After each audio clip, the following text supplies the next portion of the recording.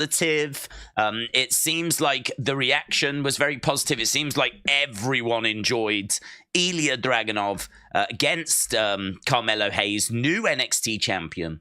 And it certainly seems like that was very well received. And you can completely understand why. It's a fantastic match. It's a fantastic moment. And the show overall has been very well received. So now we throw over to AEW. What can they do tonight? How can they follow that up tonight? Not loads, actually, in the way of news. Sometimes we've got lots of news. Sometimes there's not so much news. Today has felt relatively quiet. So there's not actually loads of stuff to go through. Obviously, we need to go through the cards, and we can certainly look to do that. And I want to make sure that we're jumping into the chat as well and getting your thoughts. I'm just trying to find the actual thing, which I think is going to be on Fight, isn't it? Should be on Fight. So I just need to find it because I still haven't got round to actually sorting it out and buying it and everything. So I'm just going to faff around with that for a second, and then we'll jump into the chat. But there we go. Kian says, hope you are well. Hope you have a great stream, and I hope your day is good. Kian, shout out to you, my friend. Yeah, I'm doing good, man. I'm doing good. I am... I've been busy. I've been out. I've been like doing a bit of a toy hunt thing, and it was kind of good. It was busy, but it means that haven't really had chance to like prepare for this. Haven't got like loads of bits of news and all that kind of stuff. But as I said, I kind of had a quick skim. It didn't seem like there was loads that was out there. I didn't get a chance to buy the thing as well, so I'm just trying to do that now so that it's done, and then I don't need to worry about it. Lovely. $15.99. That's how much it's costing me. $15.99. AEW just got out of me. There is going to be a kickoff show, like a 0-hour pre-show. It says that is live in a couple of hours. So a couple of hours, we've got the pre-show. Then we move on to the main cards. It says pre-show in 2 hours. So when does the main card start? I think someone was saying it's like an hour and a half kickoff show. But this says it's an hour, so I'm not sure if that's right or wrong. According to this, 0 hour starts in, well, just under 2 hours time, 1 hour 56, and then Wrestle Dream starts an hour after that. So we're going to work to those times. I don't know if they're correct though, because someone did say yesterday that like Wrestle Dream's about an hour and a half. So we'll have to keep an eye on that, because I definitely don't want to miss the first half an hour. Is it on YouTube? Quite often they'll show 0 hour on their YouTube, won't they? Let's have a little look over there. AEW 0 hour. AEW Wrestle Dream 0 hour. Ah, this is given a different time. Okay. So according to this, 0 hour is starting in about 80 minutes.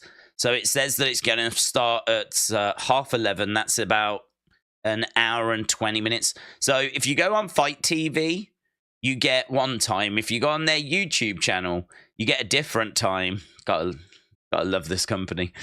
So we'll keep an eye on YouTube. So according to YouTube, start time for 0 hour is 25 minutes past 11 here in the UK, which is an hour and 20 minutes time. So a little bit of confusion there, but doesn't matter. We're up and running. We've got our heads around it. Let's go. Days, do you think Edge will debut tonight? I don't know. I don't think he will. Usman said, what time does it start in the UK? So, the 0 hour starts at 25 minutes past 11, and then the main show starts at 1 a.m., right? So that's UK times. So we are looking at about an hour and 20 till Wrestle Dream 0 hour starts, and then it's about an hour and a half, hour and 35, and then we're at the main event, or the main card. But hello, International Megastar Wrestling Days. I hope you are well. Rick, shout out to you, my friend. I'm good. Shout out to you. The Beach said, I wish I only had to pay $15.99. Here in the US, it's $50. Oh, Jesus. $50, man. I mean, we are lucky here in the UK, very, very lucky that we only have to pay like $15.99 for it. I think a large part of the reason is because obviously it's super late. If you want to get people to actually tune into this show, charging them $50 is going to drive them away, right? I mean, we don't have that kind of pay-per-view model. That is not the kind of prices we pay. I mean, even when Tyson Fury fights, like, it's about £25, right? We don't 50. I've never seen it in the UK. So we don't have that as a model. But I think the big reason is because we have to be up like 1 a.m. to watch it. Like, you've really got to be wanting to watch it. There ain't a load of mates that are getting around someone's house that are going to go, should we order the fight? And, like, you know, take a chance on it. Like, if you're going to watch the show, it's because you specifically have set out to watch the show. So I think we're the time hurts us, what with it being like 1 a.m, because obviously, you know, people have got work and school and all that kind of stuff. But it does make the price cheaper. It must be that is why our pay-per-view numbers, our pay-per-view prices are so much cheaper than America, because of the fact it's on so late. And if you did charge those prices, you'd just get no one watching it. So we are very fortunate, but I know that pay-per-view price is just going to continue to keep going up, isn't it? Eventually, I think we'll catch you up, but at the moment, we're doing all right. Do you think if Edge goes to AEW, where they are now the new WCW, as they're signing older wrestlers whose careers are coming to an end, and with WWE talking AEW, taking up and coming talent? I mean, I don't know. I don't know that I would look at it that way. I think the way to look at it is, if you was Tony Khan, would you take Edge? You know, Edge is seemingly available. So if you was Tony Khan, would you take Edge? If I'm Tony Khan, I'm definitely taking Edge, right? I'm definitely doing whatever I can to take Edge. So I don't really look at it as like, are they the new WCW? I think like I think it'd be a little bit disrespectful to kind of say, yeah, they're the new WCW, whatever, because we know WCW went out of business. But they didn't go out of business because they were bringing in, like, the old stars. They went out of business because they allowed those old stars to kind of run the show and have too much creative control. And so it meant that they were doing good stuff, but then the wheels started to fall off. And, you know, there was a real kind of power, like, imbalance on that roster. And then, like, you've got, like, just bad decisions that are being made in creative. And people, yeah, there's just too much power. Really, you need one person in charge like Vince that goes, I want to do this, I want to do that. And everyone just works towards that vision. And as long as that one person and their vision is not completely rubbish, right? Vince has been rubbish at times, but he's also done amazing things at times. You know, as much as we can point at Vince for not pushing this person or not doing that, think of what Vince has given us with WrestleMania and The Undertaker and, you know, Attitude Era and getting behind Stone Cold, which you could say was an accident, getting behind The Rock, which you could say was an accident, getting behind, you know, like different people, like John Cena and whoever, as they became like hot. I mean, you know, it was Vince that started the Bloodline story. He was the one that was in charge when all that started. So I sort of feel like there was just a lot of carnage going on at WCW. It was messy behind the scenes. They were flying high. They were getting great ratings, but as soon as they hit a bit of a bump in the road, and you know, all of a sudden the ratings started to dip, they just couldn't seem to pull the plane up, you know? There was just, I think, a lot of people with their own thoughts as to how the right way to right the ship was, what it is they needed to be doing. So I don't know that I would say they're like the new WCW because they're picking up like, you know, Edge or like people that have been released or whatever. I mean, you can certainly compare it to WCW if you want to in that regard, but I think that they are, amazingly, I want to say more stable. I think they're more stable than WCW. So I think I look at it as, if I was Tony, what would I do? If I was Tony, would I take Edge? And I would, of course I would. I think most of us would. Because he is someone that is going to resonate with people, that he is someone that people are going to want to watch, they're going to want to see how he's booked, who he's up against, what kind of story. People know he hasn't got long left as well. I mean, you'll get a couple of years out of him, something like that. It's going to cost you a lot of money, but I think that he's going to give you a real injection. I don't expect Edge, if he did go to AEW, I don't expect him to be the one that's going to take that company up, rivaling Raw and rivaling. I don't think there's enough there. And I don't think Edge can do that on his own. But I do think that he could just wake that company up from a bit of a malaise. I feel like there's a malaise at that company. I feel like it's gone into a little mini coma. And so someone needs to wake it up out of the little coma that it's in. And I was thinking about this, you know, because I think that MJF, who in his promos, you know, likes to brag about how no one's on the level of the devil and likes to talk about, like, you know, being the guy and all this kind of stuff. If I was going up against him in a promo battle, I'd be trying to figure out a way of how do I throw in his face the fact that he's been champ for so much of a year where the ratings have been so stagnant.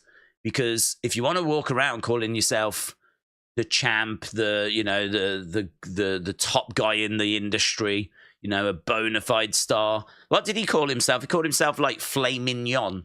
He called himself Flaming Yon, and he referred to Switchblade as tofu. Well, you know, if I'm Switchblade, I'm asking the question of, well, if you're Flaming Yon, why are the ratings so bad this year? Why is it that this company is in a rut? Why is it that this company is not seeing any growth whatsoever this year? If you're the guy on top and you're the guy that wants to take ownership of that, you want to take responsibility of that, you want to say that you are the reason that this company is where it is, well, it's in reverse. It's going backwards. So you want to take ownership of that, do you? So, and it is, I mean, I don't know if we can say that it's going backwards. I mean, that's obviously for dramatic purposes, but I think if you look at the ratings, well, is it going backwards? It was certainly having a better year in 2022 than it did in 2023. In a way, that is going backwards. Certainly, they haven't been hitting the dizzy heights that they were last year. You know, they've gone from having CM Punk to not having CM Punk. I'd say that's going to hurt them as well. So they need something to really, you know, jolt some life into this company. They really do need something that's going to just really wake things up. And I really don't think that the Adam Cole stuff was doing it. The Adam Cole MJF stuff, I think, was being well received by the fans that watch it, but it was bringing in no new fans. No new fans were coming in. The ratings every week were like 800 and some thousand for the longest time.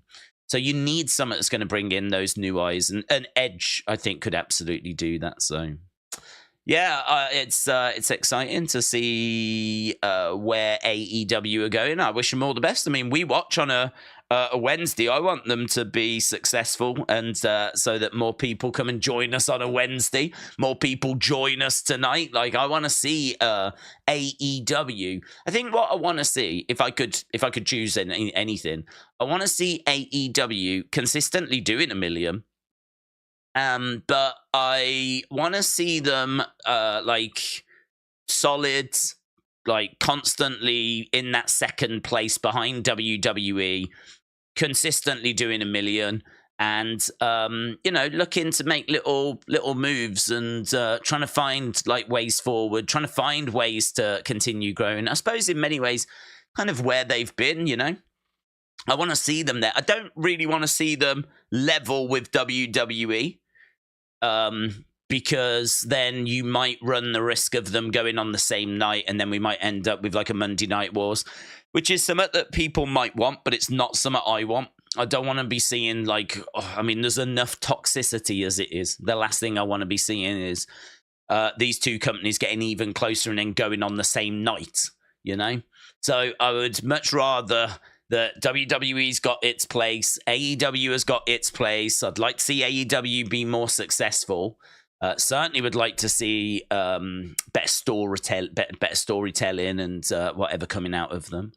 And if Edge and Mercedes and a few other people can help them kind of move towards that, then let's go. Definitely. I'm definitely down for seeing AEW become a little bit stronger, a little bit more competitive in 2024 than I think they've been in 2023. I think 2023, for whatever reason, has been a bit of a hangover from the past couple of years. I think they had 2 really good years, and then I think they've just hit a bit of a bump.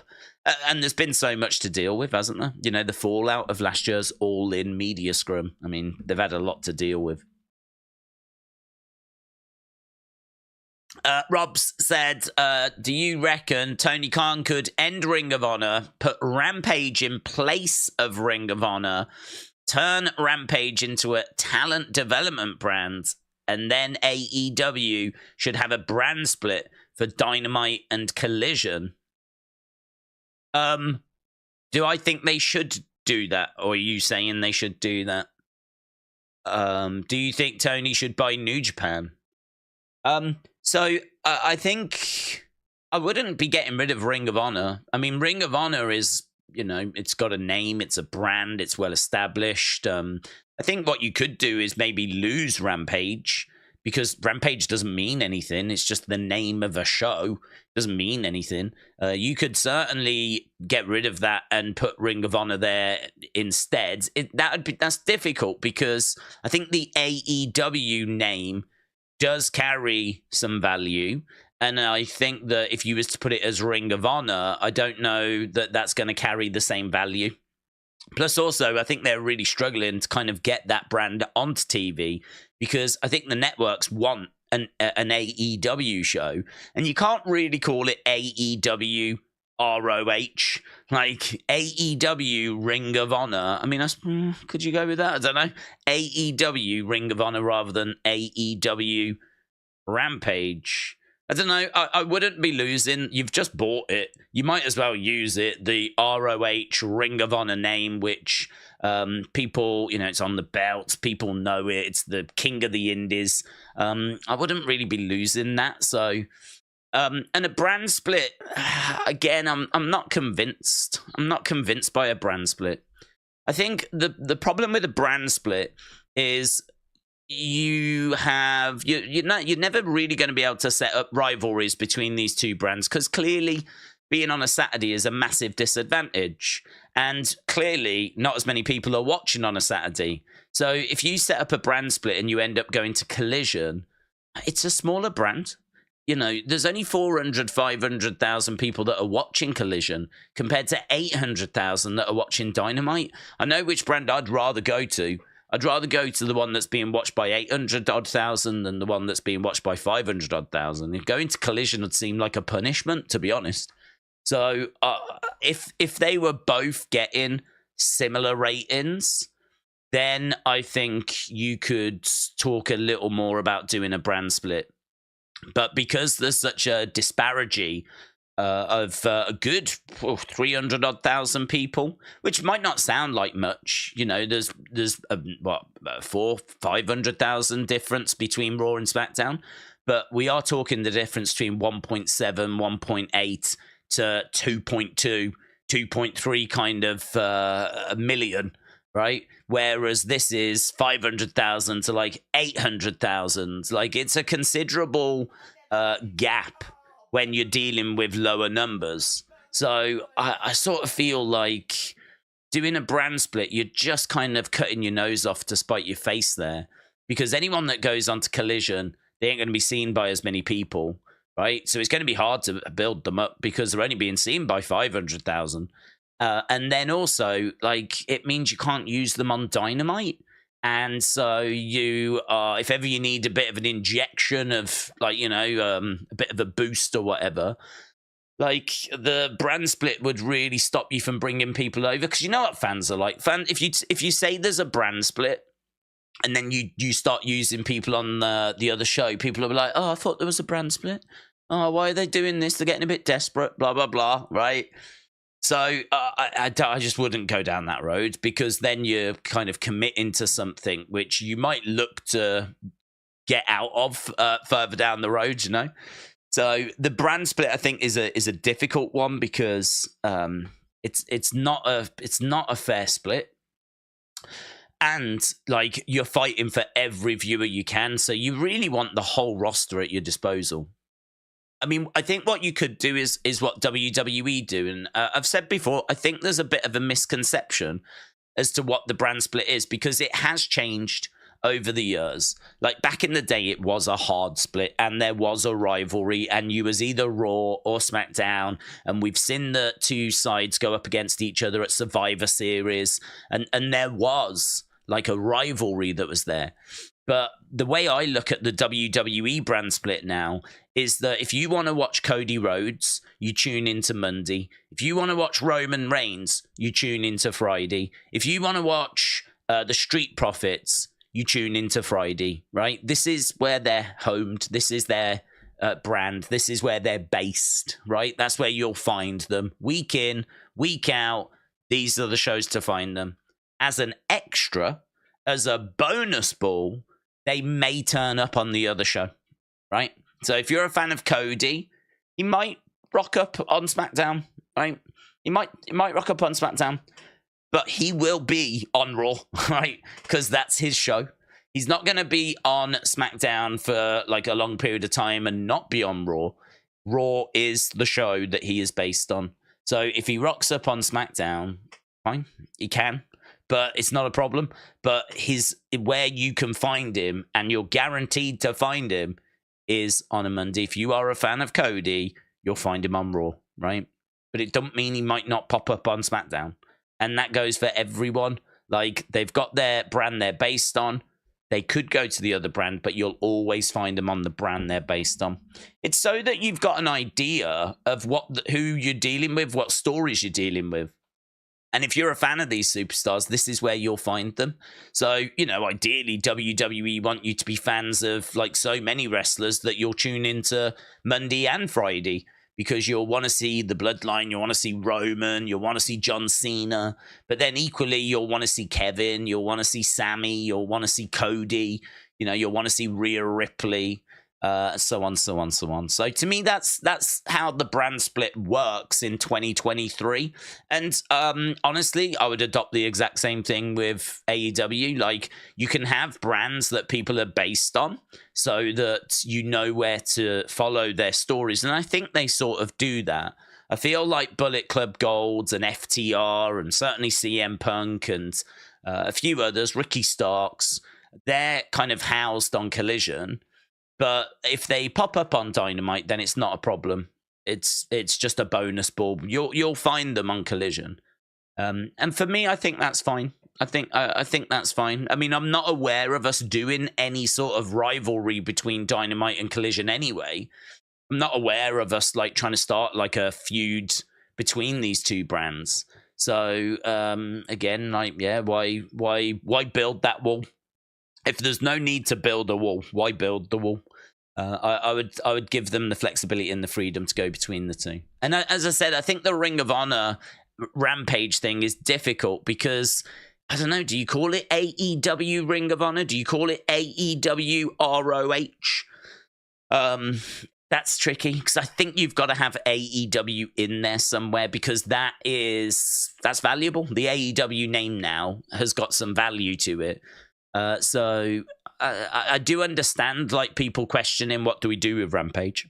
because it hasn't really got a purpose. We just use it as like an overspill. That's how it strikes. That's how it hits me. Like it's the overspill for Dynamite, where you can get some interesting matches, but most of the time it's just you don't need to watch it. So making that a bit more relevant. I like the idea, to be honest. And I think what I would do is I wouldn't do the Ring of Honor thing. I think what I would do is I love the idea of that being women's wrestling, because we know that women are struggling to get onto the show. We know that their segments, you know, are not well received, and they're struggling to get onto like Dynamite, get onto Collision. They tend to get like a match or something along those lines. I kind of feel like, could you get some really good stories going and actually base some of the women on Rampage and have their stories being told there? Making that an all-women's show was an idea that I've seen that I think is quite interesting. I don't know what it would do to ratings. I genuinely don't know. It could sink the show, right?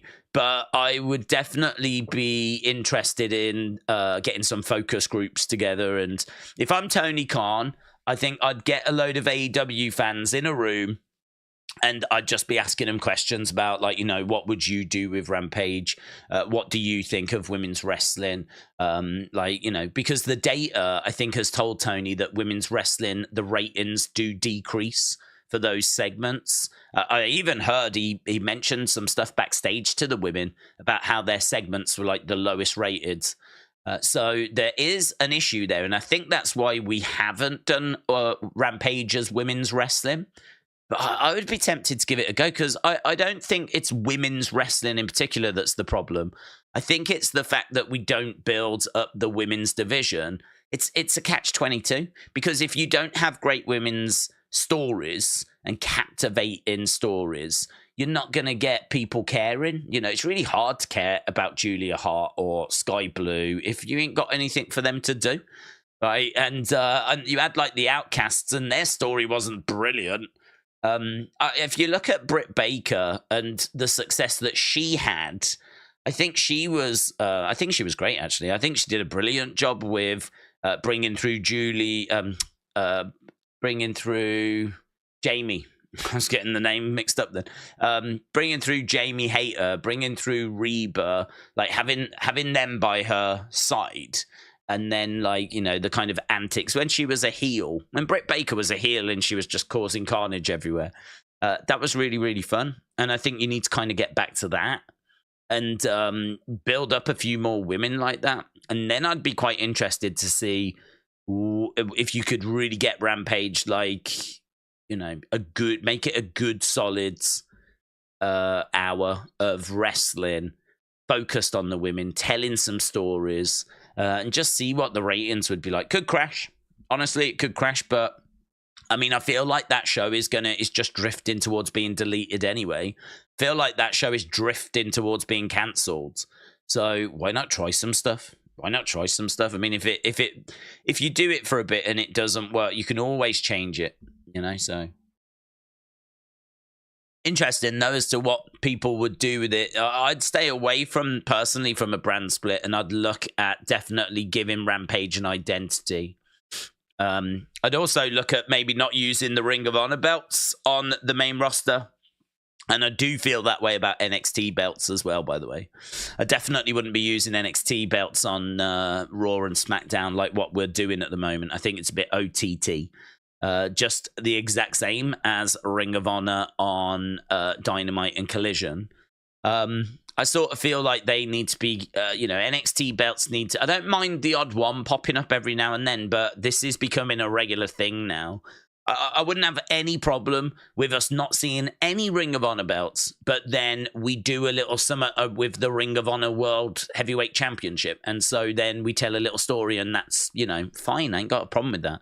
But when you're seeing the tag champs, and you're seeing the TV champ, and you're seeing the women's champ, and you're seeing the world champ from Ring of Honor on a regular basis with their belts on Dynamite and Collision, it just gets a bit too much. And unfortunately, it looks like WWE are following that same path, because now we're starting to see, North American Championship. tomorrow on Raw, we've got the NXT Championship, Becky against Tegan Nox. We saw her defend the title the other week. That was defended. We saw, was it Dragon Lee against Dominic Mysterio? We saw that title be defended on the main roster as well.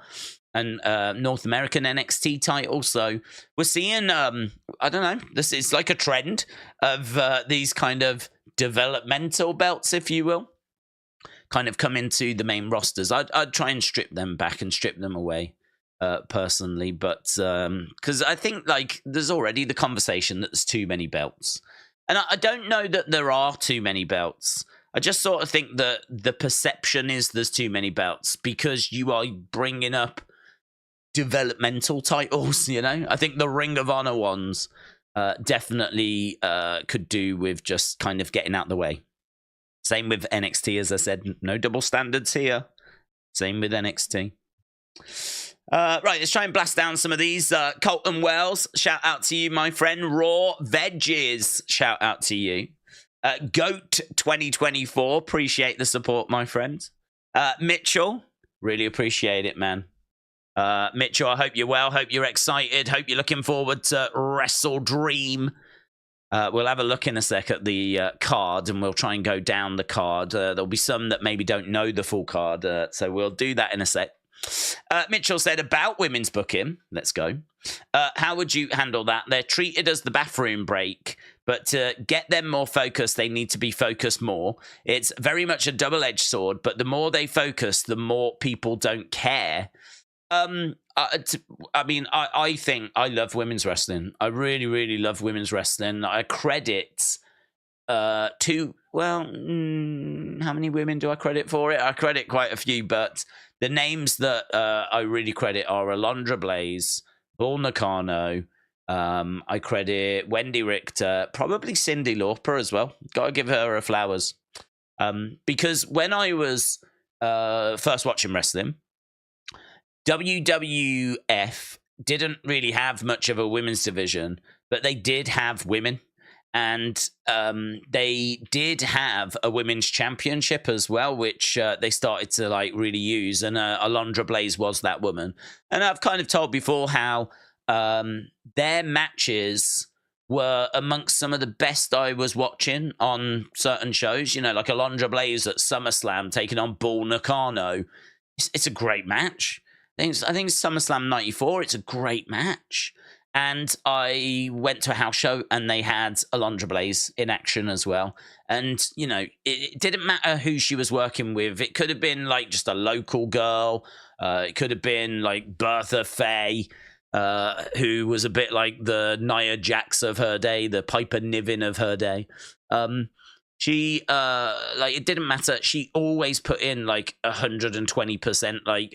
And she said that she knew that she couldn't afford to phone it in or dial it in, because if you was a woman at that time, you are fighting just to get TV time. And I would feel the same is true, unfortunately, of the women in AEW in 2023. I feel like they should have the mentality that these segments, or the perception is that their segments don't like knock it out the park. They don't kill it in the ratings. It is the bathroom break. So really, we should be getting them stepping up and delivering 120%. Like, I ain't letting you go to the bathroom when it's my segment, right? You're going to sit there, you're going to watch, because what I'm going to give you is going to be amazing. I think part of the problem is that we don't have loads of well-trained women in the industry.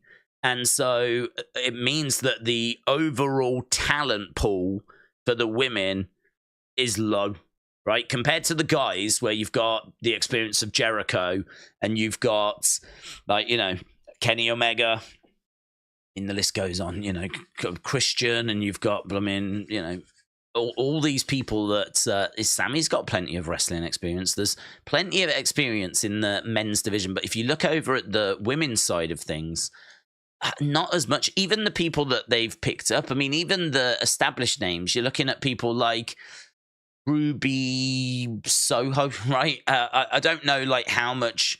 I mean, she did a bit in WWE. She didn't do like loads in WWE. You know, you can't really compare her to a Jericho. Can't really compare her to a Bryan Danielson. You can't really compare what Ruby Soho or Athena have done with Kenny Omega. You know, it's hard for women, really hard, because, you know, there's just not many places to go to get them experiences, you know. I mean, there were no women's matches. I know they've started doing them now, but there was no women's matches at Wrestle Kingdom. And in WWE, we've never gone crazy with women's wrestling. There's been a place for it, but it's always just had, you know, a couple of spots. If it's WrestleMania and there's 13 matches, the women will probably get 2 matches. The other 11 will be the guys and tag teams and whatever. Maybe it'd be 3 matches, you know, but that would be it. And to be honest, not that long ago, the women were struggling to get onto WrestleMania. You probably did like the women's championship, and that was about it. So it is hard. It is very, very hard. But as I said, it's a catch-22. If you're not going to put them on screen, how are they going to be able to tell the stories? I mean, I think you have to kind of start and build. You need to get a couple of women. You need to get 2 women, basically, that are amazing in ring, that are really good and have proven to be good and have been proven to bang. I think what Toni Storm is doing at the moment is brilliant. I'd very much be looking at using Toni Storm as one of those women, because I think she can go. I think Toni Storm, Jamie Hayter would feel like 2 women that are worth like putting in that spot. You could always go with Britt Baker. I just think like we've got a lot of women and we've got a lot of rubbish women, right? I'm looking at Penelope Ford. I'm looking at Anna Jay. I'm looking at Sky Blue, right? Who's got future potential. I'm not down on Sky Blue. I'm just saying that she ain't there right now. Julia Hart ain't nowhere near where she needs to be, right? If maybe this is where we're struggling by not having a developmental, you know? For me, like Julia Hart would be in a developmental. She wouldn't be on Dynamite. You know, it'd be like trying to take... I mean, I feel like Kalani Jordan is already ahead of Julia Hart. And Kalani Jordan's had about, I don't know, 5 matches in NXT.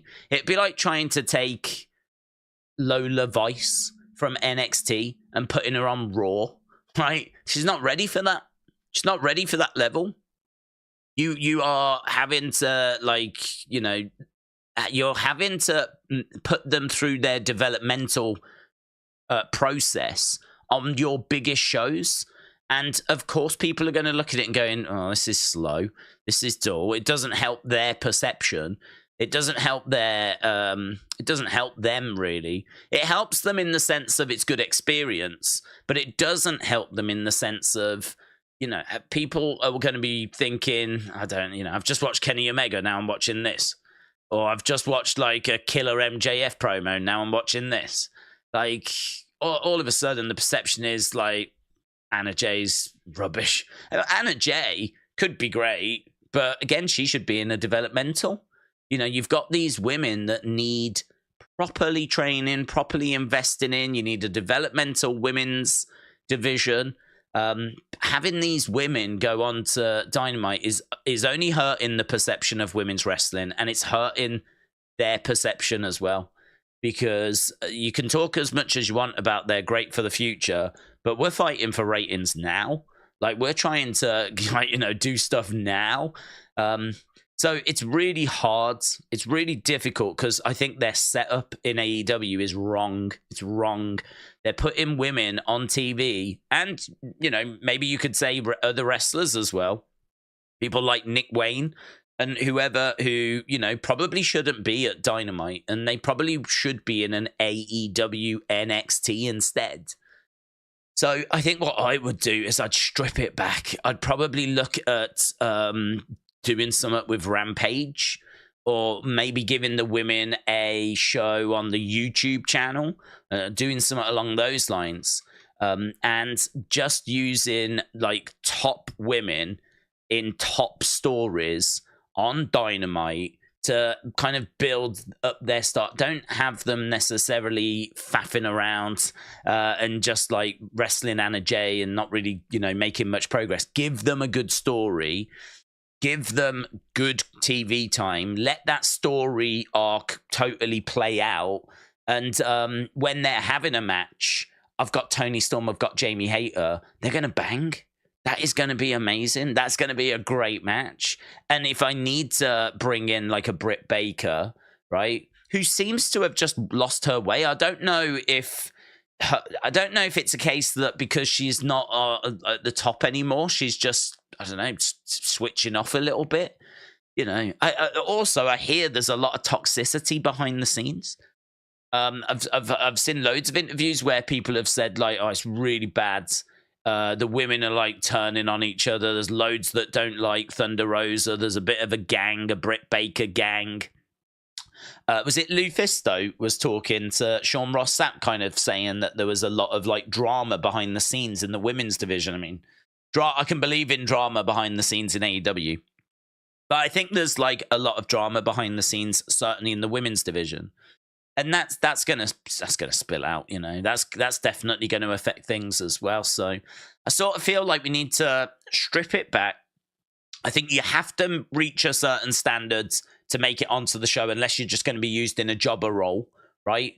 I think that we need to invest in like 2-3 women to start with, get a nice story going, and then add in other women as and when we think they are ready to like be added to the division. Before you know it, you would have 5 or 6 women that all can go. It wouldn't matter what combination of women you use, they can all work.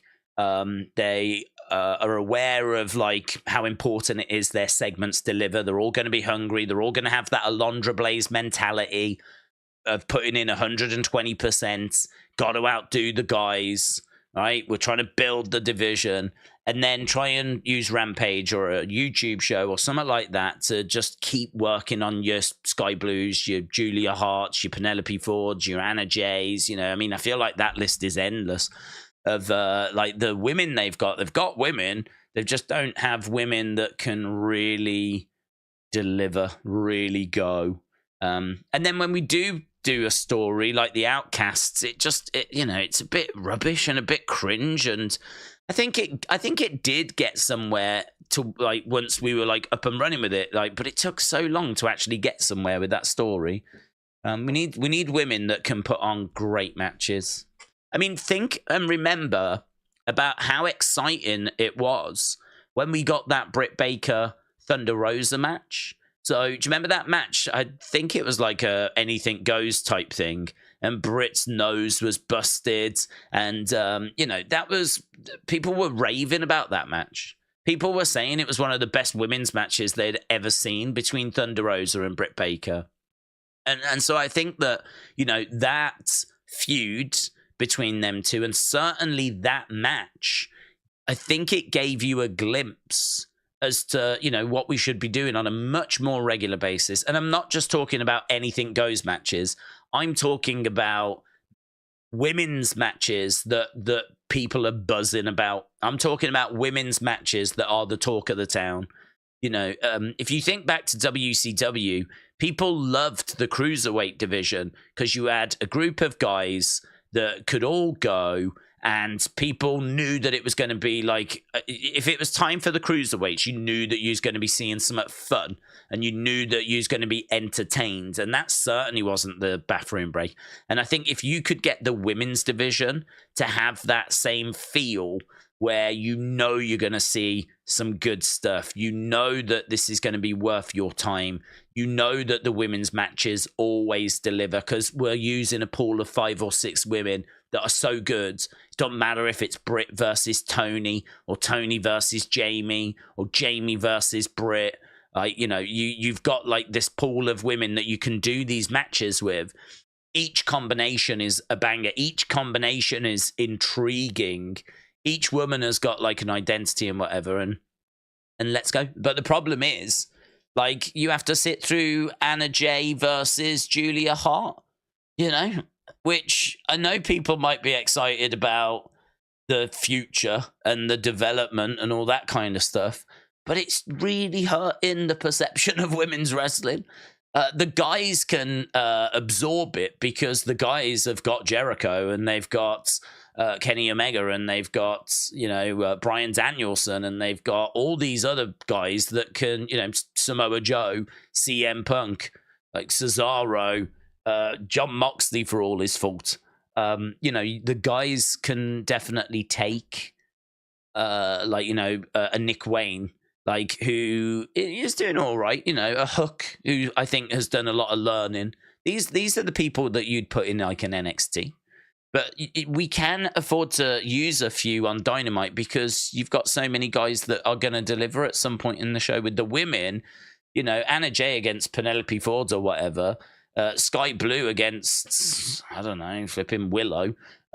These might be the only women's matches you get that week. You might, there might not be any other women's match that can change the perception that women's wrestling is just not very good. So I think you gotta strip it all back, man. I think you gotta strip it all back. I think it's unfair to the talent that aren't quite ready to be putting them in that position and expecting them to shine and expecting them to, deliver OMG matches when they're just not. They're not trained. They're not at that level. Like, they can go out there and just get by, survive, not drown, not kill each other. Like, they can do that, but they're not at the level where they can go out there and put on, like, a 4-star match. They're nowhere near it. So, and certainly if you're going to compare it to some of the other action, poor women having to follow flipping the Lucha Bros, You got the Lucha Bros and, like, all this stuff, the Young Bucks, all this kind of carnage. You know what AEW's like. Everyone does every move that's ever been invented. And then you're going to shove poor Anna Jay out there and go, good luck. Hope it goes well. Don't ruin women's wrestling. Ugh. So it's cruel, man. That's what it is. It's cruel. I feel like AEW is playing a horrible trick on women. Putting them in like a really hard spot. So a long answer, but I really love women's wrestling. As I said, grew up with Alundra Blaze, and I've seen many interviews with her where she said that they knew they had to give 120% because they were fighting not just for themselves, but for women's wrestling overall, because it was just hard to get onto TV. And there hadn't been a division, and unfortunately the division got cut in like 95. So there's a very small window of like late 93, I think it is, 94 definitely. And then in 95 it's gone because Vince needed to save money and he cut the women. The women's division, done, gone. Like that's how disposable it was in the mid-90s. Women's division, done, thanks. Need to save money. Could you imagine that now? Just getting rid of the women completely. Crazy. So yeah, I credit them. And then also, it's mental to think that if you go back to WrestleMania 1, we had Wendy Richter and we had Cyndi Lauper, and they were, they were trying. Vince had plans to try and make Wendy the female Hulk Hogan, in the sense of, here's the number one guy in the world. Here's the number one girl in the world. And he had plans to build her to that level. And, if you look at the Rock and Wrestling connection, Hogan had Mr. T. Wendy Richter had Cyndi Lauper as her manager. And, a large story around WrestleMania 1 and build into WrestleMania 1 is all about if Wendy can get the title. And obviously she does get the title. And then she loses it again and then wins it back at WrestleMania 1. And obviously it wouldn't work out. And she, wanted a new contract and all this stuff. But women's wrestling, believe it or not, like Vince was really trying. People forget that there was a big, big women's match at WrestleMania 1 that had Cyndi Lauper involved and the Fabulous Moolah, Wendy Richter, Lalani Kai.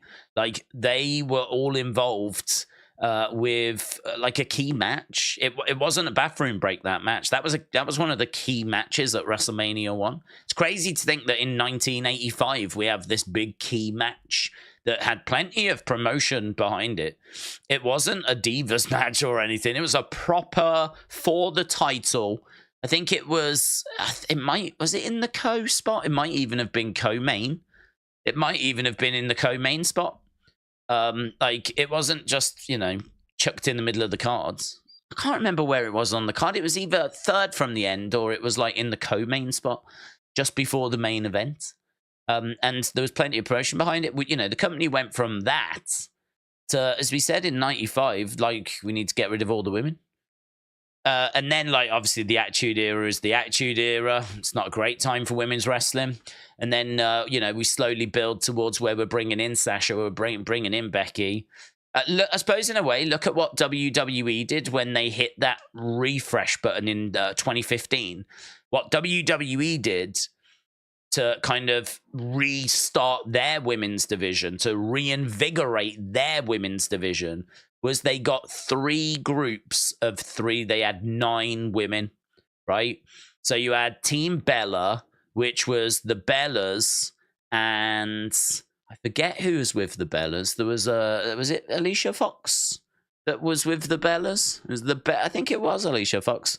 Might have been the Bellas and Alicia Fox. Then you had Team Bad, which was Naomi and Sasha and Tamina. And then you had, what were they called? PCB, was it? PCB, Paige, Charlotte, and Becky. I think they wanted to be called like the Submission Sorority or something, and then they found out that was like a porn name, so they couldn't use that. But there was like the briefest moment where they were going to call themselves Submission Sorority, and then they Google searched it. It turned out to be like the name of a porn thing. So they were like, oh, okay, we'll just go with the initials of our name. And I think it was PCB. So, yeah, you had these 3 groups, and you had this mini faction war. And so you had, like, new talent that was coming up, but it was talent they knew could go, right? I mean, you are bringing in Sasha Banks, Becky Lynch, Charlotte Flair. And putting them with established names like Naomi, who'd been on the roster a while, the Bella twins, you was Tamina, unfortunately, but you created these 3 factions and you had them warring. Maybe AEW takes a leaf out of that book. I was saying try and get it to 6 women that can go. See if you can build it up to that. Maybe a different direction you could go is by having 3 groups of 3 and starting a faction war. You've got Britt's team. You've already got like a Ruby. Well, you did have Ruby, Tony, and Soraya. You already had like the Outcasts. That could have been one. Britt with Jamie, and maybe someone else could go in there. That could be another. And then you set up another group, and then maybe you could do some stories there. And that's just stealing out of WWE's playbook from 2015. That's what they did. So, there's lots of things you can do to help the women. Let's put it that way. But definitely, I think that you've got to make the women's matches matter. They've got to feel like they're not bathroom breaks. Really, really important. And I think it's cruel, to be honest, to put some of the women onto Dynamite and onto Collision that just aren't at that level. They're not ready for that. It would be like putting people straight onto Raw and straight onto SmackDown, that just aren't ready for that. I mean, Jade Cargill, I would argue, is not ready yet to go straight to Raw and SmackDown. And she's already spent plenty of time on AEW TV, right? She's spent plenty of time. She's like 50-0. So I'd argue she's still not ready for Raw and SmackDown. So it shows the level that the women are at that are getting onto Dynamite compared to what level they need to be at to get onto WWE's main roster, There's a big difference there. So, Mitchell, shout out to you. I hope that's answered it. We kind of got stuck into that a fair bit, but it's a good subject, and it's one that I feel quite passionate about because, as I said, I really love women's wrestling. And I always have since I was young because the women always had to try and steal the show. Alonge Blaze said we always had to try and outdo the men because we were fighting for not only our own jobs, but for the division. We knew the division could be cut. And I just don't think these women think that way now. I think they just turn up, get the paycheck, and that's it. They don't think that they need to try and outdo the guys. Because to be honest, I think a lot of them wouldn't even know where to start. I think a lot of them ain't got a clue how to do that. I know I keep having a pop at Anna Jay. I'm just using her as an example, but Anna Jay wouldn't have a clue, if how to try and outdo the guys. She ain't got the training. At least Alondra Blaze had spent years over in Japan, learning how to be a wrestler, and she'd, I think, competed in the AWA as well. She'd been around. She'd paid her dues, basically. She knew when the bell went what she needed to do to excite a crowd. That understanding is just not there with a lot of these women. Because they're learning. They're learning. Some of them find themselves in a very hard position. Matt, shout out to you, my friends. Shout out to you. Matt says, Days, could a third big hitter enter the marketplace? It's if a rich oligarch wanted to join the wrestling world, would there be enough meat on the bone, meaning wrestlers, TV deals, spectators, to feed three big companies? Yes. I don't know that you would be able to do it in America. I think you could. I mean, it's going to come down to how exciting your product is, because to be honest, even in America, if someone else came along with a great crop of wrestlers that they were trying to bring through, and they were picking up, say, Edge, Mercedes. So I'm thinking, say I got a load of money and I decided I wanted to open a wrestling company, right? I've won the lottery. I'm that guy that won the $1 billion lottery, right? So I'm a billionaire now. I've won the lottery, and I'm like, right, I want my own wrestling promotion, but I want to start it from scratch. I can do that. There's nothing stopping me doing that. I think getting TV is going to be difficult, but that's going to be your big hurdle, right? I think that's going to be the hardest part, actually, because you've got no previous track records, and you're going to need some names, I think, to make the TV companies feel confident that you're going to get some sort of number, because you've got no standing, no fan base. So you're going to need to try and get some names. That's going to be your hardest part. Whether you could go and get the biggest names that are out there, could I go and get CM Punk right now? I'd need Punk. He's free.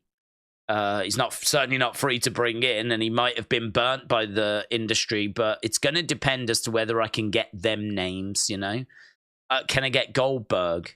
Can I get CM Punk?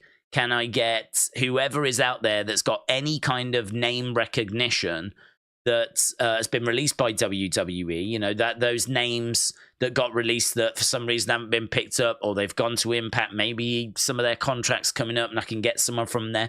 I need to get a group together where I can say, give me a TV deal because I've got this, CM Punk, blah, blah, blah, blah, blah, whoever it might be. I've managed to get Mercedes for a few dates. I've managed to do this. I need to get a group together just so I can get the TV companies confident that I'm going to draw some sort of rating, right? What I might have to do is actually put a show on to show them that I can sell tickets. Very much like how AEW started with All In. They sold 10,000 tickets and showed that there was a fan base that was ready to support this thing. You might have to do something along those lines. If I can do all that and jump through them hoops, I think there is a pool of talent untapped in Europe. And maybe, I feel like Japan might be getting served, but you could certainly look at Australia. If you look at Billy Kay and you look at Grayson Waller and you look at some of the kind of people that are coming out of Australia, it feels like there is a wrestling scene in Australia that it would be definitely worth having a look at and seeing who's down there at the moment. Clearly there's something happening. I think there's a promotion in Sydney. I'd be very interested to know what's who's the champ in Sydney at the moment, who's the big players in Australia. I'd want to know. I mean, you've got Dakota Kai, for example. You've got Bronson Reed. You've got Grayson Waller. I feel like Australia, New Zealand have got some sort of wrestling scene that's happening there. Look at look at the success that WWE have had with NXT UK. It's discovered Pete Dunne, Tyler Bates, Gunther, Ilya Dragunov, Lyra Valkyria, right? I mean, you've set a promotion up and you've tried to attract the best talent from Europe. And look at some of these amazing stars that have emerged. Look at some of these names that have appeared, which have gone on to achieve some great stuff. So I think that there is a chance, as long as you can get that TV deal. I think it's I suppose in a way it's a bit like a football team, innit? If you're a football team, you're trying to find the best young players that are coming through, and there's a lot of football teams looking for fresh new players and trying to find the best players in the world. I feel like, it's the same with wrestling. There's plenty of promotions that are looking for that best young talent, and I'm sure people are checking and they've got scouts that are looking at, like, what's going on in Australia, what's happening over here, what's happening over there. But I feel like you could find it. I think you could find enough, because there's an indie scene in America. There's people that are on that indie scene that at the moment would feed into AEW or might find their way to NXT. Like, you need to just get a little, you need to find a way of getting a little piece of that. Might take a little while, but once you're up and running and you're putting your money behind it, and you're bringing some of that talent over from Europe, and you're bringing some of that talent in from Australia, maybe you'd have a little look around in Canada as well. I mean, honestly, I don't know what the scene is like in Canada, but we know that there's been incredible wrestlers that have come out of Canada.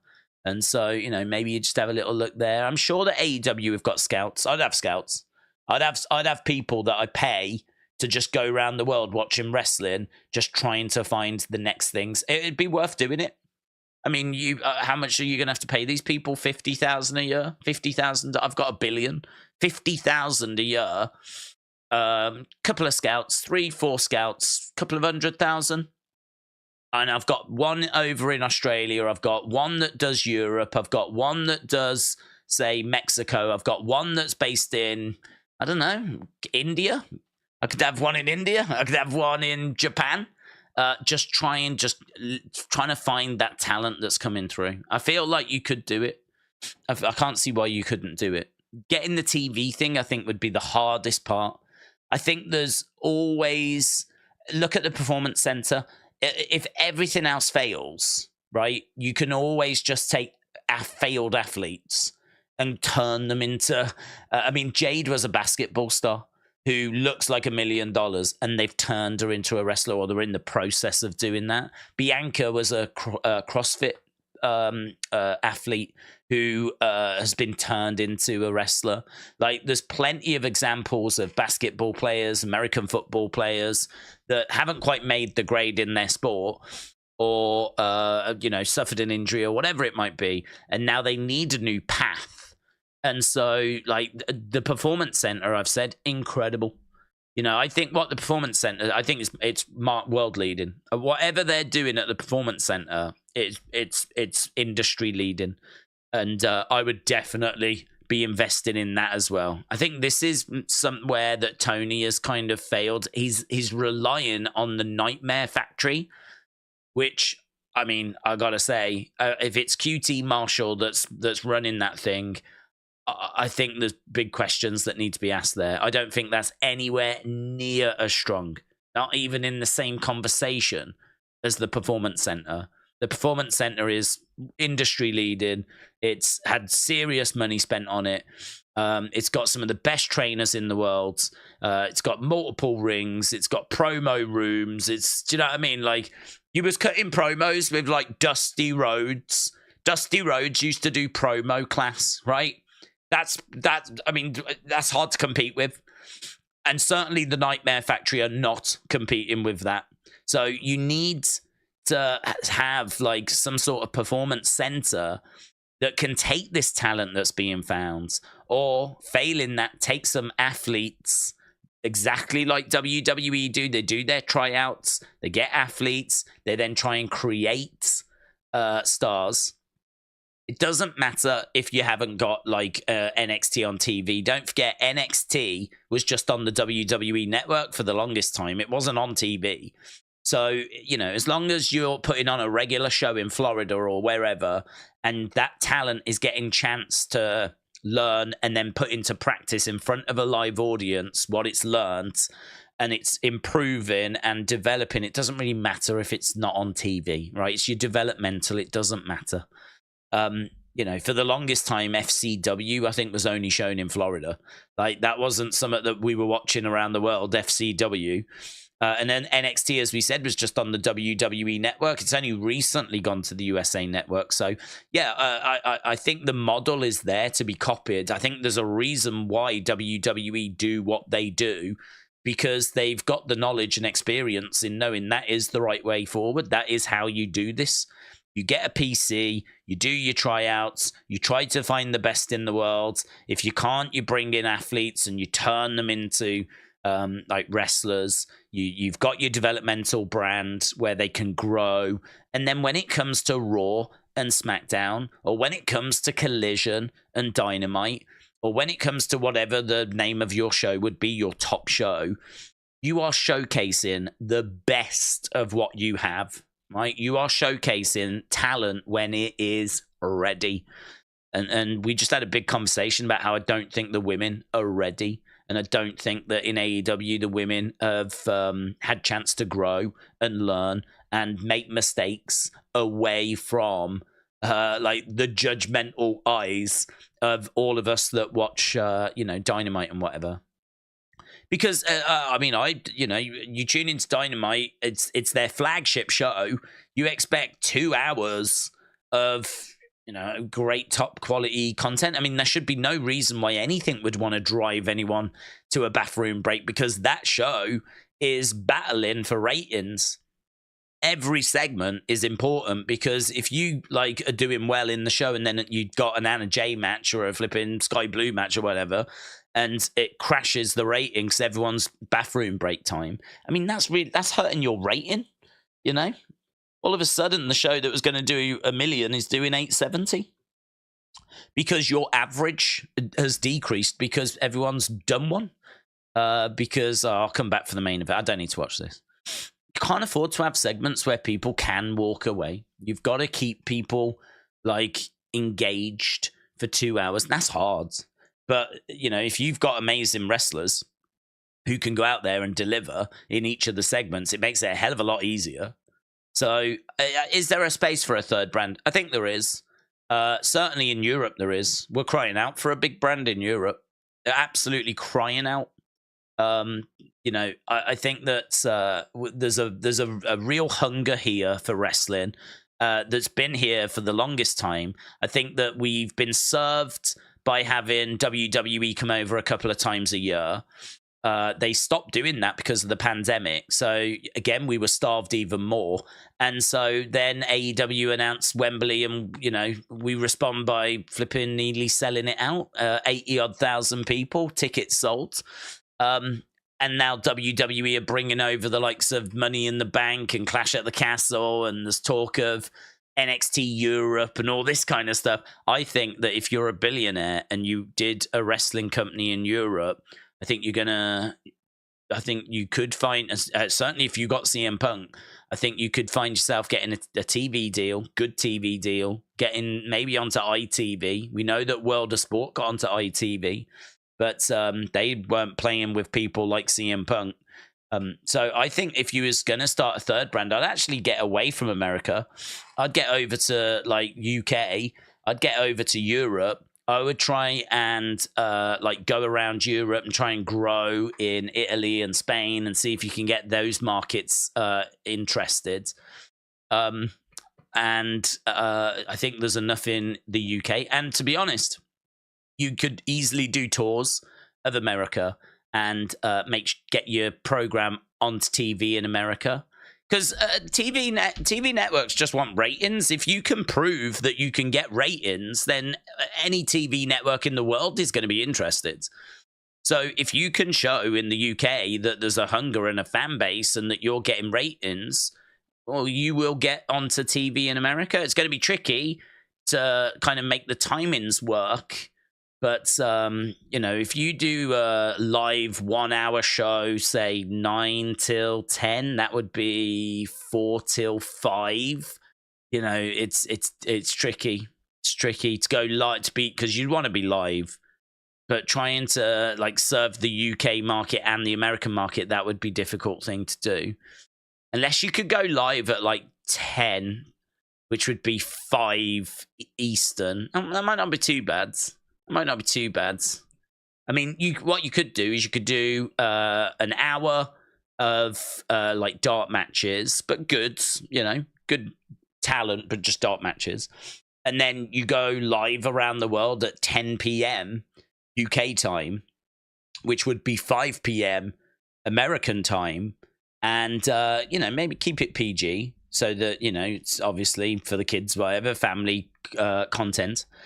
Keep it PG, go live from 5 in America, and it'd be 10 o'clock here. If you can get names like CM Punk and you can use your billions to get some names over, get yourself a good TV deal, which, as I said, would be one of the largest battles. Set yourself up a performance center, have scouts trying to find some of the best young talent that's coming through. Make sure you're booking a solid hours programming. I mean, you are going to lose money. There's no two ways about it. If you're a billionaire and you want to do a wrestling company, you're losing money, right? You're losing serious money, and you're going to have to ride that out and find a way of not losing too much for the start. I mean, I don't know if there's a way that you could start a wrestling company and not lose money, right? That's going to be tricky. But I think that as long as you're willing to take that loss, then, I think that you could make it work. I think you could. I think there is a place in the world for another big brand. And I'd say that place primarily is Europe. But I think you might be able to make it work in America as well. LA Dark Knight said, Edge and Bono walk into a bar. Barman says, not you two. LA Dark Knight, shout out to you, my friends. Appreciate it. Godfather's Ho says, snorting that China whites. Love the movie One Night in China. X-Pac deserved an Oscar. Do you book Edge heel or face? I wanted rated R 2.0, maybe rated X. R.I.P. my brown star. Very bad Mexican. Godfather's Ho, shout out to you. I am. What was the question? Am I booking him as heel or face? I mean, I'm booking him as face, 100%. If I'm bringing Edge in, I'm booking him as face. I mean, if Edge decides that he's coming to AEW, that's one of the biggest face moves you can make in it. It's going to be really hard to get people to boo him. It's going to be really hard. Because he is he is someone that has turned his back on WWE, which, as much as people, I mean, I don't think there are, but there are some people like Kenny Omega that's trying to say there's no war. Can we not just enjoy and be happy for wrestlers going wherever they're going? There's been a bit of backlash to Jade going to WWE from certain AEW fans. And you've got I think Kenny put a tweet out saying there's no war. Just be happy for people that there's enough to go around type situation. So I think though that there is a war because Tony's told me there's a war, and I think that the AEW fans would be giddy at the fact that Edge had turned his back on WWE. Right? When we know there's a contract extension that could have been signed, he turned his back on WWE and he's chose to come to AEW. He's chose to come here. So that would mean a lot to them. It's going to be real hard to not get them to be cheering that for him, I mean, they could probably boo him because, okay, this is what we're meant to do. Right? We'll play along kind of a thing. But really, they're going to be giddy at the fact that he's turned his back on WWE and come in as a massive name. Certainly when they've just lost CM Punk as well, at a time where they could really do with, as we said, you know, that injection of momentum. So, yeah, it's going to be hard to get them to boo Edge. But the AEW fans will play along. They will play along if you so want them to. But no, I'd be why fight it? I'd definitely be looking to bring him in as a baby face. Right, let's blast down the cards, and we will just see what it is we're dealing with, because actually I don't know if there's been any other matches that have been added today. Right. Wrestle Dream. We're going to start with a 10-bell salute, apparently, for Antonio Inoki, who sadly passed away. I think it was like a year ago. AEW Wrestle Dream. Tony Khan on Wrestle Dream. A new era in AEW will begin. Wrestle Dream. Is this the first premium live event pay-per-view without CM Punk? It's hard to know what he means. He did say at a press conference, like, don't read too much into that. So, right, on the pre-show, we have got 4 matches. So we've got the Acclaimed against TMDK. This is for the AEW World Trios Championship. Now, to my knowledge, have never seen TMDK on Dynamite before. I don't think we have.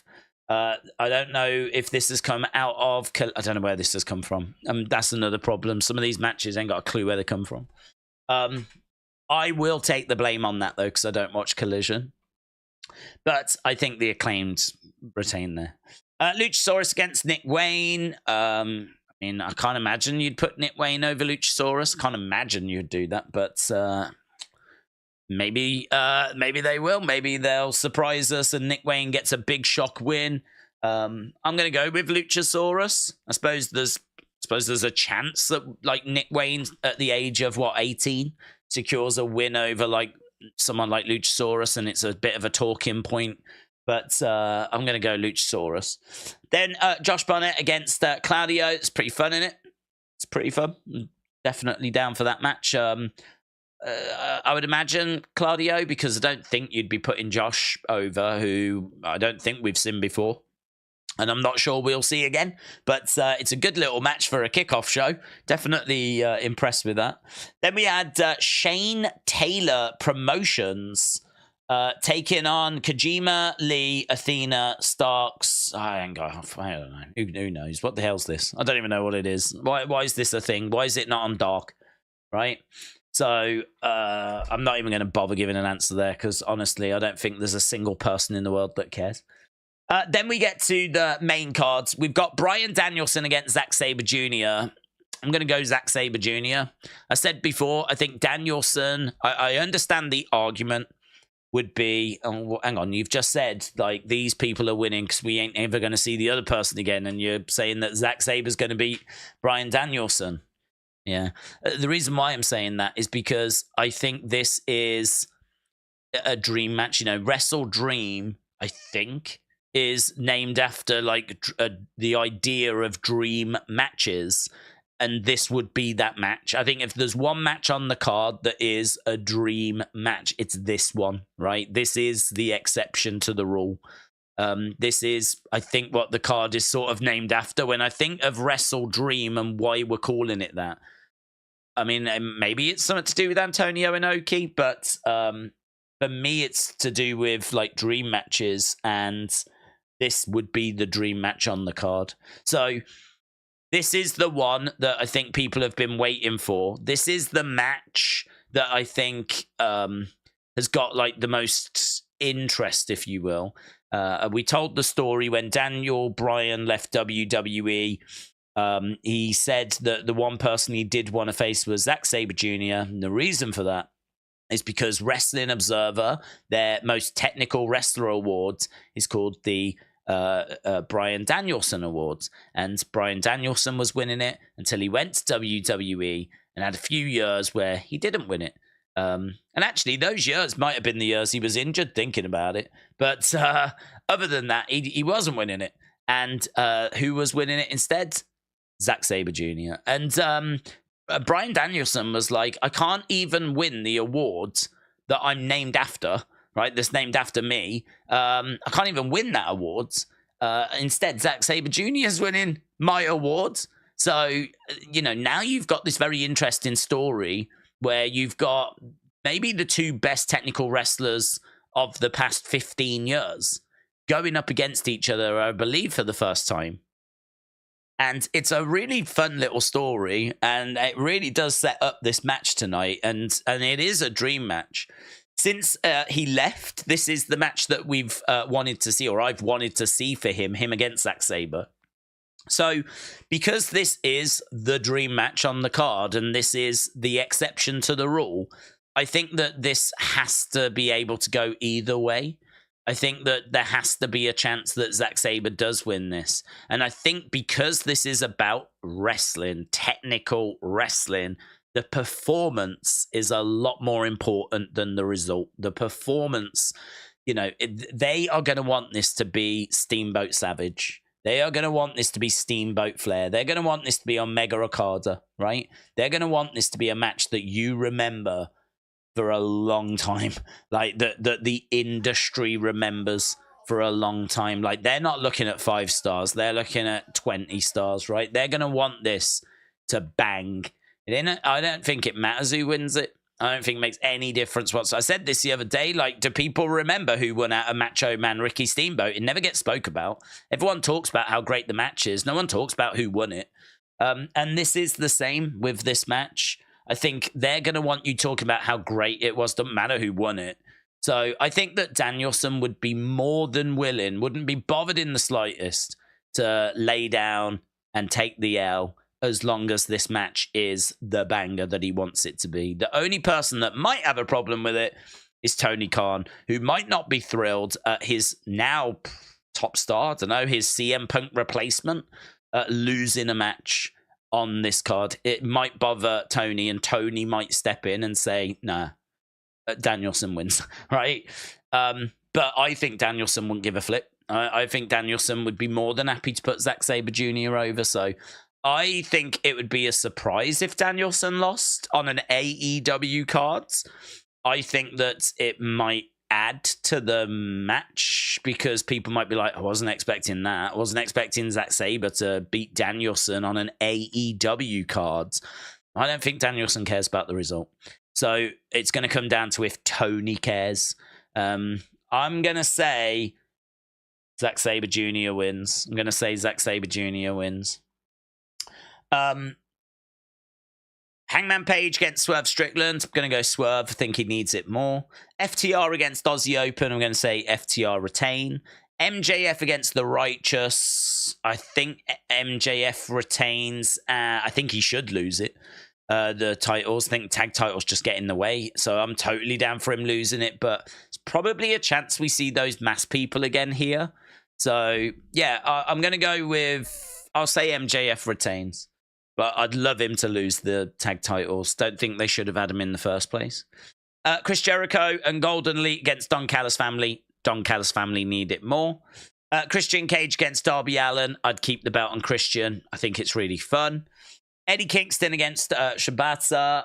I'm going to go Eddie Kingston. I don't know that we're going to look to take it off him after he's just won it. I mean, he literally just got the one belt, didn't he, from... Claudio, I think the Ring of Honor World Heavyweight title. So I'm going to say Kingston retains. Chris Statlander against Julia Hart. Lol. Young Bucks against Guns against Lucha Bros against Orange Cassidy and Hook. Tricky, to be honest, because you could go a number of ways there. That's tricky. I mean, I don't think it'll be the Bucks because we've done FTR and the Bucks. So I don't think it'll be the Bucks. I think we did FTR and the Guns. Have we ever done FTR Lucha Bros? Lucha Bros might be my pick. Just because I think we've done Bucks and I think we've done Guns. So I will go Lucha Bros. But difficult because they could go back to either of those easily because they're both, credible. So it could easily be Guns. It could be easily be Young Bucks. It could easily be Lucha Bros.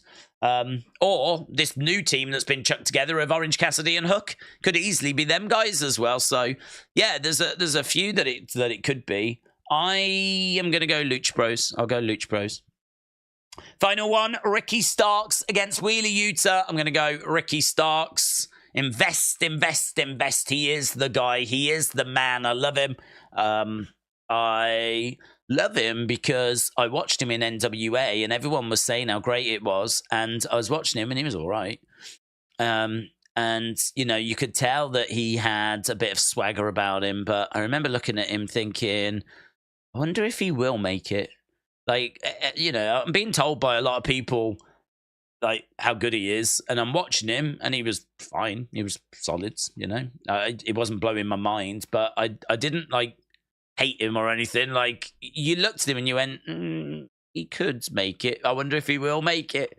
Like, he could have easily just, you know, faded to obscurity. But like now we're seeing him not only in AEW but thriving in AEW.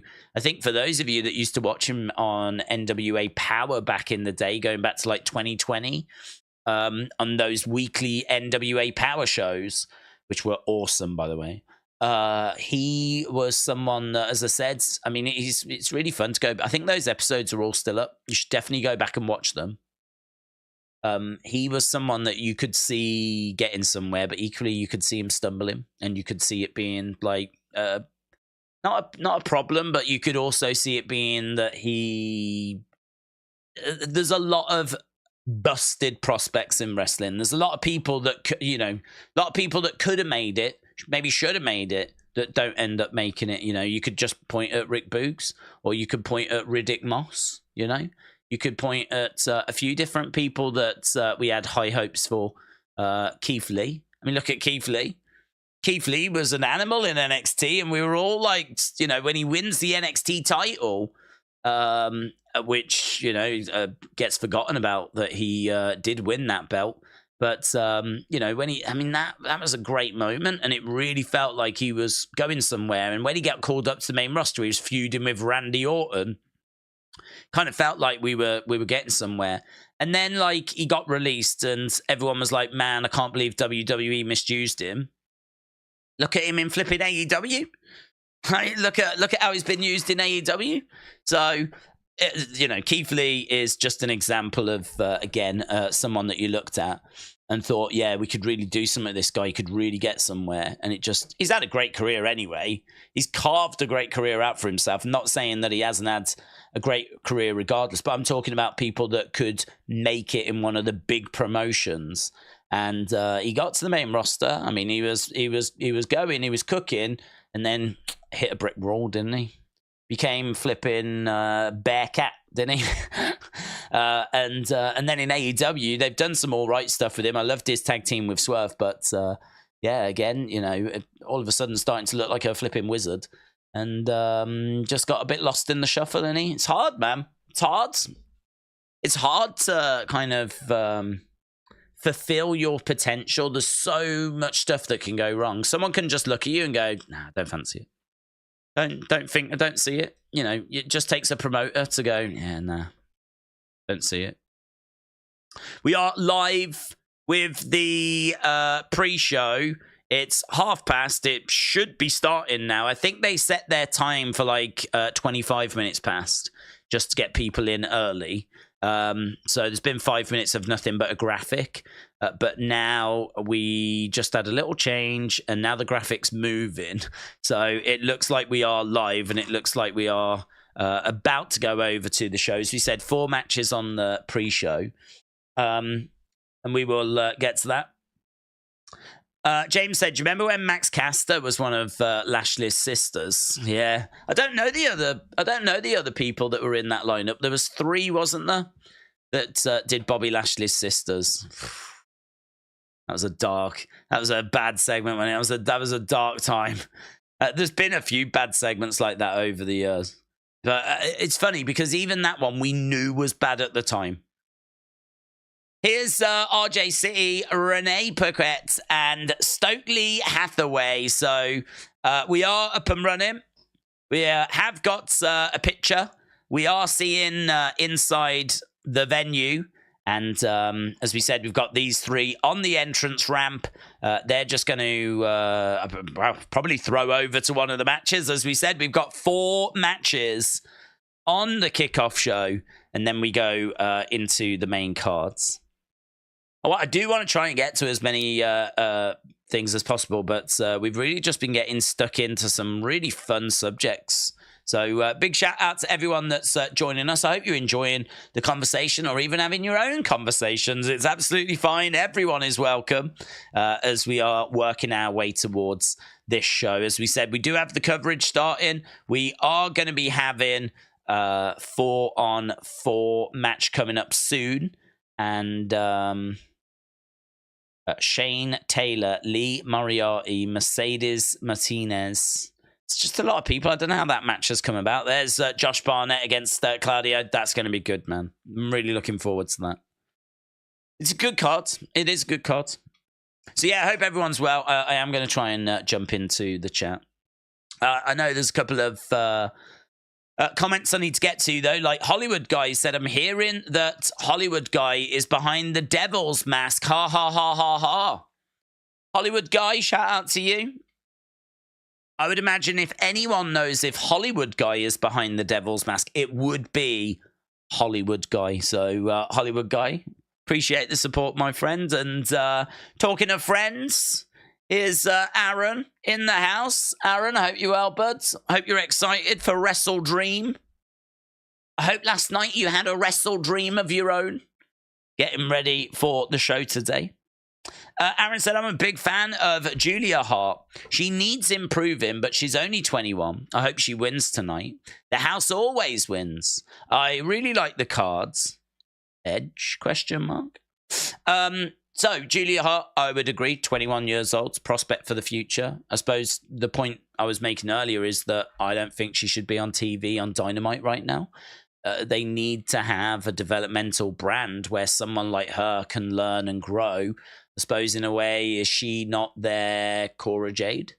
Like, is she not their Roxanne Perez? I mean, I don't think she's Roxanne Perez, but you get my point. Like, I feel like they are in dire need of that developmental brand where this young talent that is a prospect and is talent and definitely can have a future.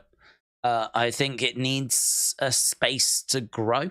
It's a bit like a flower.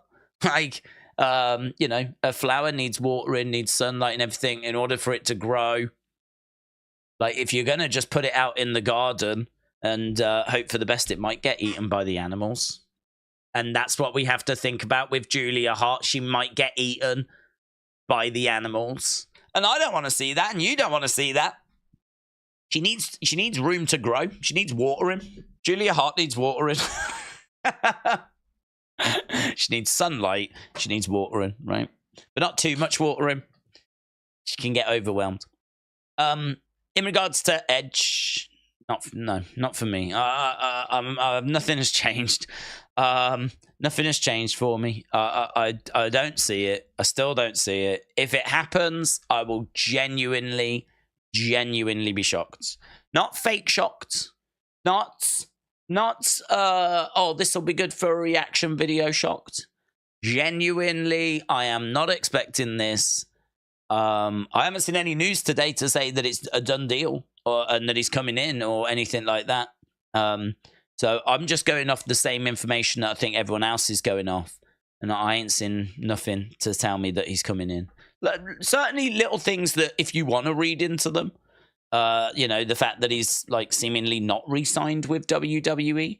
But again, if I go back to that video, he said that he had an extension with WWE waiting for him. And he was having to now decide between, do I sign it or, you know, do I walk away? He was saying, I don't think I can top. I don't think I can beat the Toronto match that I had.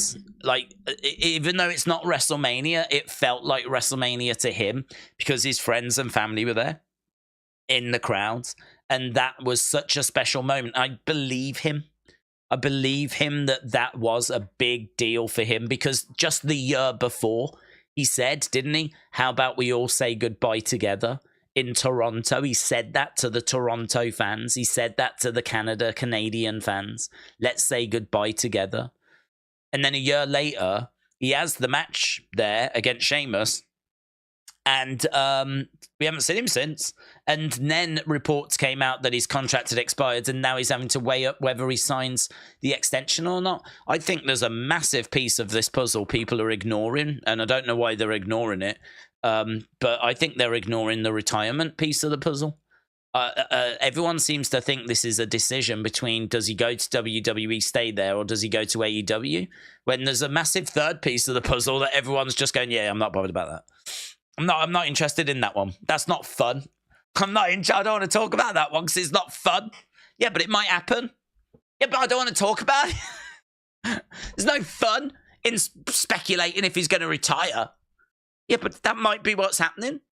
It might be his deciding between WWE and retiring.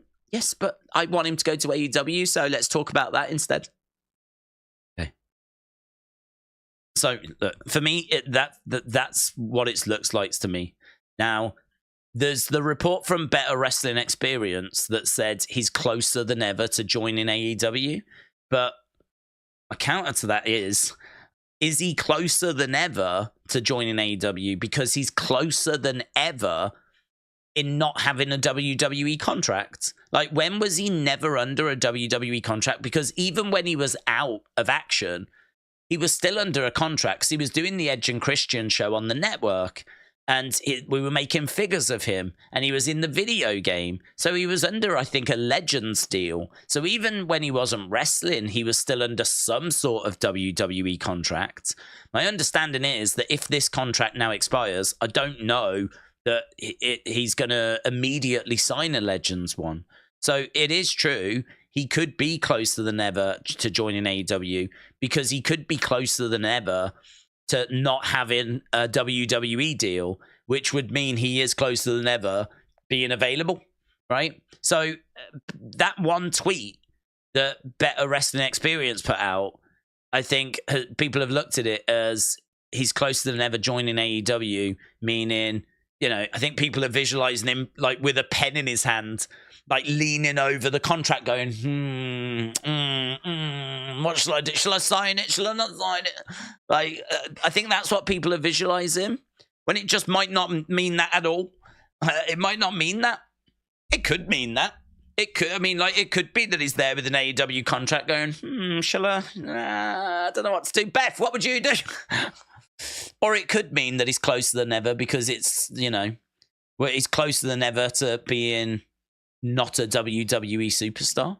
And him being a free agent would mean that, you know, AEW can certainly come and have a word with him. So there's so many different ways that you can read into these reports. And, you know, I've seen nothing to say it's a done deal, it's locked, it's signed. If it comes off, I'll be surprised. I've said all along I don't expect him to join. I ain't backtracking on that. I ain't changing my stance on that. I ain't running away from that. I ain't hiding from that. I'm wearing it like a badge. Loud and proud. You know, like those birthday badges when it's like, you know, I'm 5 or whatever and they're like that big.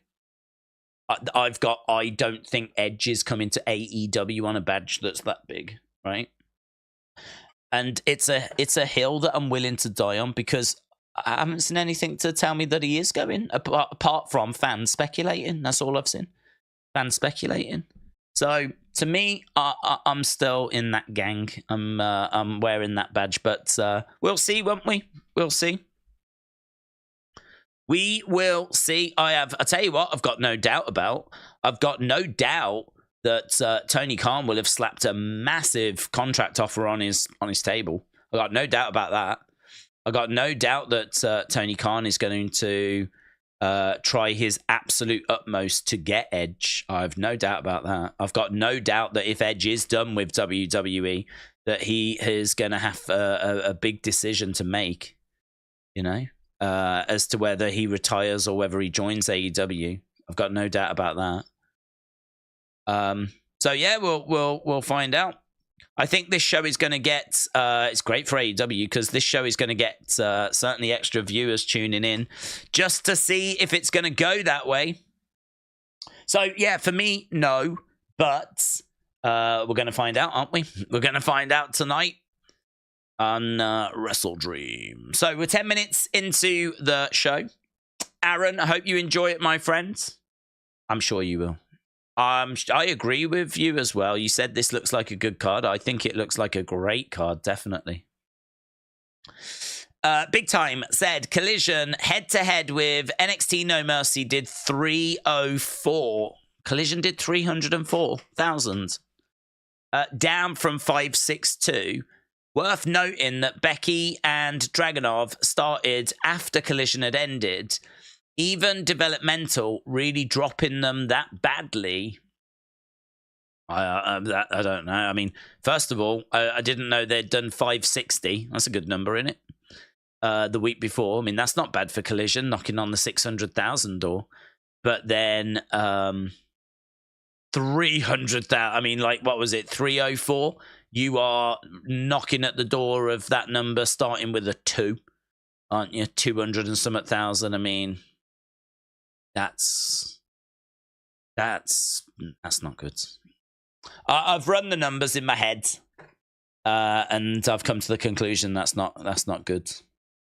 I don't know what their expectation is for that show, and it does make it very hard. I mean, when the show first started, I genuinely think there was a lot of people out there that thought this thing was meant to be getting 1 million, and we said, don't go in with that expectation because I don't know what the shows in that time slot were doing. And I think it was Big Time, who I know is really into like the numbers side of things, which is cool because it's a good conversation to be having. It's maybe a conversation that not everyone cares about. People want to talk about what's next for Roman, right? Which is a good conversation as well. But I like talking about the numbers because, as I said, this is a real gift for us. And I think it's something that we should be analyzing and looking at because you can learn so much. So much. You know, you can look at what AEW are doing and you can learn from their successes and from their mistakes. You know, the amount of wrestling knowledge that I have learned just by watching what AEW have been doing over the past few years has been incredible. I mean, just there's things you can theorize about. Well, I think this would do this, and I think this would result in this, and you know, what would happen in AEW if CM Punk came in? Well, I think this. Well, I don't need to say that. I know what would happen if CM Punk came in. I saw it. I watched it. So, you know, I love looking at the numbers. I don't pour through them, like break down whatever. But I think, you know, if you're going to do a show on a Saturday, how are you going to compete going up against WrestleMania? How are you going to compete going up against SummerSlam? How are you going to compete against NXT No Mercy? A lot of people would say NXT No Mercy's, you know, it's not going to be a problem. Well, clearly it is a problem. And I'll tell you, they've done NXT No Mercy this Saturday. Isn't Fastlane next Saturday?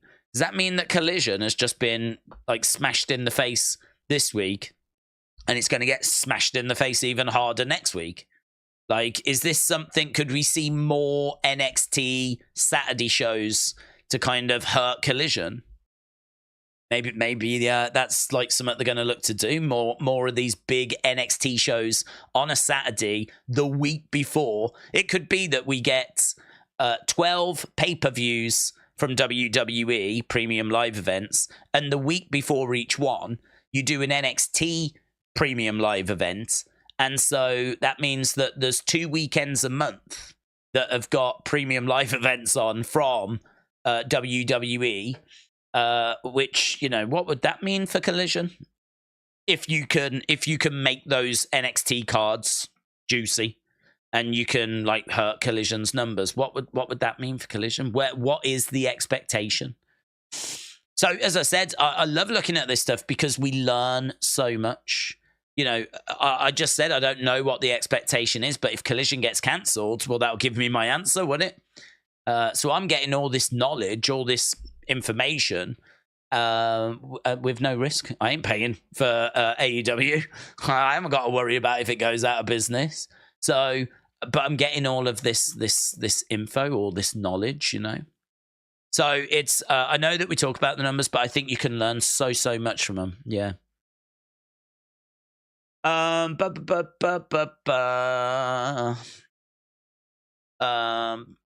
you think maybe the pandemic killed Keith Lee? Do you think the pandemic killed Keith Lee in WWE? Because if that never happened, he would be getting LA Knight reactions. He was so much more over than him. I don't think he was more over than LA Knight. I mean, like, he wasn't more over on the main roster than what LA Knight was. I don't remember Keith Lee getting these mental kind of big pops. I think he was over down in NXT. I mean, maybe he was. Do you mean more over than him in NXT?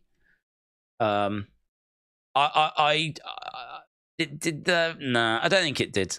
I don't think the pandemic killed him, to be honest, because I think that he's gone to AEW and he's not killing it here. So I think that he is a great wrestler. I think that NXT were able to showcase that, and I think the NXT fans responded well to that. But the main roster is a different animal. I mean, for example, LA Knight was not getting these reactions in NXT. LA Knight was getting good reactions in NXT. Plenty of people liked him. But, you know, LA Knight didn't have the crazy fan support that drove him to be NXT champion. I mean, right now, there's conversations of, like, how are we going to get him to a world title? Like, he's teaming with John Cena. He was in a feud with Cameron Grimes, like, over the $1 Million Championship, which was pretty fun. I liked it. But he wasn't getting these reactions. This just momentarily talking about LA Knight. A lot of people are like surprised that I don't like scream the place down when LA Knight comes out. But the reason for that is because I've watched this guy for quite a while. I know what he does. I've seen what he does. I've heard his catchphrases. And to me, it's more surprising to see people like going crazy for him now after, like, he's not really he's no different than when he was in NXT. So it would suggest to me there's a lot of people that didn't watch him in NXT, or LA Dort Knight that did and really liked him and then changed his name and named him after him, right? I appreciate this. Certainly people that have been fans of him since NXT, but these kind of crazy reactions that he's getting now, I think that's come from people that haven't been watching him and go, I really like this guy. This guy reminds me of, like, the Attitude. This guy reminds me of, like, Stone Cold and The Rock and everything, and there's no one else really doing that on the main roster. And so I think it's a lot of people that didn't watch him in NWA and didn't watch him in NXT that have kind of gone, I really like this guy. Really like this guy. And so now he's getting these massive reactions that he wasn't getting in NXT. So I think Keith Lee is unfortunately suffering the reverse. I think Keith Lee was getting really good reactions in NXT, but then came up to the main roster and struggled. It's because the NXT product was, maybe not so much now, but was a different product to the main roster. You know, the main roster was Vince, NXT was Triple H, and they had very different ideas on how to book wrestling. And so it meant that people that were over down in NXT weren't necessarily going to get over when they came to the main roster, because the main roster was being booked by a different person and it had a different focus, you know. We can't say that Raw and SmackDown in 2016 and 17 and 18 was, like, you know, NXT. Like, it wasn't NXT black and gold. People loved it. And it felt very different from Raw and SmackDown. But that was a problem, because it meant when they got called up, people got called up. All of a sudden, like, you know, there was a lot of people that struggled.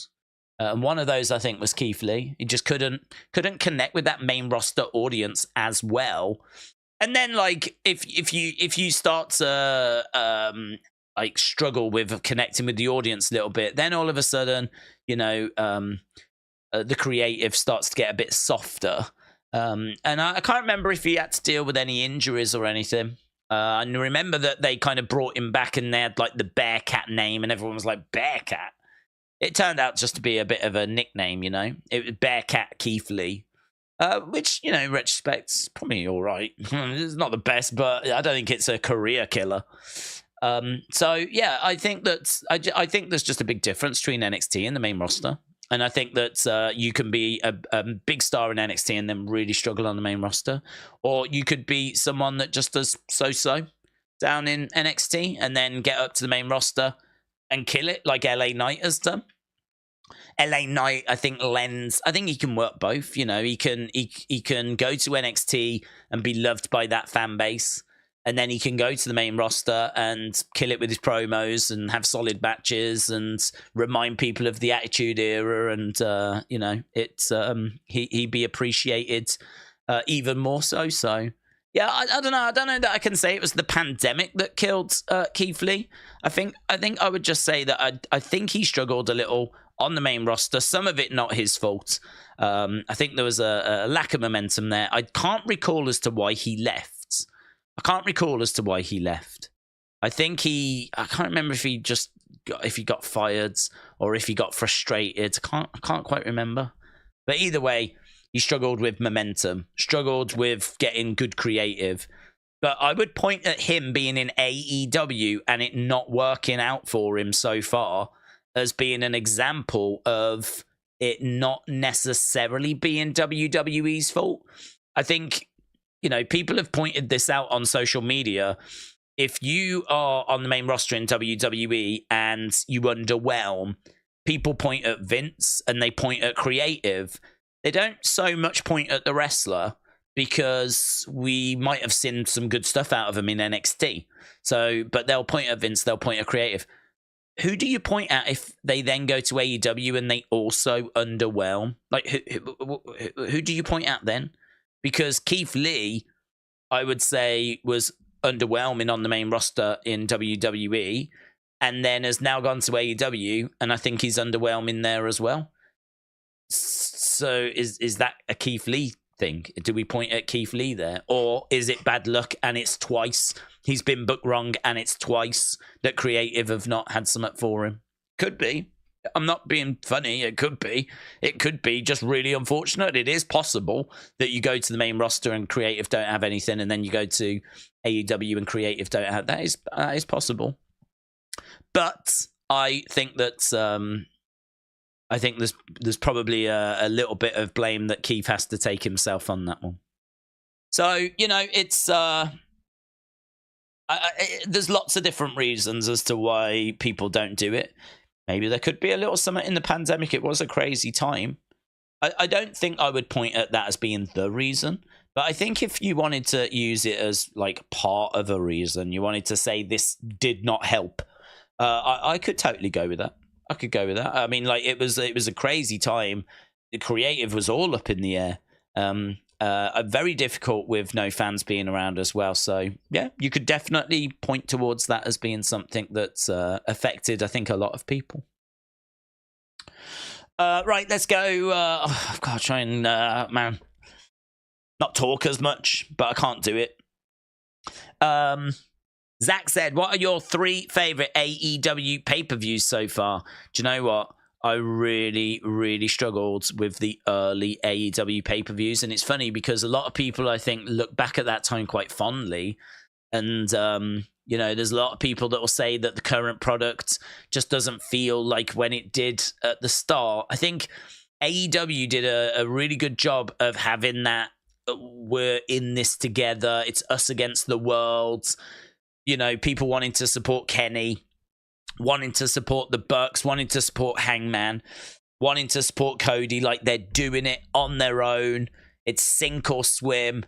We're here for them and loved them in New Japan. That's kind of how it started. That kind of us against the world mentality. And obviously, as people have come and gone, and as there's been dramas, And as the company has grown and we've got other brands like Rampage and Collision and blah, blah, blah, blah, blah, as all of this has happened, I think, and new fans have come along that maybe didn't watch them in New Japan, right? There's plenty of people that watch now because they discovered AEW and didn't watch New Japan and didn't see the books in New Japan. I think as time has gone by, I think we have seen that get a bit diluted to the point where, you know, the fans were split. Are you Team Elite? Are you Team CM Punk? Right? So we've seen that has got diluted over the time. And I think there's people that really hark back to when it was, dare I say, a simpler time. But I gotta tell you, for the longest time, I really struggled with AEW pay-per-views. I think my problem with them was they tried too hard. I think they tried too hard. And what I mean by that is take the exploding barbed wire match, right? That match itself is fine. There's no criticisms of the match. If that match needed to be criticized, it would have been. But there's plenty of people ready to jump on AEW, right? But that match was all right. But it's the ending in it that people always talk about. And I think that you could have just had a great match. I mean, if you'd have done a match where it was, I think, Moxley against Kenny Omega, and it was the ropes have been replaced with barbed wire, and there's going to be barbed wire bats in the ring. It's a barbed wire match, right? If you'd have done that, I think you could have got a pretty fun, pretty brutal, you know, they're getting all stuck in the barbed wire and everything. You could have had a fun, pretty brutal match, right?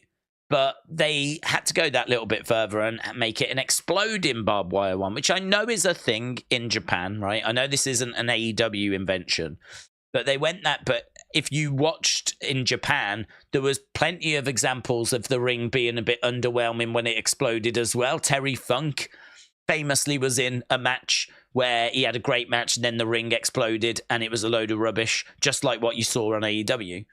So I think like they tried to deliver that. They didn't deliver that when they could have gone with something a lot simpler that would have been much better received. Same with their First Blood and Guts. The First Blood and Guts, they do an amazing match, and then they end up doing the stupid Jericho spot at the end where he gets pushed off the top and falls on a very obvious crash mat, which I saw the top 10 worst AEW moments. There was an article, the worst AEW moments so far, and the crash mat, that ending to Blood and Guts and the exploding barbed wire, they both featured in this top 10 worst moments thing.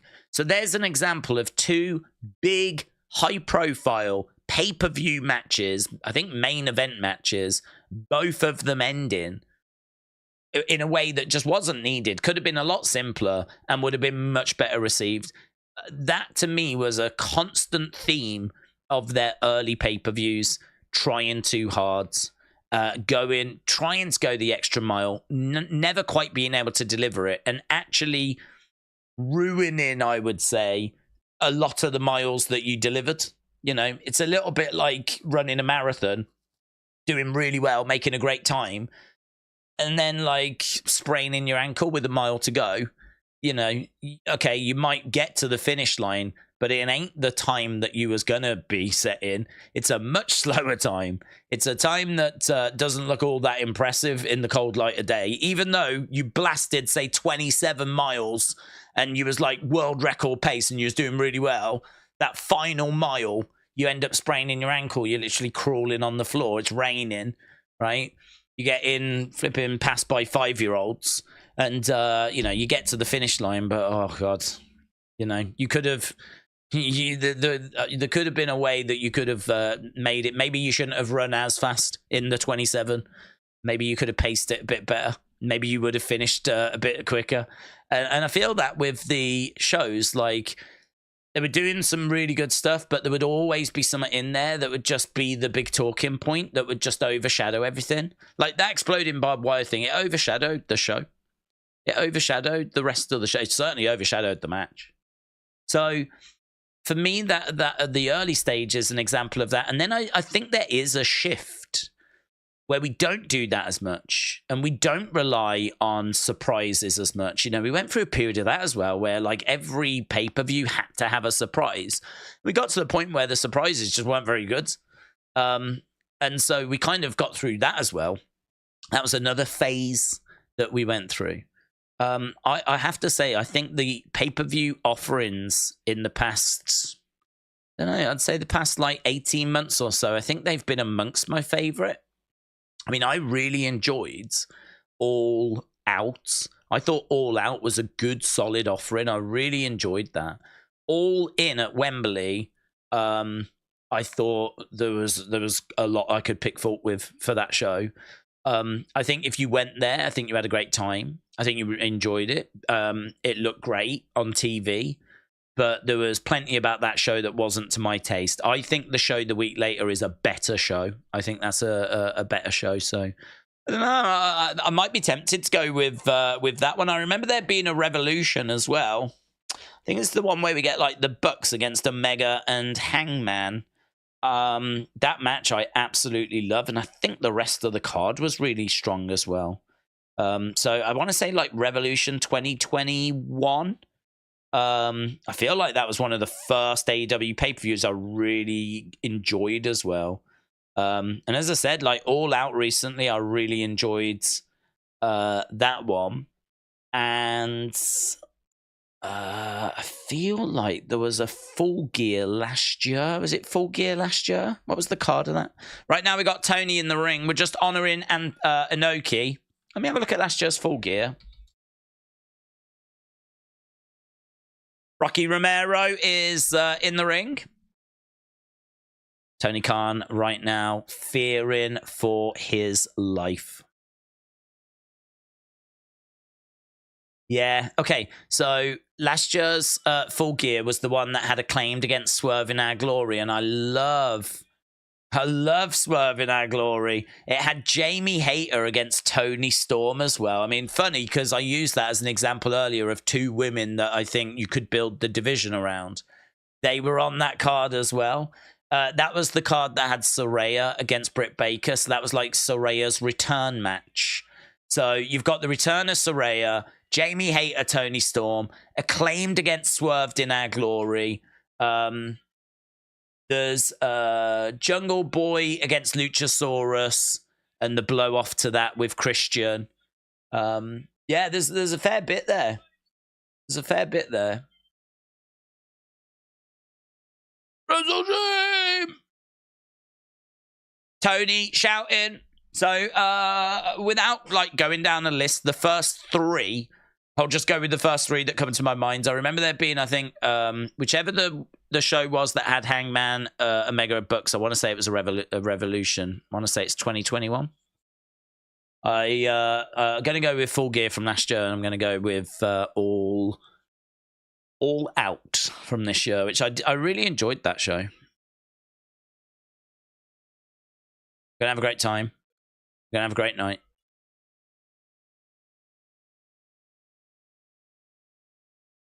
So the Inoki family in the ring. They just received some flowers. Wrestle Dream.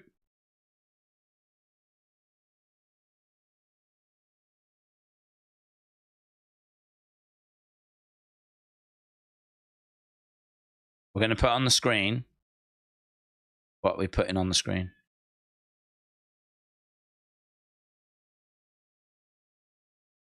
Oh, he loves it, doesn't he? Look at the smile on his face. He loves it. Right. Right. Tony Coke is cringe, said can't stop, won't stop. Tony Coke. Edward, shout out to you. Matt Riddle's wrestling career is over. He's too much of a bonehead. Okay, I don't know if we'll go. I don't know when we're going to our first match. Like, we've already done half an hour of chatting and previewing. We've had that Antonio Inoki bit. There wasn't the 10 bell salute there though, was there? Perhaps that's going to be at the start of the actual show. But if not AEW, he's going to go to GCW. They wouldn't pass him up no matter of his issues, says Rick. Daz said, when do you think Sting will face Darby?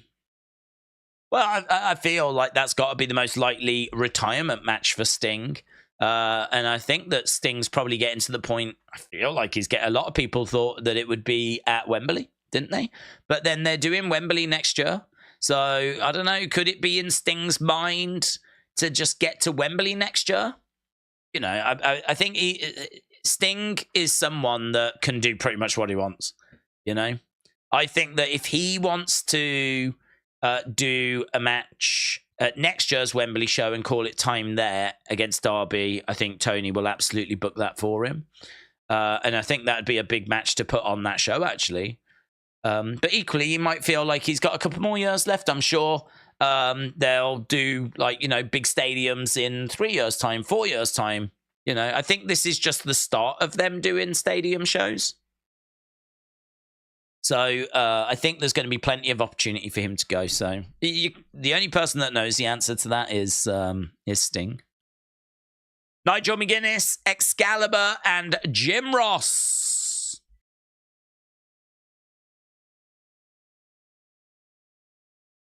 So, JR just talking about Inoki, who should be recognized as a former WWE champion, but isn't. Eight-person tag, 8 mixed tag. Oh, I actually like these two. I've seen these two. Athena and Billy Starks. So Athena, I think, is not crazy about Billy Starks, but Billy Starks is just quite happy being around Athena. I've seen that. I like this. I like their setup. I kind of like these two. Here's Keith Lee. I think Billy Starks just said he's a big man. Billy Starks is like... Yeah, she's quite entertaining, actually. She's quite entertaining. I like this girl. It's Billy Stark's girl. She looks like she's got some personality. Kojima is making his way down. 6-time world champion.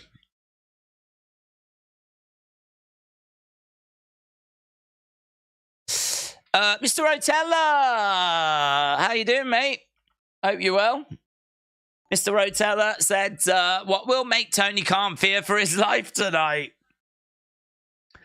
Oh, man. It'd be so tempting, wouldn't it, if you was on the AEW roster? So if you was about to have a match, like get into the gorilla position and just be talking to Tony, and when he turns his back, popping on a CM Punk mask. And just go, Tony, and he turns around and go, oh! I mean, there's probably a good chance you'd lose your job, but it would be it'd be worth it, actually. It'd be worth it. You know, if you're thinking of going anyway, then you could definitely do that. Just have a chat with him. Blah blah blah blah. Yeah. Good finish. Yeah, we'll definitely do that, Tony. We'll definitely do that.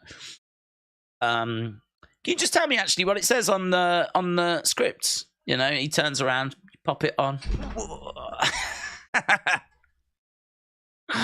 That would do it. That would do it. In my mind, in that moment, he is screaming like a little girl. In my mind, he's just standing there, just like high pitched squeal. In that moment, which would be so worth it. So worth it. I wonder if he'd take it as a. I don't know how he would take it. I don't know how he'd take it. I don't know how he'd react. I think he would run off crying. I don't know. What is gonna make him fear for his life? I would if I did that once and it worked, I would then make it my life's goal to make him fear for his life at every premium live event. If I got away with it once, I'd be like, okay, I feel like I've got some wiggle room here. And then I'd be trying to think of different ways that I could make him fear for his life. Tony, could you imagine pranking Vince? I mean, there ain't no way. You prank Vince, you oh my God, there is no way, right? Not only are you getting fired, I'm pretty sure you're dead, right?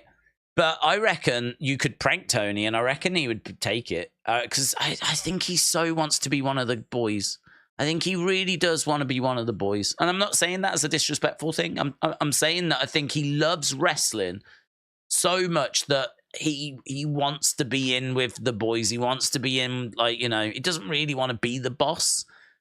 I think he wants to be, like, in with the lads. Do you know what I mean? You can imagine them, like, in the locker room chatting away, like, talking about, like, you know, girls or whatever they're banging on about. And then all of a sudden they look down and Tony's just in the group. They're just chatting away, like, whatever. They look down and all of a sudden Tony's there. And in my mind, he's drinking through a straw. Just, like, drinking away, looking at the wrestler. Just wanting to be part of the conversation. That's my impression of Tony Khan. But I think you could prank him and get away with it. As long as you go, oh, come on, this is what we do. This is what we do. This is what the boys do, Tony.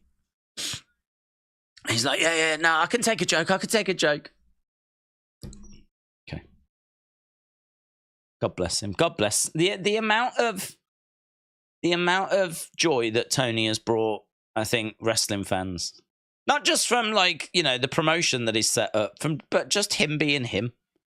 I love him. I love him. I will not have any Tony Khan slander, because he has given us and continues to give us just hour after hour of entertainment. I mean, the fear for my lifeline is one of the greatest moments in wrestling history. It has to be one of the greatest moments. It has to be one of the most epic moments. You can't talk about 2023 without talking about one of the biggest promoters in the world for professional wrestling going on TV saying he feared for his life.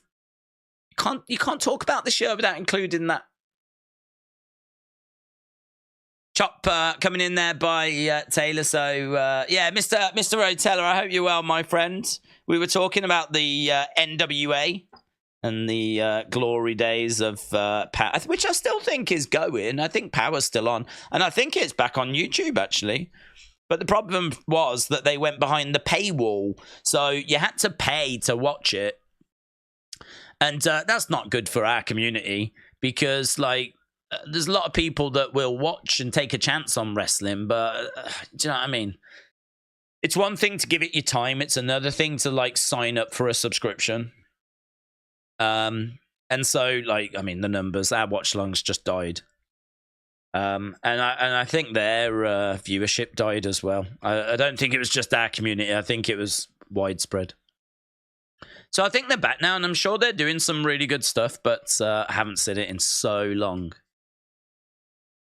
Back elbows coming in by Kojima. One. Oh, double axe handle by Diamante. Here is Billy Starks with a kick there. Athena saves Billy Starks. Mercedes, it's a slow kick in it from Billy Starks. Takes her about half an hour to spin round. I like the girl, though. I mean, just on the entrance alone, it seemed like she had some personality. Shane Taylor trying to throw in a clothesline. Keith Lee picks up Shane Taylor and plants him down. We got 45 minutes left to go. Keith Lee. Oh, drop kick to the legs. Keith Lee has to just take that. Something, I don't know what that was. Something, Keith Lee just picked up something, chucked it out the ring. Keith Lee planting Taylor. Lariat, big lariat by Kojima. 2, 3, and there we go. Kojima gets the pin. Give RJ City his graphic sign. So, not a bad little showcase that for Keith Lee. I didn't see much of that Billy Starts, whatever her name is. Kojima had a few moments. It was what it was. Quick little match. In all fairness, it didn't need to be anything more than that. Like, it's all right. Don't need this thing going on forever.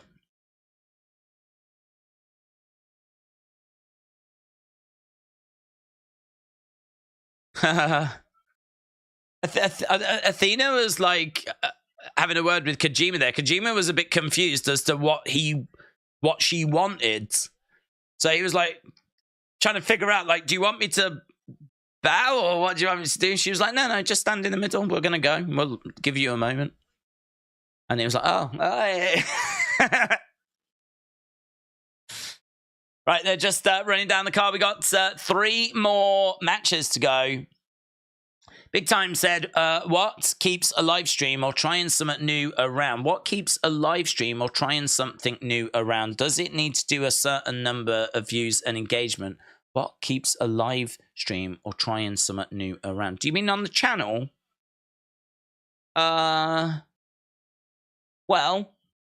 I suppose it's a case that with NWA, we were getting about 2,000 views, which, you know, when you're doing like 10, 11 on Raw and SmackDown, 2,000 on NWA, you kind of go, well, yeah, it is what it is. But I really like the shows, to be honest. And that kind of viewership, it's like 1/5, isn't it? It's 20% of like a Raw and a SmackDown. I mean, I could have not done them and it wouldn't have made any difference to the channel. But I really enjoyed the shows. So for me, watching those shows, there was nothing else on a Tuesday. NXT used to be on a Wednesday. So there was nothing on a Tuesday. So I was free. It wasn't I was free. I enjoyed the show. The people that joined us, it wasn't so low that we were just dealing with like a few hundred people. We were dealing with a few thousand people. And that was consistent every week. So, and then there was just other little, like, lovely little moments where, like, some of the wrestlers would actually jump into the live stream chat. I mean, we had Thunder Rosa pop into the chat. We had Nick Aldis pop into the chat. I remember once Nick Aldis was had been in the chat a few times, and we'd had a good chat. We had a good relationship with Nick Aldis. It was really polite, like, you know, champ, how you doing, kind of a thing. And this one time, he was like, "Oh, I'm driving. I've got like Mickie James with me. I'll get her to put a little message in." So, and it was actually him as well. And so like Mickie James then put a little message in, and I think you could click on her profile at the time, and it took you to her profile. Back then, I don't know if you can do it now, but you used to be able to click on people's profiles to view their profile. And, you know, you could do that with Nick Aldis, and you could do it with Mickie James as well. So people were doing it and confirming that it was them. And it was... I didn't see her. I didn't see her. I remember Nick Aldis having... I looked back on the stream after. He's like, can someone let Days know that Mickie James was in the chat? I was chatting, you know what I'm like? I was talking to you lot, completely missed her, blanked her. I blanked, completely ignored her, didn't speak to her, didn't acknowledge her, didn't even know she'd been in. But someone told me after, like, Mickie James was in the chat, you know. Like, oh. To be honest, I just felt bad. I just felt like, oh, that's moody, innit? That's moody. That's. I mean, that's rude, but it's not my fault. Well, it is, I suppose, but I didn't know. Here's Claudio against Josh Burnett.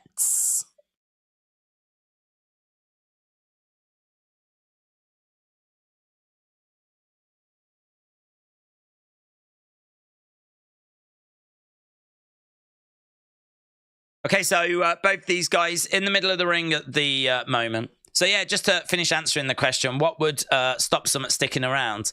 I think it needs to be doing like a few thousand views, kind of something along those lines. You know, we're a channel that's got 280,000 followers, subscribers, whatever you want to word it. So if someone's like struggling to get even to 1,000 views, I think I have to look at that and go, that's clearly not what the community wants. That's clearly not what people are looking for. But with NXT, we do that each week. It does about 3,000. Same with Dynamite. Actually, I mean, both of those shows do so. But then we just did NXT yesterday. That did 10,000. I mean, it was no mercy. It was a big show. But, I'll quite often do UFC on a Saturday, and that'll do 10,000. So NXT doing 10,000 yesterday was great. I was really pleased. I mean, I was really grateful the amount of people that joined us for that stream. So, and I streamed about as long as I would in a UFC show, and we did about 6 hours. So it's not like I streamed like longer or anything. So I was really pleased with that. It'd be good actually if NXT did more of those type shows. I mean, I'd be willing to do them. So it's there's not really a hard and fast rule, but definitely need to see that people are engaged with the content, because it's pointless making stuff that people aren't interested in watching, Right now, Josh Barnett's on his feet. Claudio is trying to grab a hold of the arm. Looked like he was going for it's proper grappling, this. Proper in-ring grappling and wrestling. Josh Barnett's down, but looks like he was getting rolled over. Claudio with a crucifix. There we go. Elbow coming into the side of the head. Moxley is on commentary, shouting advice to Claudio. It's a interesting little scrap, this. It's real in the middle of the ring, grounded, very much a different match. I like it. I like it because I feel like we're being served something different. This is not the kind of wrestling that we tend to see. Dragon Screw by Josh Barnett. Grabs a hold of the leg, looking for a knee bar or a heel hook. So he's got a hold of the leg here. He's got a hold of Claudio's leg. Right now, Claudio is round the back of Josh. Josh trying to get back up to his feet. Claudio has got Josh down. He's looking to try and turn him over, but Josh gets over to the ropes. If you are just joining us, this is the second match of the evening. We had an 8-person tag match just moments before. And now we've got Josh Barnett taking on Claudio. And it's proper in-ring, middle of the ring. Very technical.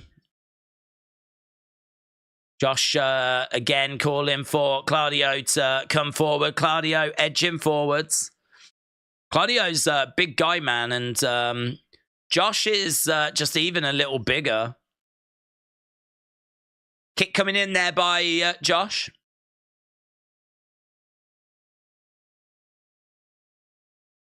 Another kick coming in. Actually, do you know what? I want to hate on Moxley being on commentary, because I feel like it shouldn't work, but it is working from the bits that I've heard. Just because there was a bit there where Claudio threw a kick.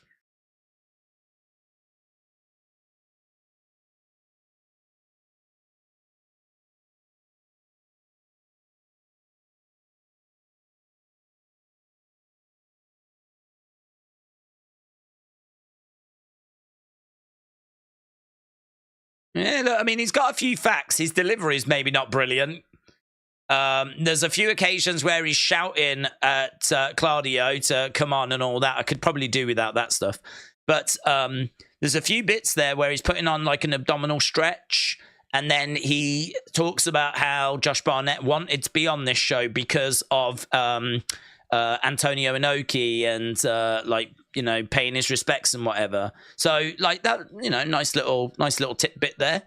And then he was saying like there was an inside leg kick, and he said that Josh Barnett delivering that inside leg kick was really debilitating. Is like, you just don't know how much that hurts.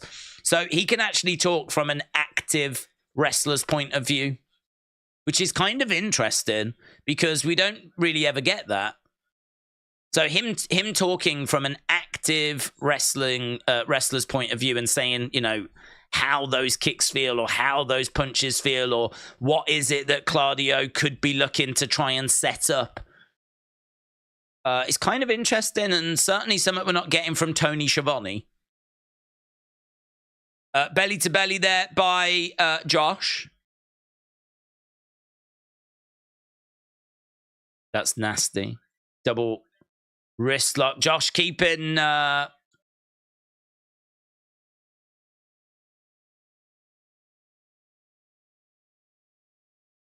Do not give him your back. So Moxley was like, you don't want to be underneath Josh Barnett, down on the ground. And then he was shouting, don't give up your back.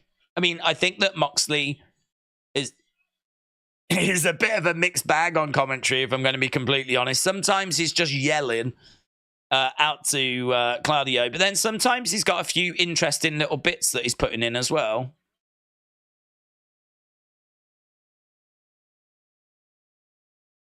Claudio trying to get over and uppercut coming in there by Claudio. We got just over half an hour to go until Wrestle Dream actually starts. Shots coming in by Claudio. We got strikes coming back by Josh Barnett. Lovely suplex. Mox and Barnett are good friends. They stay kayfabe and they pretend to be long-term rivals, says Corvids. Hogdaz said, hot take, Tony Schiavone sucks. Yeah.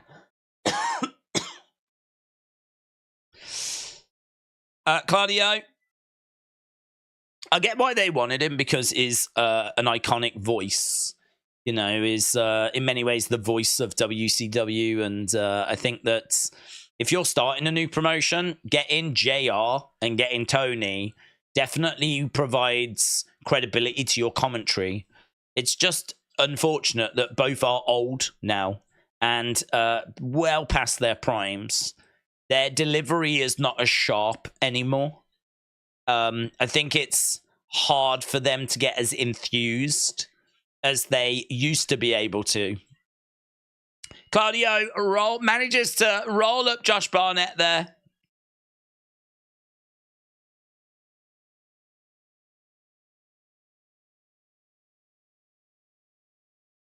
What an emotional match by two artisans, says JR.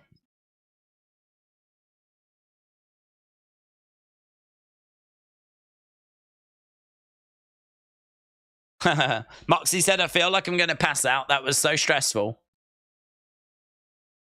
A win over Josh Barnett does not come easy. He's got a microphone.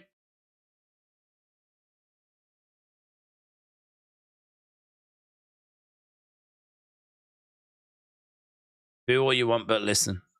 I got something to say. I heard a lot about you.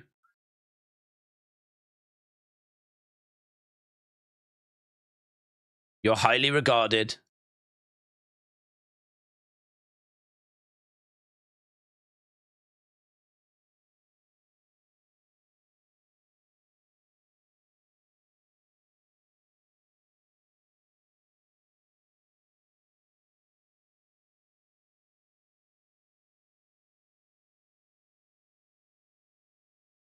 I came in here with no expectations. So Josh Barnett said, I've heard a lot about you. Everyone said how amazing you are. They don't actually know how great you are.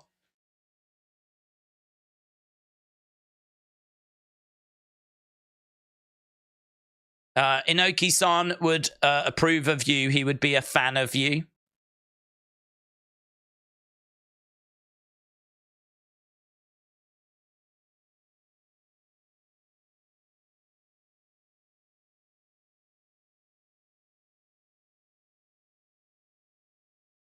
He's not got the best delivery, has he, Josh Barnett?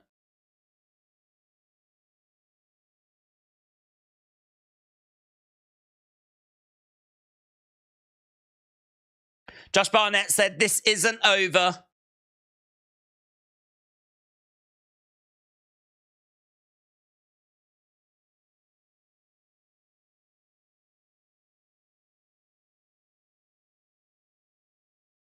Keep training, keep pushing. You've got a long way to go. Now, Claudio's got a few words.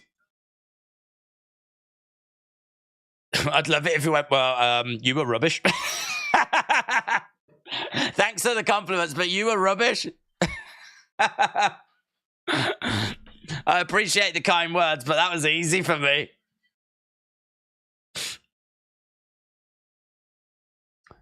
I thought that was going to be more of a challenge. Now Tony is fearing for his life. Jim was good in WWE. He was good in AEW, says Davids. Why does Josh look like an old man Brock Lesnar? That's a good comparison, actually. It's not a bad thing to be, is it? I mean, it'd be good to be a prime Brock Lesnar, but we all get old. So, you know, if someone said to me, oh, you look like an old man Brock Lesnar, I'd be thrilled. It's a flipping lot better than an old man, I don't know, Marco stunt. Old man, I'd take old man Brock Lesnar. Josh is as tall as Claudio. Yeah. El Sean said days, brackets, and chat. So this is for you guys as well. If you had to put together a young, fresher, knowledgeable, passionate, 3-person wrestling commentary team, who would it be? What other thing? Younger, fresher, knowledgeable, passionate. I mean, that's hard, isn't it? That's hard. Because where are we finding these younger people? Where are all these younger commentators for us to choose from? That's hard. I think commentators, it's difficult because you could take people that can cut good promos, but it's one thing to cut a good promo. It's another thing to call like action and be witty in the moment and thinking on your feet. A lot of those promos are scripted that people can go out and just deliver, or a lot of that stuff is like thought of in advance. Like it's a very different thing to go on commentary and like, you know, how are you at calling action whilst being enthused? You know, are you able to do it? Can you think up like of great lines, or have you got some great lines that you can call to as when you need them? I think just because you can do a good promo doesn't necessarily mean that you're going to be a good commentator. So again, that's hard because we don't have a massive pool of people to choose from. I mean, I like Nigel McGuinness. I think he does a great job. I actually like Taz and Excalibur when they were doing Dark. I never used to watch it, but I've seen enough of their outtakes on Botchamania where they're just a bit more relaxed. And they're just kind of bouncing off each other and they're like doing like little jokes. And they've got you can tell that they're very comfortable around each other. They've got a nice chemistry. I think if it was a bit more relaxed in tone, their commentary, like, and they could just bounce off each other a little bit more, I think that could be kind of cool. So I think, like, for me, JR's past it, Tony's past it. I like Taz. I think he does a decent job. Excalibur gets a lot of bad press, but I really appreciate him calling out the different moves. I know that's not something everyone wants, but it's something I appreciate. So a lot of stuff I see that I've never seen in WWE that I'll be like, what is that called? What is that? And like Excalibur's bang is there, he knows it. So I get that for the casual fan, that might be something that's of no interest. And I know that's something Jim Cornette always gets frustrated with, is like, I don't need you to call out all the moves. I need you to tell the story of the match. And I think that's fair. That's perfectly fine. But I don't think it's a bad thing to be calling out certain moves as well. Maybe you don't need to do all of them, but like it's not a bad thing. Nick Wayne against Luchasaurus. And as I say, I love Nigel McGuinness. I think he does a great job. Certainly struggling to recommend anyone from WWE that I'd be replacing them with. I mean, I suppose you could replace Excalibur with Michael Cole, but Michael Cole's got plenty of people that don't rate him. Luchasaurus against Nick Wayne. Nick Wayne's mom is hot, says James. The looser commentary with Eddie and Excalibur, Taz, Big Show was fun as hell, says Rick. El Sean said, I'd go Kevin Kelly, Nigel McGuinness, and Taz. Kevin Kelly's brilliant, yeah. That's a good shout, Kevin Kelly. I don't get a chance to listen to him on Collision, but I've heard him, obviously, from New Japan. Yeah, and he is great. Big chops coming in by Luchasaurus. Big Time said it feels like wrestling is something that's lost when it comes to kids. Growing out of it quickly. Football, sidemen, YouTubers, boxing fights, etc. Yeah, maybe. I think it's something that's kind of always been that way, though. I think kids have often got into wrestling, not quite knowing if it's real or not. Loving the theatrics of it, like thinking the wrestlers are like real life superheroes and like really cool. And then as they get older, they do sort of grow out of it, I suppose. It's funny because I never really found myself growing out of it, and I think it's because like I love the performances like of it. Like it's a little bit like growing out of theater. Like no one really grows out of theater. You just go and see different things, don't you? You don't go to the pantomimes or whatever when you're an adult, probably. That's more for the kids. Like, as you get older, you watch more serious pieces and whatever. And I think there's so much wrestling that you can find something that you could grow into. I mean, I would make the argument that, you could start with WWE. You could grow into New Japan. I think New Japan's a very credible product. So you could start with, as we said, the colorful, wacky world of WWE and then move on to GCW or move on to New Japan Pro Wrestling, or, like many of us, stay with WWE, but just appreciate it in a different way. I mean, I watch wrestling now in a completely different way than when I was a kid. I've said before, I miss those days where, I never saw a botch when I was a kid. Never saw a botch. Not because they didn't happen, but because you weren't sure if you was watching a real fight or not. If someone did make a mistake during a match, like slipped, stumbled, or whatever, I mean, that's life. And you just watched it and you didn't go, like, you might have thought to yourself, like, oh, he slipped there. Oh, that's going to be a problem, But you weren't going, botch. Oh, that'll be on Botchamania. Oh, man, he's going to have to live that down on social media. He probably shouldn't go on Twitter for a while. That wasn't a thing. When I was a kid, I don't even remember seeing any mistakes. I'm sure there were. But you just sort of accepted them as being part of the fight. I mean, I do not remember missing. I don't remember seeing people miss punching each other. I don't remember seeing someone swing and miss by like a mile or anything like that. I just don't remember seeing these things. So to me, like, yeah, for the first, like, I don't know, year and a half, 2 years, I didn't know if it was real or not. I mean, I was believing what I was seeing. But there was plenty of like people that would be like, "Oh, you watch that? It's rubbish. It's fake. Whatever." It's not fake. What are you about? So there was plenty of like, there's people that were like saying those kind of things, but I don't know. I mean, it looked real to me. So if you're in that mindset, you're consuming it in such a different way than you are as an adult. Massive moonsault there by Nick Wayne, and he gets, was it a 2? He gets a 2. Kick by Nick Wayne. Another kick coming in by Nick Wayne. Nick going over. Tries to jump from the corner. Luchasaurus smashes him in the back of the head. 1, 2, 3. Yeah, right result. I like Nick Wayne. He's a great prospect. He's got a great heart, but he hasn't grown into like being a man yet. And I think for Luchasaurus to lose to Nick Wayne would be Not a great look. You could do it as a one-off shot, 1, 2, 3 kid, Razor Ramon type thing, but you went too far, says Nick Wayne's mom to Luchasaurus.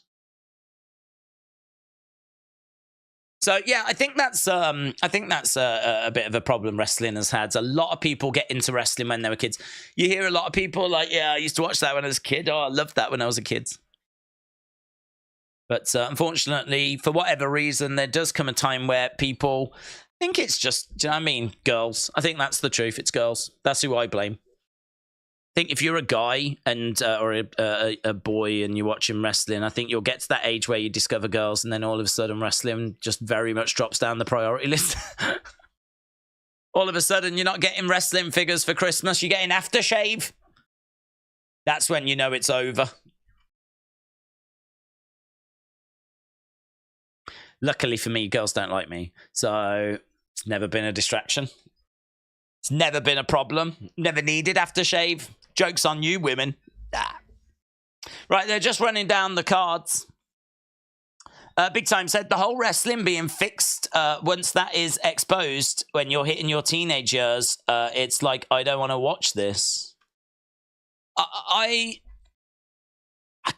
can't quite remember how I reacted to it. I remember feeling a bit cheated, definitely. I think that there is a feeling of being cheated, like being lied to. There is definitely it becomes an instantly a different relationship. How could you do that to me? How could you treat me like that? I gave you my heart. But then once you get over that pain, then you go, oh, actually, they were doing it so that I had a good time, you know. Do you know what? Actually, they were doing it for my benefit and their benefit. They were doing it for all of our benefits. And then I think you just start watching to see, like, I don't know, you just start watching it a different way. You instantly become analytical. Like, is he actually kicking him there? Is he actually punching him there? Is he actually, like, all of a sudden you're not watching it the way that you were. Your relationship changes. But yeah, you know, it managed to get through that period of deceit, and now very much enjoy watching it, and have done for many, many years. Here's TMDK making their way down to the ring.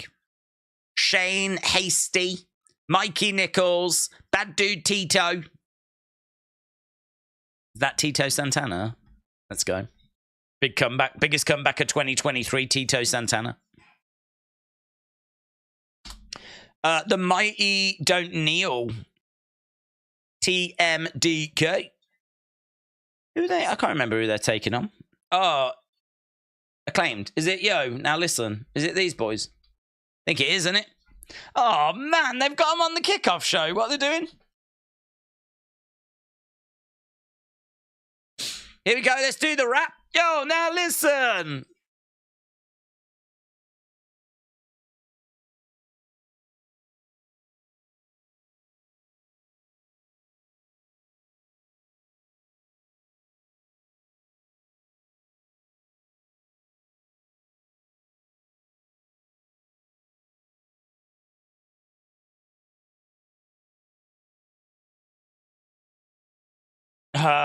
Step to me. You're about to get slapjack. Good. The Mighty Don't Kneel. Cool story, bro. Cool story, bro. I saw you kneeling at the glory hole. And then the other one was about slapjack, which is lovely. That was good. Yeah, good. That's all you need. Just some of them kill shots. That's the kind of gold that needs to be in the flipping promos. That's the kind of stuff that if you're doing a promo and you come out with some of those lines, do you know what I mean? People are like, oh, he can promo, man. He can promo.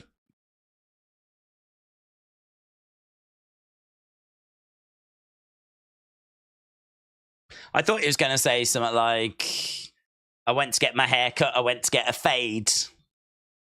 I just want you to know we never liked Jade. I just want you to know, screw you, Jade! We didn't like you anyway! Traitor. Right. Acclaimed. MDK. Lots of noise. Crowd are very much into this. Maka said, who do you think the people are who attacked Jay White? I think it'll be Roderick Strong and the Kingdom. I don't know how many people there were, but I think it'll be Roderick Strong and the Kingdom. I could see it being that there's been this rivalry, and I don't know where this story was going to go or where it was going to get to. But now they've got there's a group for them to go up against. I think that Matt Taven, Bennett. So Taven, Bennett, and Roderick Strong. I mean, Strong's not. I don't think he's not really injured, is he? He was wrestling in the tournament. So those guys, I think, they obviously were part of this story with MJF. And I think that if you want to keep them involved, like with MJF, then this is a way that you can do it. Because they were probably going to be involved with MJF and Adam Cole, and there's plans for them to be involved with MJF and Adam Cole for the next month or two, or however this story was going to play out. So now that Adam Cole is injured, what do you do with Roderick Strong and the Kingdom? Because all of a sudden, you know, the story you were going to tell is out the window. So all of a sudden now you need to keep them around, but you need to tell a different story. So you could make the decision of just thanks a lot for coming, see you later. You could like move them onto a completely different story, or you could put them in masks and have them attack Bullet Club Gold.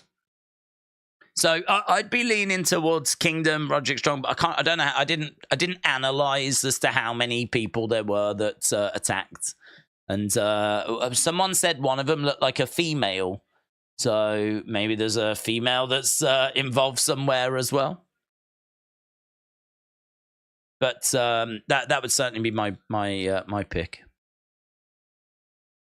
Kit coming in. But I love wrestling. It's a mix of everything. It's concert, it's theater, it's TV, it's sports, all rolled into one. It's why it's the best form of entertainment, says Planet Dan. That's good. I like that.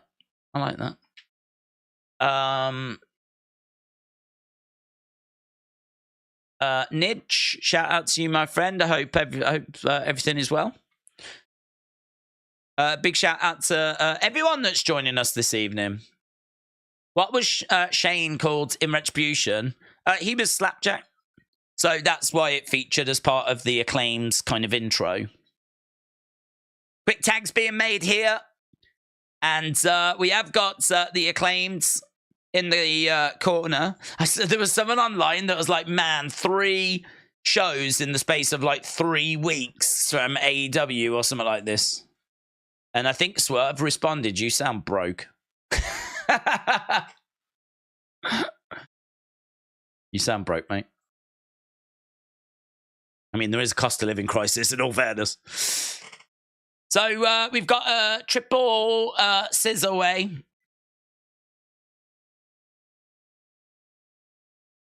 Have they ever scissored Aubrey?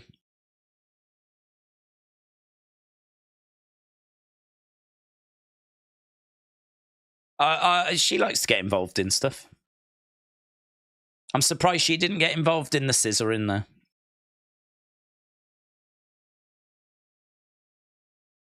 Over the top. Apparently, Stevie Richards got a copyright strike, and it was from Don Stevens, which is believed to be Aubrey. So I don't know where people are standing with her at the moment. That wasn't very well received, him getting that copyright strike.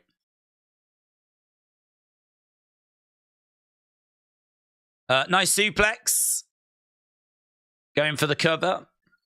Right, to be fair, spending $150 in the span of a month is not easy. You sound broke, mate. No, I do agree. Double back elbow by TMDK. Cover to shoulder up. Shoulder up. Brenton, shout out to you. It's been a while since been on the stream. Glad to be back. Excited for Adam Copeland's AEW debut. It won't be enough in AEW's new era. What else? I mean, are we counting our chickens a little bit here? Because I don't even know that we're getting that. So, I mean, I would say get that first if that's what's going to happen. And then, like, build from there. I mean, the obvious answer as well would be Mercedes. I mean, you've got to just get the biggest names you can that are outside of WWE. And the two biggest names, I would say, is Edge and Mercedes. And then, obviously, we just had some releases with Dolph. And so we've had releases with Dolph. We've had Riddle. I don't know if you want to risk that, though. I mean, that video came out, didn't look good. So, yeah, you know, there's a couple of names that are out there. I mean, clearly you're not going to get CM Punk back. You're not going to get AJ Lee. It'd be great if you could get Ryback back. I think we can all agree that's definitely one that needs to happen. I don't know if you go Goldberg, to be honest. I don't know. I really don't know if that makes any difference whatsoever. But WWE kept using him, so there must have been some sort of indicator that he was bringing in some sort of rating. I'd have to think, otherwise, why did they keep going and bringing him and using him?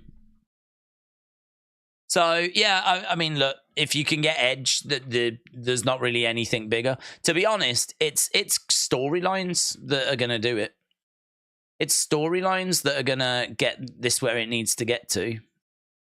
You know, it's funny because, if you use WCW as the example, you know, they brought in Hall and Nash, and we got some interesting stuff going on. But it wasn't until the NWO was properly formed and Hogan was revealed to be the third man that things started really kicking off, you know? It's the arrival of the NWO and this cool faction and things, you know, just getting people and bringing them in and having them there. It doesn't work. Like, they brought Hogan in 94, and, you know, they're building. But it's not until we get the NWO, and it's not until all that stuff starts kicking off that things start moving for WCW. And I think the exact same here.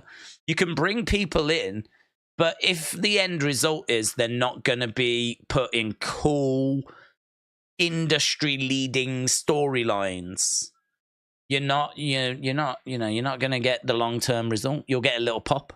You'll get a pop in the rating. Went for the famous there, but no joy. Billy Gunn picked up, bridged.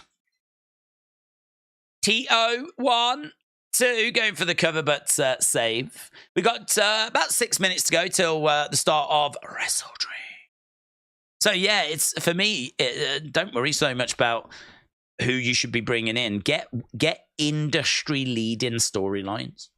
Get storylines that really grab attention and really grab, you know, those casual fans. Like, have you heard about what's happening in AEW? No, what they're doing? Wow.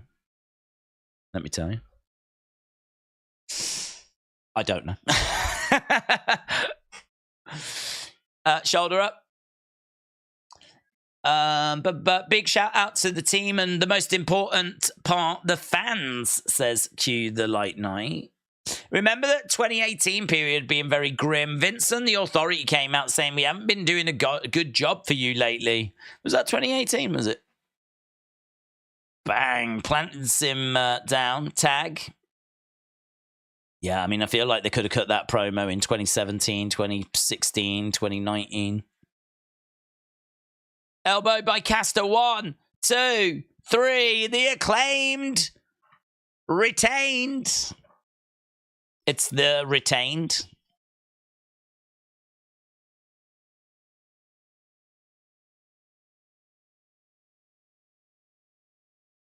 Lots of scissors being thrown up in the air. So there we go. The Acclaimed pick up the victory. I think that was the last of our pre-show matches.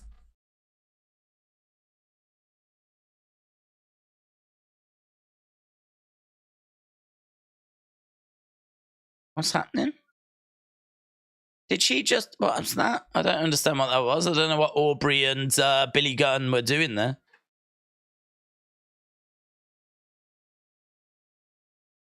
Okay, Billy Gunn going over and gesturing to the fans. The fans obviously getting more excited. We are just 3 minutes 50 odd away from the start of Wrestle Dream.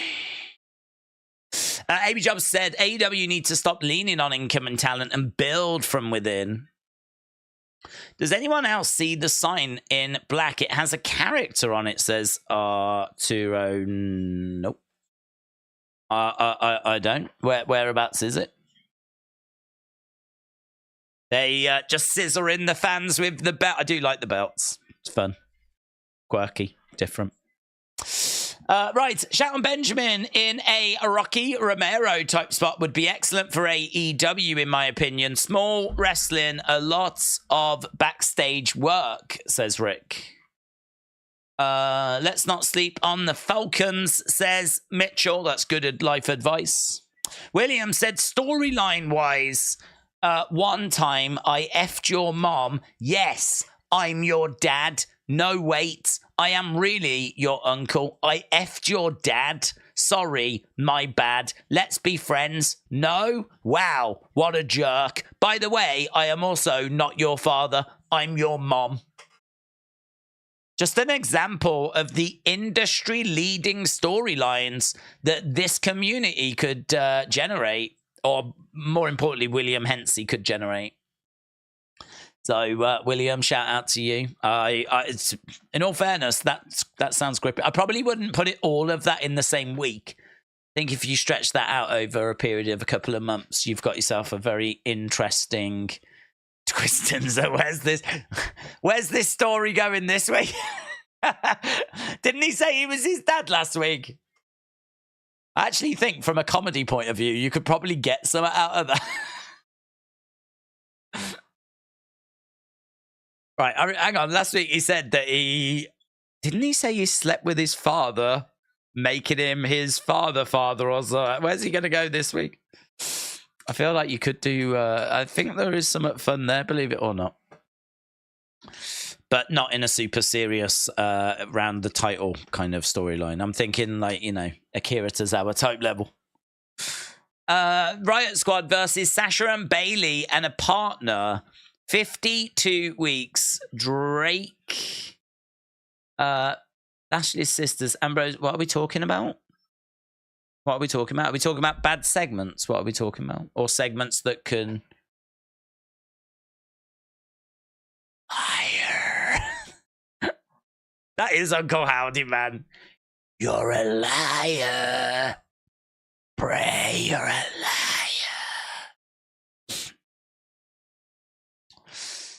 Right, Righteous are going to be in action against MJF. Is Sammy a part of the Don Callis family? Yes. Oh my God, I want the Don Stevens family. Oh, imagine that. The Don Stevens. Do you know what? That's just basically the new right to censor. Right to censor, aka the Don Stevens family. So is this going to be the first match? Because they're hyping up and they're building up MJF. And the Righteous. There we go. Right, here we go. Time for a Wrestle Dream. Even if Edge doesn't show up, I see this as Tony's opportunity to get people to watch the main event as they're hyped for a debut, says A.B. Jobson. I'm talking about the 2018 period. Right, okay. Got you. George said Dave Meltzer has already rated Wrestle Dream 10 stars. How would AEW book a character like main event Jey Uso? Well, I don't know, because I mean, you'd have to have Bloodline, wouldn't you? Unless you just like take him as he is now, but that would be hard because do you know what I mean? Like, he hasn't. His whole story right now is that he's upset the locker room because he was in Bloodline. So, but he hasn't got any history with this locker room, has he? I don't know. That'd be. You'd just be starting again.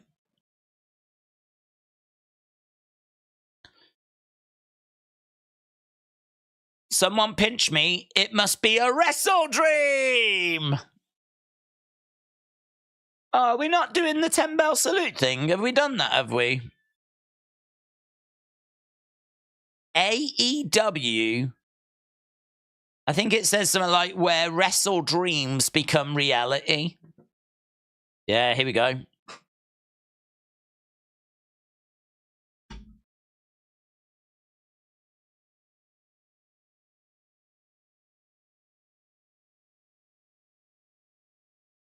They're even coming out to like slide, like swamp guitar music.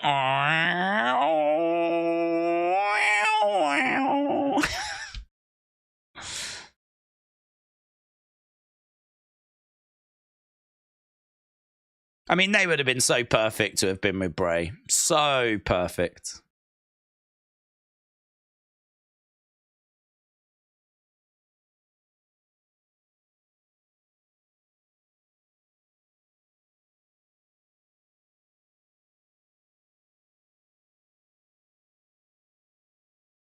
Okay, so the Righteous in the ring.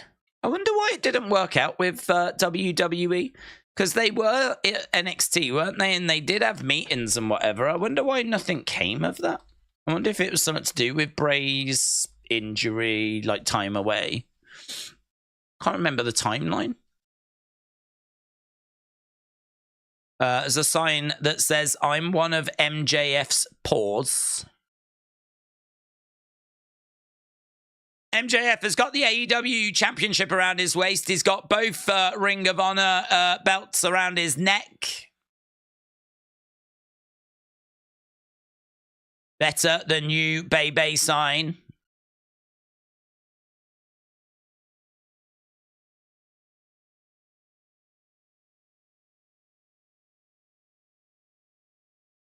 It appears the devil has arrived in Seattle. They weren't signed to NXT. They showed up in the crowds. I understand they actually went for like a meeting and a tryout and all that stuff, which is why they were in the crowd. I don't think they were just in the crowd. There was rumors that they'd gone for like a meeting. And then later that night, they were in the crowd.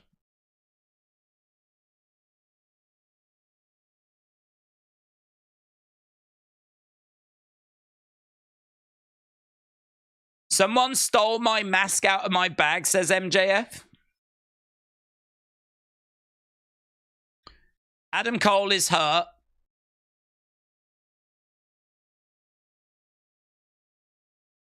Adam Cole chants. So MJF said he had nothing to do with the attack on Wednesday.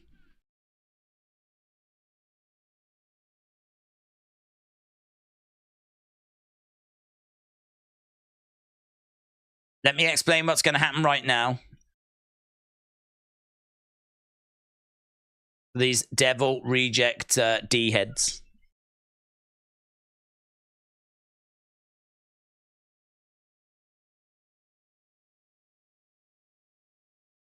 MJF said he's going to hit. Is that Dutch with a body slam? I don't know which one's which. Crowd are chanting body slam.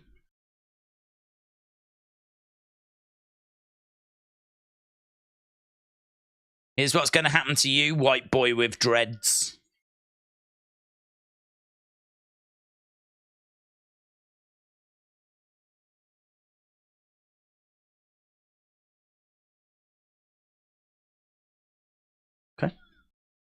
MJF has become corny, says Jay. Completely jumped the shark. It's Adam Cole, Britt, and Cole turning heel, said Sir Killer. Dutch is the larger guy, says Corvid. Thank you. I don't watch. I think they're in Impact, aren't they? I've never really seen.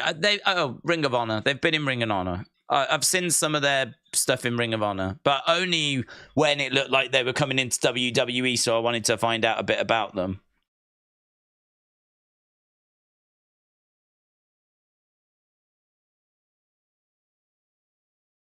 Okay, so MJF against the Righteous. Looks like it is going to be a handicap match.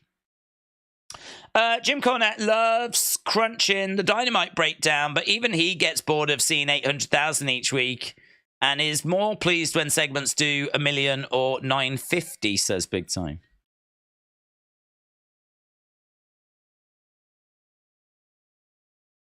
Crowd sign said, I dig what he's saying.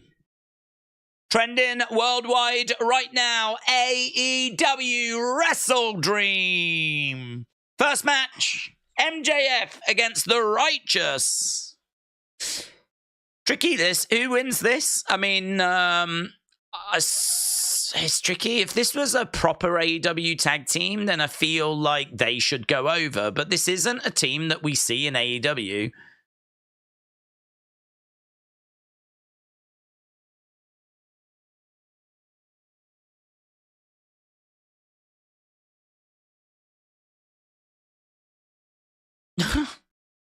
So MJF went over to a lady in the crowd and was like, can you rub this? And she was like rubbing his shoulder and everything. The security guard got up and started going over. It looked like he was going to tell her to stop.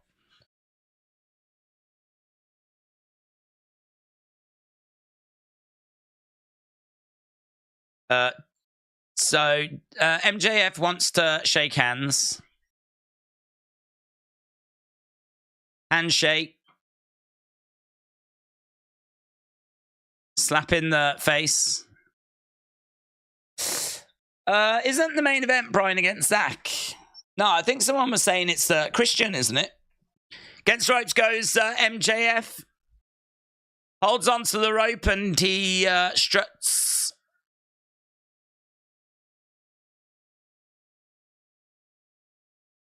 Dutch charges over. MJF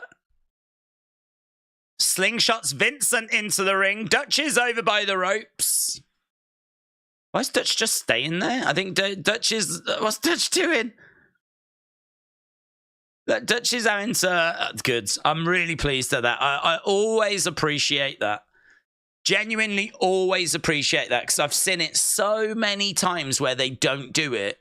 I really appreciate when they do that. If you put someone in a position in the ring and you leave them waiting there for ages, they have to protect themselves, right? And stop themselves from looking like idiots. So it's great that Dutch just was kind of playing possum, you know? And so then attacked MJF. I've seen it loads of times in the past where someone will be put in a position and they're waiting. Then the person does the move and they land it.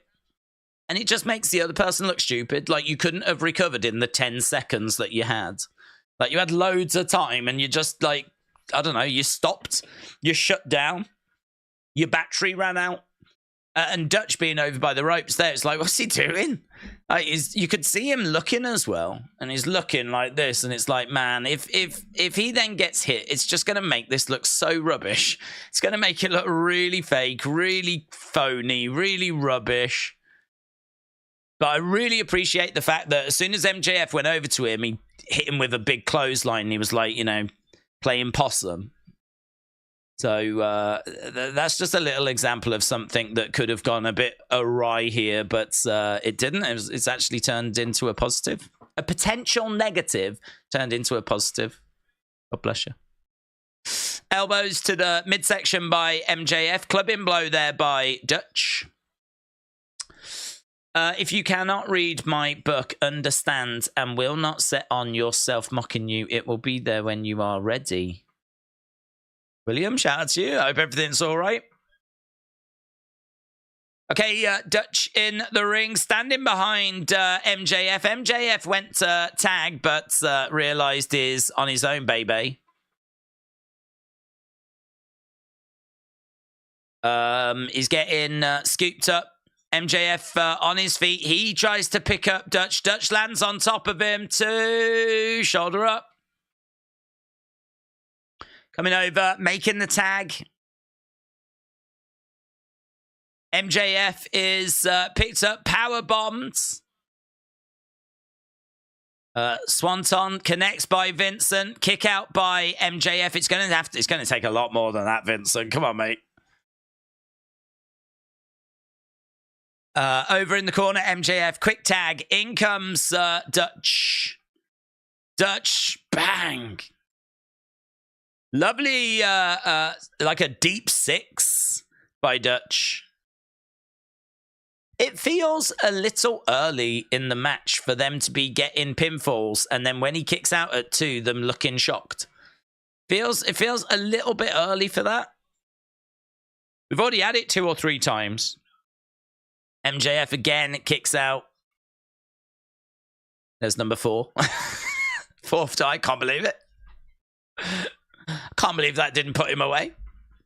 I can't believe that didn't beat the AEW World Champion. MJF is down. With all the Edge talk, I thought they would have sold more tickets. Says Can't Stop, Won't Stop. Will you be surprised if Edge shows up? Yes. MJF goes low.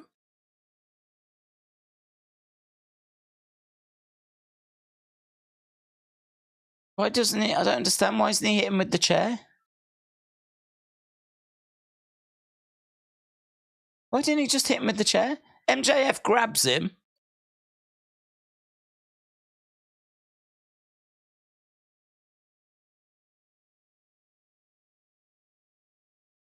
Roll up by...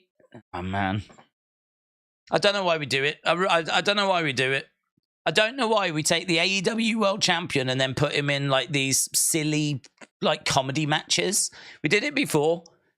We've been doing it when he's been doing, like, this... I really don't like this MJF. I don't like this version of MJF. I think MJF is a fantastic heel. I think he's got a great promo delivery. This silly comedy version of MJF is just not for me, man.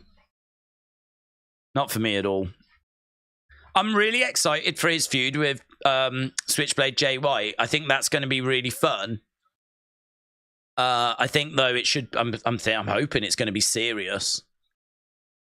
But like, I mean, he grabbed Vincent downstairs, shall we say? And Vincent's standing there, and he's like, oh, he's got a chair in his hand. Crack him with the chair. I mean,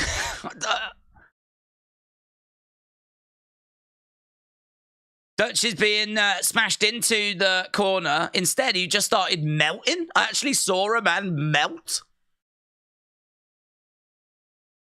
Perhaps he's just like super sensitive, like extra sensitive. MJF biting the forehead there of Vincent. MJF moving out the way. Dutch goes into Vincent. MJF now said he was going to do that body slam. He's going to go for it. He body slams him, and the people appreciate it.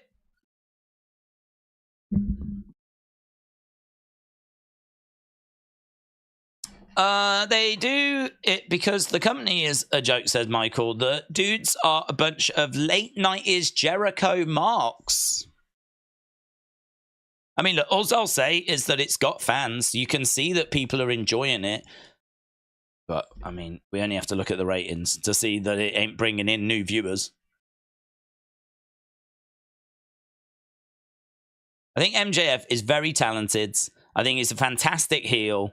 I think that he's got the ability to deliver some really good lines. His delivery is exceptional. I mean, that guy could read a phone book and make it interesting. He is such a talent. But, you know, I mean, what am I watching, man? Look at Dutch and Vincent just in the corner. Look at what is this?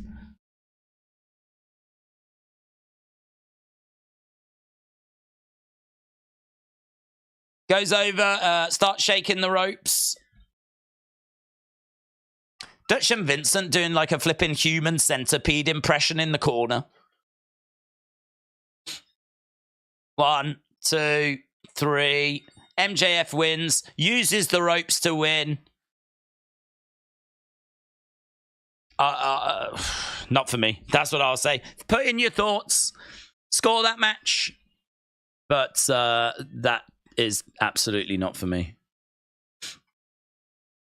What I would say is that, you know, there was a few moments where I was a little worried about it. They didn't go off the rails in the early stages, you know.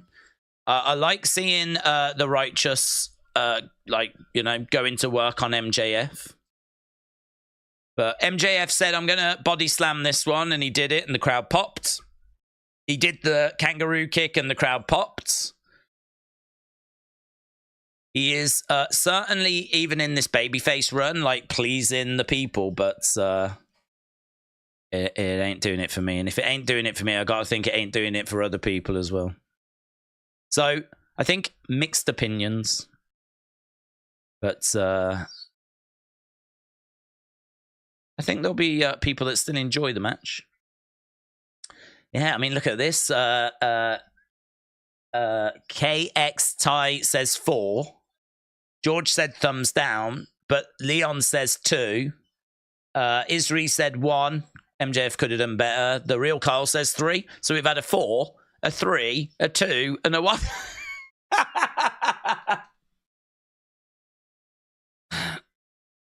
Listen, if you enjoyed it, it's absolutely fine. It doesn't bother me at all. If you enjoyed it, brilliant. Plenty of people enjoyed it. Plenty of people in the room enjoyed it. So if you enjoyed it, brilliant. It just wasn't for me. This silliness that we're doing with MJF at the moment is just not what I look for. But if you had a great laugh and you enjoyed it and you're like, do you know what, for a Sunday night, I really enjoyed that. Brilliant. Absolutely brilliant. But I do think that you've got someone there who has the ability to deliver segments that, like, the majority are going to really enjoy, really appreciate.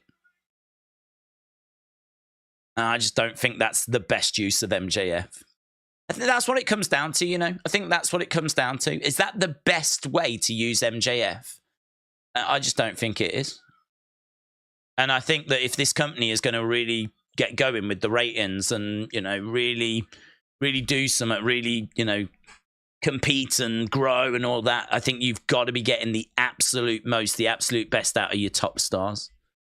But this is why I'm so excited for MJF against Switchblade, because I think that that is going to be a really great feud. I'm really looking forward to it. And if it results in a more serious, like, MJF as well, I mean, brilliant. Let's go. Here's Eddie Kingston. Eddie Kingston making his way down to the ring. It's going to be Eddie against Shibata. Boo, boo. I must admit, that first match, I think it was one that I gave like half a star to. There's a lot on this card that I'm looking forward to. There's a lot on this card that I think looks really good.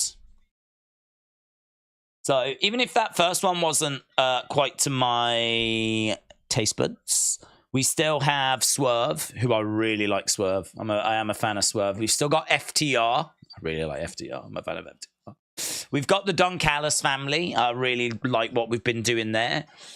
Takeshita, I think it's pretty cool. Sammy, yeah, can do some good stuff. Will Ospreay. Christian, been liking Christian's work. Eddie Kingston, this will be all right. I'm down for this. Ricky Starks, I like Ricky Starks. So there's plenty of juicy stuff on the way. Let's see what we get with match number 2. Obviously, with AEW, there's no breaks. We just go bang straight into the next match. Second match of the evening. Chop coming in there by Eddie Kingston. Again, another chop coming in by Eddie Kingston. We are doing this little... They love this, don't they? Where they just take the chops. Shibata going down, is in a seated position, is asking for more. Another chop there by Eddie Kingston, and again. Shibata coming forward, kick to the midsection, takes Kingston over, kick coming to the back there by Shibata, chop to the front. Now Eddie Kingston wants chops. Eddie Kingston putting his straps down, kick coming in there by Shibata. Eddie Kingston goes down and Shibata covers him. Shibata trying to grab a hold of the arm, but Eddie Kingston had it scouted. Shibata trying to pull on the arm. We're down on the ground at the moment. Shibata trying to, really still trying to get this on, but it's a good defense by Eddie Kingston. Eddie Kingston trying to get over to the ropes. He's got his foot on the rope, and that's going to break the hold. Few little cluster of empty seats. I don't know what that is. It might just be people that have popped to go and get a drink or something. I don't remember seeing that in the first match, but there is a little cluster of empty seats. About 15 or so empty seats.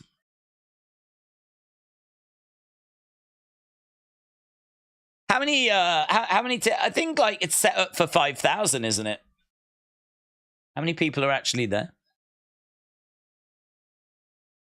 Eddie Kingston, middle of the ring.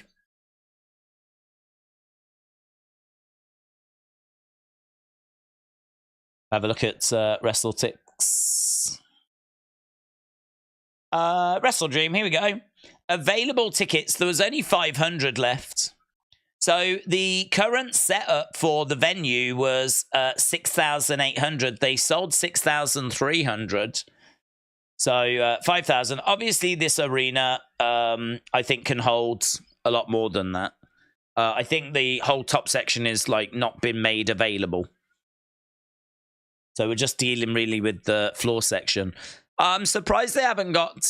they tend to have, where there's empty seats, they have hired people in the past to go and sit in those seats, haven't they, to make it seem full. They have had those... We've seen interviews, or we've seen like footage of people being given instructions. WWE have done the same as well. It's not just an AEW thing. WWE have done that same thing. So we had someone in the chat that was like, yeah, I did that job. Where there's empty seats in the camera shot, and so they go and put a load of people and sit them in those seats. I think 3 people might have just arrived in those seats, actually. I'm quite interested in the seats. Shibata is working on the legs of Eddie Kingston. Eddie Kingston trying to get over, trying to reach the ropes. Eddie Kingston again trying to drag himself over. Bow and arrow. Bow and arrow by Shibata. Again, he's got a headlock being applied there on Eddie Kingston. Eddie Kingston getting up to his feet. Okay, we're back on our feet in the middle of the ring. Eddie Kingston with Shibata and a suplex. Shibata goes over to the corner. Big Time said WWE did 14,000 for pay-per-view in that building this year. Yeah, I mean, it's hard. It's hard. We keep saying it. It's hard. You know, we know that AEW have got a bit of a problem with momentum. We know that, you know, the ratings have been where they've been for a long time, and we know that ticket sales are where they are. WWE, though, you know, have struggled. You know, there's plenty of pictures of them on their hard cam side having loads of empty seats as well. So this isn't a let's, you know, pile in and have a pop at AEW type thing. I just wondered as to why they hadn't got like those seat fillers and were like just trying to cover some of these obvious empty seats for the hard cam. But to be honest, a few people have arrived in those seats, so it could just be that people were getting drinks or something. Shots coming in as Eddie Kingston is down. Missile. Drop kick. Big drop kick there by Shibata. William said, I'm sick of seeing inflated ticket prices. There's so many comps. WWE do the same. Most sporting events do it, and I'm sick of hearing it being used to somehow make AEW better than it is. Who cares? Michael said, I heard Jade Cargill's in WWE. Is that true? It is true. Asib said, what happened to Dutch and Vincent aligning with Bray? Well, my understanding was they came in and were at the Performance Center and had like talks and a tryout and like there was conversations. And as I was saying earlier, like there was rumors of that. And then I don't know if it was later that day or the next day, they were NXT sat in the crowd, which sort of got everyone excited because it's like, well, there clearly is something to these rumors if they're now there at WWE, just, you know, watching NXT, I would imagine, as guests. And then nothing happens. Nothing happens. That was, I mean, them doing their social media teasers. I mean, there was pictures of them with like a 6 in the background and all this kind of stuff. All of that, I've said it before till I'm blue in the face. When it comes to stuff being teased on social media, take it with a pinch of salt. Sometimes it can be true, but there's plenty of occasions where it is not. You know, I mean, Becky, she was away from WWE for a while, tweeted out a picture of the curtain for Royal Rumble. And so that got people going, did you see that picture by Becky? It looks like Becky's coming back. And of course she didn't.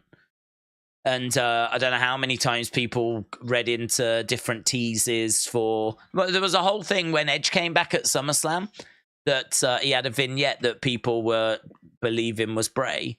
And so people thought that meant Bray was going to be at SummerSlam. You know, there was a whole thing. So, yeah, you've got like lots of like stuff that happens on social media and nothing ever comes of it. Vincent and Dutch were teasing definitely links to Wyatt 6 and... You know, Bray Wyatt, spooky little sayings that didn't really mean anything. 6 is written. That was the main one. 6 is written in like the bar gate thing. They but that, you know, you take with a pinch of salt. But it was more them being at NXT and reports of them having a like tryout and all this. That's what got people really excited. And that was it. Nothing came of it. Never went anywhere. Never signed WWE. Nothing. They just popped up one day in, I think, was it Ring of Honor or Impact or something? They just popped up there, and then immediately everyone was like, "Oh, so they're not going to WWE then." And I don't know if they've spoke on it actually. I don't know if they've ever come out and said what the deal was there or what the situation actually was. That'd be interesting if they did, because I think a lot of people would like to know why that didn't come off. Because they'd be perfect with Bray. Absolutely perfect. They look the part, don't they? Shibata has got Eddie Kingston down on the ground. Got him all kind of tied up. Kingston, though, manages to grab a hold of the rope. And the hold is going to be broken. WWE charge $500 for popular wrestlers' photos. It's expensive for working class people to go to those events. Really? $500 to meet like certain wrestlers? That's got to be like your Stone Colds, though, I would imagine. I agree, though. That's serious money, isn't it? That's serious money.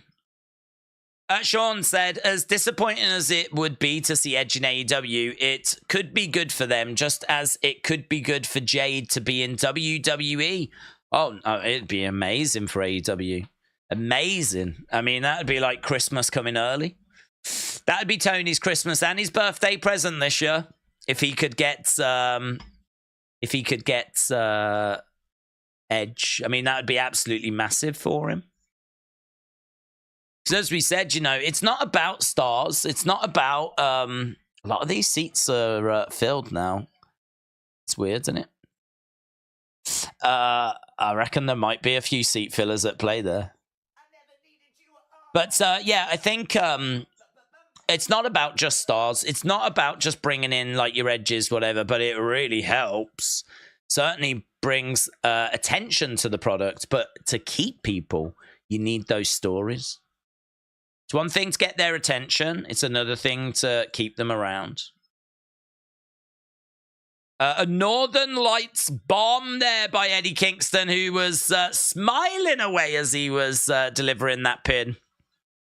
Had a big smile on his face. Kingston looking to put Shibata away. Picks him up. Power bombs him down. 1, 2, 3. Eddie Kingston wins. Eddie Kingston wins. There's a sign in the crowd that says Kingston is still a bum. Gentle applause for that one. Now kiss. It's a sign that says now kiss. The Mad King. Someone dressed as Where's Wally?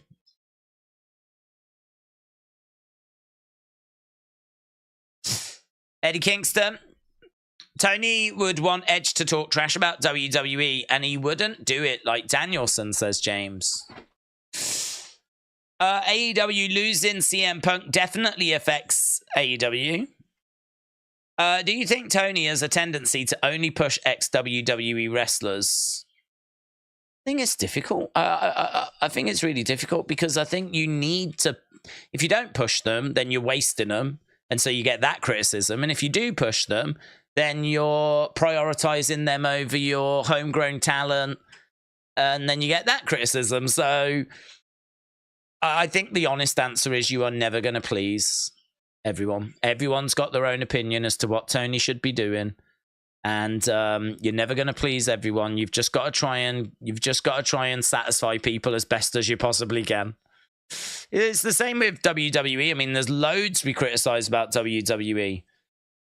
But, you know, what I will criticize might turn out to be someone else's favorite segment.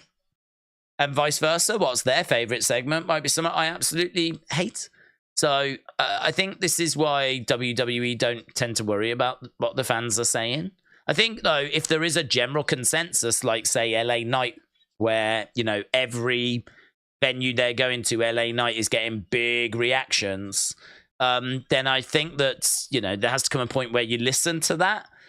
But well, when it comes to, like, oh, should I push this person? Some people think you should. Some people think you shouldn't. You should be pushing the AEW people. Like, when it comes to that, you've just got to do what you think is the right thing to do. And to be honest, if you've paid a lot of money to bring someone in because they've got a bit of name value, people know of them, and you're hoping that it's going to give you a bit of an injection, a bit of a boost to you know, the product, then I think, yeah, I can understand why you would back them, to be honest. I can understand why you would get behind them. Difficult for some of that talent that needs investing, and this is maybe where the structure's not quite right, you know?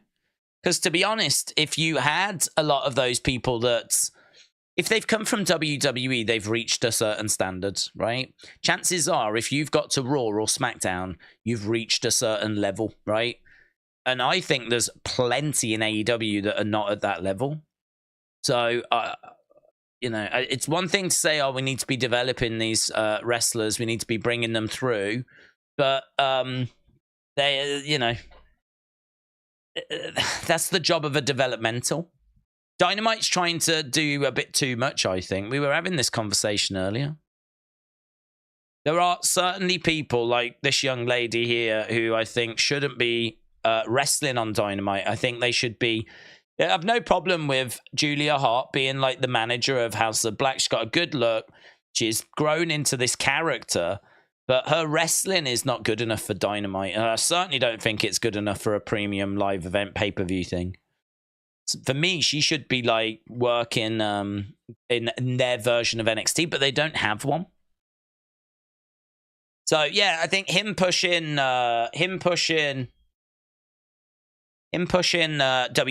talent, I don't have much of a problem with it, because I think that they're already at a level that quite a few in AEW aren't quite at yet, and that's not disrespectful. They just, you know. They haven't had that same experience. They haven't had. They haven't done that same work.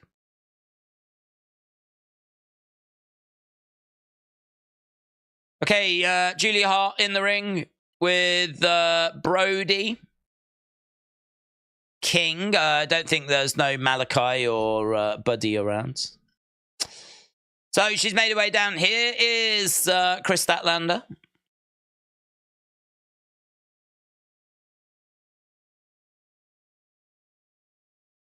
I don't mind a bit of Chris Statlander. I think she's pretty good. Mr. Cardinal said, Julia Hart kind of looks like Taylor Swift, but less hot. Julia needs a lot of work. She's got about 2 hours of wrestling match experience, says Corvids. Yep. I think she looks the part. I think that she has grown into how to play this character. I mean, it's not a hard character to play, is it? Come down, look moody.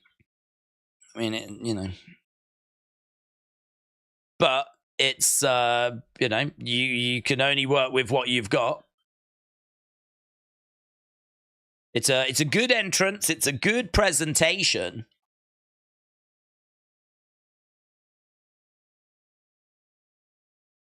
But she's still a very young lady. Here we go. Chris Statlander, Julia Hart. Match number 3.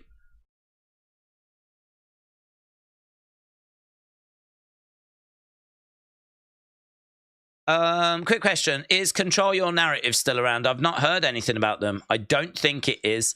Braun Strowman used to be a part of that with EC3. And when Braun Strowman went back to WWE, they put a statement out saying that, you know, it wasn't really viable for them to be continuing at this time.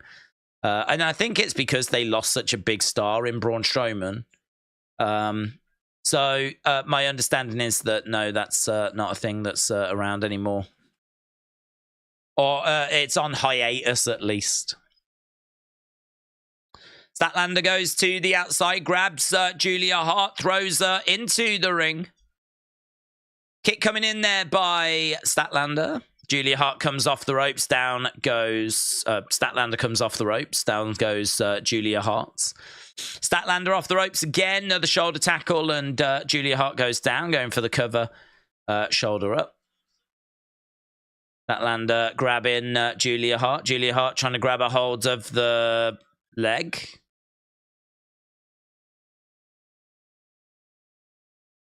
Pretty well, doesn't it? Just grabbing her leg and like a naughty kid in a... like a kid having a tantrum in a Walmart. Just grabbing a hold of the leg, not letting go.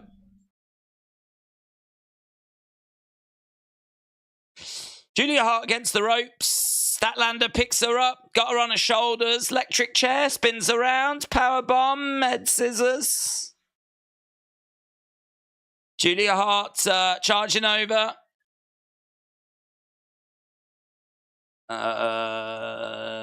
Suplex by Statlander.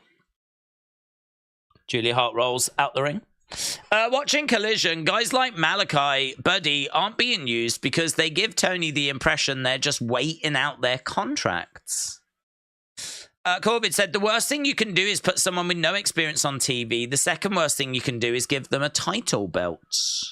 Mitchell says, let's go, Julia. Kian said, what are your thoughts on No Mercy? Did you think Elia should defend the title?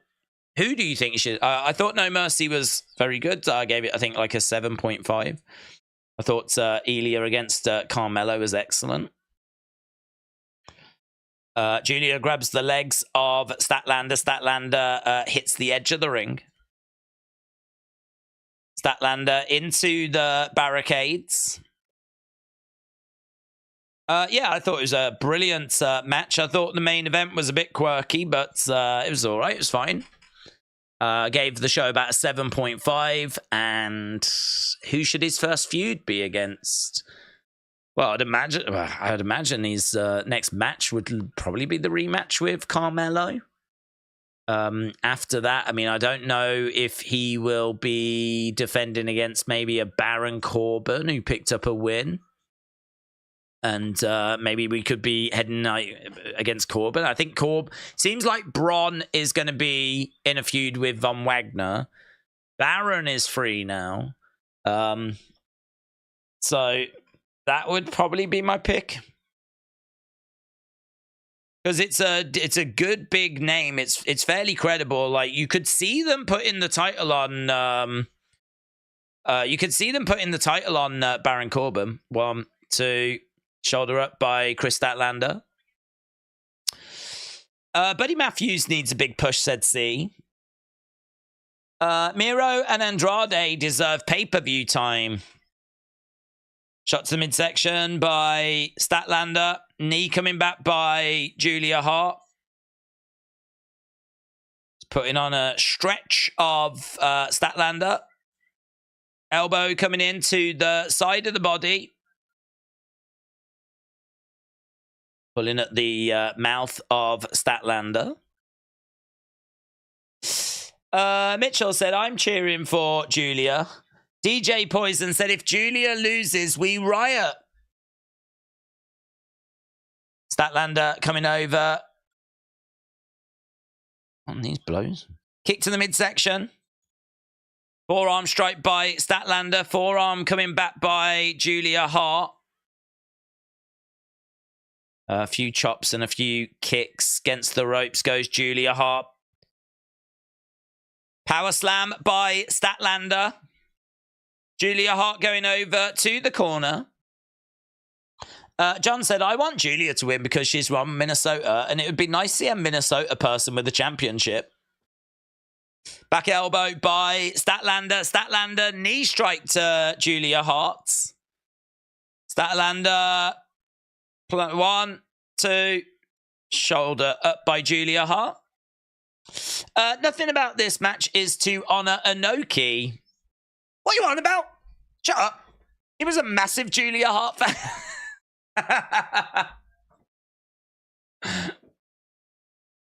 In fact, I heard his last words were, I wish I could have seen Chris Statlander against Julia Hart just once. That was his final words. Brody having a few words there with Chris Statlander. Whilst that's happening, Julia Hart was out the ring. She gets back in the ring. She went to get like some mist. She got smacked in the face by Statlander. Picked up, planted down. 1, 2, kick out.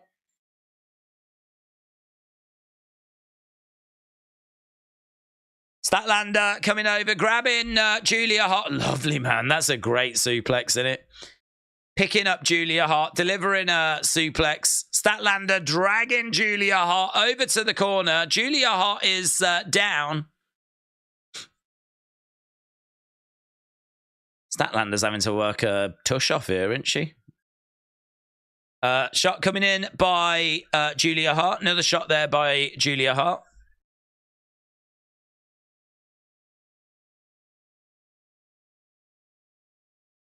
This is her go-to move, in it, like some sort of suplex thing where she then like hangs upside down in the corner.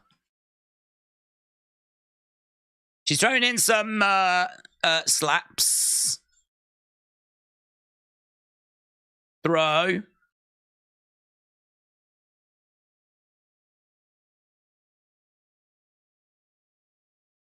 Sit up. Julia Hart getting ready to deliver some sort of moonsault.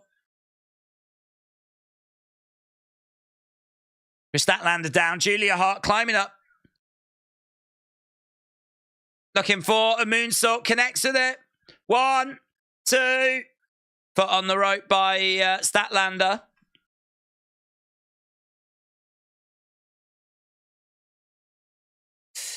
Julia is the only person who blew the mist and actually hit someone, said Jens. Will the show finish near the 12 p.m? I don't know. Did you see Kenny Omega's tweet about Jades? Was that like, let's all love each other thing? There's not, I think, did he say the one where he said there's not a war? When Tony said there was a war. Statlander rolls up Julia. Her shoulders are down, are they not? She's picking her up. Statlander, middle of the ring. Julia on the shoulders. Got her in a tombstone. Bang. Her head's like a mile off the mat, but I'd rather it be a mile off the mat than flipping not. And because of her hair, it doesn't look so bad. Statlander picks up the win.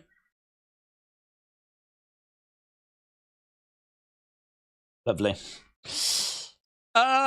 Chris is absolutely carrying her through this. It's hard to watch. DJ Poison said, please win, Julia. Statlander is kind of boring. Serious Gaming said, after Kenny said that, Tony was scared for his life. Asuka always hits someone with the mist. It's an Asian thing. I don't think it's an Asian thing. Look at that. Look how far her head's off the ground. But, as I said, I would much rather her head was like a mile off the mat than what we were seeing from Phoenix.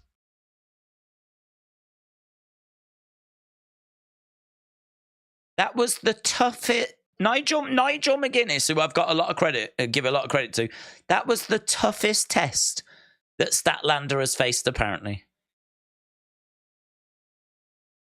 Statlander on the outside.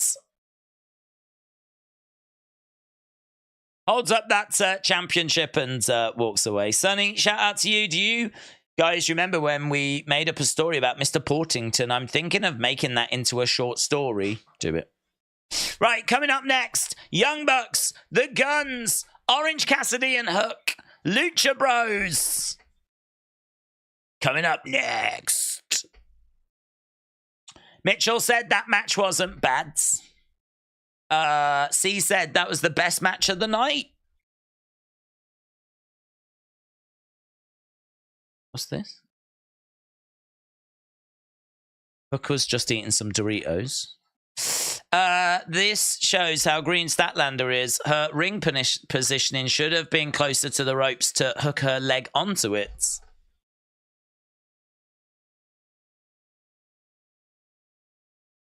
Do you know what? I honestly don't know what match of the night is. I mean, I was not blown away by the Eddie Kingston match. I didn't like that last match. I didn't like the MJF match.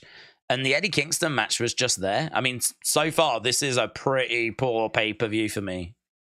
But, and there's a big but here, we are dealing with the matches that I was not that excited about going into it anyway. The matches which I thought wouldn't appeal to me are the matches that are not appealing to me. So that just means that the bulk of the matches that do appeal to me are the ones that are coming up after this. So as soon as we get past this match, then we're getting into the matches that I'm really interested in. And we should be on a good little run then. So, I'm actually going to give this match a little bit. I'm going to cut this some slack. Because this match is a match that This is a match that I know what to expect. It's 4 teams. It's going to be a spot fest. I'm not a fan of spot fests, but I know what this is going to be. And because it's not for a title and it's to find a #1 contender, I mean, there's plenty of people that are into these matches. And I like the Guns as well. I like the Guns. So I'm going to cut it some slack. You know what this is going to be. I know what this is going to be.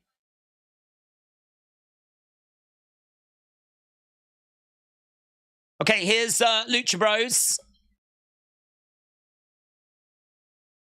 Lucha Bros versus Guns versus OC and Hook versus... I can't remember the other team. Oh, Bucks. Yeah, I would do a poll, but we've obviously already got a poll. So feel free to let us know who you think's going to win this. I think my picks for this was the Lucha Bros I'm 100% tonight. I think I'm 100% tonight. I think I've got every match correct. I mean, it's probably not the hardest show to predict. But I had... Oh, did I have MJF winning? I might not have got that one. I remember saying I hope he loses, because I want him to lose these titles and then get really stuck into the Switchblade thing. I don't know if I actually gave an answer on that. Perhaps I said right just because I hope he loses. But other than that, the other ones were 100% on. Could be wrong on this one. There's 4 options to choose from. And I'm going with Lucha Bros. So there we go. That's my pick. Reason being, the winner of this gets a title shot. And we've seen FTR against the Bucks. We've seen FTR against the Guns. We've not seen FTR against OC and Hook. That could be a curveball. I don't know how to take them as a team. That could be a curveball, because we know that Tony likes Orange Cassidy. But I don't know that we've seen FTR against the Lucha Bros. So I'm going Lucha Bros. Hawkins says Guns. Legend Killer says Hook. Dak said I'm going Lucha Bros. Steve said there'll be over 1 million super kicks in this match. I would have a super kick counter, but it would break. It would break. Here's Hook and Orange Cassidy. Kian said, did you see tease of Brian Pillman from No Mercy? Did you see The Rock's daughter tweeted saying NXT goodbye? I didn't see her tweet NXT goodbye. Although she is in a story at the moment where she is splitting up with Joe Gacy, you know? So I think that's probably just storyline related. So I wouldn't read too much into that. I think that's probably more that her story is that Schism have finished and that Gacy says they should go their own separate ways. So I think it seems like her character is maybe contemplating leaving.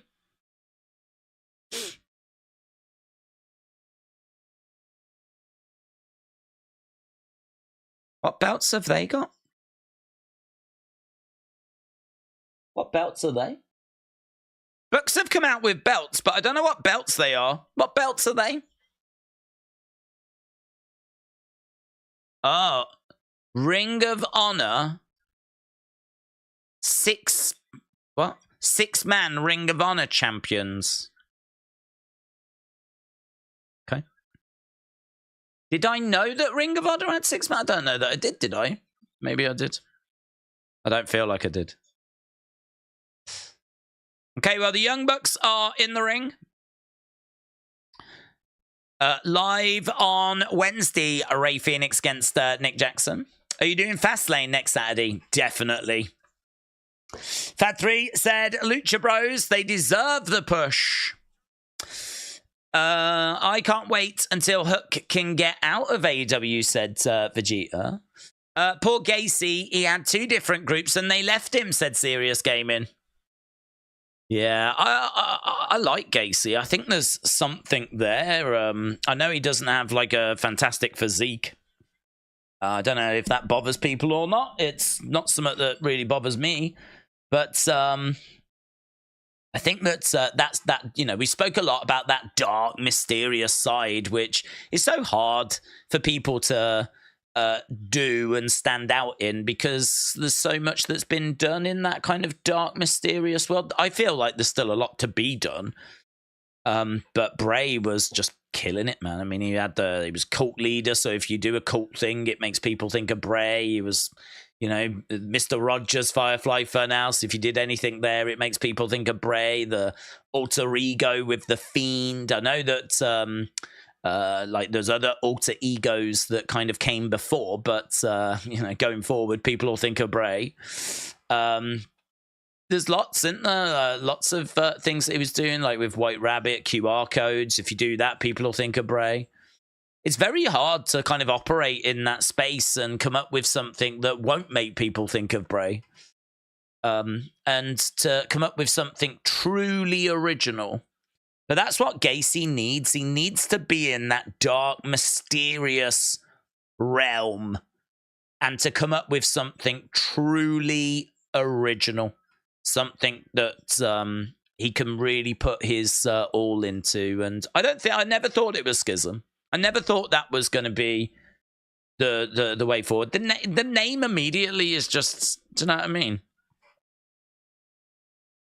It's just not a good, what is Schism? I don't even want to know. I daren't Google it. But it's something that I think is, I'm going to take it as a positive that we can now do something else with him. The one thing that I don't like is him breaking apart from Ava, because I really like them together. I think they've got a good relationship. I like them. I think she might struggle on her own. But that's The Rock's daughter, and they're certainly not going to allow her to drown, so I don't think we have to worry too much about what they're going to do with her, because they're going to put everything they can behind her. Guns in control at the moment. They were chucking Penta around. They've tagged themselves in. So this match is underway, and we've got Orange Cassidy going against the ropes. I think is that Austin gun that's in there as Cassidy lands on his feet, gets pushed back into the corner. Drop kick coming in there by Austin gun. Tag being made. Whatever happened to... Does anyone know what happened to Top Flight? There was loads of teams that had great potential, like Private Party. They had great potential, didn't they? I just just don't see them. I think they're still around, aren't they? But I just don't know what they're doing now. And certainly not on this card. Top Flight. That was another team. Super kicks. Bang. Super kicks by the Bucks. Orange Cassidy. Oof. Oof, that's lovely, that is. That's lovely. That should be a finishing move. So it was a back. It was he hit him chest first, and then he hit him with a swinging net breaker, spun Orange Cassidy round, and he went into a backbreaker. It's a lovely move, man. If you just did a normal match and then hit that as your finisher, it was amazing. But we're just moving on. That was amazing. Chest first, swinging net breaker, spun him round into a backbreaker, all within less than flipping half a second. It looks sick. Tag, hook comes in. Mitchell said Dante Martin basically killed his foot at a Ring of Honor show. It was a nasty injury. Oh. Thank you, Mitchell. I think Top Flight with AR Fox was mint, but it was short-lived, says Rick. Yeah, I just wondered what happened to him because just looking at these teams, these are the teams that are trying to be that next contender. And, it wasn't that long ago. Those were teams that we would have considered that would be very much in the conversation, in 2023. But injuries and stalled momentum. Nice bridge there by, is it Matt or Nick Jackson? Northern Lights suplexes. It's probably Matt in it. He loves Northern Lights. Is there any chance we see Sexton Hardcastle tonight, said Dominic. I mean, I don't think so. I don't think so, but I've said that all along. I'm dying on that hill.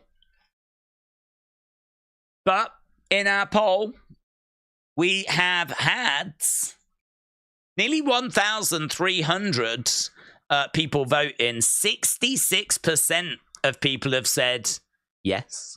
And 34% of people have said no. So at the moment, it's people are expecting. The community is expecting. Will Edge appear on AEW tonight? The community is saying 66% he will. So, gonna find out.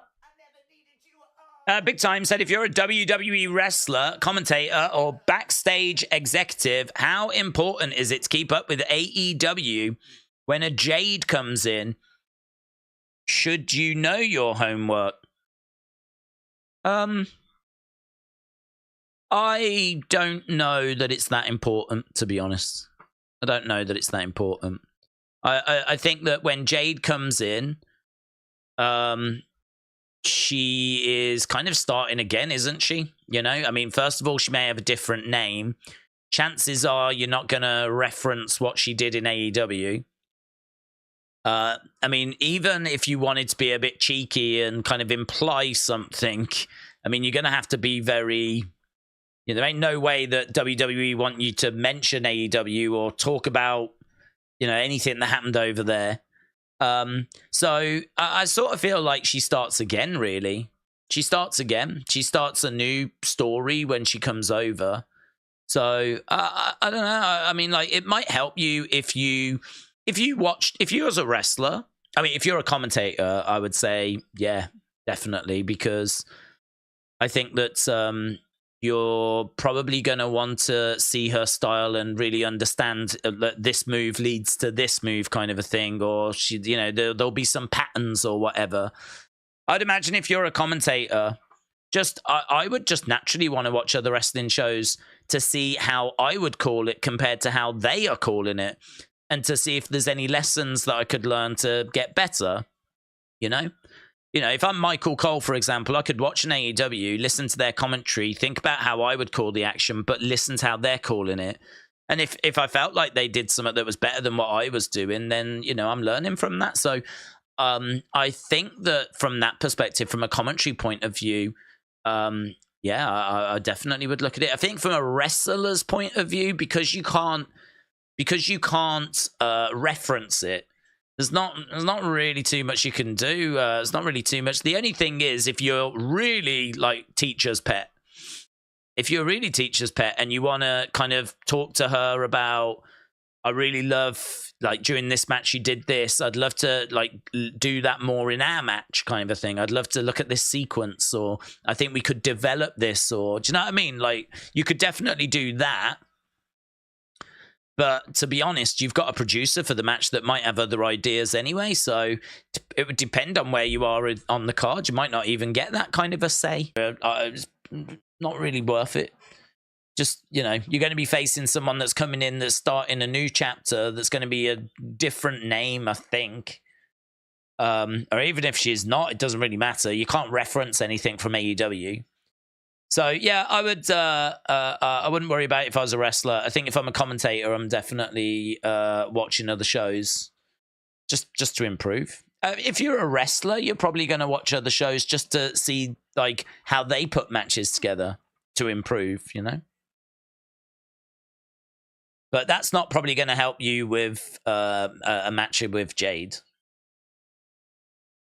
Jade from like 2 years ago is obviously going to be a different person now, isn't she? So, but if I was a wrestler, then absolutely, I would be watching other shows, because I'd want to see, like, God, you'd want to watch as much as possible if you was a wrestler or a commentator, because like you've got just endless examples of what works, and like understanding like how MJF structures his promos. Like how many kill shot lines he puts in, where he puts them, how he interacts with the crowd. He's regarded as like one of the best promos right now. You can learn a lot by watching his promos. Imagine if you was a wrestler and you weren't watching MJF's promos. Imagine if you was a wrestler and you wasn't watching Bryan Danielson's matches. Like, that's borderline negligence. Certainly a lot that can be learnt by watching what other success and the people that aren't as successful, what they're getting wrong, what you would change about their performances, and what you could learn. Yeah, absolutely. But I don't think that helps you specifically with a match with Jade. But I definitely, you should be watching other promotions. Orange Cassidy makes the save. WWE pulling a big spotlight on Jade. I know her debut is gonna be great. Great. Big splash. Edge was days away from signing with AEW. There's no reason he wouldn't consider signing with them now, says Corvid. We've answered this in the past. So my understanding there is that AEW put an offer in, and the ball was in WWE's court to kind of match that offer, and they did. So my counter to that would be, did he sign with AEW 3 years ago? No, he didn't. Did he potentially use that as a way of getting a contract from WWE, and a better contract from WWE? Well, it would look like he did, because he re-signed with WWE. And so... yeah, I mean, look, Edge is someone that was out injured for a long time. And I think he got to the realization that he could come back and he could return. And I think he wanted that to be with WWE. But Bucks have picked up the win there. So I think he wanted that to be with WWE. And, why not? Why not get AEW to put an offer in? Why not say to Vince, well, I've got an offer from AEW here that's for this amount. Like, can you match that? Can you better that? Which they did. And so he got himself an even juicier deal. So, clever. Just clever. But I would say that Edge had a decision to make there. Do I go to AEW? Do I go to WWE? He chose WWE. Now he's got that same decision, because we know that WWE have given him a contract extension. There's a third option here as well, as I keep saying, and that is retirement. Edge could choose between AEW, WWE, and retiring. Like, retiring is on the table. But I have no doubt that if there were talks, and I believe there was a contract. I mean, I've got to believe there was a contract offer for Edge from AEW when they were first starting. But how seriously he considered that, and how much that was used to convince WWE to bring him back. Because WWE may have thought, let's not take the risk with Edge. We'll use him for a Rumble, but let's not sign him to a deal, because, like, we don't know if his neck's going to give out, and we don't know if he's, going to be able to wrestle. So Edge using that AEW contract can, convince them, you need to sign me because I've got an offer here, and you don't want me going to AEW. He's a clever boy, man. He ain't no fool. Right, Swerve against Hangman. Corbett said, it isn't about money. He wants to end his career on his terms, having matches against new people in a company that only asks him to work 1 or 2 times per week. Well, I've said all along, if it's going to come down to him really desperately wanting to face Omega and wanting to face MJF before he retires, then there's not much I can say to that. I mean, that's the only reason I think he goes to AEW. If Edge goes to AEW, it's because before he calls it a day, he just has to wrestle Kenny Omega and he has to wrestle MJF, right? And if that's the reason as to why he goes and that's what he cuts his promo with, fine. I ain't got any argument on that. I've said if I'm WWE, I'm moving mountains to keep him because I don't want him going to AEW because he will be a boost to their numbers.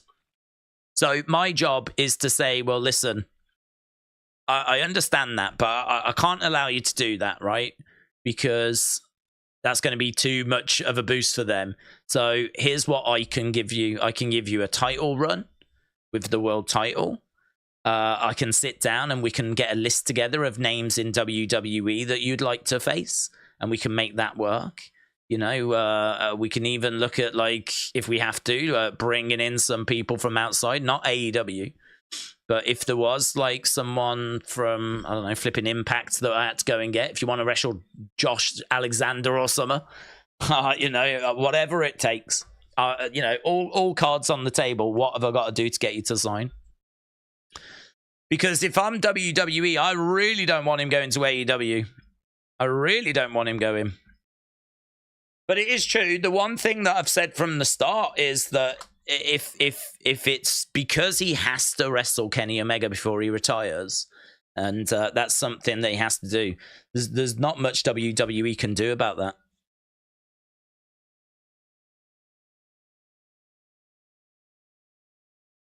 Hangman against Swerve. Why is Swerve Hangman now? The 5th match of 11. Where else do you put it?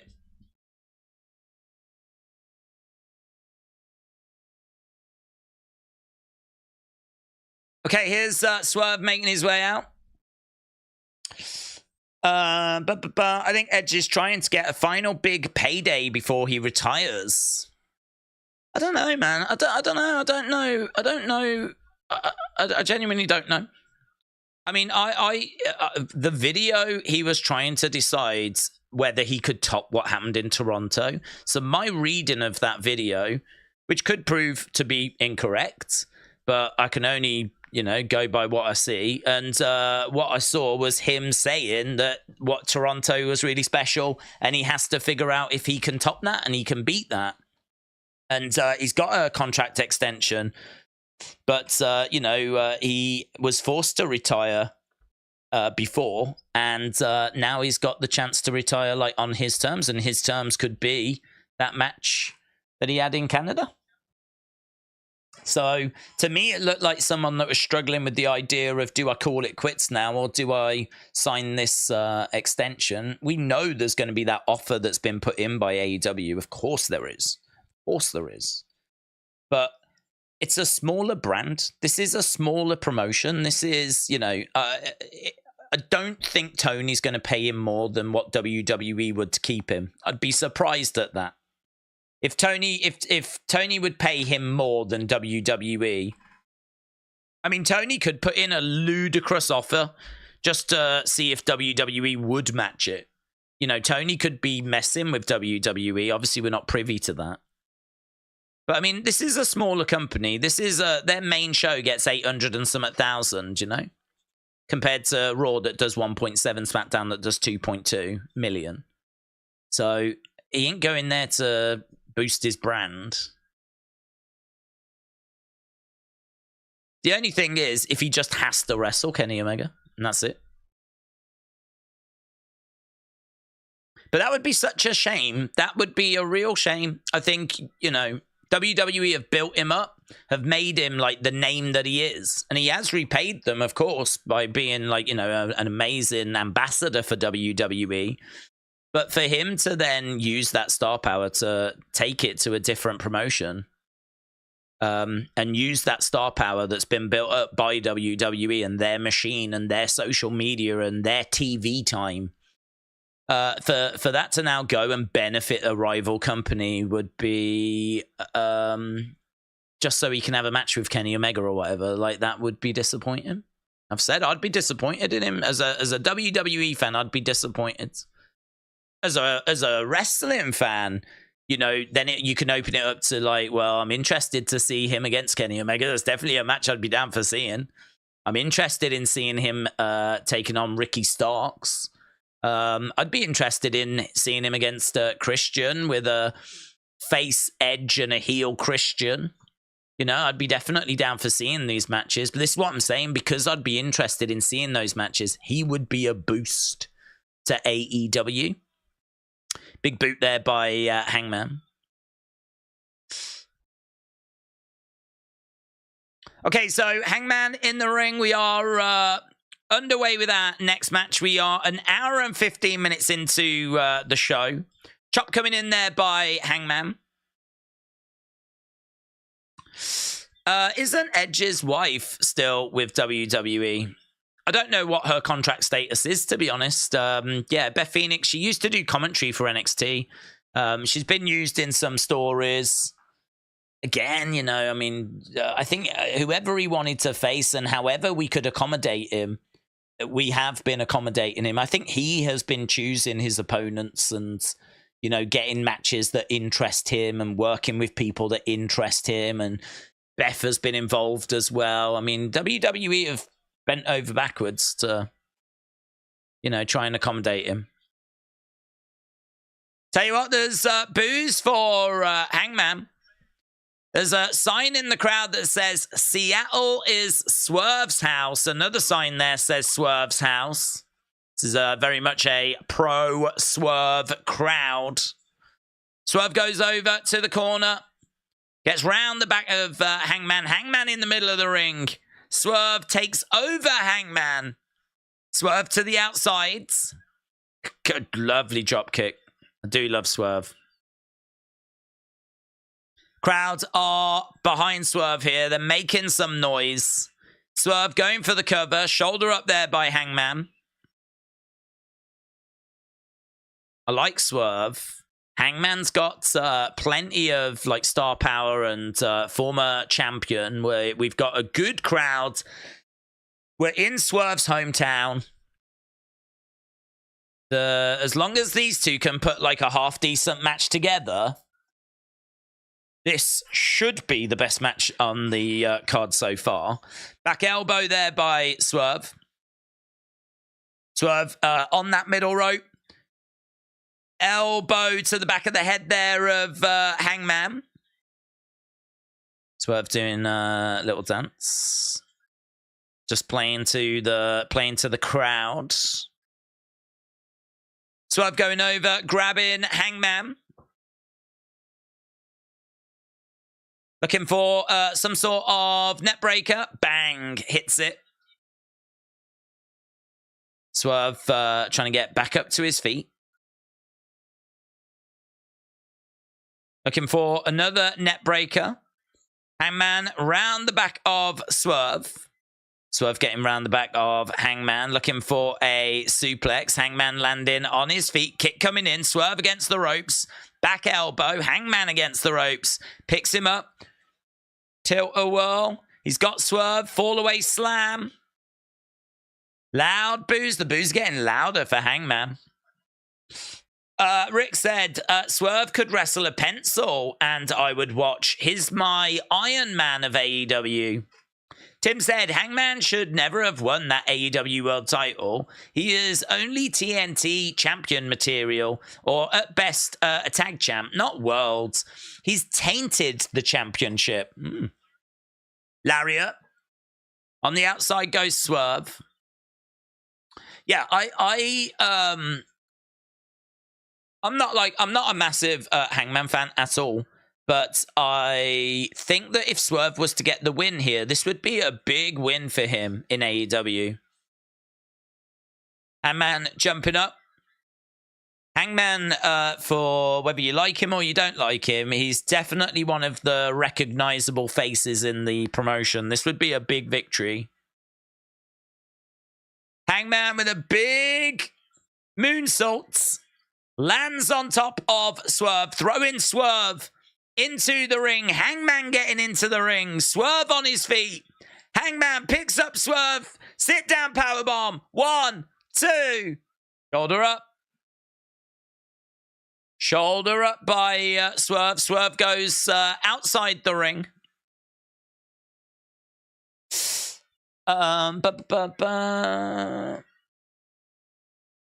He is back filming when the strike ends.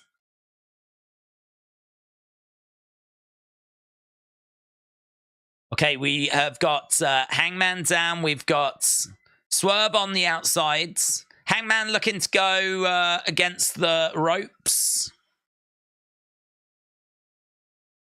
Suicide dive lands into Swerve. Swerve goes onto the entrance ramp. Dude dressed as Orange Cassidy in the front row, giving a thumbs down there to Hangman. There's a dude in the front row dressed as Darby Allin as well.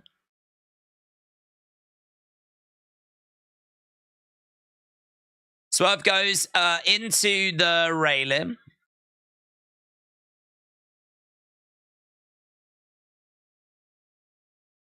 Shot coming in there by Hangman. Swerve on the outside. Hangman on the outside. Hangman in control. Slow, methodical. Kick to the midsection there by Swerve.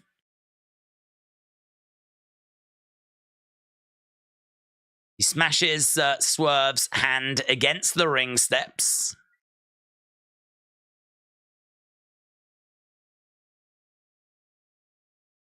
Back in the ring goes Swerve. Hangman being quite slow, methodical. Trying to climb up. Loud crowd are making some noise here, you know. Match hasn't quite burst into life yet. He comes crashing down on Swerve. Goes for the cover. 1, 2. Kick out. 2, but it was only just a 2. Hangman hasn't quite done enough yet to keep Swerve down for longer. Swerve having a few words with himself here. It's an interesting dynamic, this, isn't it? Because Swerve's the heel. Hangman is the face, but the crowd are firmly behind Swerve. Swerve's house being chanted. Forearms coming back there by Hangman. Forearms coming back by Swerve. These two exchanging shots in the middle of the ring. Kick coming in there by Swerve. Deadlift German there by Hangman. Flatliner rolling him through, looking for a brainbuster. No, suplex. Suplex by Swerve. Swerve exploding back to shoulder up. Shoulder up by Hangman. Okay, both guys are down at the moment. Some explosive action coming in there by both. Flatliner. It was Flatliner. Let's go. I've got Swerve. Swerve needs this one. Okay, we've got Hangman in the corner. We got Swerve back on his feet, charging over, throwing in a chop. Chop by Swerve. Swerve rolls through, middle of the ring. Hangman comes forwards. Backbreaker. Backbreaker by Swerve. Swerve looking to climb up. Swerve getting up top. Hangman gets up. Goes over, grabs the arm of Swerve. Boos are raining down. Hangman looking to climb up. So we're up top now. Chop coming in there by Hangman.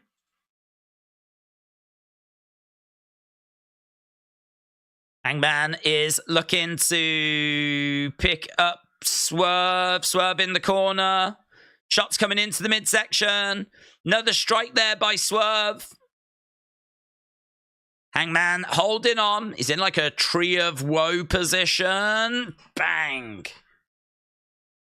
Stomps it down. Swerve looks out at the fans. Fans getting on their feet. This is very much Swerve's house. Whose house? Swerve's house. Kick to the back of the head there by Swerve. Rolls over. Hangman to kick out. Got to do a bit more than that. Yeah, that's pretty cool.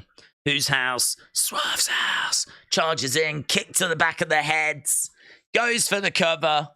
Moments after that stomp. This, for me, best match of the night so far. Can they really get this thing cooking, though? I mean, it's been it's been all right. It's been solid. Swerve up top. Hangman on the outside of the ring. Swerve comes down with a stomp, but Hangman moves. Hangman with Swerve. He's got him up. Deadeye, edge of the ring.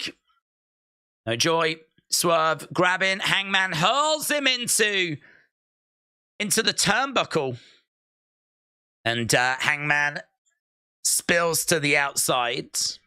We're over by the ring steps right now. Swerve with Hangman. We're on top of the ring steps. Looking to deliver a pile driver on the ring steps. No joy. Swerve can't get it. Swerve's hand gets rammed into the ring post. Deadeye on the steps. Bang! Connects! Wow! Deadeye on the steps. Swerve is down and out. Hangman's down as well. Wow, that was good. That was good. Deadeye on the steps, just moments after he tried to do the Deadeye on the edge of the ring. Bang. So we've got a camera right in Hangman's face. Swerve is down. Prince Nana is trying to get him back up. You can see Swerve selling, trying to get back up to his feet.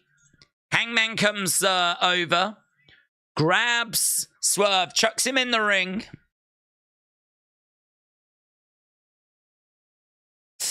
But the match has entered banger territory, said Mitchell. Hangman, he's going to go for the buckshot. He's going to go for the buckshot.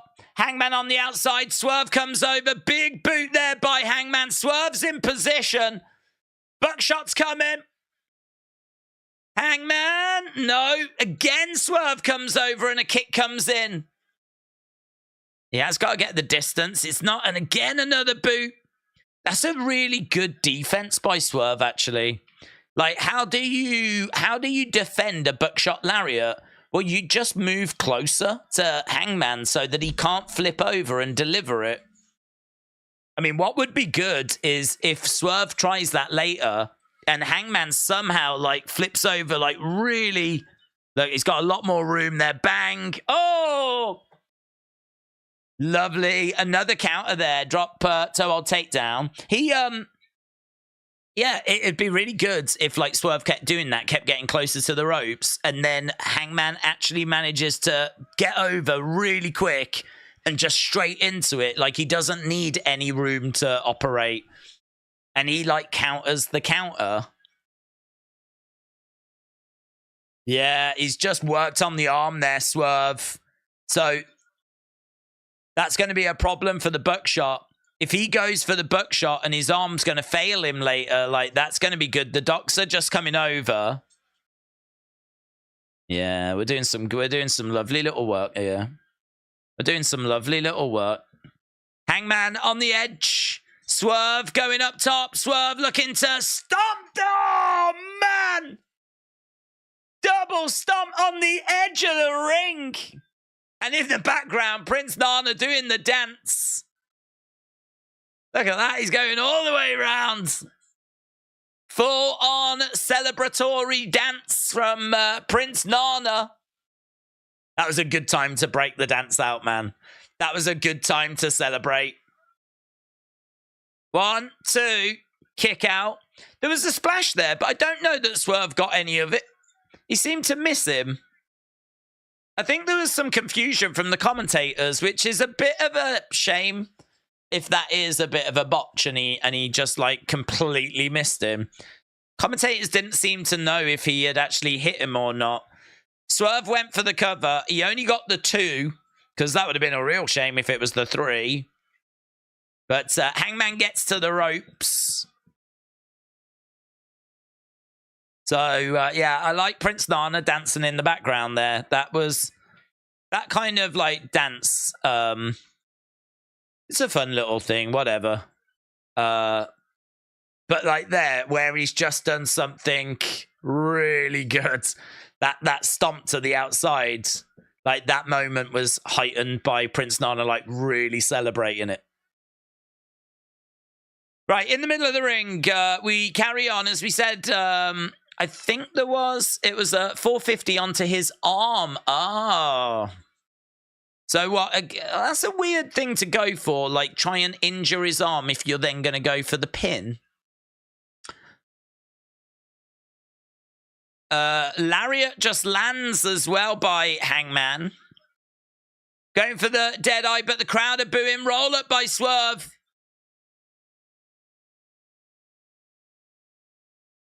So is he going for like an armbar? Hangman turns over. Hangman looking for the pin. Again, Hangman throwing in some shots to the arm. Yeah, I think that 450 splash, it would have been so much better if he'd have just gone for it like normal, like actually hit him with a 450 splash, because I don't really get why you would go for the arm if you are going to pin him. If you hit the 450 splash on the arm and then you target the arm for a submission, I could understand that because you're weakening the arm. Against the ropes, looking for a German. German there by Swerve. Swerve going up top. Hangman down. Let's see what he is going to do here. Swerve trying to get the crowd fired up. They're all kinds of fired up anyway. Tries for the stomp, but Hangman moves out the way. He's in position. Buckshot over. Hits it. Buckshot connects.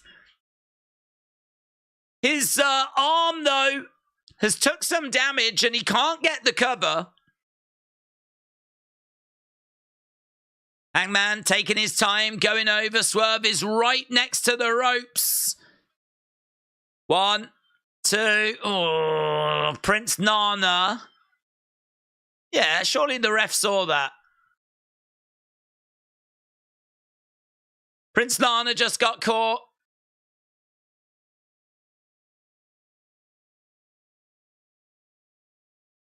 Well, he has got a choice. He could disqualify Swerve, couldn't he? Didn't need this. Didn't need it. It just needed Swerve to put his foot on the rope. That's all we needed. Prince Nana on the entrance ramp.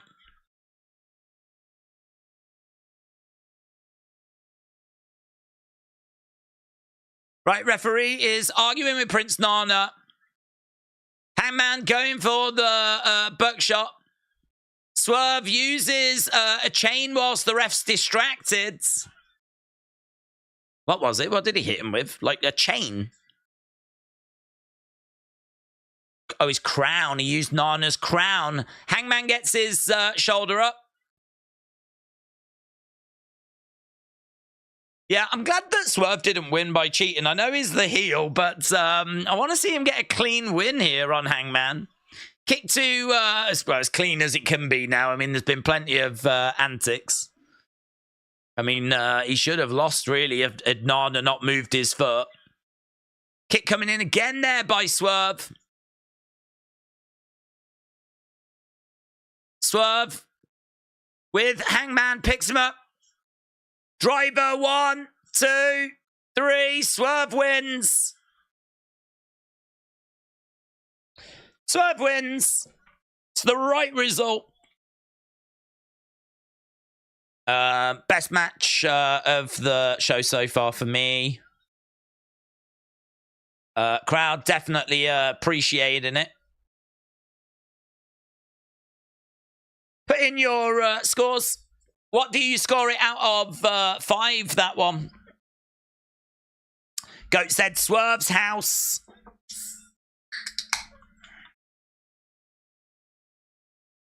Justin said, I'm watching AEW and football.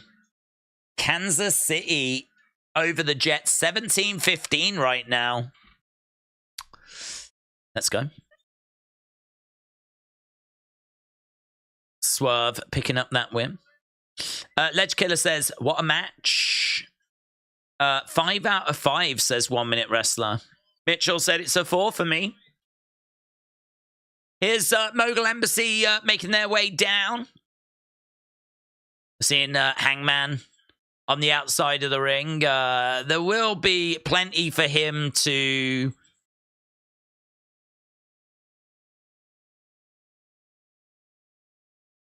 argue about. So, Swerve just having shouting down the camera. We got Prince Nana dancing in the background.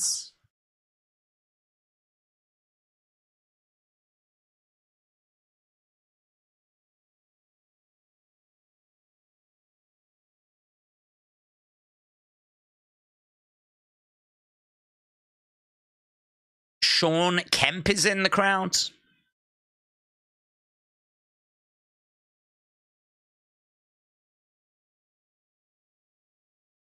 He's got momentum, and he Swerve. He's got momentum.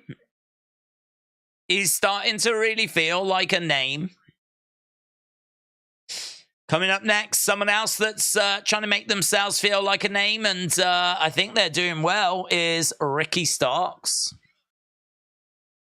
tell you what, I mean, there needs to be a serious conversation about who the pillars are in AEW, because are the pillars still Jungle Boy, Sammy Guevara, MJF, and Darby Allin? Are those still the pillars?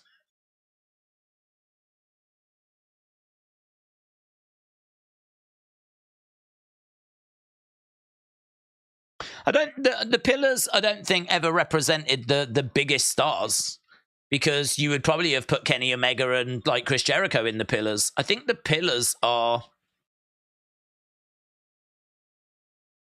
I don't know, actually. I mean, were they homegrown, AEW homegrown prospects? Like the next way, these are the 4 that are going to take over, and they're as. These are AEW homegrown, or as homegrown as you're going to get. That's interesting, that is. What do you think the pillars are? Could it be Swerve, Ricky Starks? Does MJF graduate from being a pillar now? I mean, is the AEW World Champion? He's not a prospect anymore, is he? Is Takeshita on there? Maybe Takeshita's on there? Swerve, Takeshita, Ricky Starks, Jamie Hayter. They're the new pillars. They're my pillars. Hang on, do I like all these? I like Takeshita, I like Swerve, I like Ricky Starks, I like Jamie Hayter. They're my pillars! They're my pillars! Let's go, new pillars. They should release a shirt saying the real pillars with them 4 on. Let's go. Pillars are Swerve, MJF, Ricky, Julia, Orange Cassidy. I don't know. I don't know that the pillars were ever... MJF surely has graduated from being a pillar now. Because isn't it like about like being a prospect?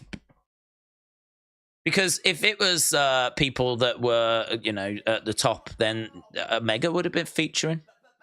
Omega would have featured, and I think it's probably something to do with being homegrown, isn't it? I know it's all based on like the All Japan stuff. But Mitchell says, what? Swerve, MJF, Ricky, Julia. Swerve, MJF, Ricky, Julia. Okay. Trini said, Ricky gives me soon to be with Cody vibes. Oh, I hope so. I've got plenty of matches I'd love to see Ricky Starks have in WWE. Do you think Edge is the Joker, says RJ and Ali. Do I think Edge is the Joker? What Joker? The devil, the one that was attacking people? I don't know. The pillars aren't prospects. Not a single one of the 4 pillars were homegrown. Well, as homegrown as you're going to get. I mean, where was MJF before AEW? MLW. Right? How many people, how many viewers does that get? Like, he didn't come from like WWE, did he? Unless we're going to count him being a security guard for Samoa Joe. So we've had this conversation before, like what qualifies as homegrown. I think for me, if you've come from the indies and then you're being put onto TV, like who gets the props for that? Because if you have come through AEW, I mean, what is homegrown for AEW? Like, are we saying that? I think everyone's definition of homegrown is going to be different. For me, if you've been on the indie scene and you've been performing in front of a few hundred people, it's very different to performing in front of thousands in arenas and being on network TV. For me, if you've not been on network TV and you've not been in front of thousands of people, then I think you are AEW. AEW have made you who you are. They've took your profile from being down here to being up here. Very different if you're coming from Impact. If you're coming from New Japan, or you're coming from Impact, or you're coming from WWE, I would say that, yeah, you're not homegrown then because they have got you onto TV and they have done stuff with you. But I think if you are someone like Jungle Boy, like where I don't even know where Jungle Boy was. In my mind, Jungle Boy was MLW. Well, maybe not even that. Where would he have been? Where would Jungle Boy have been? In fact, I don't even need to speculate. I can have a look. Starks against Wheeler Yuta is underway. Going to be tricky for them to follow it, aren't they? That crowd was very much with... have a look at Jungle Boy.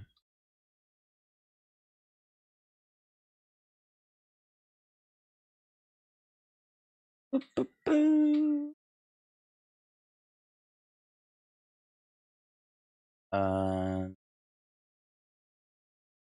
don't know. On Wikipedia, his little bio is tiny. All Pro Wrestling.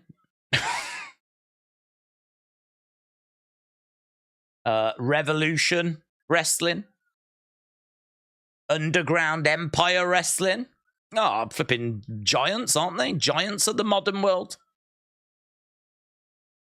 Oh, Jungle Boy can't be homegrown because he performed in front of 50 people at flipping Revolution Wrestling. They grew him. They get the credit.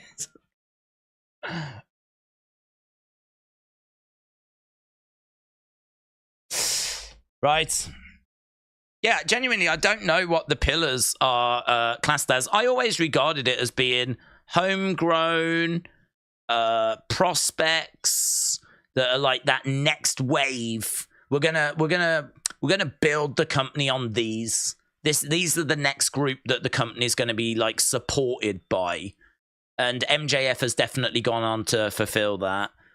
In fact, they're all still like doing it, but I don't know that they're supporting the company. I don't know that they are the pillars. The company is standing on them, kind of a thing. I think I look at Swerve, and Swerve's in a better place than I'd say Jungle Boy is at the moment. Ricky Starks is making some progress. Sammy's doing some good stuff. MJF's obviously the champ. Sammy's doing some good stuff. I like him in the Don Callis family. Darby, Darby's really interesting because Darby just hasn't evolved, and I just don't know. I mean, I feel like he's in the mix, but he's just in the mix. I don't feel like I can't say that Darby's a pillar. I don't know that he's holding up, it's not like Darby comes out and we get a Darby segment and it's like, oh, here we go. I think they're really investing in Takeshita. I think they're really investing in Swerve. I think it's a very interesting conversation. Maybe one we probably need to have away from the Wrestle Dream stream. But I think it's an interesting conversation to talk about. Do the pillars need to be updated? Jamie Hayter, man, when she comes back, I think Jamie Hayter's got to be a pillar. But then she's been women's champion. So does she now not qualify? Maybe she doesn't qualify because she's, already achieved that. But I remember, was it CM Punk when he was feuding with MJF? He said, you're too stupid to realize you've already been replaced as a pillar, and Britt Baker is, so he was kind of suggesting that he's not a pillar and that Britt Baker is the new replacement. But I never took it that those are the biggest names because you would have had the Bucks, and you would have had Kenny Omega, and you would have had John Moxley, and you would have had Bryan Danielson, and you would have had all these other people. So I never took it that the pillars were the biggest names. So it's an interesting conversation to know when it's going to be what makes a pillar a pillar. James said, I can't wait for the reaction Jack Perry will get when he returns. Here's Big Bill.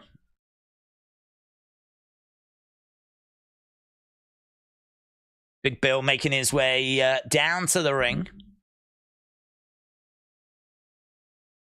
So Big Bill providing a distraction at the moment. Crowd a little bit quiet. Hard to follow up that last match. Ricky Starks with Wheelie planting him down. 1, 2. Kick out there by Wheelie Yuta.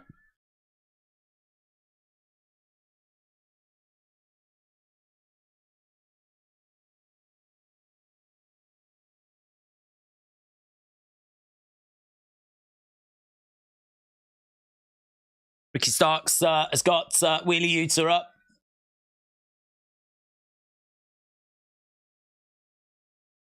Bang. Down he goes. Starks rolling through. 2. Shoulder up by Wheelie Yuta. We've got John Moxley back on commentary.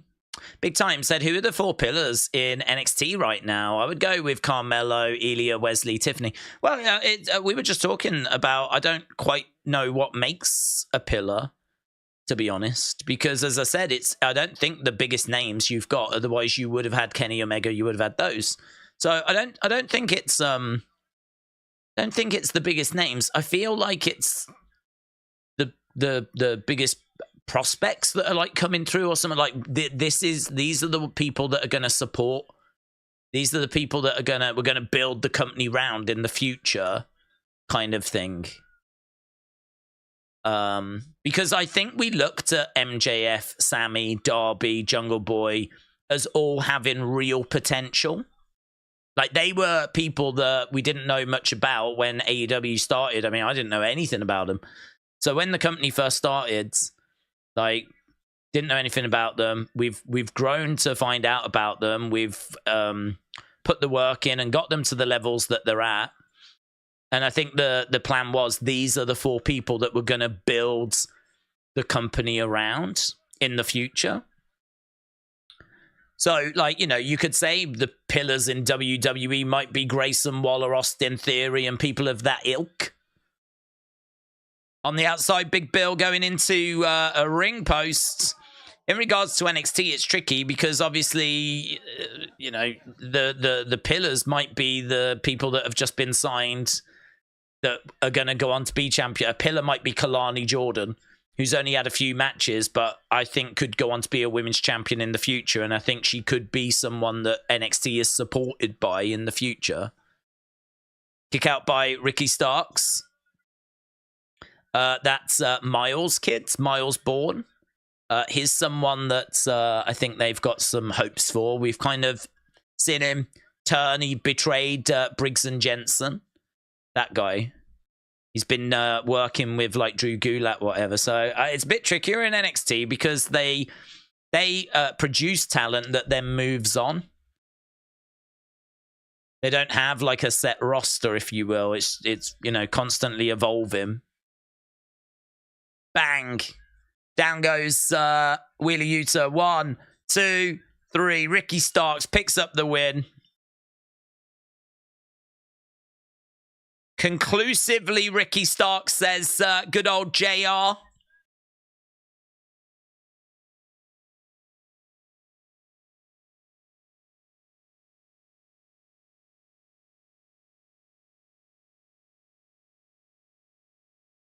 Okay, Ricky Stark wins. Yes. Brian Pillman was king of Botchamania, said C. But that's not that many with the look of Kalani Jordan. Don't know what that means.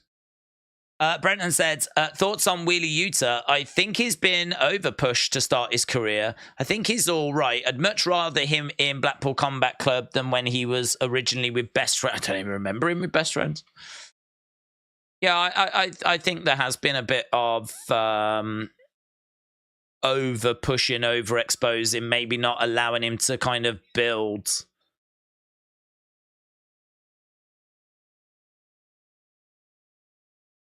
I don't, you know, if Wheeler Yuta's in a segment, I don't get very excited about it. Right, is this Bryan Danielson, Zack Sabre Jr. now?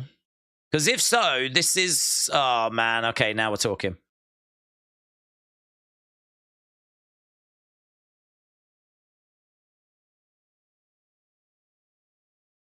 So we're seeing a picture of Danielson's little girl. Is that Birdie? Is that...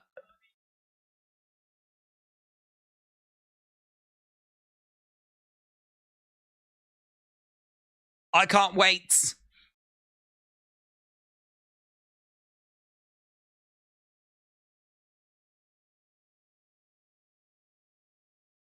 Danielson says, I want to fight the guy who calls himself the best technical wrestler in the world.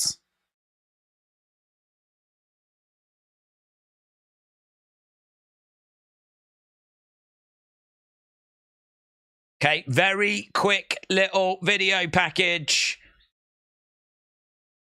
Whatever your thoughts of this show so far have been, it doesn't matter, because this really is the whole point of this show for me. This match right here is a match that we have wanted to see even when Danielson was in WWE and Zack Sabre Jr. was in the Cruiserweight Classic back in 2016. Like, this is a match which for years and years and years, people have wanted to witness. It's a match we were meant to get before, but we never did.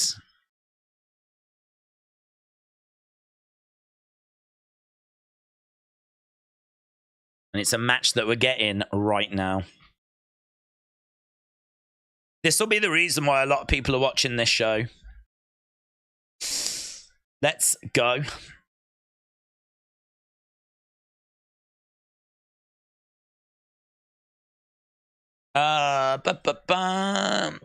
Days for AEW World Champ. Book it, says Hawk is not an L. Zack Sabre Jr. In the corner of the ring. Moxley said the cows are coming home. The chickens are coming home. Here's Danielson then.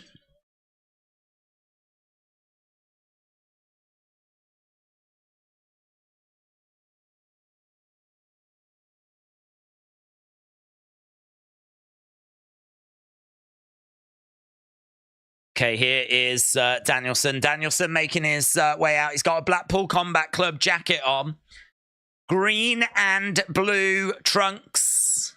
Danielson with his arms in the air and a great reaction by the fans.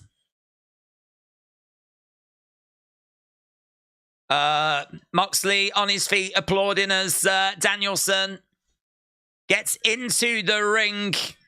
Finally, this thing is going to go down. We got Zack Sabre Jr. standing the one side of the ring. We've got Bryan Danielson standing the other side of the ring. And the match that has been legitimately spoken about and dreamed about, spoken about so many times, theorized over, is just moments away.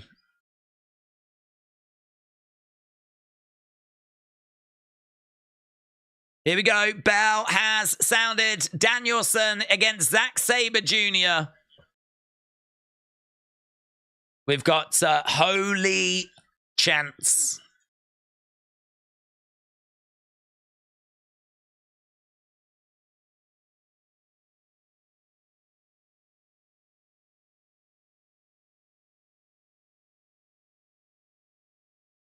Okay, so we've got Zack Sabre Jr. Slowly coming forward, trying to grab at the arm of Danielson. Danielson goes down to his knees as well. Danielson sliding around. He shoots over to the side as well. Danielson trying to hook the leg of Zack Sabre Jr. At the moment, these two being very, very respectful of each other. Danielson grabbing a hold of the leg, single leg, and Danielson backs away. Zack Sabre Jr. I really like this because it's a different start. It's really not often, or really at all, that you ever see matches kind of start in this way. With this kind of like nervousness, this sort of respect, and Zack Sabre managing to get around the back of Danielson, but Danielson grabbing the arm of Zack Sabre Jr. Zack is grabbing Looked like he was grabbing at the side of Danielson there, but he actually reversed and managed to get out of that hold, so they break apart. Yeah, that's good. Some good points by Moxley. He says that Danielson's setting traps. He's always thinking 3 or 4 moves ahead. And I suppose that's the way to look at this, is that these two are doing exactly that. They're thinking, right, if I go for this, then I've got that as an option. And the other person's like, right, I'm in this position. I've got this as a reversal. And so you are going to be seeing like very much... I would say this is as close to chess as professional wrestling is going to be getting.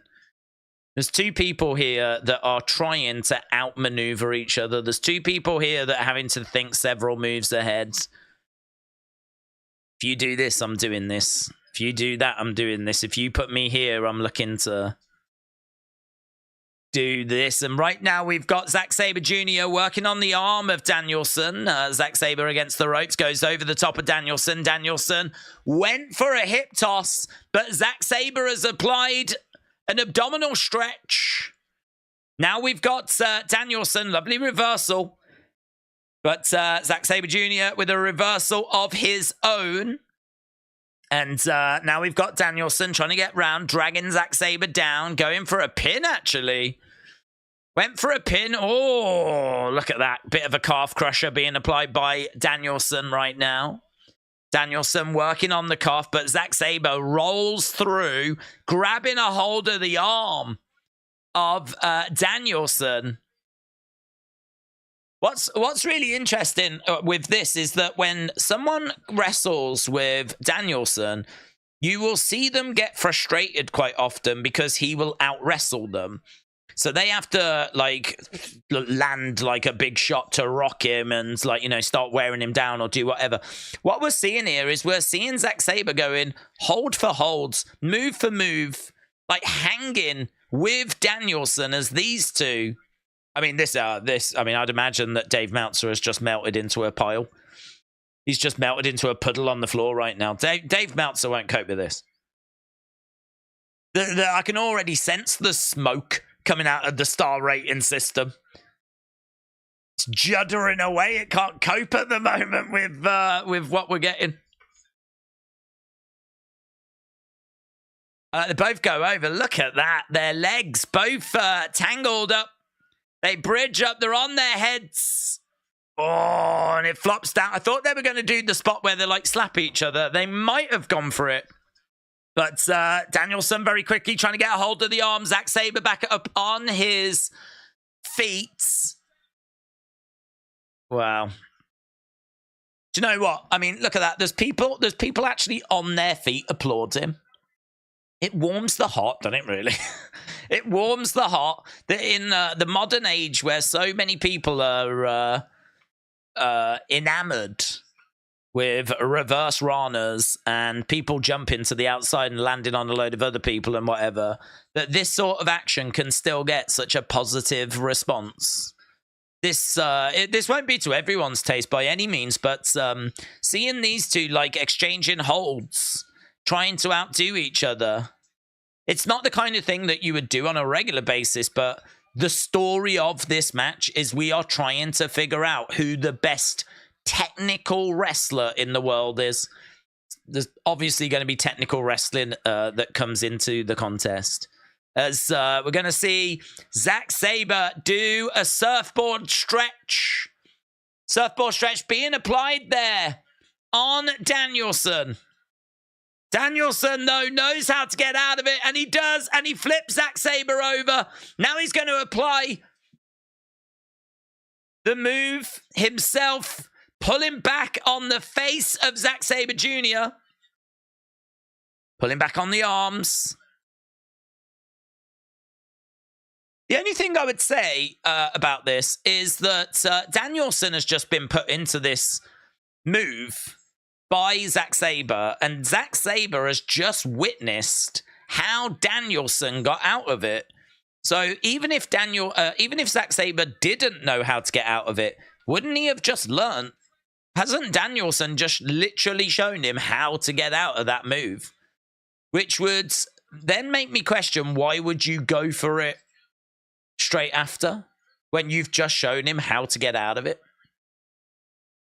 Bow and arrow attempt there by Danielson. Zack Sabre goes over to the corner.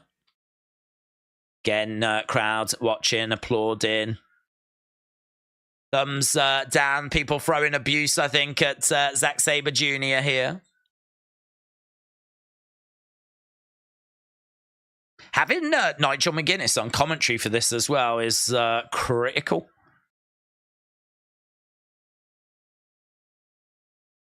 Back against the ropes goes Danielson. Aubrey coming in as Danielson's arms kind of tied up in the ropes there. I think Zack Sabre's looking to go for a chop or an uppercut of some kind, and he does. Zack Sabre Jr. walks over the other side. Danielson looks over at Zack Sabre Jr. These two getting in each other's faces. Uppercut coming back there by Danielson. Another uppercut coming in there by Danielson. Not the kind of thing that you expect from a technical wrestling contest. These two just exchanging blows. This is more like an Eddie Kingston part to the match.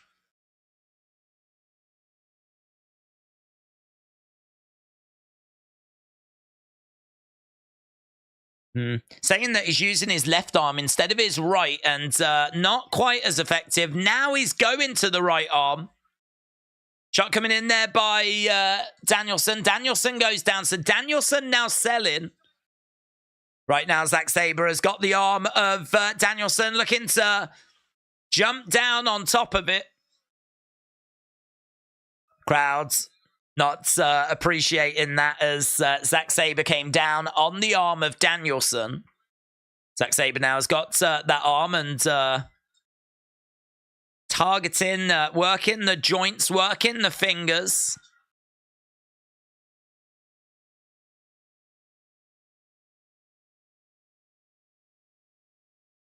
Moxley said Zack Sabre can hit really hard, and he's put a lot of muscle on him recent. Yeah, that looked brutal, man. That looked really brutal. Zack Sabre put Danielson's arm in between his legs, twisted round. And you could, I mean, like that kind of thing, what that's doing to your shoulder, like that looked good. That looked really good. Zack Sabre now round the back of Danielson, go into the joint manipulation, go into the fingers, bending back those fingers. Again, snapping the fingers, like really snapping them back. Danielson down at the moment. How is this compared to Forbidden Door? Well, we didn't see these at Forbidden Door, did we? This was a match I believe we was meant to get at Forbidden Door. But I can't remember who did it. Was it Danielson against Okada at Forbidden Door? I think it was. Skiller said, when Bryan wins the match, Meltzer will say, Bryan, you complete me. You complete me. Right, we've got Danielson in the corner, gets hurled over to the other side. Danielson flips over the top, lands on his feet, takes Zack Sabre down. Lovely. Single leg crab. Got into it really smooth as well. Really smooth. Danielson, again, looking for a surfboard stretch. Trying to pull back on Zack Sabre Jr., but no joy. Couldn't get the arms, and so works the thighs.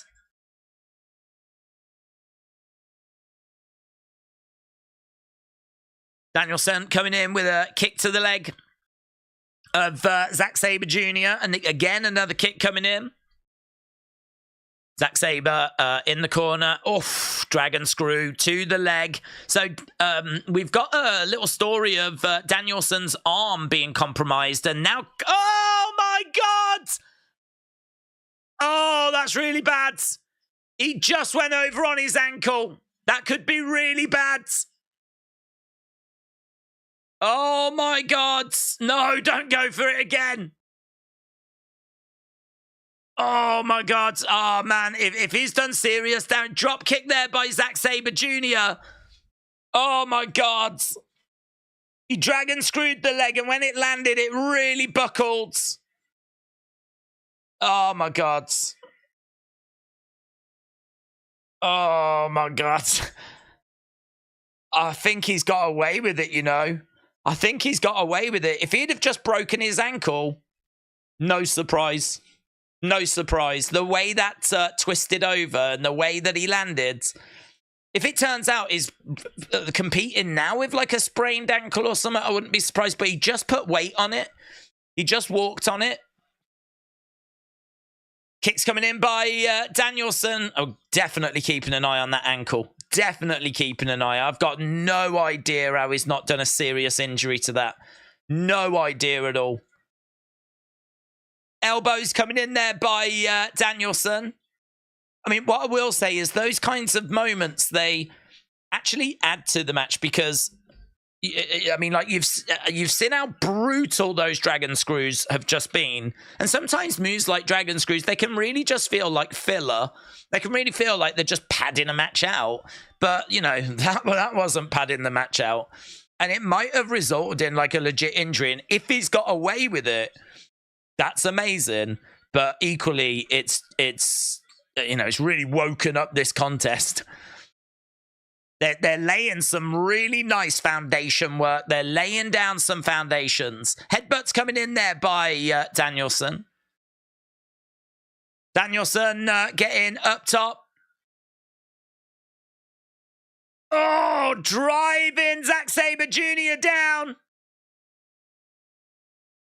Looking for, he's got a hold of the hair of Zack Sabre Jr.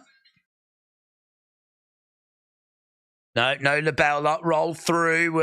Just kind of doing groundwork at the moment. So haven't seen Zack Sabre putting any weight on his ankle, but doesn't seem to be a factor. Doesn't seem to be a distraction.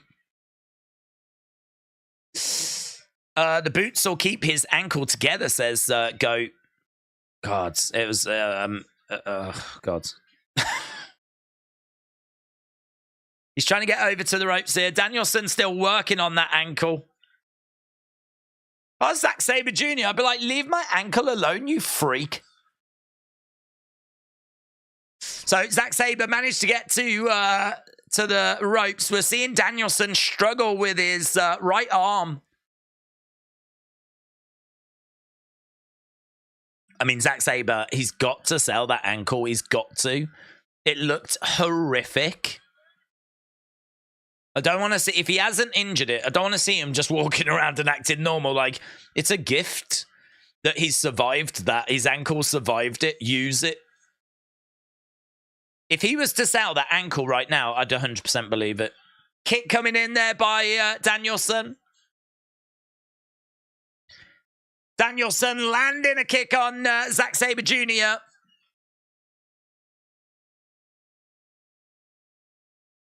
Danielson is coming over. Zack still down. I thought he was going to go to the corner. Oh, now he's going to throw in those kicks to the side of the head. Stomping down Danielson on Zack Sabre Jr. Get another kick coming in. Laying him in. Danielson going over to the corner. Zack Sabre Jr. slowly getting back up to his feet in the middle of the ring. Went for a knee strike there, but roll up. And he bridges. Ooh, reversal by Danielson. He bridges as well. Lovely. Good work. Oh, man, so good. Oh, my God, so good. So good. Oh, my God, so good too. Oh, what a sequence. What a fantastic sequence. Both of them going for pins. Both of them reversing out of them. Both of them using reversals that the other person used. Yeah, JR says it's all on display tonight. That sequence between them there was absolutely beautiful. Absolutely beautiful. Danielson comes over, collides into Zack's head. Zack comes forward, takes down Danielson. Hooks the arms, rolls him over, bridges, doesn't quite get it. Cattle mutilator by Danielson. He rolls through. Now he's throwing in elbows to the side of the head there. But Zack, look at these two rolling. But Zack, desperately trying to hold Danielson down. But Danielson is so good in the scramble. Pulling back on the arm. Zack Sabre working the arm here. Again, we're seeing the wrist. It's the right arm as well. It's the bad arm of Danielson. Danielson, back on here. Oh, my God, you freak.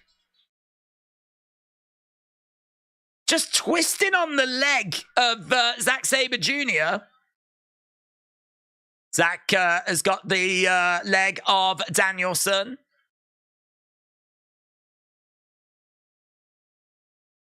I think they're chanting fight forever now, the AEW fans. Figure 4 leg lock.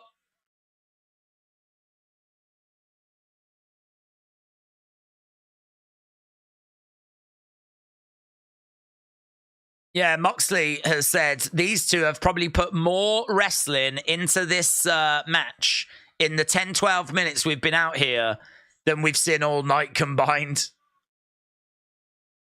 Danielson spitting at Zack Sabre, and he grabs him by the throat, gives him a slap. Zack Sabre goes down.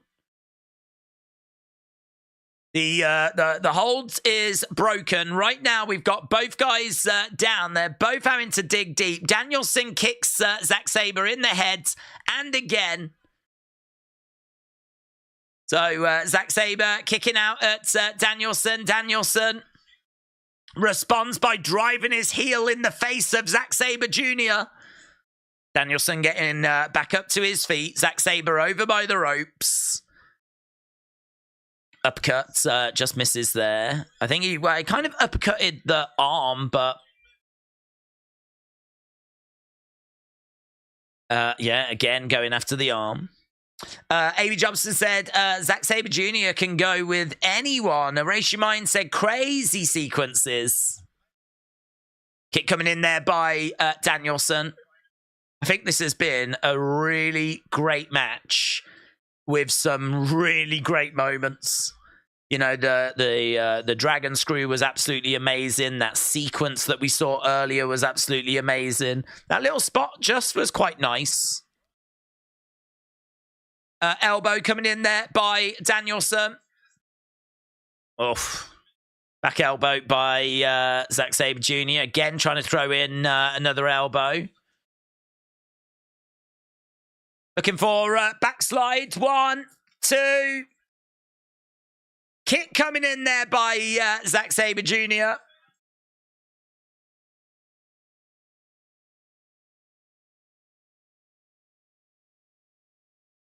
Bang! Drives him down. Turns him over. Zack Sabre. What's he going for? Oh, look at that. So Nigel McGuinness is on his feet, screaming at Aubrey Edwards. Ask him. Nigel McGuinness is, he wants to see Aubrey asking the question, does he give up? Think about your wife. Think about your kids. Right now, Zack Sabre has got the arms of Daniel Bryan. He's got them pulled right behind his back. Daniel Bryan gets to the rope. Nigel McGuinness calls him a coward.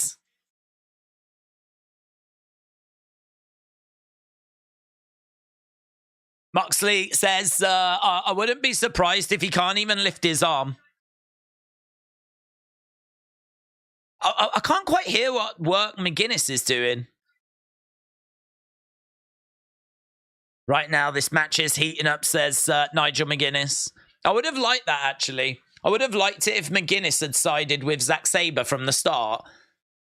and was like rooting for his guy. That was something that was really good from old school kind of commentary. I suppose you get it a bit in WWE with like Corey Graves. But yeah, the commentators just tend to call the action. They don't necessarily root for someone. I suppose you've got Moxley that's rooting for Danielson.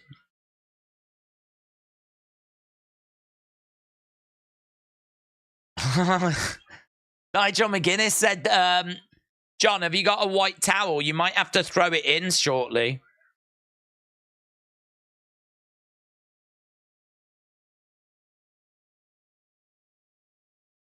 Moxley said he can't imagine Danielson submitting as Danielson rains down kicks to Zack. Zack, oh man, I love that.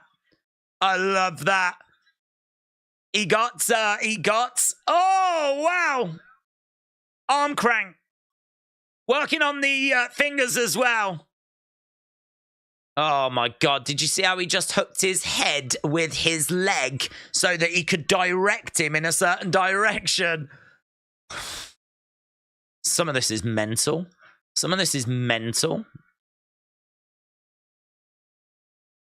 Oh, and he gets him with the knee, Danielson. Zack Sabre's down. 2. Kick out by Zack Sabre Jr.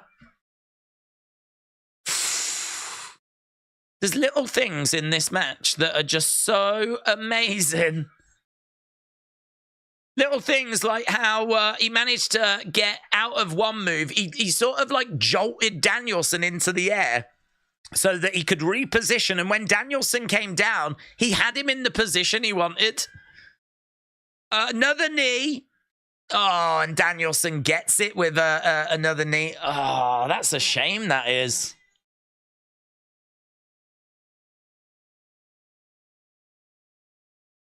That's a shame. He kicked out of the one. He landed the other one.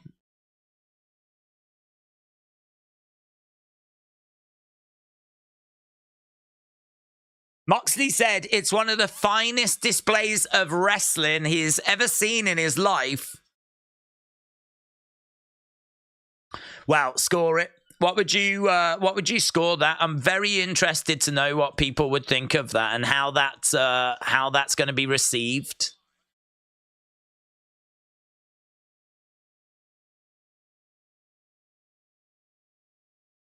Moxley said, you don't see this every day, a match of this magnitude that we can make here in AEW.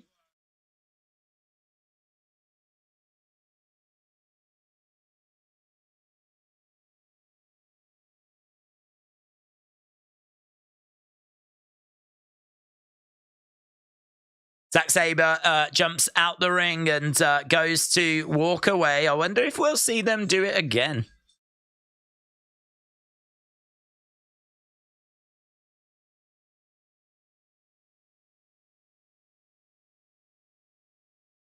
Nigel McGuinness said, in my mind, Zack Sabre can still go home saying he's the best technical wrestler in the world.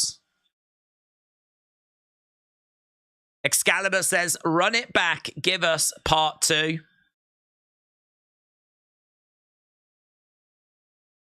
What's this? Yeah, people putting in their scores. Josh says, I would give it an 8. C said it exceeded my expectations, 5. Mitchell said 4-2-5. Christopher said it's a match of the year contender for me. Trini said 4-7-5. Christopher says 5. Isri said 4-7-5. Definitely too short, said Kieran.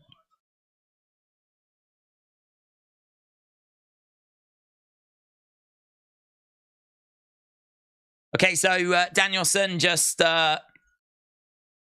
making his way back up the ramp.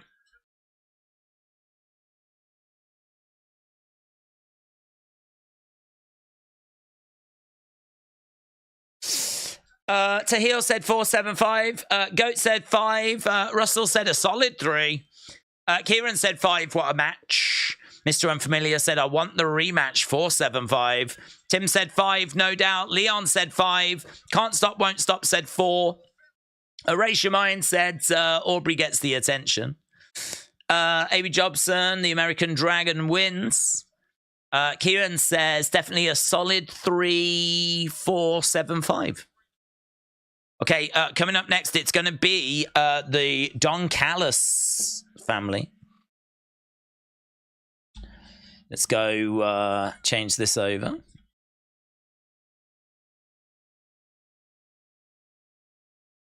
I can't believe he survived that dragon screw.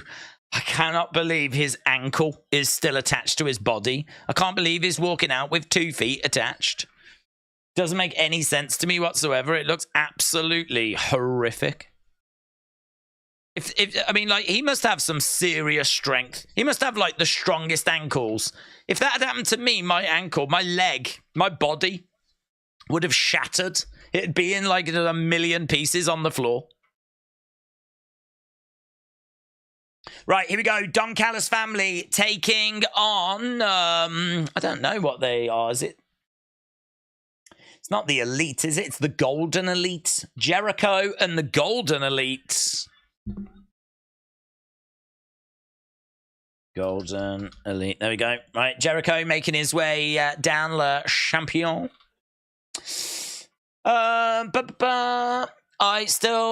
I give it still know nothing about Zack out of 5, said John. James said there's a pic vid going around of the promo Don and Takeshita did in Tokyo. It had Kenny filming it. Oh.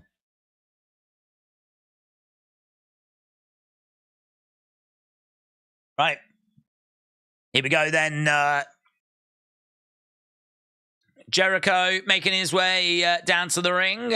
Crowds singing Judas.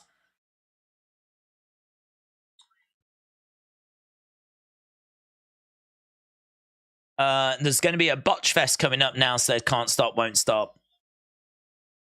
I liked Elia Hayes better than that, says Hawkins Jr. Okay, so Jericho in the ring. How many more matches do we have left at Wrestle Dream? How long have we been doing, actually? Have we done 2 hours 20? Okay, so we still got a few matches here. We've got 3 matches left to go. We've got Jericho and Golden Elite against the Don Callis family. After this, we've got FTR against Aussie Open. And then after that, we got Christian Cage against Darby Allin. 2 out of 3 falls match for the AEW TNT Championship.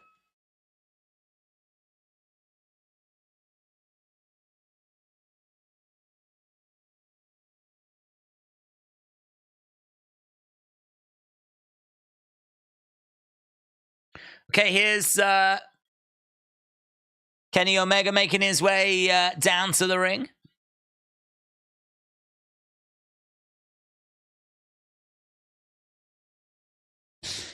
You said there was 14.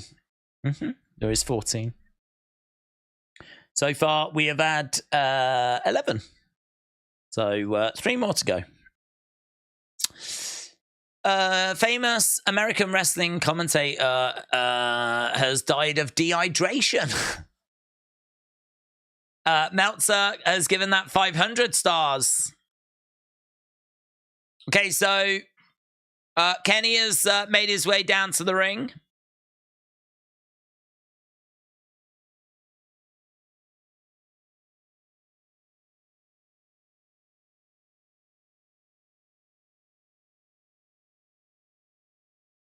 Okay, so Jericho and Kenny on the same side. Here is Kota Ibushi.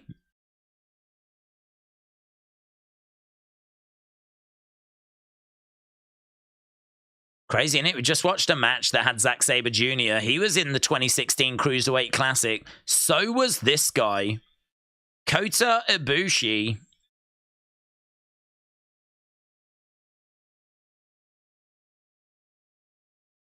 Kota Ibushi steps out into the arena, gets a good reaction. He's former IWGP World Heavyweight Champion. Sign in the crowd says, welcome, Kota.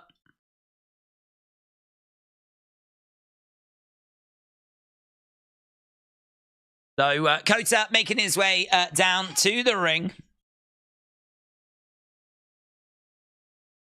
Did someone show up to be MJF's partner? Did they win? No one showed up, and he did win. John said, a lot of people are marking out on Edge showing up. I just don't want to put my hopes up.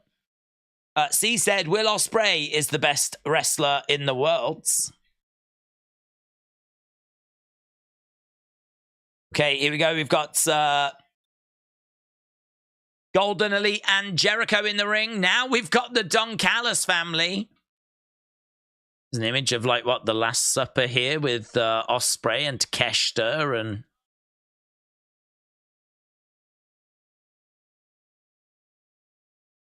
the Alpha Takeshita.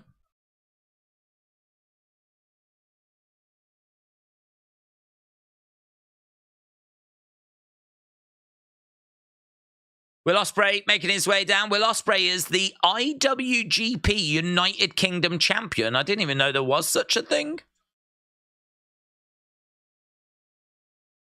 When did we have a United? Did I know there was? I don't know if I knew. I don't think I did.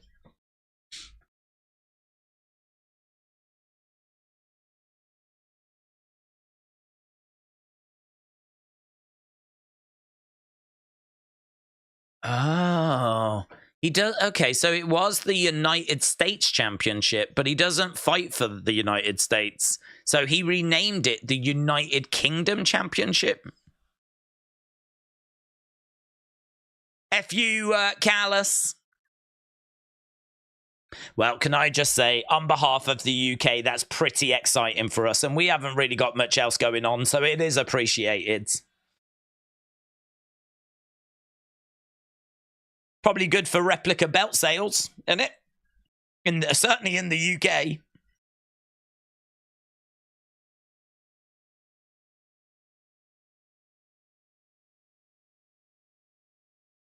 That's an interesting idea. Could you imagine if whoever wins a title, it just changes to their nationality? So if it's an American wrestler, it's the United States Championship, but because it's Ospreay, it's the United Kingdom Championship. But, like, you know, if Claudio was to win it, it'd be the Swiss Championship, you know? That's an interesting idea, where you just name the belt after the country that they're from. Might lead to confusion, because I was like, when did they introduce the United Kingdom Championship? But it turns out it is just the United States Championship that's been rebranded. So that could be a problem for newcomers. But F them kids, that's what I say. This is all about making me happy. And a championship that changes by the nationality of the person that's holding it is a pretty fun idea for me. I don't mind that at all. Maybe AEW could have done that with, like, the International Championship or something.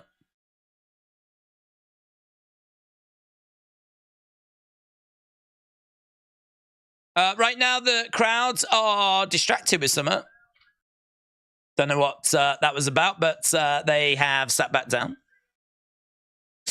Could be a problem, couldn't it? If you know, you got someone from Russia that win it at the moment, you don't want to be having a Russian championship right now. It's not a good look. Do you think if Edge was showing up, we would know about it by now? No. I think secrets are possible. We have had some, like, surprises in the past where people have come in and we didn't know that they were coming in. So no, I don't think that's I don't think that's a factor. Sammy in the ring. If they had Edge, they're not going to waste his debut on pay-per-view that they couldn't even half fill the arena in, said First 48 game in.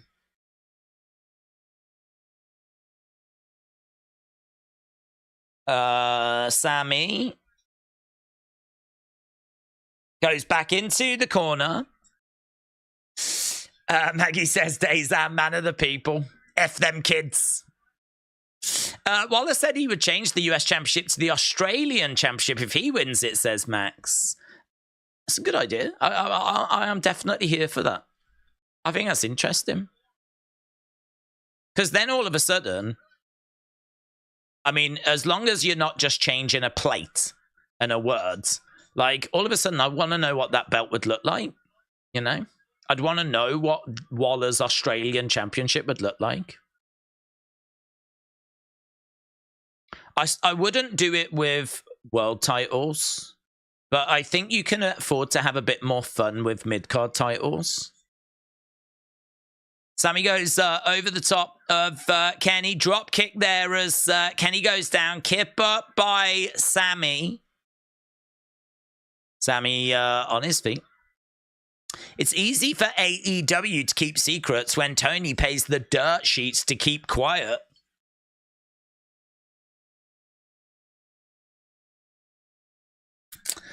Did anyone else notice all the British wrestling YouTubers are always in line with current political narrative? What does that mean? Straw Hat said, I remember Jericho had a super unexpected return at the Rumble. Secrets are hard to keep, but not impossible. Mm-hmm. They should have kept CM Punk and put Adam with him and call him Straight Edge, says Dan. Big boot there by Ospreay. Another chop coming in there by Jericho.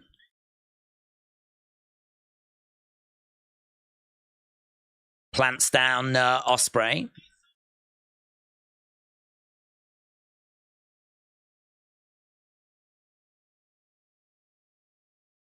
Double axe handle by Ospreay. Sammy is jumping onto commentary and just saying a few words.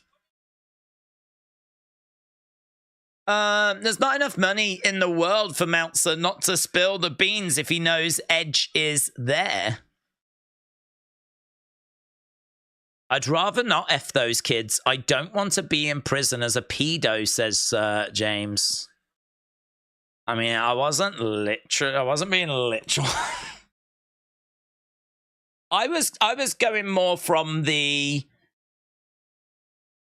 shot coming in there by Jericho. Ospreay. Is Ospreay all right? Okay. I thought he had properly caught him there. Yeah, I wasn't being literal. I was coming from the Dijak approach to F them kids.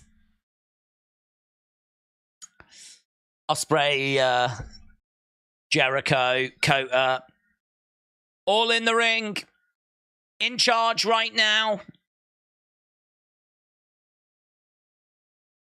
Looking to go over the top and splashing down as all three of them were somehow successful there. All three of them did a crossbody to the outside and all three of them landed it as the people on the outside were waiting.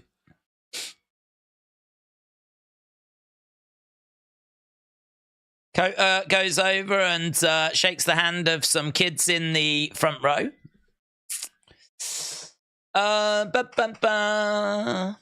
Meltzer works for Calm.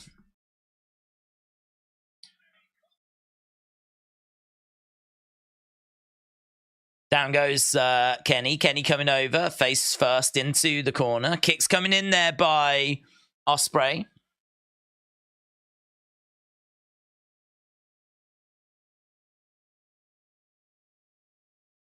Takeshita, big shot coming in there by Kenny. Another chop coming in there by Kenny.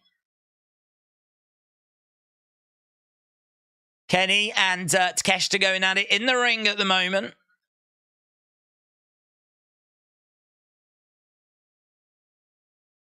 Chops coming in. Bang! Down goes Kenny. Takeshita pulling back on the head of Kenny Omega.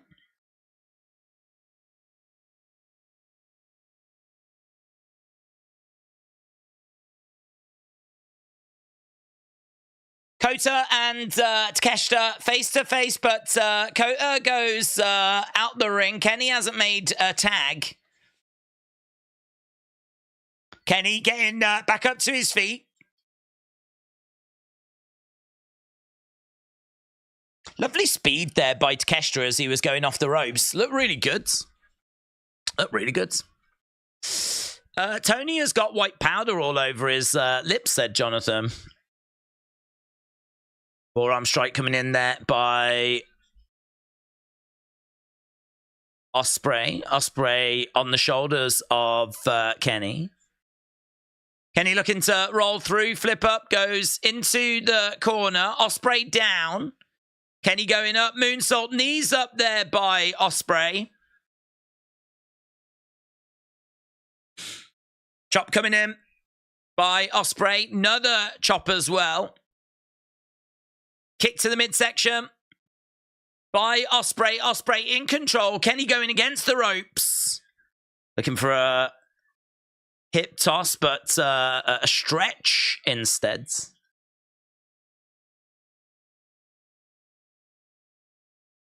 Right now we've got Ospreay reaching out. Tag. Oh no, what's going on here? There's lots of cheating going on. Ospreay's holding on to Sammy for extra leverage. Sammy's holding on. We've got Takeshita. We got Don Callis. They were all joining in. Again, they're doing it again. Extra leverage. I mean, but I don't know why they're trying to hide it. Why are they trying to hide it when Aubrey's caught them? Of course she kicks it. Of course she kicks it. Hip toss. I hate when refs do that. It makes no sense, does it? It doesn't make any sense. She's counting, saying, I'm going to disqualify you if you don't break this holds. And then they don't break the hold, so she, like, physically touches them as an official to break the holds. Disqualify them. That's what you're threatening to do. Disqualify them. It's not just her. Like, WWE have referees do that as well. It's just this weird spot that's come into wrestling. I think what a referee did it once and the crowd couldn't believe that the ref had touched a wrestler. In what world would that be acceptable, where an official would physically be allowed to kick like one of the wrestlers? This match has got a fair few spots in, actually. I mean, you've just had that ref spot there, which is off the back of the extra leverage on the outside spot, which is off the back of them delivering crossbodies to the outside whilst people are waiting for them to land on them spot. There's a few spots going on in this. I suppose I shouldn't be too surprised, but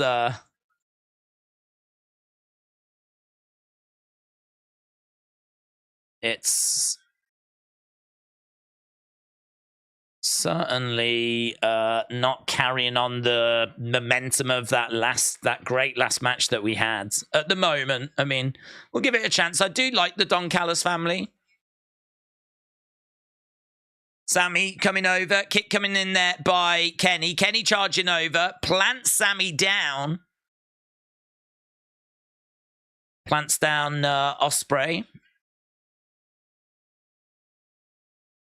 Again, Jericho going over to the other side. Down goes Sammy. Shoulder tackle. Down goes Sammy. Jericho over the top to the outsides. Jericho climbing up. Double axe handle. Down goes Sammy. Jericho charging over. Bulldog. Down goes Sammy again. I was saying it'd be really good if Sammy was to get the pin in this match on Jericho. Like, that'd be really, really good because now they're doing the move that we saw earlier.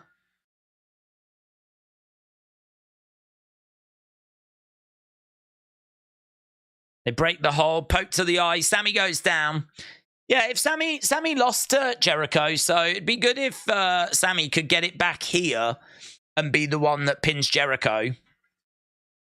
Tag. In comes Kota Ibushi.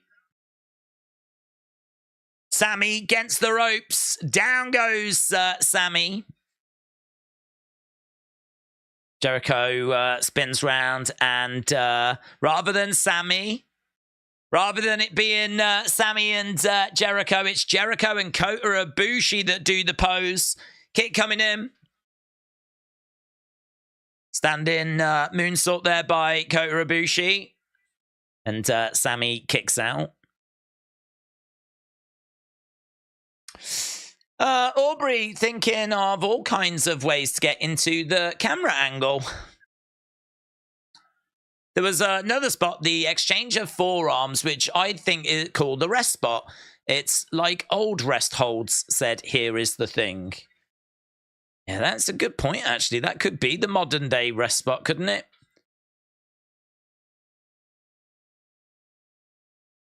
Kenny going over to the corner. Sammy is down. Ospreay is on the outside watching. Takeshita's watching. I think they're about to come in. They look like they're ready to come in. Oh, no. They were ready to be landed on. Brilliant. That's, yeah, good stuff for this. To kick out by Sammy.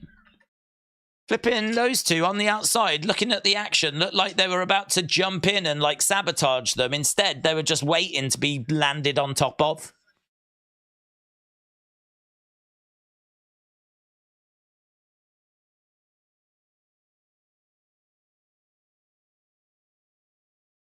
Kicks coming in by Kota. Kenny has got Sammy.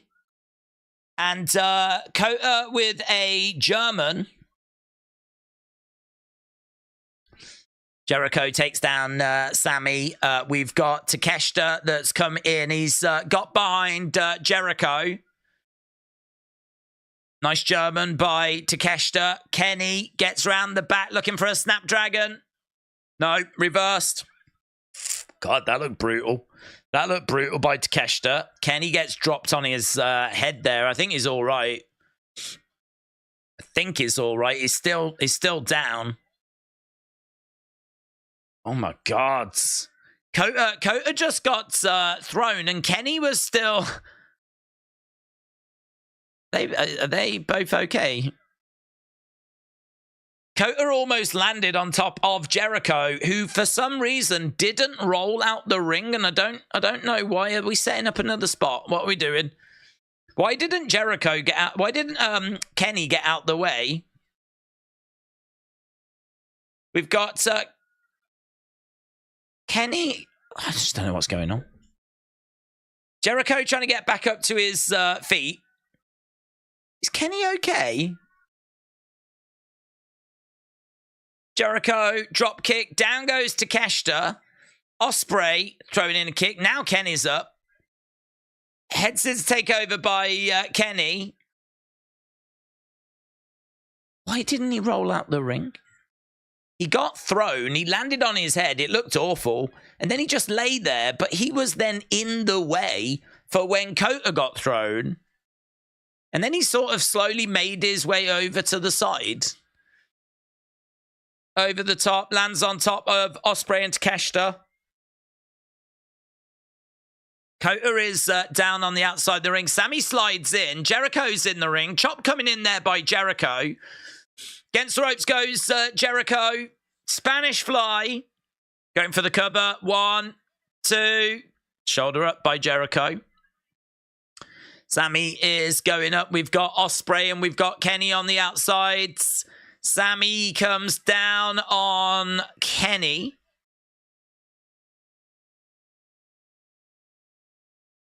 Crowd are booing Sammy.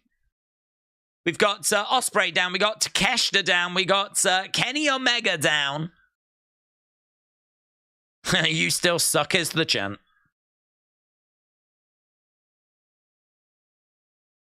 Sammy back in the ring. Jericho, did he? I don't know if he hit him with the Judas. I think we were looking at the replay there, so I think we might have just caught the end of that. But either way, Ospreay makes the save. Ospreay and Kenny in the middle of the ring, face to face. Forearm strike coming in. Forearm strikes being exchanged back and forth between these two. Quick little kicks coming in there by... Oh, big chop. Going for a clothesline. No joy. Snapdragon.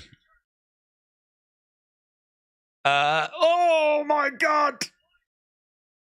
He went with a cutter, but oh my God. They just sort of collided in each other. I think Sammy is took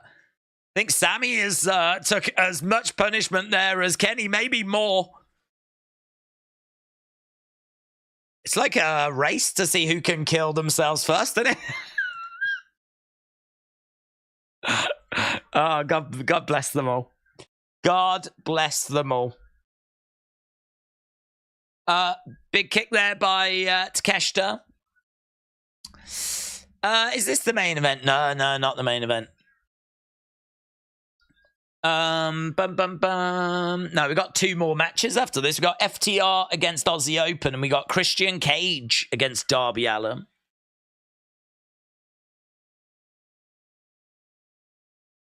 Jericho getting back up to his feet, throwing in some chops.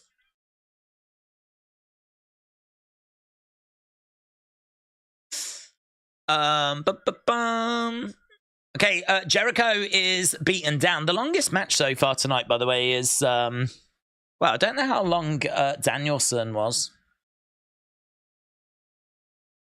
Kota is getting up to his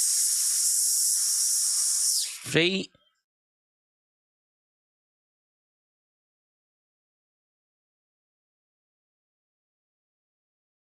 Okay, so Ospreay and Kota. Ospreay gets clipped. He goes down. Shots coming in by Sammy Guevara.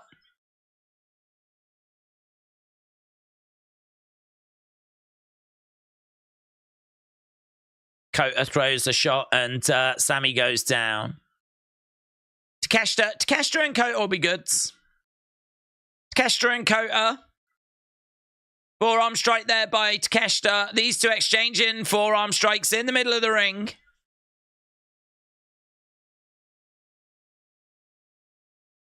Big forearm strike. Goes for a clothesline. Duck underneath by Takeshita. He picks up Kota. Kota lands. Oh, stumbles back. Gets back up. That was nice. Lovely clothesline. Lovely. Looked great. Against the rope. Oh, Kota nails Takeshita. Kota getting back up to his feet.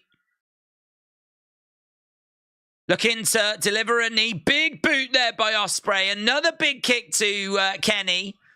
Knee strike coming back by Kenny. Going up top is Sammy. Sammy crossbody. Down goes Kenny. Down goes Kota. God, it's just non-stop, innit? Kick coming in. It's just everyone's throwing everything at everyone. One winged might be coming up now. To the outside goes Kenny. Miro might be leaving soon. Trini said Miro's got a 5-year deal. He's not going anywhere soon. Roll up Sammy on Jericho. He couldn't get it. Rakes the eyes of Jericho. Sammy charges over. Big boot by Jericho. Sammy goes down. Crowd are chanting, "This is awesome." There's a back elbow to Ospreay. Another kick coming in there by Sammy. Jericho trying to go up top. Sammy trying to get him up top. Just gets him up there. What's Ospreay doing with Aubrey? What's Ospreay doing with Aubrey? I don't know what's going on, man.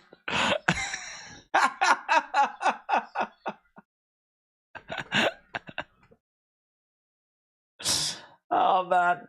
They're fighting in the corner, and for no reason, Ospreay starts grabbing Aubrey. For no reason. No one's pinning anyone. No one's doing anything. They're fighting in the corner. Eventually, they get to the pin spot. Eventually they get there, but when he started, poor Aubrey just got held down for about 5 minutes. I just want this to end, man. I just want this to end. I want my life to end. Right, come on. Jericho down, they're holding Kenny, things are happening. Sammy pins Jericho. Lovely. Well done.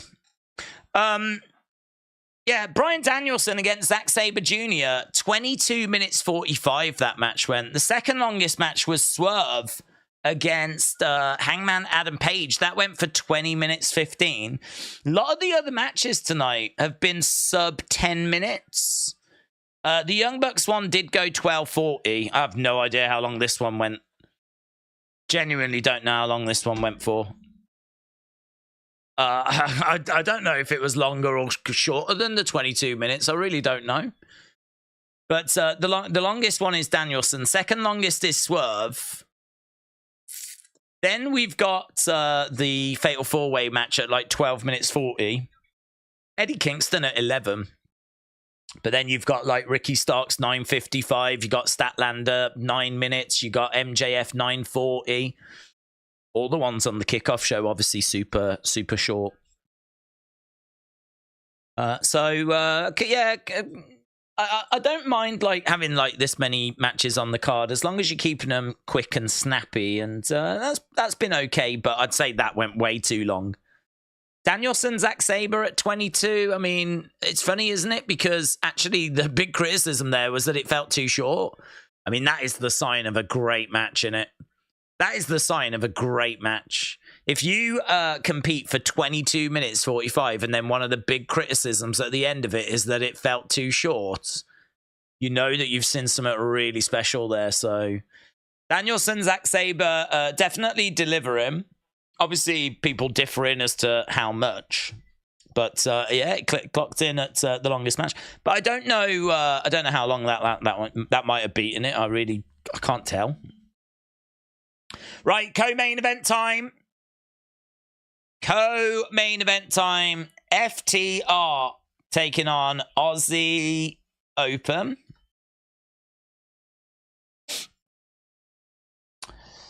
Was that match worse than MJF's? I think MJF's frustrates me because I think MJF is such a special talent that I really want to see him in that main. I mean, like tonight, for me, tonight, main event MJF defending the title, you know, against, I don't know, Switchblades.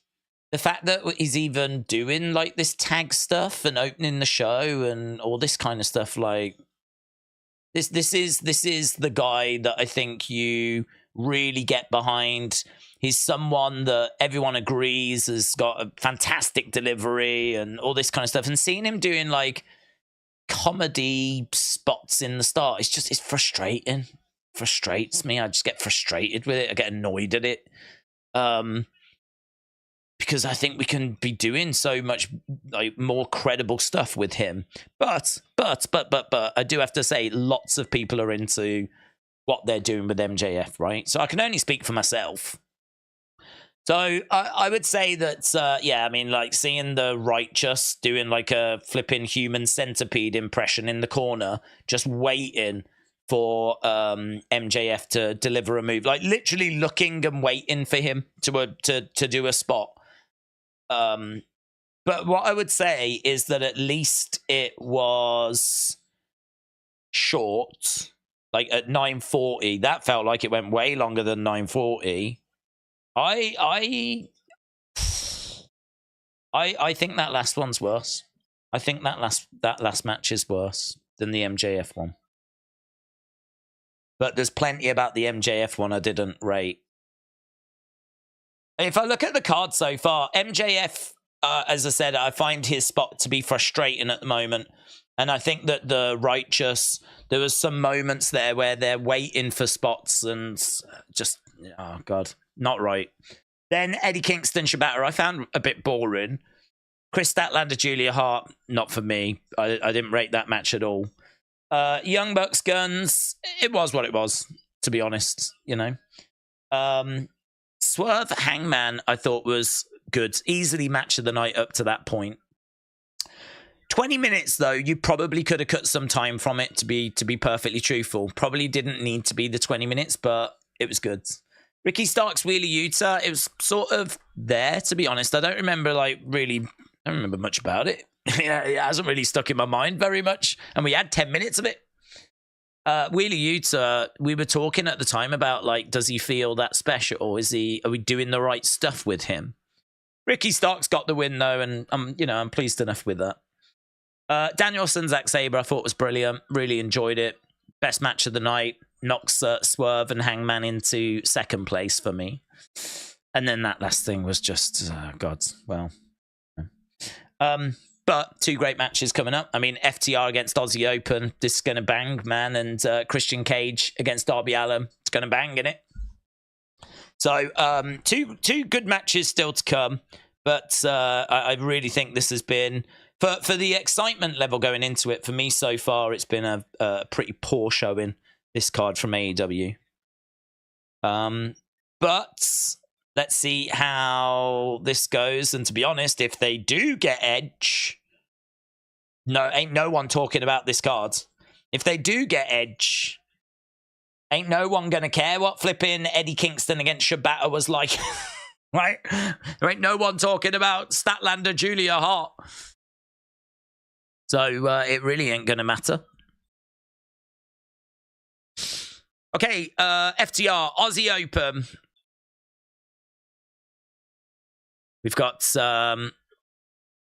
Dax in there. I don't know their names, the Aussie Open guys. Dax again, working quick, going against the ropes. Goes over the top, against the ropes again, shoulder tackle. You know, the Righteous is where they need to be. They came off as D-list Wyatt family, says Horror King Mayhem. I think we've said, haven't we? It's hard. It's really hard to kind of do that, to do anything that's like that kind of stuff and not be compared to Bray. Locking up. Cash gun wielder in the ring right now. Cash, oh, lovely. Knocking Dax off the edge of the ring, against the ropes, over the top. And Aussie Open go to the outside. Dax chucks him right back in again. Big chop there by Cash. Cash picking up. Inverted atomic drop. European uppercut there by Cash. Big back body drop.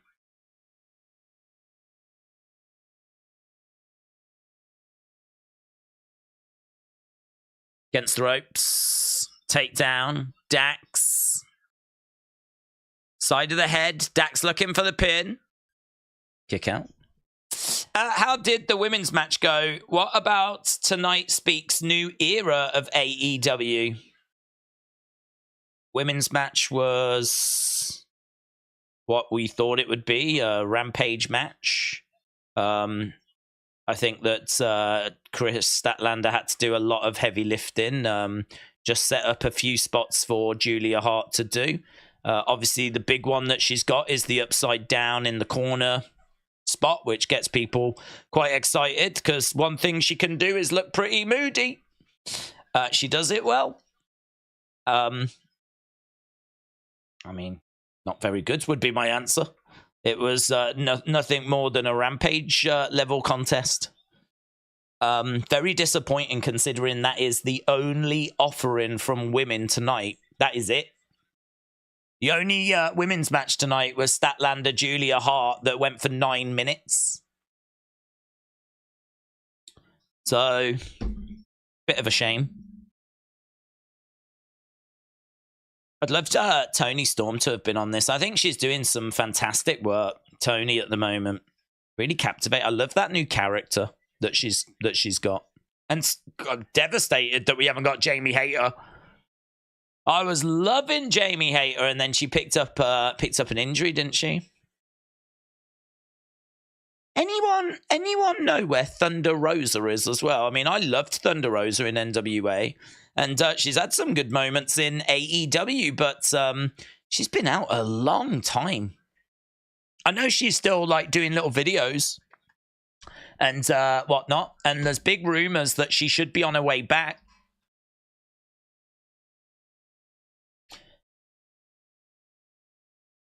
Thunder Rosa. How long's she been out for? Says that the decision was announced on the 23rd of November. On August the 24th, Rosa revealed she could not defend her championship, which led to allegations claiming the injury was fake, which she denied. So potentially we've not seen her since August 24th of 2022. So it's been over like 14, 15 months since she's been in a ring. Do you remember when Collision started and Tony called some people into his office and we saw like Miro and we saw a few other people get called into Tony's office? Thunder Rosa was one of those people. I really expected her to be a part of Collision. I really thought she was going to be a part of Collision. And honestly, she could have been. I don't watch that show, but certainly just looking at her Wikipedia, it says here that that she forfeited the championship, and it doesn't look like she's done anything since. Britt Baker and the other women don't like her, says Hammer. I think it was her that said that she and Britt don't get along. Yeah, I mean, that I wouldn't think that would stop her from, like, you know, you're going to have that. You're going to have people that don't get along backstage. I mean, there ain't no way everyone in WWE is best friends and singing from the same hymn sheet. Like, it's life, innit? And don't forget, you're all competing for TV time and you're all competing for spots, and there's going to be professional jealousy and all this kind of stuff. Like, I feel like that just goes with the territory. I mean, would it be better if everyone was pulling in the same direction, knowing, well, it's her time now, I'll get my time further down the road? Like, sure. Of course, I would imagine that'd be a much healthier and happier place to be. But, no, I mean, look, this thing happens. It's real life that we're dealing with, you know? It's like not everyone that I'm sure people work with, everyone loves working with, you know? You get these kind of things in the workplace, so I'm not too worried about that, to be honest. But it seems like it's got a little out of control, maybe. I don't think that would stop. I wouldn't like to think that that's stopping her from getting back onto TV or anything, but maybe it is. Maybe there's more to it than it's just, you know, a little bit of, I don't know, jealousy or a little bit of professional rivalry, or I'm not sure. Over the top rope to the outside goes one of Aussie Open. If Edge goes to AEW, said Joss, I really hope they don't mess up his legendary career. He was my favorite when I was a kid. AEW doesn't have a boss that can nip it in the bud like WWE, said Hammer, i.e. CM Punk. It's true. It's true. It does feel sometimes like the locker rooms do get like it does feel like no one's there to like mediate, nip it in the bud, as you said, not allow it to get out of control.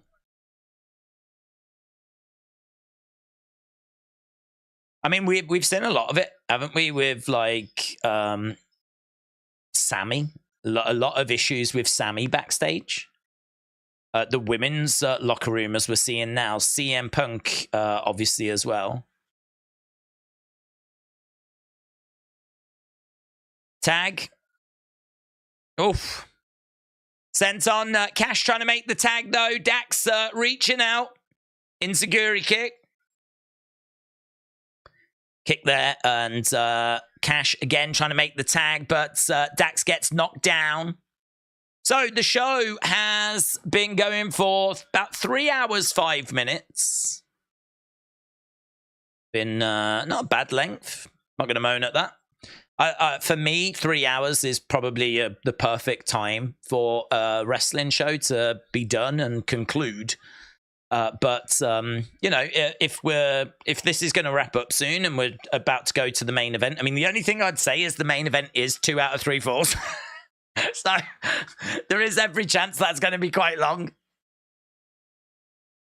So yeah, 3 hours is preferable. 3.5 hours is, you know, that'll do. That'll do. Come on now. 4 hours, I'm like, oh man. Anything over 4 hours, and if we start getting to WrestleMania 35 territory, you know, I'm going to bed. But, you know, we've had 3 hours, 5 minutes so far. As I said, I think this will wrap up fairly soon. And I reckon this will probably look like it's going to clock in just shy of 4 hours. Tony, backstage, discipline in the roster. We only have one rule in AEW. ELE, everybody love everybody. Ronnie said, AEW are stringing pay-per-views back-to-back. $50 is very high for the consumer. Maybe they create an app to purchase a package. Yeah, or maybe space them out. I think it's fine to do, like, pay-per-views, but do you need to do, like, 3 in such quick succession? Could you not do, like, 1 a month? You know, makes sense, wouldn't it? Each month when you get paid, put $50 aside for the that month's AEW pay-per-view. Cash trying to make the tag to Dax. Jobson said, Aubrey is from Seattle, so maybe she knows Danielson from training or something. That might explain why he held her arm up. Again, in the corner goes Dax. Dax gets hurled over the other side. These two exchanging shots. Dax chasing after him. Bang. Vicious.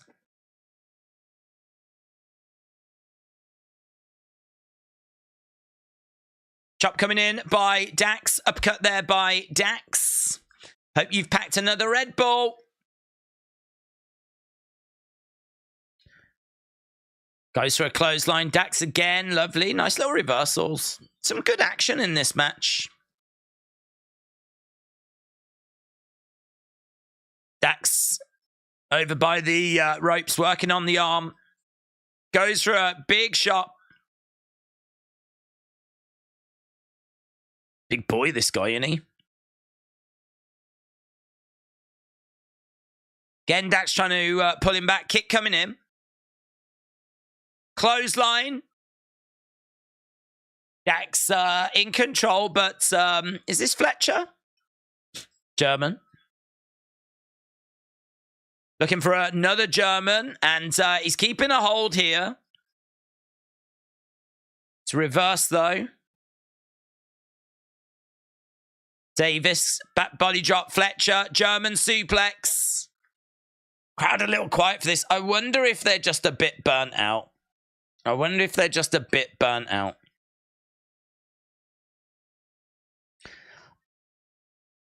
don't know that it's like a bad match. I just think, like, you know, that last thing was just, I mean, there was everything happening everywhere.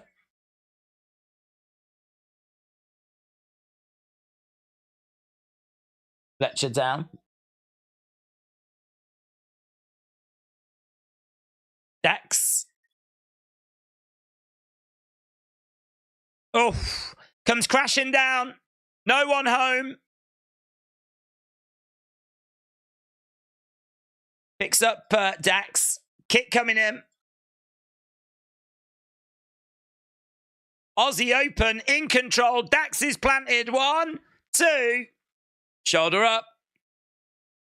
Yeah, if you just scan, like, the front rows, and look to see like how the people are reacting. Like, look at the faces, look at the applause, look at like everyone's just sat there, aren't they?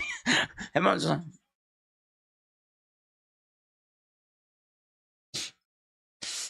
which non-WWE talent could be part of a new era, excluding Mercedes because she is known from WWE?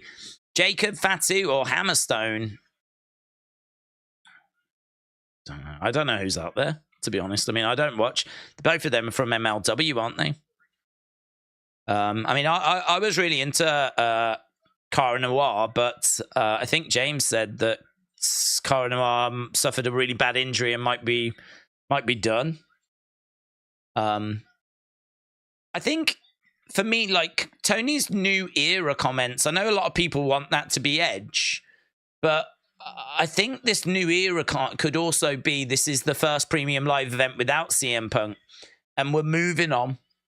Like, this is an opportunity now for people to take a bit of that spotlight that maybe CM Punk dominated. This is an opportunity for this show to not be, you know, main evented by CM Punk or dominated by CM Punk conversation. Like, this company is having to move past CM Punk now. And I think for me, like, the new era comment could just be something along those lines. As I said, Tony did say, like, don't read too much into that as well. So he did try and then play it down after he said it. Everyone's got excited about it's a new era and all this. But Tony did come out and say, don't read too much into that. And tried to, like, dampen it down a little bit. Might be Tony just playing a few games or whatever. I genuinely don't know. But I think there is a chance that the comments are based on that. Like, this is the first show without CM Punk. It's going to be an opportunity for these guys to get some of that spotlight that he enjoyed. And for this company, for AEW, to put on a show that can't rely on his star power, can't rely on his name. So I don't know that it's necessarily meaning that we're bringing in people. Because if you do bring in Hammerstone and you do bring in, like, Jacob Fatu, I mean, you could make the argument that it's a new era because we've lost Punk and we've brought in two people that I think a lot of people would never have heard of. But you're going to have to do a lot of work to build them up, aren't you? You know?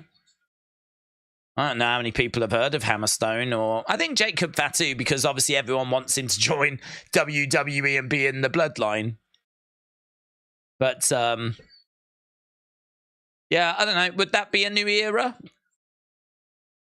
Is it any more of a new era than when Switchblade joined?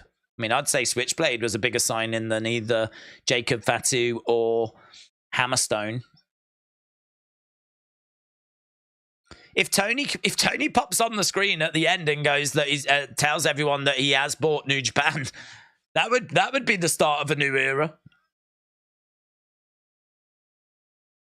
Aussie Open getting in. I think the crowd is tired, but the match is good, said C. Press scrum's going to be boring without Punk.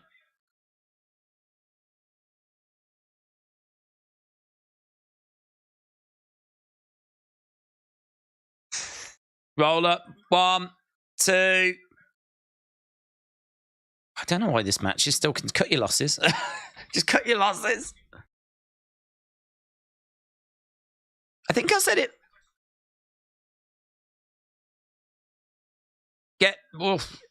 Shatter Machine.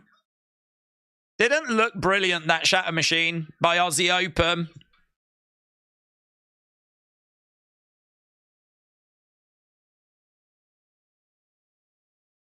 Right, here we go. Aussie Open going for the cover. Dax trying to make the save. Dax makes the save. And there's a polite applause.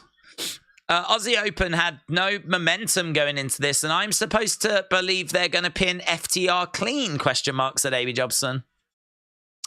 Daniel said he held her arm up because when he did his retirement speech on Raw, she was on camera crying in the front row as a fan. Aubrey said she asked him, had he seen it when he signed? Why did he hold her hand up?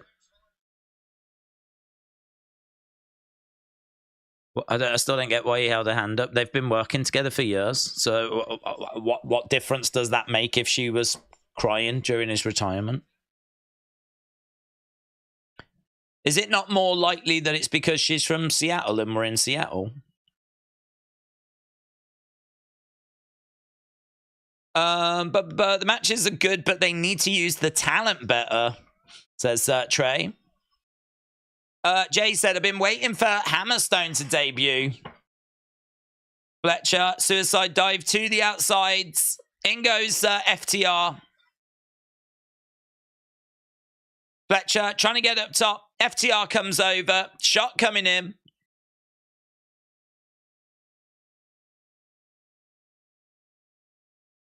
Headbutt by Fletcher. FTR go down. I mean, I do agree. I think this could have been built bigger. I also think this tag match, trying to follow the tag match that we just had, I agree. I think there's a lot of good points. I think it's hard to believe that Aussie Open are going to beat FTR clean anyway. But putting them in a tag match and having them follow that multi-person tag match that we just go, you've left them nothing to do. What are they meant to do that we haven't just seen like moments before?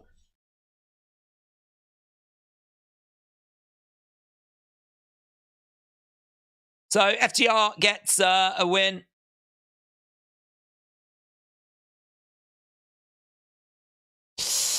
I think a chunk of the crowd is tired, said Amy Jobson. They've been at the arena for 6 hours now. Yeah, that's true. That's true.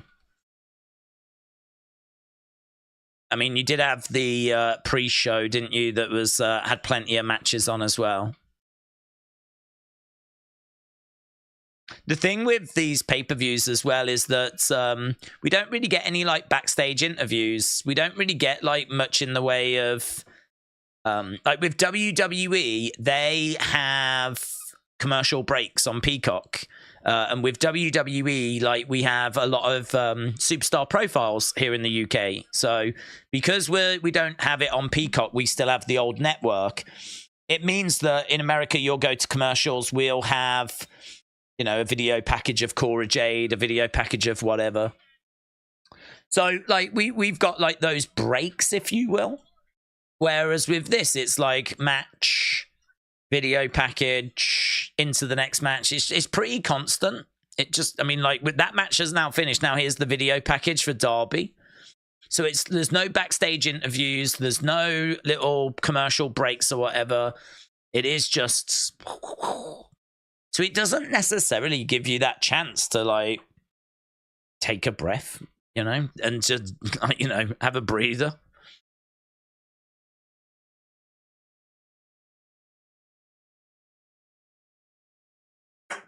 Right, let's go. Tony is super successful, said C. That was one episode. After that, it went down to 500,000. Joey said, you probably answered this all night, and I'm only joining now. Do you think Ed shows up? And if so, helping Christian. Turn on Christian. I don't think Edge turns up. I understand there's a lot of excitement around the fact that this is the main event, but I think that this is for a championship. It's one of the most important championships. It's the mid-card title, but if your world championship's not being defended, this becomes like maybe the important championship. So it's for the TNT championship. You've got 2 AEW talents in the match. It's a 2 out of 3 falls match. And I think that this, you know, it's not the main event I would go with, but I can see why they've gone with it as the match that closes the show. And the other thing as well is if you put this as the main event and it gets out that this is the main event, you're going to have a load of people speculating, is that because Edge is going to get involved in this match, you know, and you'll have a lot of people talking about that. You could put this in the main event to play people. You could put this in the main event to get people thinking exactly what you want them to think. So I don't think we get Edge. I haven't seen anything to change my mind.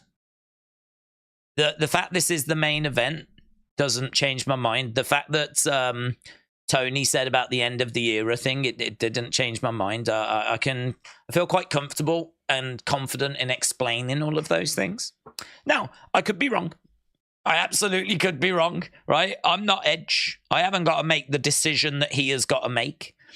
So I'm more than happy to put my hands up and say I could have got this completely wrong from the start. But we don't have to wait long to find out, do we? Because the show has reached its main event. It is Christian against Darby Allin. And we're going to get this match. And then I would imagine either towards the end or after, that's when we'll find out if Edge is going to be coming in. What I would say is if Edge doesn't show up tonight, it doesn't mean that he still might not show up. I mean, obviously his contract, I believe, expired, was it last night? So they certainly could have been talking, and they certainly could have got some sorted if they are going to look to bring him in here. So, but if he doesn't, they could be targeting another date, another show further down the road. So what I would say is, even if he doesn't show tonight, it doesn't mean that the Edge conversation is going to go away. I think the Edge conversation is going to be there. And certainly if he resigns with WWE, if he resigns, then the Edge conversation goes away. But if he's decided to not, and he's thinking of retirement, and he's just sat at home available, I'm not sure the Edge conversation will ever go away. I mean, right now, he's probably the biggest name that you could get from a free agent point of view. Other than Mercedes, who I don't even think Mercedes would be bigger than Edge. CM Punk, I mean, you're probably not going to want to go back there. Outside of that, who else is there other than Edge? I mean, Goldberg, I'd say Edge is bigger than Goldberg in 2023.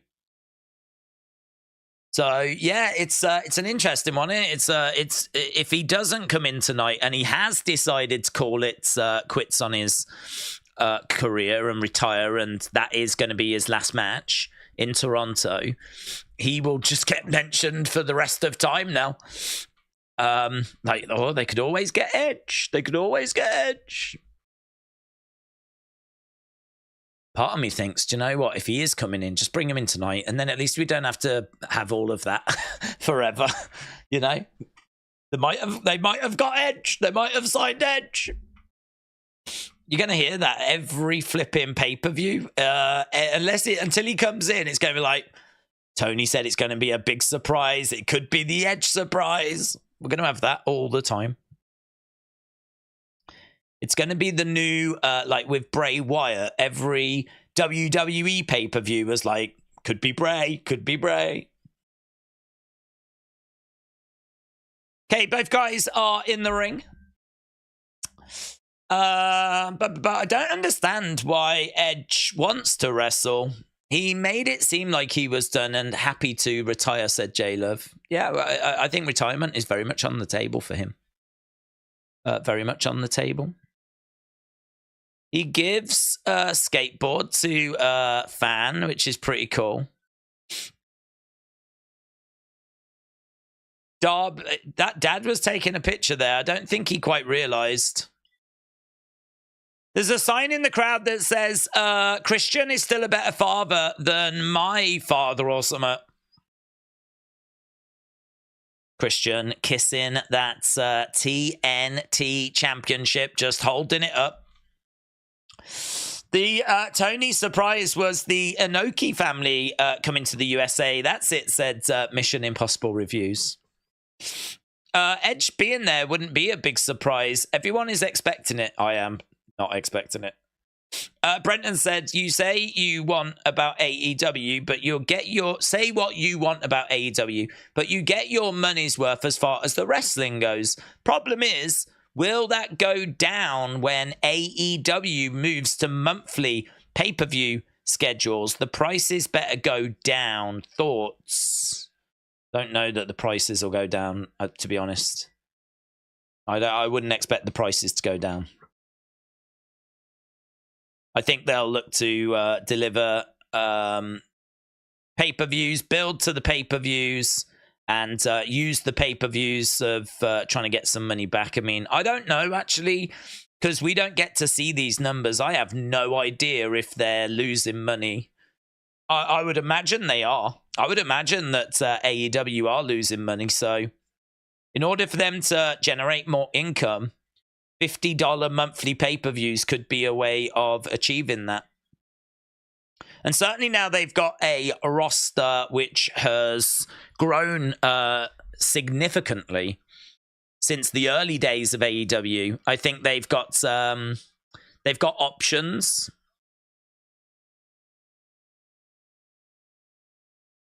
Christian circling rounds. Botched eye surgery. Shout out to you, my friend. These two being pushed back into the corner. We've got Darby in control. Christian covering up as Darby was gesturing to slap him. We're at, 3 hours 26 in now. 3 hours 26. It's 2 out of 3 falls, so even when we get our first fall, we've still got a way to go. And there's every chance this is going to be 1-1 and someone takes it 2-1, so I don't know, it's hard to gauge that. I think they'll have an idea as to how long they want this to go for, you know? I think they'll have an idea, like, we want to get this wrapped up by around the 4-hour mark, so I think we're definitely looking 4 hours. Darby has the Adesanya nails tonight. Oh, I haven't seen. Takeover by Darby. And he's grabbing a hold of the wrist of Christian. I haven't seen what he's gone for with his nail polish for this evening. He's working on the arms of Christian. Didn't Matt Cardona tweet something about going to Wrestle Dream a little while back? Don't know. In regards to, like, social media teases, like, a lot of people just do that to kind of get people talking. So there's probably a good chance that Matt Cardona is just doing that to get a little bit of hype. I mean, I don't know. Is there a chance Matt Cardona could come walking out at the end of the show? How would that be received if you've got so many people hoping for Edge and the actual surprise turns out to be Matt Cardona? Like, I don't know how that would be received. I think there's a lot of respect for Matt Cardona and what he's been doing on the indie scene, but it's a bit of a step down from Edge. Could it cause a bit more excitement because he used to be an Edge head? Could it be that that would just, I don't know, would you have people going, you don't understand? This is the first piece of the puzzle. You don't get it, do you? Can you open your eyes? Can you not see where this is going? He used to be an edgehead. It's basically confirmation that Edge is coming in. Chops coming in there by Christian. I still haven't seen his nails. He's got a French manicure. Has he gone all out for this main event, has he? Is Christian the best heel in the business? His gimmick is gold, said Dominic. I think Christian's doing some fantastic work. I would have him in the conversation. I think the best heel in the business at the moment might be MJF, but we're not treating him like a heel, are we? He's doing kangaroo kicks. So, as of, like, right now, it's hard to not say Roman, innit? It's hard to not say Roman. Is Gunther as well, but Christian's in the conversation, definitely. Darby gets the first pin and gets the first fall, and Christian goes out the ring. His shirt was kind of pulled over his head. So there we go. A win by Darby in the first fall. Still got more falls to go, though. But our AEW show name, super cheesy. I feel constipated every time I hear of the next AEW show. Well, I don't mind, I don't really mind All In or All Out. It was a bit wild having All In and All Out so close together. Revolution doesn't really do anything all right. I mean, Wrestle Dream doesn't do it for me. Wrestle Dream doesn't do it for me. Full Gear. I don't even really understand that one, if I'm being honest. Wasn't there a bit of a joke when AEW first started about Hangman and his gear and Full Gear? I feel like it came out of that. But and it was something to do with his ring gear. But they've changed it. And I'm sure now they've made it look like gears. I keep, like, on the logo, there's gears. So I think they have kind of adjusted it to be like Top Gear, but you can't have Top Gear because that's a show. So I think they've kind of tweaked it. But I'm pretty sure its origin was out of a little being the elite joke about Hangman's ring gear. Could have got that completely wrong, but if you know about that, then let us know. Elite Combat Championship Wrestling, shout out to you. Wrestler Andy said, what about Dom as best heel? What heel work does Dom do? You know, Dom gets loud boos, loud reactions. But, I mean, I just feel like his heel work is he tries to talk and it's just a meme to boo him, to be honest. I don't really know what kind of heel work he does. I suppose he does like some outside interference, whatever, but I don't feel like the work that Dominic's doing is really that great. He's come on a lot, but I think he got a lot of heat off his feud with Ray, and I can't say that, you know, he's coming out with witty lines or really doing much. I think booing him, it's a bit like singing the song. When Judas plays, if you're at the show, you sing along, right? Because that's what you're meant to do. When Seth's theme plays, you sing along because that's what you're meant to do. When Dominic tries to talk, you boo because that's what you're meant to do. I think it's just become the thing the fans are meant to do. I don't know that he's actually doing anything to warrant it in this day and age. So, I don't know. I'd say that he is one of the biggest heels there is. I'd say, like, judging by the reaction. But what is he actually doing that's clever to generate that? I would say that it was the feud with Ray turning on his father. I'd say it's creative that have done that for him. I don't think he's done that for him. Whereas I think Christian and MJF are having to do the work themselves to generate those reactions. It's interesting, though, isn't it? That WWE have managed to, through creative, get the crowd to react the way they're reacting. Whereas Christian and MJF are having to work them hard themselves to try and get, like, you know, heat, and they can't get that same level of heat. Christian went through a period of getting it, in all fairness. But it's very rare that someone tries to talk and they can't talk because they're getting booed out the building. Oof, that looked like really close. Hit with a code red there. Darby. Roll up by Darby. 2.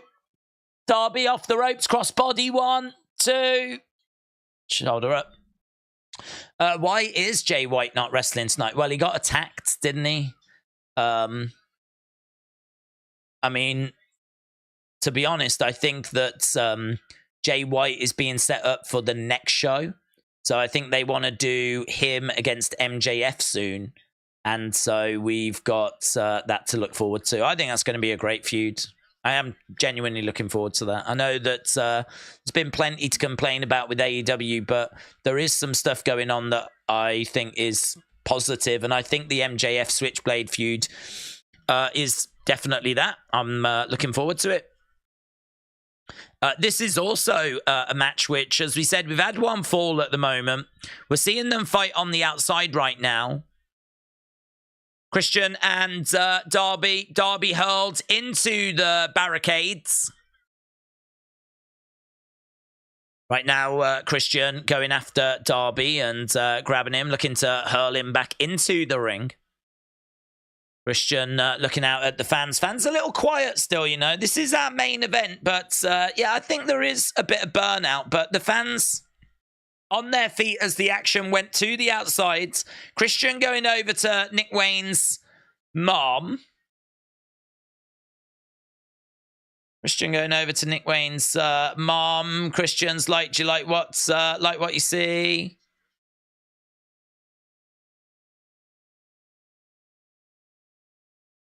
She throws a drink in his face.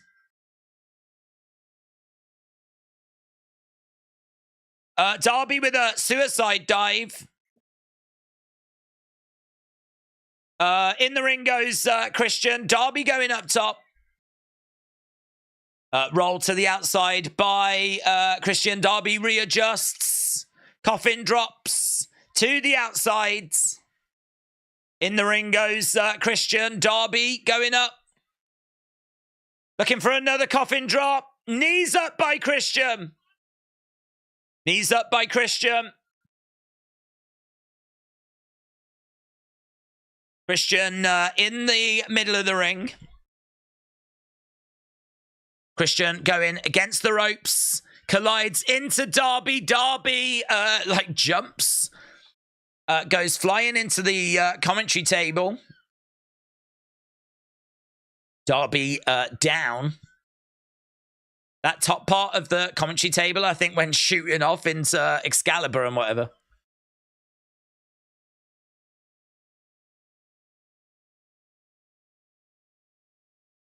Taz said, I can't tell you what happened because our monitor's not working, but I can tell you that it definitely happened.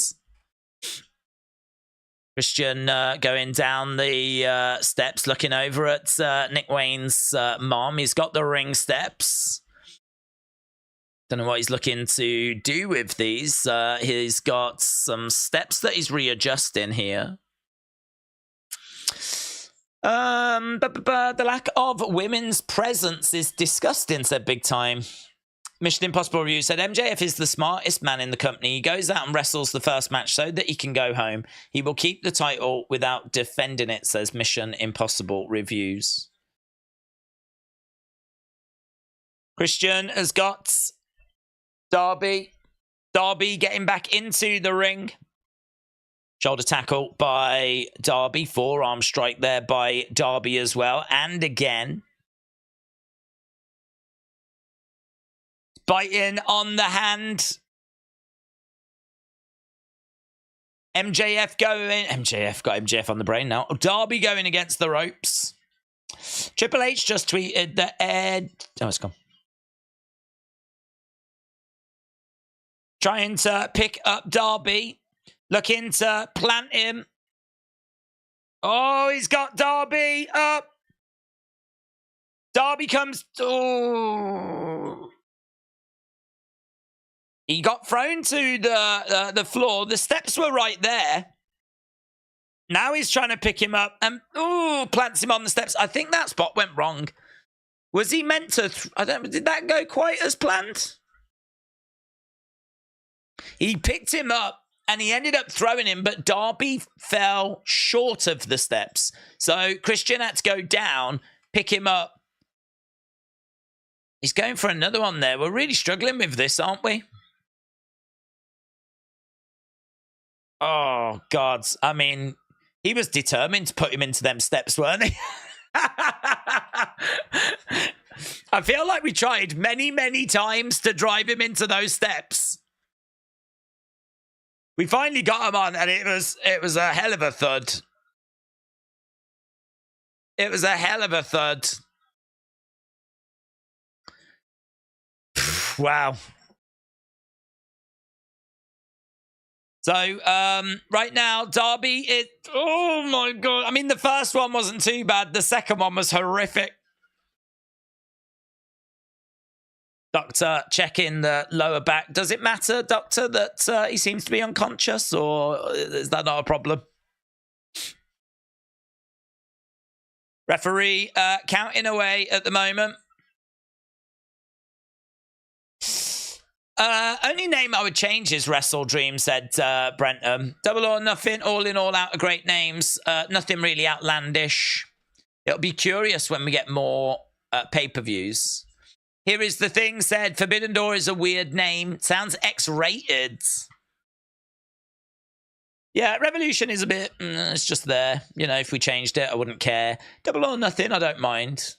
All in, all out, don't really mind. I probably wouldn't have them as close together, but I don't know. Could you make a thing of it? It always makes me think, like, all in, all out, shake it all about as well. Don't know. But individually, they're fine. Double or Nothing's fine. Full Gear, I don't really get it. Revelation, I think, or Revolution, I think, is just a bit generic. Wrestle Dreams, yeah, I'm not a fan of Wrestle Dream.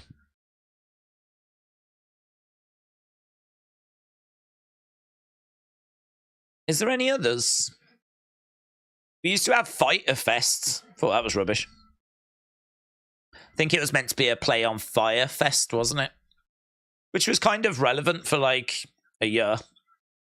There was a great documentary on it. Oh man, that's disgusting. Seeing the replay of that is mental.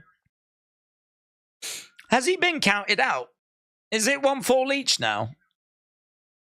I mean, it's got to be in it. So we've got the stretcher. We're putting Darby on. I don't know if I established if he got counted out. If he did get counted out, would we not start counting immediately again? That's the end of that fall, innit?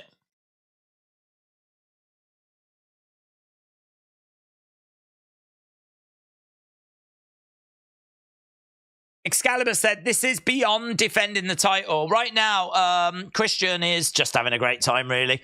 Is undoing the ring, is trashing the ring, exposing the boards.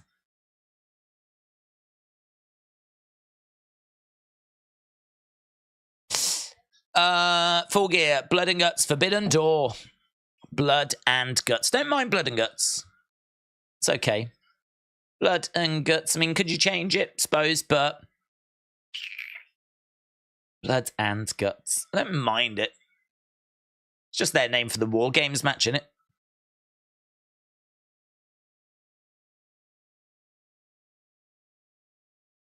Christian is going up top. Let him go. Just win the match.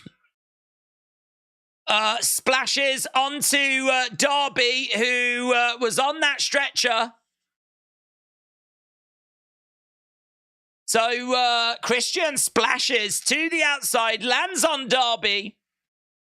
Tell you what, Christian and Darby are absolutely determined for this to end on the right note. Like this is a main event, and they are absolutely determined to give you a match that is worthy of being in that spot. I don't know if the step stuff was like botched. I don't know if he was meant to do it just that once or whatever. But when he did land it, it looked horrific. I still don't know if it's 1 fall each. It would have been nice if there was a little graphic to show us, but that splash to the outside. I mean, look at the boards, man. Look at these boards that have been exposed.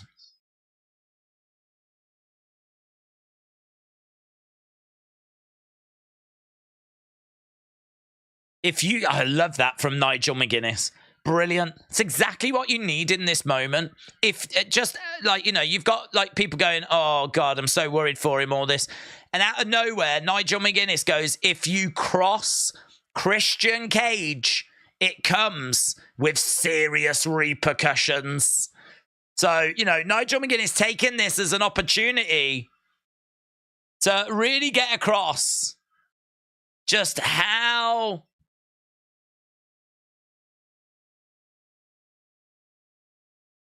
devious, how heartless Christian Cage is. Lovely little moment there where he hits like a prettier onto the exposed boards. didn't quite catch it. Was it a... I don't think. Was it a kill switch? He's back in the corner. Charging over. Collides over to the other side. Darby. The boards have been exposed. Darby is down. Christian going through, looking for a... Turning him over. Cloverleaf. Cloverleaf applied there by Christian. On the exposed boards. So Darby has kind of come back here. Oh, I see his nails. Oh, pretty in pink.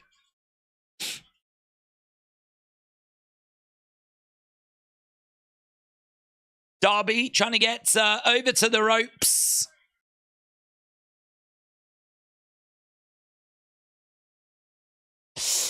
Darby wants to get that insurance money earlier. When they start ripping the ring apart, said Trey, I think they're giving you your money's worth. Let's go, Darby.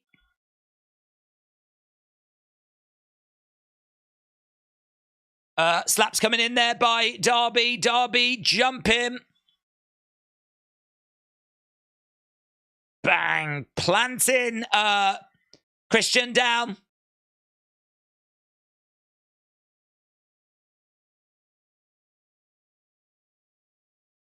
Going up top. Looking for the coffin drop.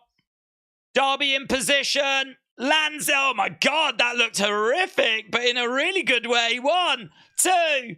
Oh, shoulder up.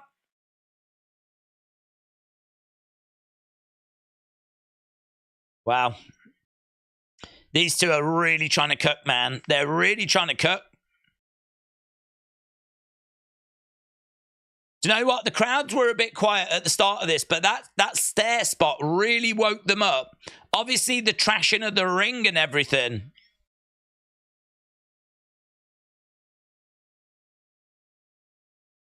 Has really woke them up. We've got Christian going up top.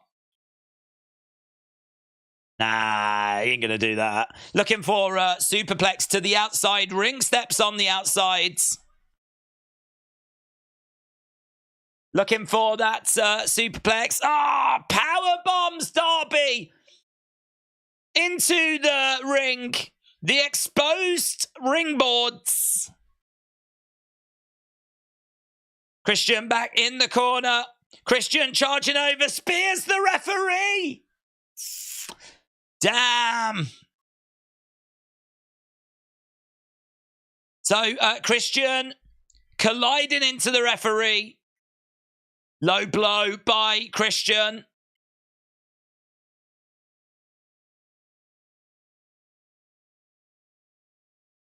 Christian on the outside. Goes over to the timekeeps area. He grabs the TNT Championship.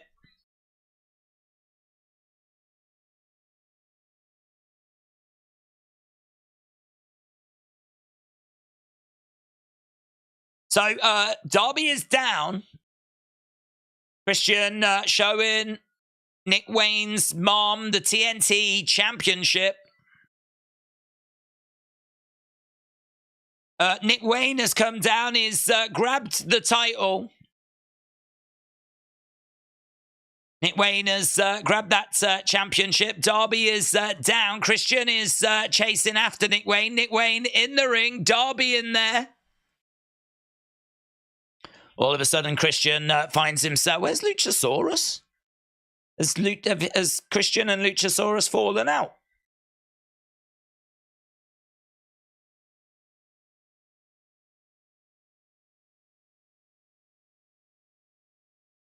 Everything you... Oh, no way! Nick Wayne turns on Darby! Oh, and his mum, that's good, isn't it? That is good. That is good. Nick Wayne says, everything you've done to me. That's a lovely little turn. Didn't see it. Didn't see it. Oh, that's good. Oh, that's good as well. I love how they've got the AEW technicians go to the mom. She's got her headpiece on. She's like, look, calm down. The mom's like, nah! They're cooking, man. They are flipping cooking. 1, 2, 3.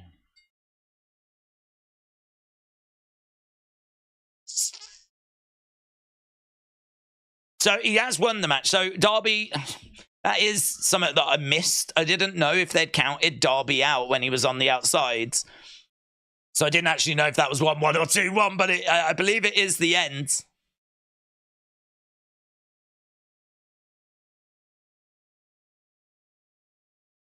Christian holding up that TNT Championship. Nick Wayne turning on Christian holding up the TNT Championship. Nick Wayne turning on Darby, and Nick Wayne's mom screaming out. Gives him a little kiss.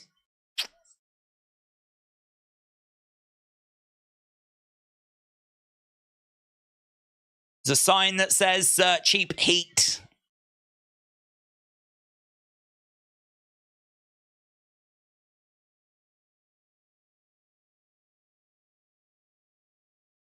Now, Christian holding Darby back. People are looking at the entranceway to see if someone's going to come down and make the save for Darby. Kicks coming in there by Nick Wayne. Stomp coming in by Christian. Stomp coming in by Nick Wayne.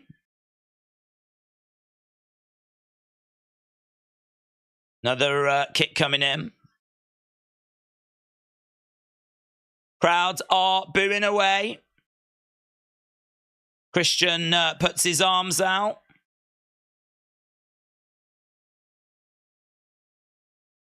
Sting making his way down the entranceway, gets a nice pop.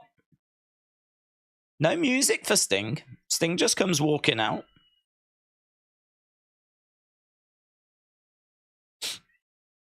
Nick Wayne goes... Did you see how Nick Wayne went over to Sting then? The way he did like a little run. Cute little run over there.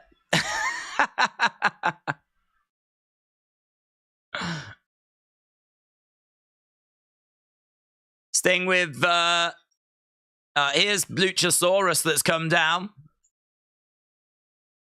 Shot coming in there. Sting screams back at Luchasaurus. He grabs Luchasaurus. Nick Wayne has grabbed the leg of Sting. Now we've got a beatdown of Sting.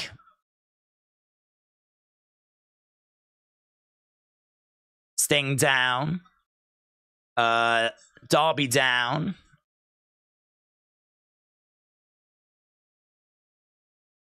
Christian grabbing a chair.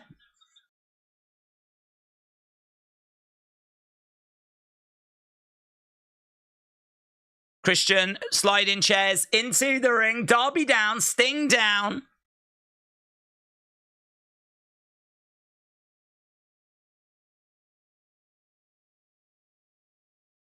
So, going to look for a concerto. Definitely looking like someone's going to need to make a save of Sting unless they're going to do it and send a message. Here we go, Christian. This feels like the moment. Lights out. Lights out.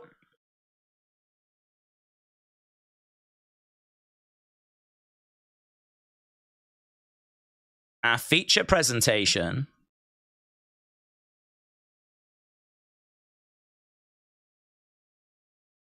There's a car.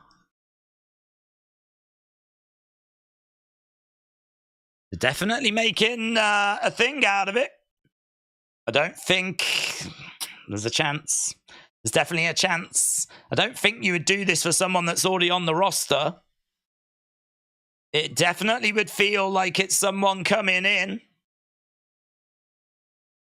Wow, it is. Wow. You think you know me, and it is Edge. Edge comes out onto the stage. Wow, that's mental. That is mental. That is mental. Wow. Edge making his way down to make the save of Sting.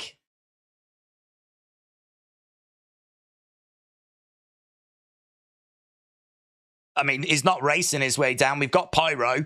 But Edge, so we had a little... I mean, look, his contract expired on last night. There's a little video package and everything. So it does imply that this is something that's been worked on. So Sting was down. He was about to be concertoed. And Edge has made his way down to the ring. He's got the same music. He is in the ring right now, staring at Christian. Edge and Christian in the ring.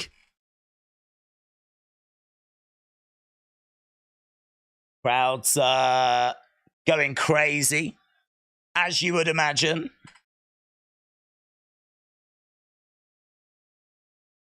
Puts his hand out. He wants the chair.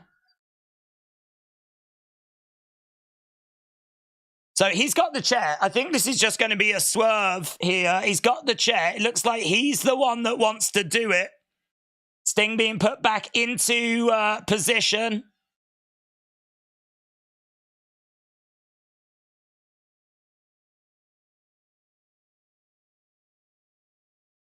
Got the image. Bang. Yeah, he nails Nick Wayne. I don't think that's too much of a surprise. Plants, man, he just planted Luchasaurus hard, didn't he? Just drove him hard. Edge comes over, spear, down goes Nick Wayne. So Edge screams out, he makes the save there of Sting. He stares at Christian. Christian on the entranceway. So looks like we're building towards potentially Sting, Edge, and Darby against Christian, Luchasaurus, and Nick Wayne. I don't feel like those teams are that even, but yeah, massive, massive news. I mean, what this does for AEW is...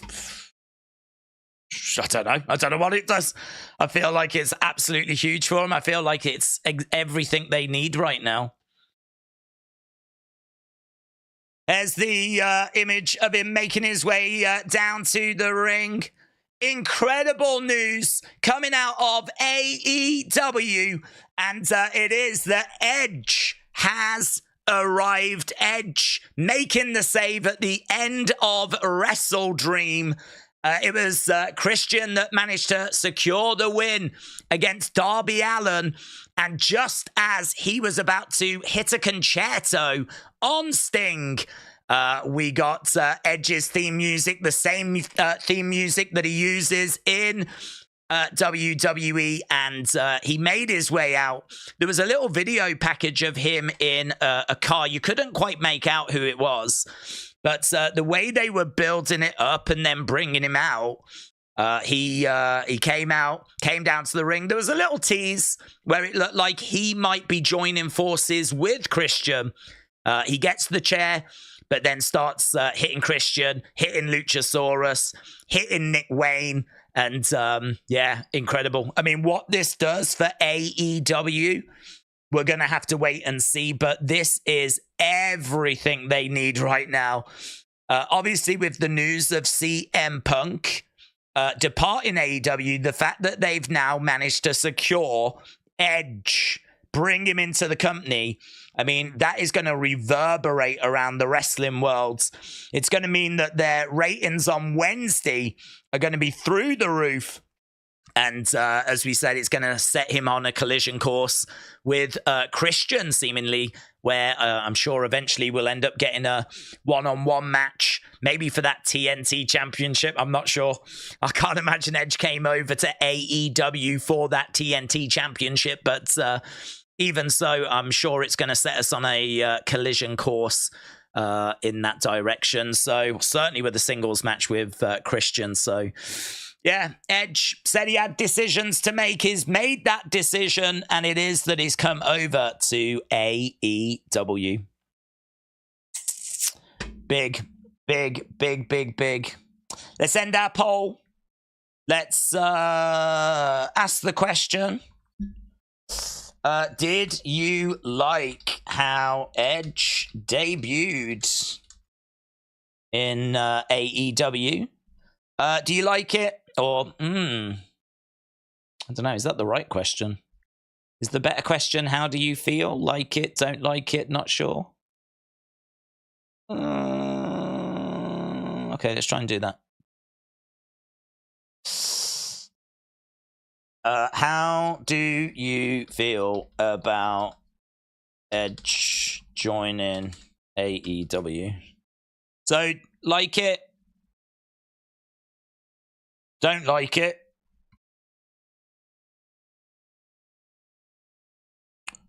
or not sure. So, I mean, look, if you liked it, it's because you're excited about Edge against Kenny. You're excited about Edge against Switchblade. You know, you're excited about Edge against MJF. You know, the amount of matches that you can do with Edge in AEW is plentiful, right? So, yeah, you can do loads of different things with him in AEW. But it might be that you're disappointed that Edge didn't re-sign with WWE or didn't call it quits on his career. So I would imagine that it's going to be overwhelming that people are fans of the fact that he's come into AEW. But it's going to be interesting to see what that percentage looks like. It's going to be interesting to see how that goes. And it's going to be very interesting to see the media scrum that I've just seen is lined up. So we've got a media scrum now that's going to be taking place. So we need to have a look at that. Get your thoughts in. Get your scores in. I'm obviously just putting up the Edge video.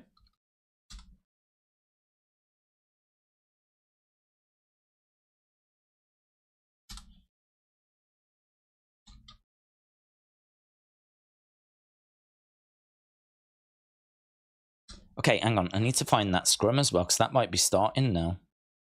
And I don't know if Edge is going to be on that or not, but there we go.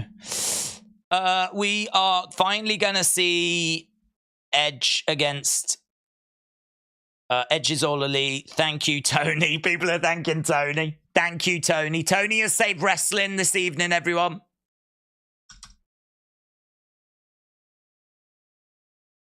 Yeah, put in your scores. As I said, I mean, honestly, the whole show becomes irrelevant now. Like, it doesn't matter about what you thought of the Eddie Kingston match. It doesn't matter what you thought of Chris Statlander. It's irrelevant now.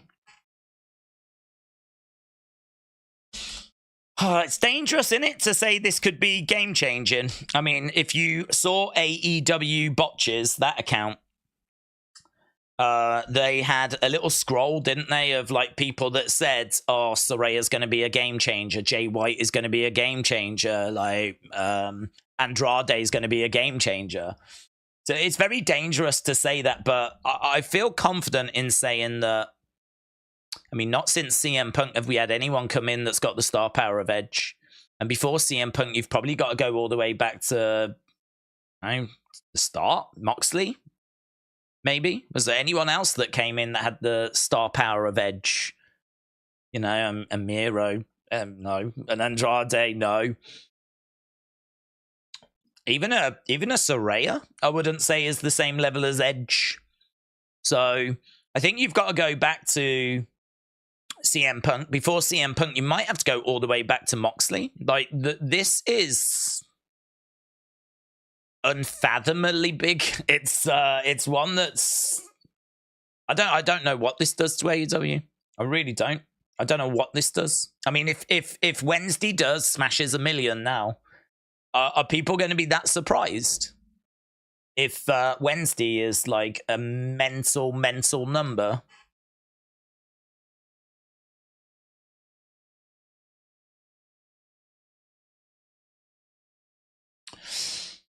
But I think Edge is different levels to anyone they've signed, said Dan. This is Sting level signing. Oh, Sting's a good shout. Sting's a good shout. I think the thing with Sting, though, is... Did we know Sting was big? Is Edge bigger, though? Don't know. That's hard, isn't it? Because Edge has been, like, super active recently. Like, Edge beat Finn at WrestleMania, which was a conversation that was being had in the chat. You know, was it right if he... How long has he known he's been going and all of this? I mean, the fact that... I mean, if his contract expired yesterday and he filmed that little car thing, he could have done it earlier today. Chances are he didn't. Chances are that got filmed a little while ago. I mean, yeah, of course, the person in that might not be him. The person in that could have been a stand-in, just someone that was a similar build, similar size. But it would certainly show that there's been work and thought that's gone into this, you know? That doesn't feel like something that's just come together today. That doesn't feel like something they've just chucked together. Oh my God, we've done it. We've got him over the line. They must have had his flights booked and all this stuff sorted as well, you know? Kind of crazy, isn't it? 2nd of October, one of the biggest stories of the year has just dropped.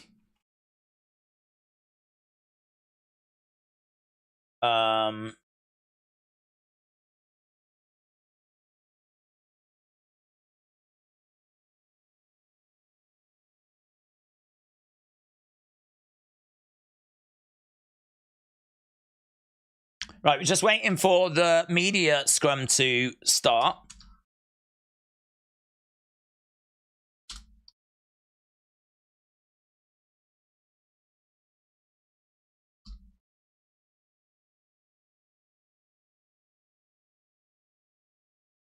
No, that was Edge in the video, says Rick. The reaction that Punk got when he returns... did that go? Oh, no. When he returned, proves that he was the biggest signing. The roof came off the building that night. It's a real interesting one because there's no... I mean, there's no way that this is not a massive, massive game-changing signing. There's no way. And actually, because he's been a lot more active recently, you run the... Not the risk, but you run the chance, or you've got the opportunity to maybe get some of them kids that watch WWE, some of them youngsters, some of the people that are into the current product. You know, not those lap fans that remember Sting from back in the day, or maybe saw him at WrestleMania 31 or whatever. I'm talking like Sting being a very active, prominent person that was constantly being like featured on the show, you know? He's someone that's... brings in the current audience. The current audience for WWE are going to be interested in the fact that Edge has now arrived in a different company, you know? I genuinely don't know. And I don't think you can judge the reactions, because didn't Punk come in to a crowd that was expecting him in Chicago compared to a crowd that I think were hopeful, but certainly could not be guaranteed? Plus, also, I think the numbers here are like 6,000 compared to a rammed United Center, which I don't know how many that holds. So, I don't know. I think it's a bit dangerous to try and compare the size of the pops, you know, to the fact that he's come in. Edge did everything in WWE. He can make new matches now, said Lukey Guy. We could potentially get Hardys versus Christian and Edge again, said Justin. They used Rated R Painted on the road, says Rick. Yeah, that doesn't mean that the person in the video was him, but it could have been him. Sammy is about to use this to promote his Edge auction. But glad Edge didn't come in as a heel, said Zoom Station. So yeah, if you are joining us, the news is true. Edge had a decision to make, and he has chosen AEW. And this is now going to be a massive, massive start for a new chapter in his career. It's going to be very interesting as well to find out the reaction from WWE. I mean, look, tough. that's the response. Tough. But it'll be fascinating to, you know. I reckon Edge is going to be very respectful. That's what I'm expecting. I'm certainly not expecting him to say anything that's going to like really be disrespectful after everything they've done for him. I would expect it to be a case that Edge is going to be very respectful. I'd expect it to be a case that he's going to come out with, like, there's a lot of, I haven't got long left. There's a lot of dream matches that I want to have. And I'd imagine it would be something along those lines. But it's going to be absolutely, the fallout of this is going to be so fascinating. The fallout of this is going to be, you know, what's the WWE reaction to this? What's, you know, how does, like, Vince feel about this? I mean, he's a WWE Hall of Famer. He's in the Hall of Fame. And he's just gone and provided the biggest shot in the arm to a rival company when we're not aware of any issue between Edge and WWE.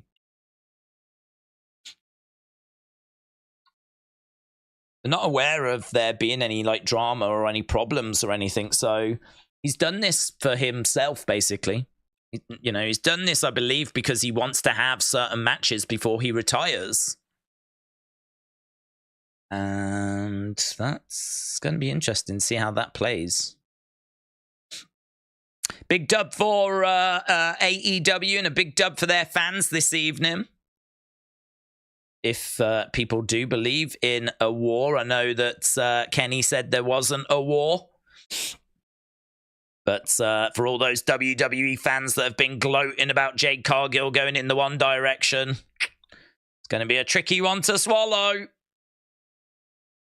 With Edge, I mean, that's a hell of a trade, isn't it? You can have Jade Cargill, we'll have Edge.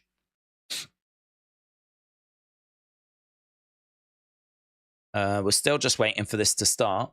Do you think that Tony knew he was going to be able to sign Edge when he decided to fire Punk? I honestly, I don't know. I'm the wrong person to ask because I did not expect Edge to come in, and I didn't deviate from that, and I genuinely felt fine, good. I stood by it right the way up till when he walked down the ramp. I felt good about it. I didn't feel like he was coming in. I didn't think he would do what he's just done to WWE. I had him being like a WWE lifer. I had him being an Undertaker type guy that's ride or die with Vince, you know? It's definitely a bitter pill to swallow. I think most fans are going to view this as, I'm super excited to see this match, I'm super excited to see that match. Most fans going to look at it that way, but there's an interesting conversation as to what this does to Edge's legacy. I think fans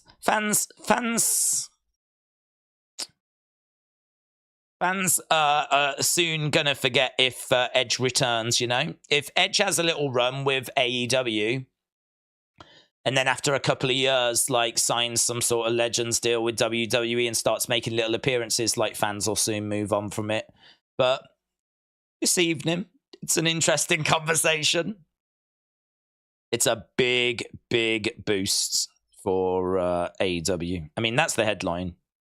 Regardless of how fans are going to react to it, regardless of what messages it sends, regardless of how WWE feel about it, the headline is that this is just a massive, massive boost to AEW.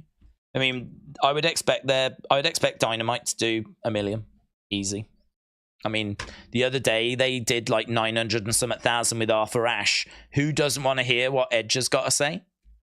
Which is why it'd be really silly to give it away for free right now, wouldn't it? If you give it away for free right now, you are giving money away because, to be honest, probably don't put him on this media scrum. Have him speak for the first time in ring on Dynamite and get the rating. Get the rating. For the last time, Vince is not the boss anymore. He is. He is the boss. He's in charge of the WWE side of things. He's never worked for the new WWE. He doesn't own the new owner, nothing. He's in charge of it. Is the, what's the, I don't even know, what is it? The managing director or something of this new company. So, yeah, I mean, he is in charge of it. Put him on Collision as the main star, says Ron. Oh, I don't know. Even with Edge on Collision, you're still going to struggle to get ratings. If you put Edge onto Collision, like I don't know how much that's going to change things, because Saturday is still Saturday, and it's still a really tough day, isn't it? That's a real tricky one, actually, because if you put Edge onto Collision, it would make sense, because, like, I understand you're going to want people to tune in on a Saturday, but people have got work, and they've got, like, you know, other interests. I think you would definitely get a spike, as people would want to see what Edge does, but I think it would settle down. I mean, look at CM Punk as a prime example. CM Punk got brought back on Collision, didn't stop the show from doing like 400,000 in the ratings, even with CM Punk around. So I think you bring Edge in, you put him on Collision, you'll get that spike, but just basing it off what happened with, basing it on what happened with CM Punk, it would soon settle back down again, you know? King said, everyone that criticizes the move doesn't understand friendship. Edge is cemented in wrestling. This is him getting a fat check. Well, that's the problem, innit? So he's getting a fat check, and he's put that over his loyalty to WWE. If there is a war that's happening, and Tony tells us there is, well, Edge has just picked a side. And it's the side that's not the side that's kind of nurtured him and given him all those moments. You can have the argument of, like, Edge doesn't owe anyone anything. You can have the argument of, like, Edge should do what's right for Edge. But that ain't how it's gonna be perceived. I mean, you know, there is a war, if you will, right? There is a war because Tony has said there's a war, and they are battling for attention. They're battling for, like, you know, we haven't had shows quite going up head to head. We've had AEW and NXT going head to head, but with these new TV deals, and who knows where things are going to be in the future, we could have shows that do go up head to head. We could have pay-per-views that compete on the same night. We could have AEW putting up pay-per-views against WWE, or WWE putting up pay-per-views against AEW. You know, I mean, look at WWE with putting up a show yesterday. I can't say that was to hurt AEW, but it did. You know, their NXT show meant that Collision ended up doing, what was it, 300 and some thousand? Which it would have done more had NXT had not been on yesterday. And so you've got NXT going up against them yesterday. You've got Fastlane going up against them next week. So, you know, there are shows that are going on at the same time that AEW are putting on, that WWE are putting on. We're seeing that Collision on a Saturday. We've seen that, literally, that Collision on a Saturday. So Collision's a good word, isn't it? We're seeing that Collision on a Saturday. We've seen a war on a Wednesday. So we are seeing these two companies putting on shows at the exact same time, and that may continue as we, like, move forwards. As I said, Tony has come out and said that there's a war that's going on here. I know that Kenny Omega has come out and said there isn't. But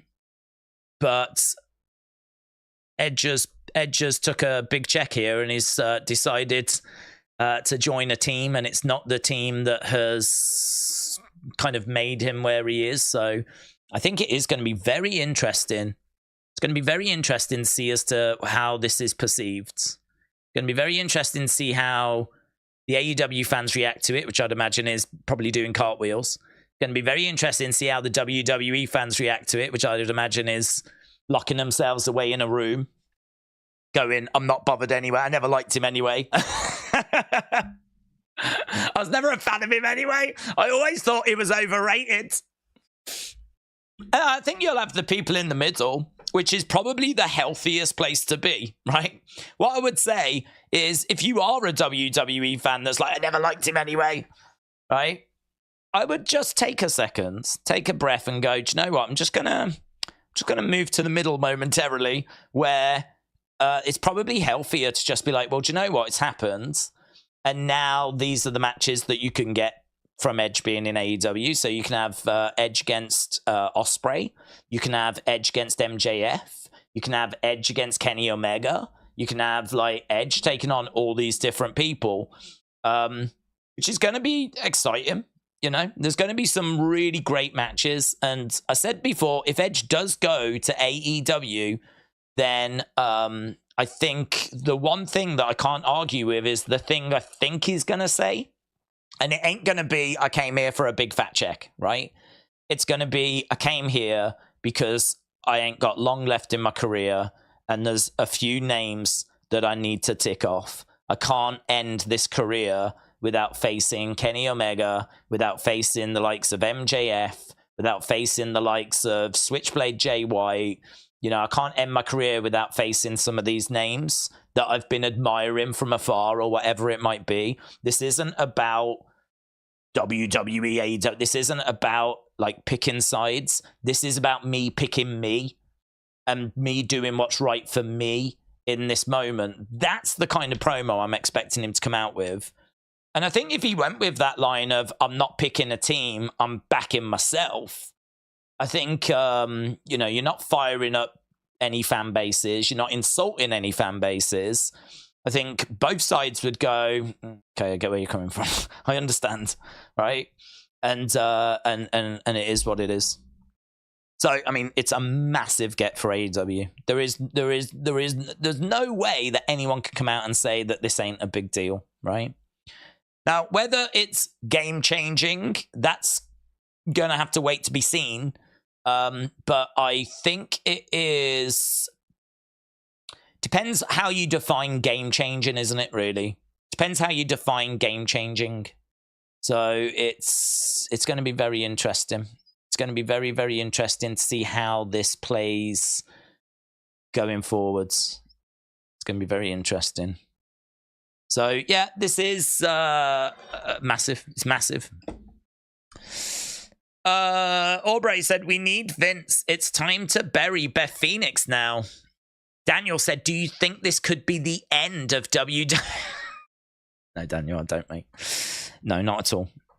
I think what this is it is the rejuvenization of AEW. This has got nothing to do with WWE being the end. I mean, WWE are in such great health at the moment that, you know, you've got Roman and Bloodline and, I mean, you've just got so many stars. Sammy, Kevin, Cody, you know, they've got flipping Charlotte Flair and God only knows. I mean, you could literally go down a list of about 30, 40 big, decent-sized names in WWE. So I certainly don't think that this is, you know, they're 60-odd years of history. They're the market leaders. They have just been purchased for I don't know how much. I mean, like, WWE are in fine health.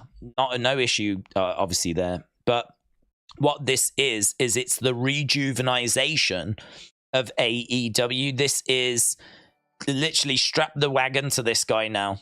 I mean, like I said, it's a deal that I didn't think would get done. No way did I think he was coming into AEW. No way. And I'm not changing my tune. I'm not going to, now that it's happened, turn around and say, oh, yeah. I had a sneaky suspicion. Nope. No way. Didn't expect this at all. No way. How WWE have not managed to get a deal over the line is just I mean, it's if you think about it, it's crazy. CM Punk goes, they're, you know, getting 800,000 on Dynamite. They're doing, what, 305,000 on Collision. They are in a pit of depression, and there's no clear sign of them getting out of it, other than maybe Mercedes might come in, which might give them a bit of a boost. And then flipping, they go and get Edge. I mean, this is just, it's just a gift. It's a gift from the gods, man. It's an absolute gift. It's a gift. It's amazing for them. I mean, you know, they've managed to get stars that Edge, I think, wants to work with. They've managed to make this a promotion that, even though the ratings are not that great, even though they're solid, stable, you know, nothing to write home about, he's still looked at this and gone, there's matches there for me. There's a reason for me to go there. And it's got to be the matches. It's got to be the matches. It's got to be the fact that that there's matches for him to have with the likes of MJF and everything. Yeah. Didn't call it. Didn't see it. Didn't expect it. I ain't hiding from that fact. I'm doubling down on it. If anything, I did not call this at all. Didn't see it happening at all. I really thought WWE would come in and make sure this didn't happen. How WWE can allow this to happen? I can only imagine that they gave him mental offer. I'd hope it's a mental offer. I can only imagine that it's a case that this is, there was nothing they could do. I can only imagine this is another example of the Bryan Danielson situation where there's nothing they could do. They tried, they gave him a great offer, they gave him assurances and told him what they thought he would want to hear, but there was no change in his mind. This was it. This was it. So he gets his Toronto win. He gets his victory over Sheamus. He gets his WrestleMania victory over Finn Balor, and off to AEW he goes. Steve said, now you've seen Edge go to AEW, and you admitted you didn't think he would go. Where do you stand on CM Punk to WWE? It doesn't change my opinion. This doesn't change my opinion because something's happened that I didn't expect to happen. It doesn't now mean that I completely changed my mind on all my other opinions. Like, if you've watched the channel, you'll know as to why I said I didn't expect this to happen. And you'll know as to, like, I've laid it all out. I've explained every single part of as to why. There was theory and reasoning to every single reason. And, whenever I'm like, we're doing a prediction or we're chatting away about, where we think the business could be going, there's always a reason and a thought behind it. There's always like reasoning as to why, like, yeah, this is why I think it's going to go this way. We never just go, oh, no, I think Edge is not going to come in. Why? Oh, I just don't think. I don't think. Like, there's always reasoning. There's always something to kind of like support why we're saying what we're saying. Otherwise, what are we even doing? Do you know? We're not just plucking stuff out of thin air. So I would say it's a bit like, it feels a little bit like when you place a bet that's like a good bet and you've got good reasons as to why you think it's going to go that way, but the bet just, it doesn't come off. Like, I don't know, someone lands a lucky punch and the bet doesn't come off. It sort of feels a little bit like that to me. Like, I feel like I had a good reason as to why I believed what I believed. I think I explained it every step of the way. I think that there was plenty of like gray area, like Tony saying it's going to be the start of a new era. Everyone got excited, but then Tony said, don't get too excited. So to me, like, I can look at that and go, okay, well, that's Tony playing that down now. So, people are running around getting excited, but he said, like, don't get too carried away with that thing, And so, like, a gray area. And then with the Better Wrestling Experience, where they said Edge is now closer than ever to joining AEW. Everyone ran around going, oh my God, he's coming into AEW. But as I said, it could be that he's closer because of his WWE deal expiring, which would mean he's a free agent. And when was the last time he was a free agent? So again, you know, you look at that and you go, you know, people are running around celebrating, but it doesn't necessarily mean that. Maybe you can say it's over-reading into things or overthinking things, but I don't know. It's done me in good stead in the past, so... you know, this time it's one that I'll take the L on, and but it doesn't change my approach to things. It doesn't make me now look at other stuff and go, oh, maybe CM Punk is coming in because I was wrong about the Edge thing. It doesn't change my opinion on that stuff. You know, as I said, you know, continue to look at it, continue to analyze it, continue to question things and use theory, and keep looking at the rumors, keep looking at what's being said. Looking at the reactions to what's being said as well is quite interesting, and seeing how things can get blown out of proportion and twisted. And this time it's come off for people that have took that news and like run with it. Next time it might not. So, you know, it's one of those. It's a bit like when you're predicting matches. You'll win some, you'll lose some. And as I said, ain't no hiding place from this. I'll take the L on this one. Because I just didn't see it. I didn't see someone of his size, someone of his like stature, like helping the competition, if you will. You know, like to me, he was a WWE guy. He was someone that was really supported, gone in the Hall of Fame, well respected, been given everything in WWE. And I said that if he came in, I'd be disappointed with him, and I am, to be honest. As a WWE fan, I am. I totally understand the disappointment that's out there with Edge coming into AEW, because I think that WWE are fighting for ratings. WWE are also trying to achieve things. They're obviously trying to break records. The company's going through a big turbulent change at the moment. You've got like new TV deals that are coming up. And, you know, Edge could have contributed to that. If Edge wants to continue wrestling, which seemingly he does, not hanging it up, but seemingly he wants to continue wrestling, for him to now go and continue his career at a different company, you know, as a WWE fan, is disappointing. So I think, and certainly a company that has proclaimed itself to be at war with WWE, I think that is a disappointing thing, and I can understand why WWE fans are going to be disappointed in that. I can understand why there's going to be, I think, a bit of a backlash towards Edge from, you know, as we said, if you only have to spend a few moments on social media to see that there is clearly people that have picked a side, and their side is not AEW. And I'd imagine those people have been quite loud and vocal about the Jade stuff now, and I'd imagine it's going to be a little bit awkward if they've been shouting about the Jade stuff, and now AEW have gone and got Edge. So, yeah, as a WWE fan, I'm just honest, I'm disappointed. Disappointed that he's gone and left WWE, and I suppose in a way it just feels a bit like, I don't know, just a bit dirty, really.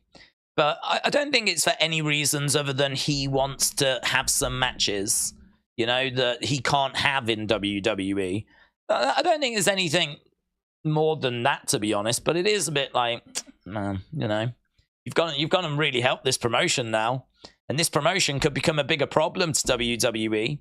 And we're already seeing them going up against each other on a Saturday.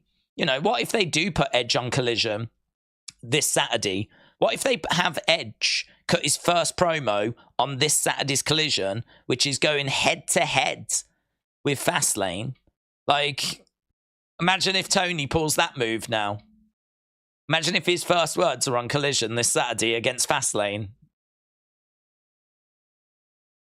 You can't say that there's not a war that's going on when there's two wrestling companies that are producing content and airing it at the exact same time, right? So I don't know. It's does this make it more exciting as a neutral wrestling fan? I would say it probably does, though. If you look at it, it's funny, isn't it? If you look at it from a WWE fan perspective, gutting. If you look at it from an AEW fan perspective, amazing. If you look at it from a neutral perspective, probably exciting, to be honest, because if you're someone that watches across the spectrum and all the different promotions, this is the shot that AEW need.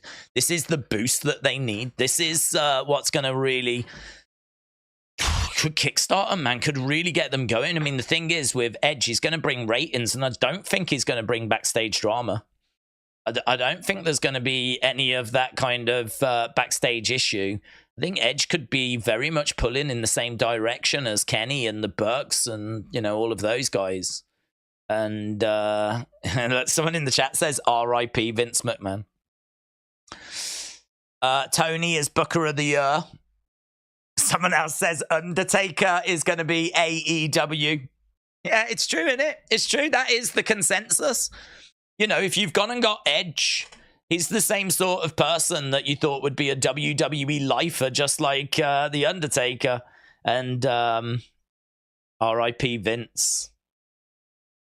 Yeah, some of these comments are kind of funny, man. Competition is great. As for Jade, I doubt the majority of WWE fans know who she is. So I hope she trains well, learns to be better then she will succeed. John said, Vince isn't running WWE anymore. Edge's buddy Christian is in AEW, and isn't AEW doing a press conference? It hasn't started. Will Edge be there? So Vince is the guy that's in charge of TKO, and he was pictured at the stock market when this whole thing launched. If you want to get into the detail as to what he's actually been doing in like the day-to-day running of this, my answer to that would be I don't know. I don't know what he's been doing, right? Because they've been working together behind the scenes.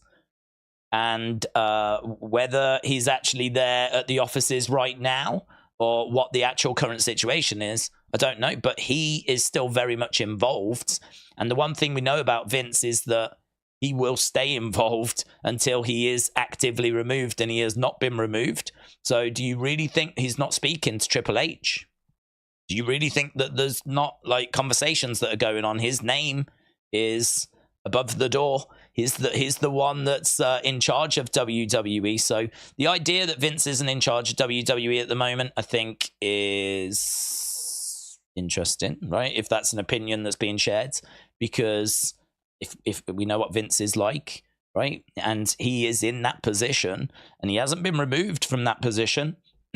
So if there's like investigations or something that's going on, or things along those lines, it still wouldn't stop him speaking to the people that he wants to speak to. Certainly when you consider that Triple H is family. So, I don't know. Let's settle down on the Vince not being in control stuff.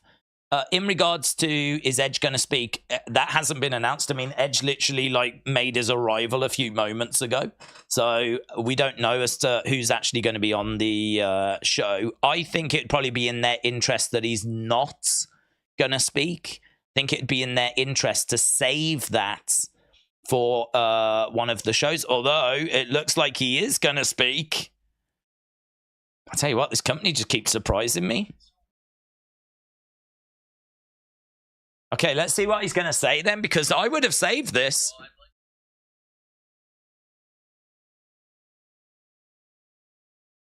Wouldn't you have saved this for like Dynamite or Collision?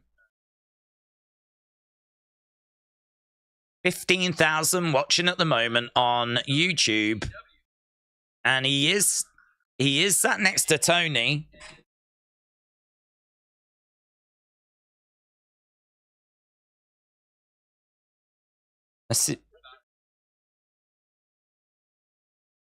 Full time. We probably should make some notes on this, shouldn't we?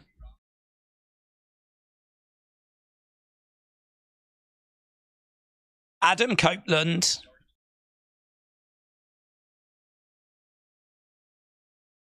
Weekly basis, full time. Is Edge. He said he wants to contribute. I want to help. What, the company that's struggling?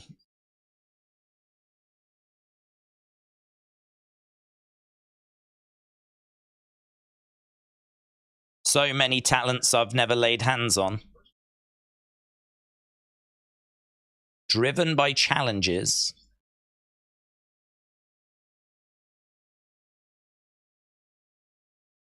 He said he's never been in a ring with Samoa Joe.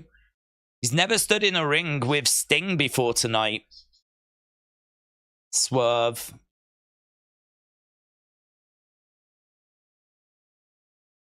He says, at this stage in my career, that is enticing and that is exciting.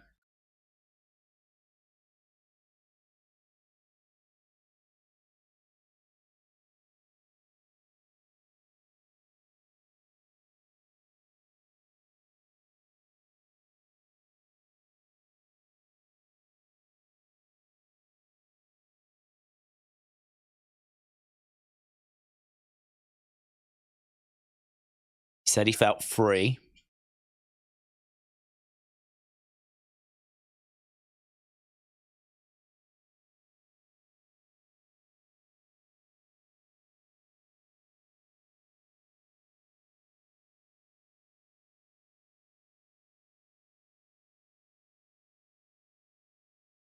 He said, I'm a full-time guy. He said he feels like he did when he was like breaking out on the indie scene.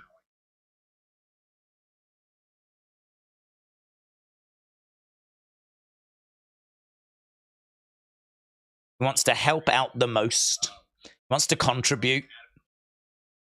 I can't get my head around it.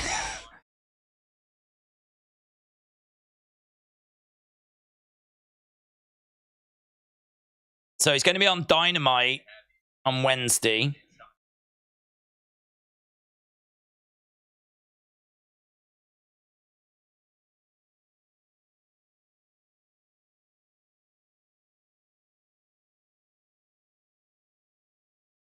He said he'll give his mission statement. I feel like he's given quite a bit here. I mean, I know he's just spoken about he wants to help. He wants to contribute. He says he's excited.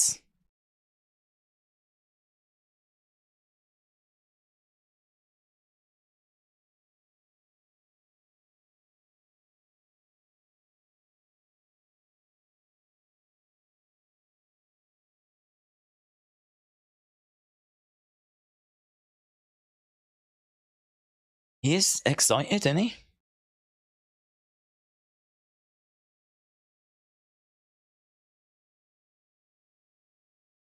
He came in on Friday.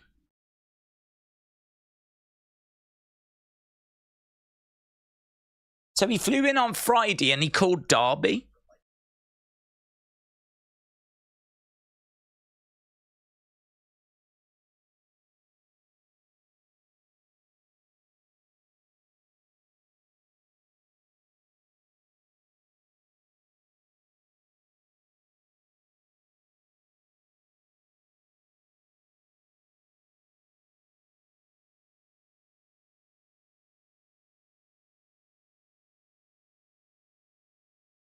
Keep saying, like, this is amazing. This is awesome. It's surreal. It's just surreal.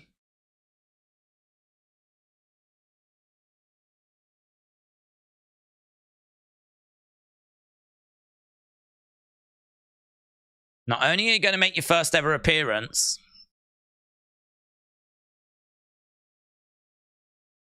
he'll be at Collision.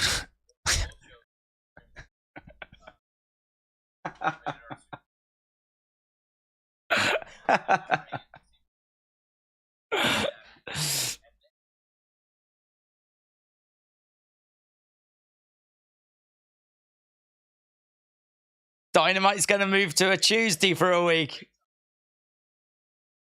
Ah. Yeah. All right. All right. That's amazing, isn't it? So we're going to move Dynamite to Tuesday for a week, and Adam Copeland's requested a match for that, the one that goes up against NXT. That one. Oh.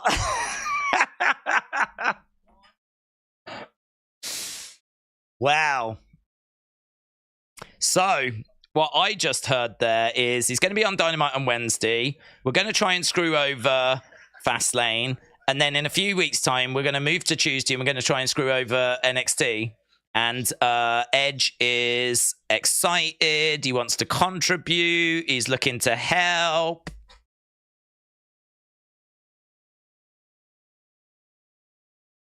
Okay.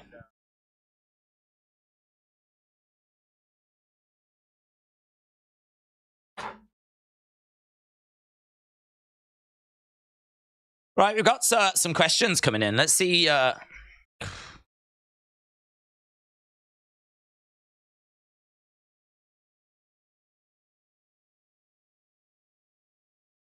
What are one or two of those bucket list items you're looking to cross off?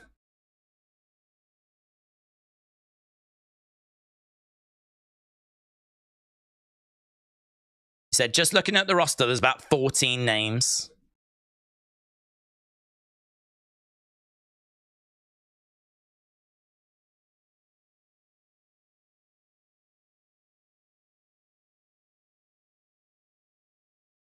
He said he's never John Moxley.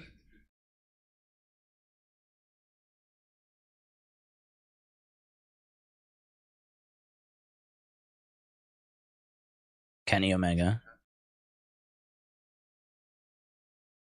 He said, I just met him. We've never met before.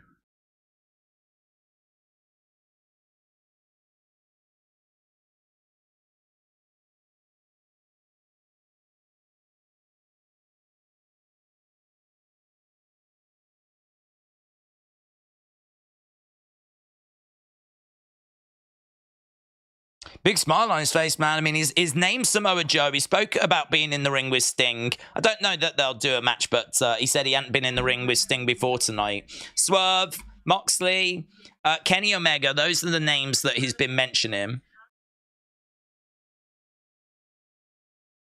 I can't believe this is just being given for free on a flipping media thing. Does this not hurt a little bit there? Because all of this is going to be out there now for the next few days, isn't it?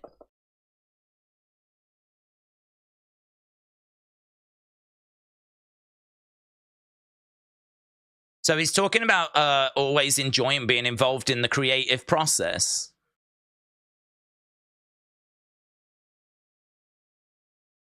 He loves detail.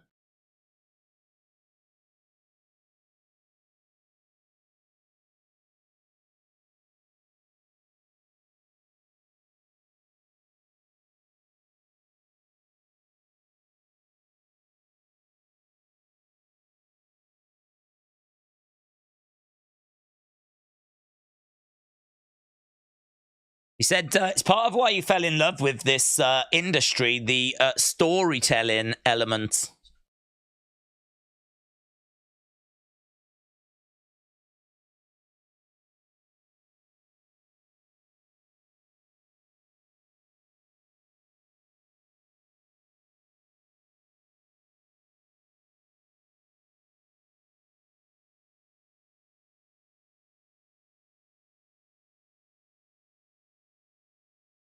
He says, I've got 31 years experience. If you want to tap into that, I'm a phone call, I'm a text away.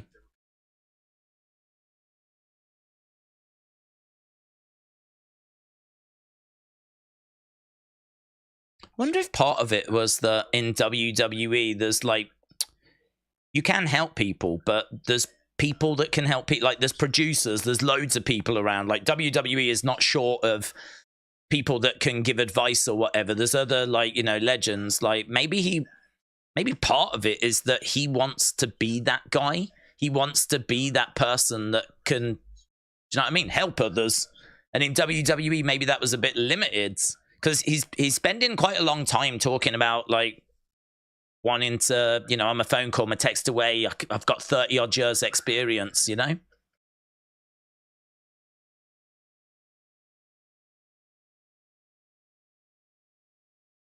Friday night.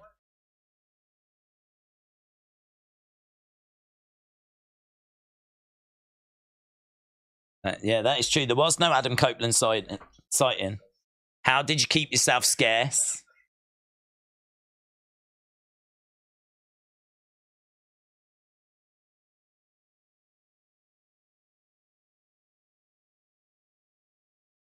Edge said he was in some sketchy neighborhoods.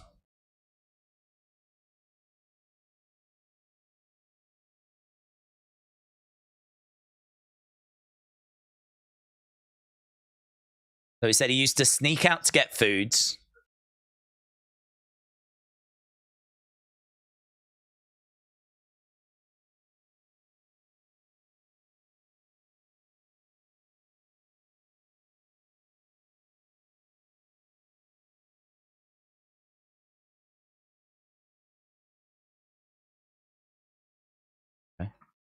Edge didn't work full time in WWE, but he's going to now in AEW. Yeah, apparently.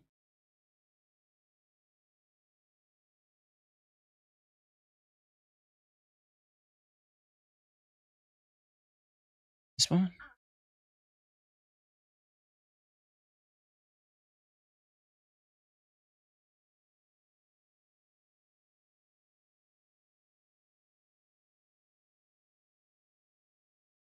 Okay, she wants to know if Beth's coming in. So she's asked.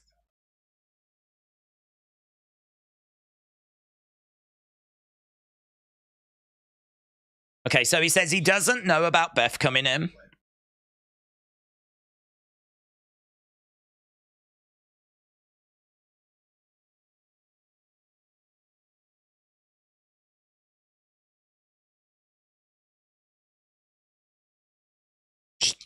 The question was, will Beth come in? And he said, I don't know. If I can get that, if there's ever a chance to work with her, I'm going to be super excited. He says that she's going to be instrumental because she'll be my sounding board.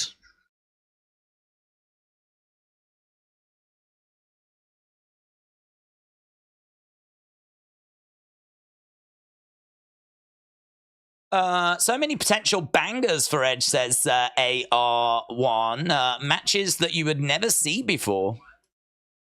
George said, realistically, how many more matches does Adam have in him? That lady seemed like a mark. She was really softly spoken, wasn't she? She was like... Yeah, it wasn't really like a journal. But them saying that, I think a lot of wrestling journalists are like fans that get into like the journalist side of it. When it comes to like politicians, I don't think too many journalists get into it because they're like, really big fans of some of the politicians. It is a little different to like one of them news conferences, yeah.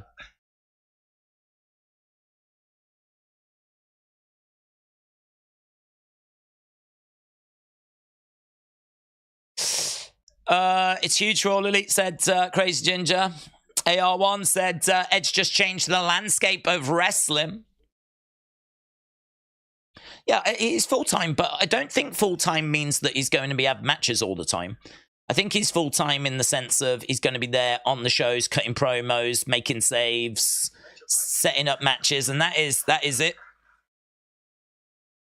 Ah, the hug, there it is. There it is. That's the money shot. That's the one everyone wanted.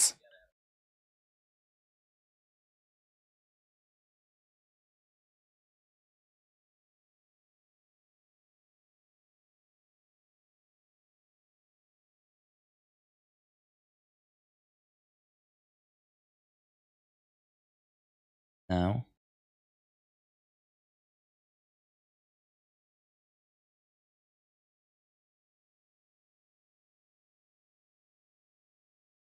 The rated R superstar.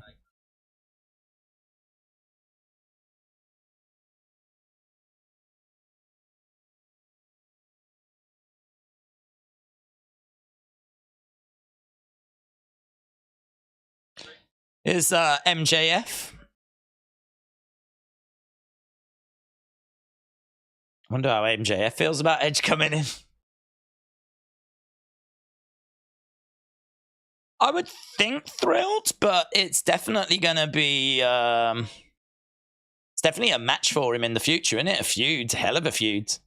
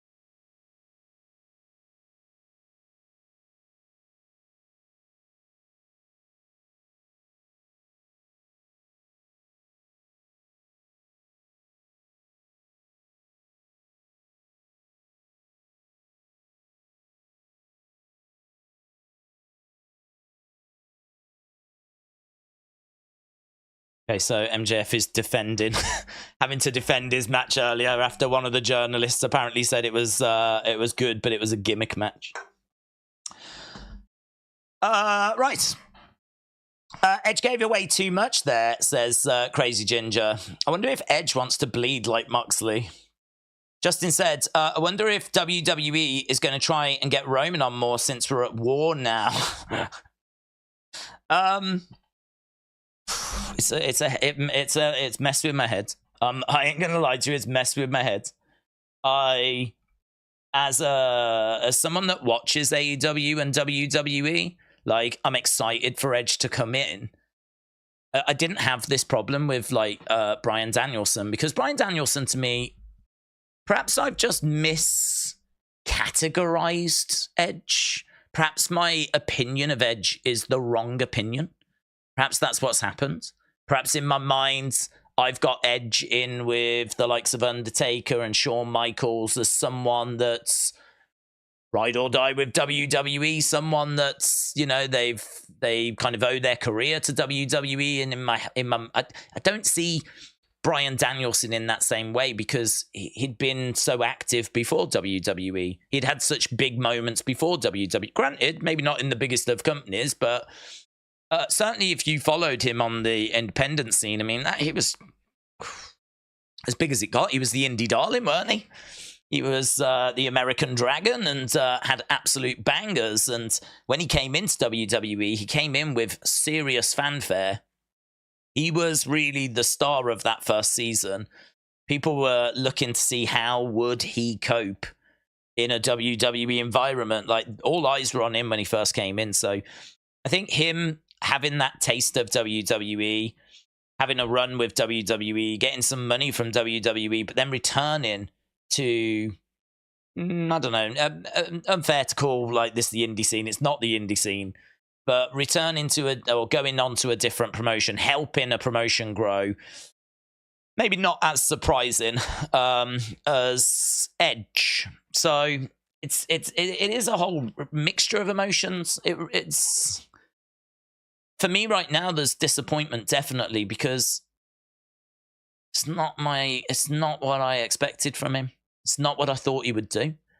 It's not my life. It's his life to choose what he does. So, you know, respect in that regard as well. So this is what I'm saying. There's a real mixture of emotions there. Like, I'm disappointed that he's not that guy that I thought he was. But then there's respect that is, you know, living the life that he wants to live, and it's his choice, and it's his life, and he seems super excited. And you can't help but look at him smiling away there and think, like, you know, cool. Yeah, I'm pleased that Edge, who's given us so many. I mean, you think about all the moments Edge has given us. You know, it's hard to not look at him there and feel like, I'm pleased for you, you know? I'm pleased that you are getting towards the end of your career and you are opening this new chapter and you are that excited. So it's weird because I feel that disappointment. I feel his excitement. It's certainly exciting. I mean, like Edge against Kenny Omega. I mean, let's go. You know, yeah, amazing. Him against Swerve. He name-checked Swerve. Let's go.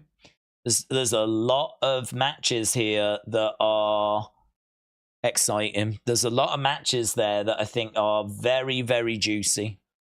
And I'm feeling excited. I'm respectful. I'm feeling disappointed. I'm feeling this whole flipping concoction of emotions tonight. But what he said was he's full-time, is there to contribute, is there to help. He is someone that's really... He's driven by challenges. He said he looked down the roster. There's about 14 names that jumped out. The names he was mentioning, first time in the ring with Samoa Joe, or has never been in a ring with Samoa Joe, first time in the ring with Sting. Swerve was mentioned. Kenny was mentioned. Jon Moxley was mentioned. He said he'll be on Dynamite to deliver his mission statement. He said that he is also going to be on Collision, so he's doing Dynamite and Collision. He came in on the Friday to record that little thing at the start. He spoke to Darby on the phone. So obviously he had a connection there with Darby, which I didn't even know. Didn't even know he had a relationship with Darby, but apparently he was talking to Darby and getting stuff sorted. Question came in about Beth, and if she would come in. He said that he didn't know about any of that, but she's going to be his sounding boards. The big thing is that he's going to be full-time. He was being referred to as Adam Copeland, so no suggestion of him going by any other name than Adam Copeland. So, Rated R Superstar was definitely referenced. I don't know if AEW own that or if it's Adam that owns that. I think it might be Adam that owns Rated R Superstar. But WWE have got the Edge name. He says he feels free, which I couldn't believe that when he said I feel free. I couldn't believe it. Free, like you've just come out of prison, free. As in, like, what, you've had a terrible time and now you're free? Free. I thought that was a very interesting words for him to use. And excited. Excited's fine. Free, I thought was interesting. I thought it was very interesting. Yeah, he's going to be on Collision. We know Collision goes, I mean, geez, what do we do on Saturday now? I mean, I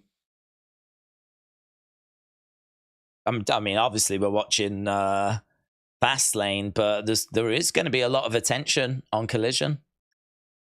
Because they're aware that they're going up against Fastlane, so they're going to set some up for Collision, aren't they? And I think Tony announced that his first match, did he say his first match is going to be on that Dynamite that moves to Tuesday? It is. I saw people in the chat saying about this being like a war, get your tin hats and all that stuff. I think the war has massively intensified, isn't it? Massively intensified. It's definitely a dub this evening for Tony Khan. Adam the Cliff Copeland. MJF just called him Edge. Could just be, a slip of the tongue, maybe. Certainly Tony wasn't calling him that. And in that part of it, it wasn't called that. It's probably going to be quite hard to not refer to him as Edge for a little bit. Even the commentators might struggle. I would struggle. I would struggle if I was going to be a commentator. Trying to call an Adam Copeland match. What a debut, said A. Jobson. Adam Copeland is going to bury Christian Cage. I hope not. I said, I think Christian's doing some incredible work. And we know these two are on separate teams now. So, if anything, I hope that Adam Copeland is going to be putting over Christian Cage. I hope he's going to come in and part of this is that he wants to lay down and help Christian. Christian beating Adam Copeland would be a big deal. Certainly don't think Adam Copeland needs to be getting any more shine. He certainly doesn't need to be going over on Christian. You can understand Christian being really frustrated. I mean, there's a big part, or his character. I think a big part of this is that he has been overshadowed by Edge throughout his career. Edge has eclipsed what Christian has achieved. We're talking about WrestleMania main events. We're talking about multiple world titles and just the level of stardom that he's got to. So I think now that Christian is in a main event and the show ends, not with Christian's victory being the talking point, but Edge coming in or Adam Copeland coming in, that being the talking point. That is going to be very interesting in it to see how he uses that in storyline, because that is a ready-made storyline right there. Ready-made storyline. You always have to overshadow me. You always have to eclipse me. You always have to steal my moments. And a very easy match, obviously, to eventually get to. So we could be heading in that direction. Could be heading in the direction where it's going to be Christian and Adam one-on-one I said, didn't I, in that video? I don't think he's coming for the TNT title, though. I don't think that even needs to be on the line, to be honest. But, you know, it could be, couldn't it? It's something that Christian cherishes. It's something that means a lot to him. So I think rather Adam winning it and trying to win it for himself, actually taking it from Christian might be why you do include it. But no, I'm pretty sure he's got other sites. Imagine he probably would like that AEW World Championship, for example. Big smile on Jericho's face. Jacob said WWE gave him a whole show to himself in his hometown. I'd be lying if I said I wasn't disappointed. But if he's happy, then I'm happy. Do you know what? I think that's fine.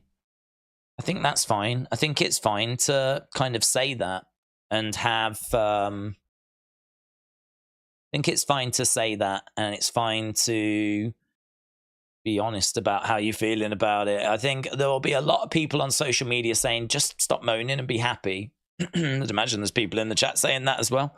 But if that's not quite how you're feeling, it's not really a clever thing to be saying, is it? It's not really a productive thing to be saying. Because as I said, like for me, this is definitely mixed emotions. I'm excited. It's not that I don't want AEW to succeed. It's not about that. It's not really about AEW. It's more about the fact that I just didn't expect him to go anywhere else. I didn't expect him to go to Impact. I didn't expect him to go to New Japan. I didn't expect him to go anywhere else. I thought he was a, WWE Hall of Famer, WWE lifer, someone that's going to be, someone that's going to be like a ride or die with WWE. So it's nothing to do with him going to AEW. It's him continuing to wrestle, but outside of WWE. He just spoke about being really excited at sharing his knowledge and helping people. He's got 30 years experience. You're honestly telling me there's no one in WWE that could do with that. There's no one that could do with like him being around and that being able to call him and whatever. I'm sure he's such a nice guy they still can, but he's obviously going to be doing that with the AEW roster now, and he's not going to be doing that with the WWE roster. Although he's such a lovely guy, I'd have no doubt that if someone from WWE was to call him, he would still try and help them as much as he could, But yeah, you've got to be honest in saying that this is being weaponized. They're moving Dynamite to a Tuesday, going up against NXT, and he's going to be on that show. They've already announced it. They're not just having him go on Wednesday. They're having him on Wednesday and on Saturday. And Saturday is them going up against a WWE Premium Live event. So again, it's another wrestling company that's producing content that's going up against WWE. Like, it's a hard thing to ignore that. That's a hard thing to ignore. The fact that he is clearly being used to deliver some black eyes to WWE.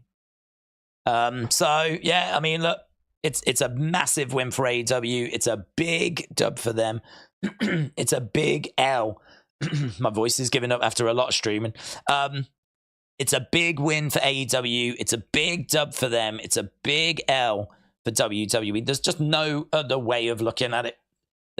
There's no other way of looking at it other than going with the approach of, can't we all just be friends and hold hands and sing Kumbaya and just be pleased that we're going to get some dream matches, right? If you want to take that approach, you can take that approach. Multiple things can be true at the same time. It can be true that there's going to be a lot of dream matches featuring Edge in AEW, but it can also be true that he is being weaponized, used as a way of, making sure that because they're in a fight for ratings. I'm not saying they're doing anything wrong. There is a premium live event from WWE on Saturday, but there is Collision as well, and Collision needs viewers. So Tony is putting him on that show to boost his viewers, to get more people's attention. And that could result in less attention for the WWE show. And the same with the Dynamite on the Tuesday against NXT. again, that's Dynamite. They need viewers for Dynamite. They're moving to a different night, probably being forced. I don't think they're doing it on purpose. Probably doing it because of a sports game or something. And so it's been brought in to boost their ratings. He's come in to contribute. But him contributing to AEW is going to have a detrimental effect on WWE, the company that made that guy and invested in that guy and made him the star that he is. His contributing to AEW has a detrimental effect to WWE. So there just is a whole range of emotion. It's one that I think we just, it's happened. We see how it plays out. It's great news for AEW. But there's going to be a lot of dream matches. It's going to be really interesting to see how WWE respond to it. It's going to be really interesting to see what they do. It's going to be really interesting to see if this, lights a fire under them, Does this war get even juicier now? Has this war now gone to a separate level, a different level? Or is it just a storm in a teacup and it all just settles back down in a few weeks? Don't know. I really don't know. I feel like Adam Copeland is a big star. I think he's someone that people really respect. I think he's someone that people really like. And I think that this ain't one that's going to settle down in a few weeks. I think this is one that is a big, as I keep saying, it's a big win for AEW. I would never say anything different. But this is why WWE made such a big deal out of signing Jade. Just seems silly though, doesn't it? Just seems a bit silly. Like them shouting about Jade when AEW have gone and got Edge just looks petty. I didn't get why they were making such a big deal out of her. I didn't understand it. And to be honest, I still don't understand it.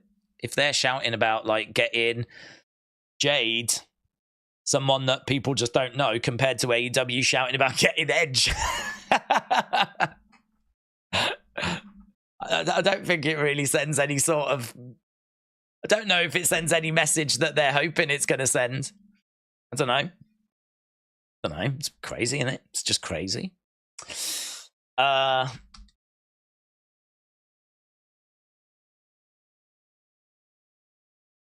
Right, yeah, let's get in some people's thoughts. It's look, it's late. People are probably making their way to beds. If you are a little bit tired of hearing about Edge already, I'm sorry, it's only just started. This ain't going anywhere. This is going to be the talk of the town for a long time to come. You've got the full fallout of this. We'll be talking about this all tomorrow during Raw. We'll be talking about this during NXT. We'll be talking about this during Dynamite. Obviously, we'll be talking about this during the pay-per-view, like what's happening with Edge on Collision and all that kind of stuff. This is the start of the conversation, so that's why I want to jump in and see what people are saying, see where that conversation is at the moment.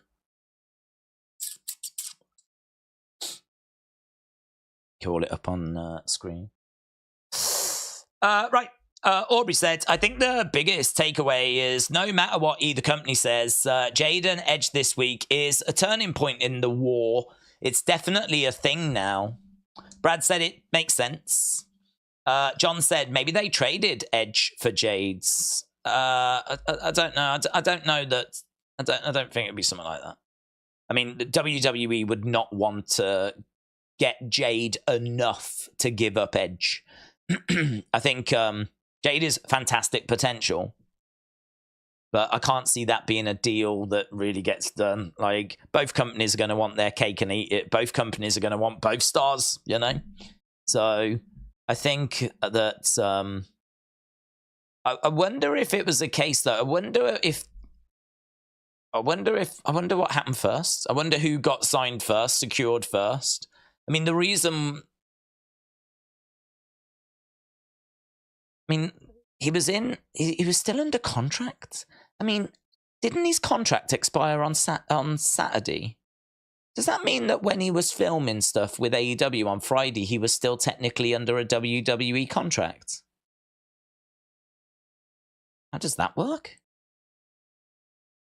How does that work? Didn't his contract expire at the end of September?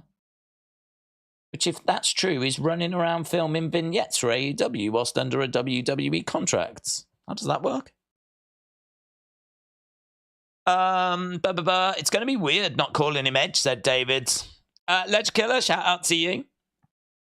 Dark Angel said an aging, broken down veteran for a star on the rise with potential, says Dark Angel. I would say Edge helps AEW for the short term, but Jade helps WWE in the long term. I only see Edge being in AEW for a year or two. Yeah, but honestly, I think the impact that he could have with them, I mean, they have been stuck on 800,000, and the person that has really shifted that dial for them is no longer around. So you can't really rely on Kenny or the Bucks or MJF or Moxley or Bryan Danielson or whatever to move that number, because that number is where it is with all of them. You know, that number is as good as what it is because of them. They have got that number to remain and stay at the 850 mark, right? Which is good. I mean, like it's not. It's a decent number, but it's not where I think they want it to be. You know, I'm pretty sure Tony would want this to be, you know, 1 million, 1.1, 1.2. Yeah. He'd want to be seeing this thing like, you know, I mean, like we've seen Raw do 1.3, 1.4.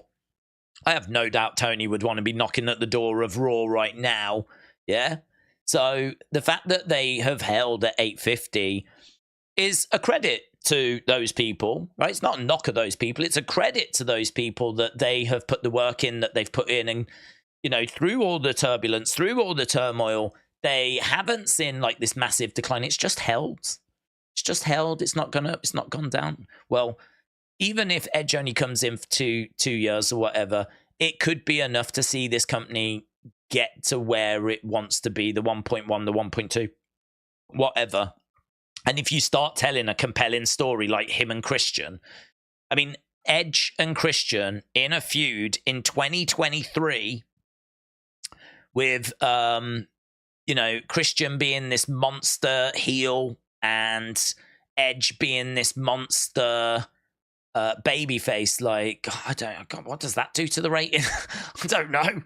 It's not just Edge coming in, but it's and Adam Copeland coming in, but it's all of these things that you can do with him. It's one thing to bring Saraya in and then realize that there ain't loads of great matches for her to actually have that people are going to massively care about. You know, there ain't loads of matches there, because the women's division, you've got Britt Baker, but the only person that really knows, or people that know Britt Baker, are the AEW fans. Britt Baker's not really a name that the casual fans or the lapsed fans are going to know about.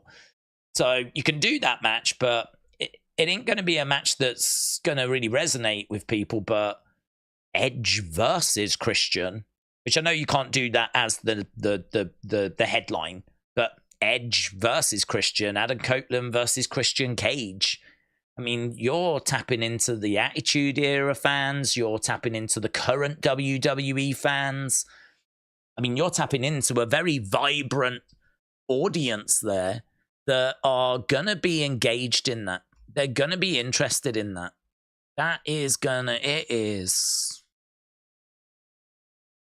massive. It's massive. It's absolutely huge.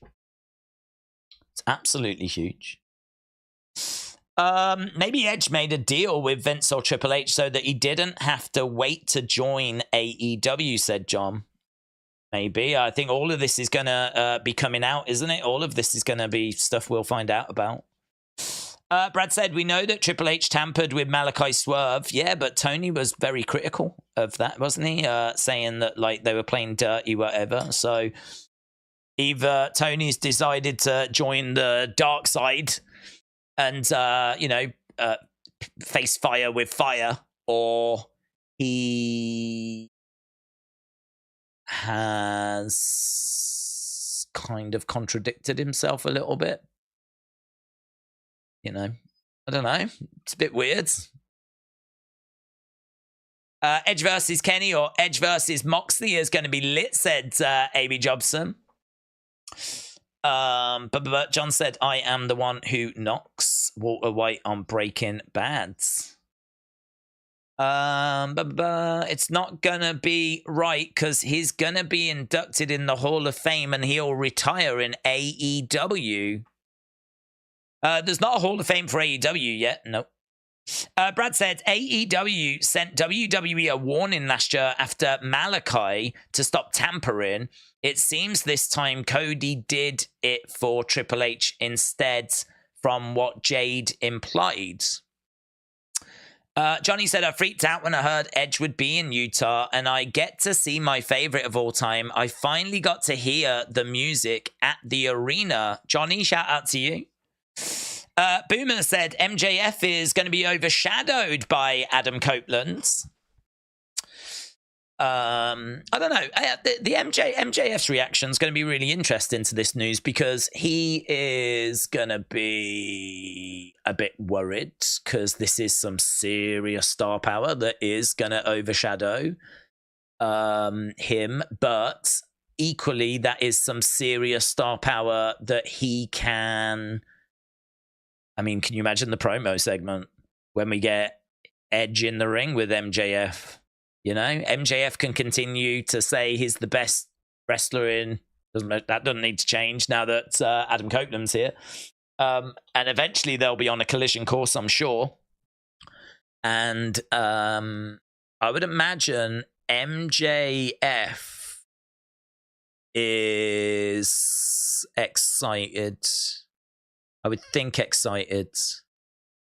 I think in the short term, he's going to be overshadowed. But in the long term, as people said, you know, Adam Copeland's like 49 years old. He's 49. How many years has he got left? I mean, it ain't many. So, and you know, I mean, he's been talking himself about retirement. So, yeah, he is definitely not around for long. And I think that there's going to be a raise in the profile here. And I think that MJF can use that star power and can cut promos against Edge and can use Edge in a way to make himself bigger. It's an opportunity, isn't it? That's the way I think MJF would look at it. That's how I would look at it. If I was in MJF's shoes, all of a sudden, there's going to be a lot more buzz around the company that I'm the champion of, which is only a positive thing. And even though a lot of the attention's going to be looking in that direction, there's going to be a lot of eyes that might not have seen me before that are going to see me now. And I've got an opportunity to grow my brand even more. And eventually my path is going to cross with his path. And, you know, that's going to be a big opportunity for me. So I think this is just win for MJF, apart from the little inconvenience, if you will, of a lot of people are tuning in just to look at that guy, and I'm not the focus, but my job is to make me the focus. And is there anyone better in the world, in the professional wrestling world, of making themselves the focus than MJF? So I think from that point of view, it's win, to be honest, when it comes to MJF getting the spotlight where he wants it to be. So I think that'll be okay. But we're building to face Christian Cage, as we know, says Juan. Mark said, out of all the fired ex-WWE stars, who do you think will be all elites? Honestly, I don't know. I really don't know. I think that Dolph would make a lot of sense, but there's no one there that's bigger than Adam Copeland. There's no one. I mean, Dolph is not bigger than Edge. Riddle's not bigger than Edge. You're going to need a sandblaster to get the smile off Tony's face.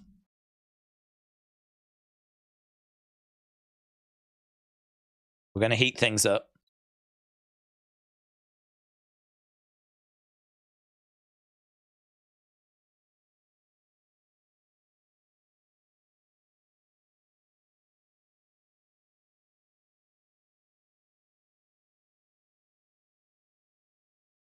Okay, Christian coming on. Okay, this could be interesting. Christian has come out, and there's going to be a lot of conversation now. I don't need your lame applause.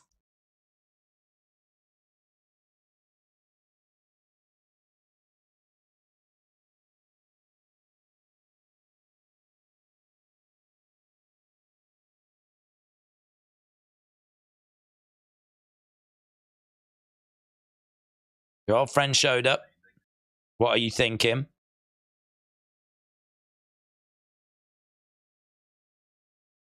Christian said, I haven't got any friends apart from Luchasaurus.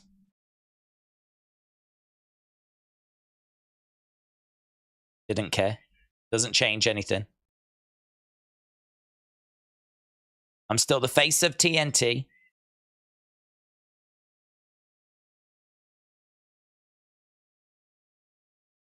A few months ago, people said this title meant nothing. But I main evented Wrestle Dream with it tonight.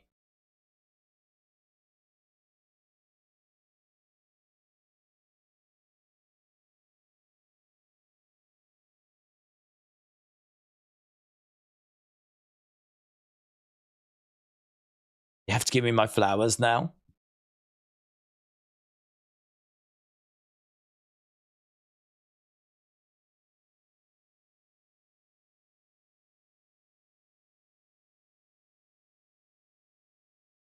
Brian Alvarez starts talking, and Christian Cage is like, I love talking to Marks.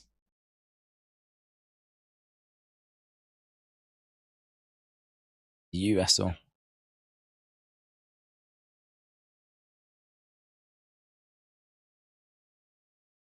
Ooh. Christian's like, do you wrestle to Brian Alvarez?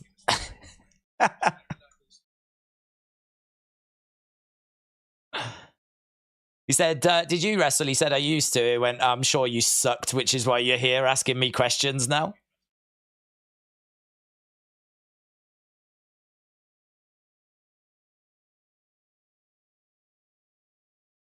Christian says, God, this is the match I need. Forget Adam Copeland against Christian. Give me Brian Alvarez against Christian. Nick is a fine boy. I don't need to see him wrestle to know his potential. He's wise beyond his years. That was a great put down, man.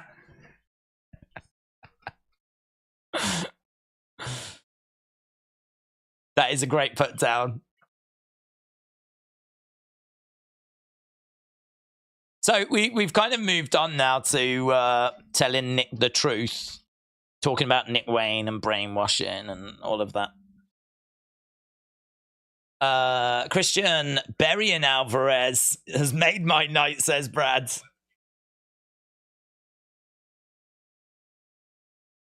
Why would Nick Wayne not want my guidance? That was great as well. Give AEW their flowers on that, with the mom just freaking out and like an AEW person coming along, and you know what I mean?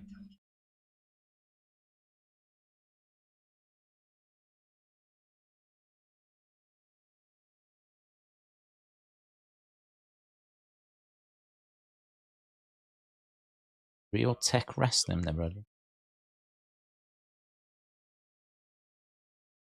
It's always interesting when wrestlers take apart the mat on the ring.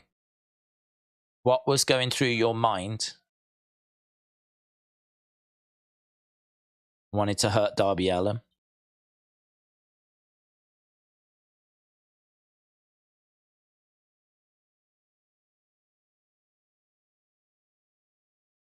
He didn't beat him 2-4 on.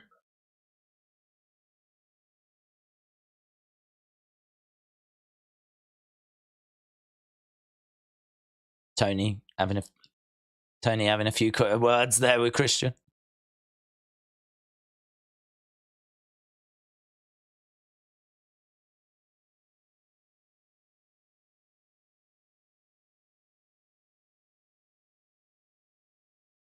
Christian says, Christian's so compelling to watch, isn't he? He's brilliant.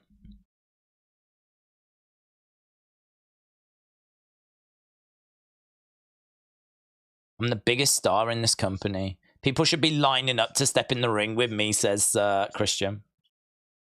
Imagine Edge Christian TLC match said Hawk is not an L. Justin said, why does Tony always look nervous? He's constantly fearing for his life. That's why. Sat there right now, fearing for his life.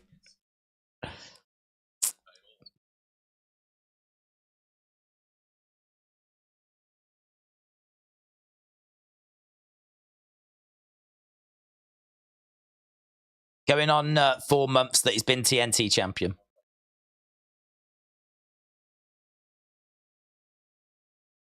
Loads of questions.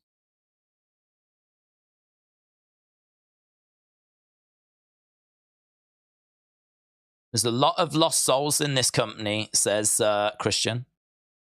I feel like it's my duty to make sure they're guided in the right direction. So just putting over Nick Wayne and... hello.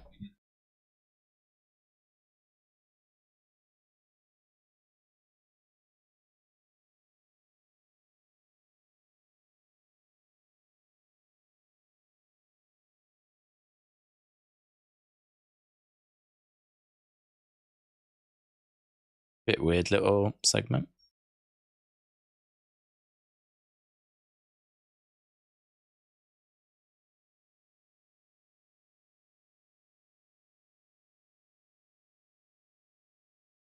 You're welcome. Tony says, you've been a big part of what I think is one of the best runs of AEW pay-per-view shows. And Christian's like, you're welcome. You're welcome. You're welcome. And he puts his hand out. Christian shakes his hands. Would have been funny if he'd have just looked at it and sort of walked off. No hugs for Christian.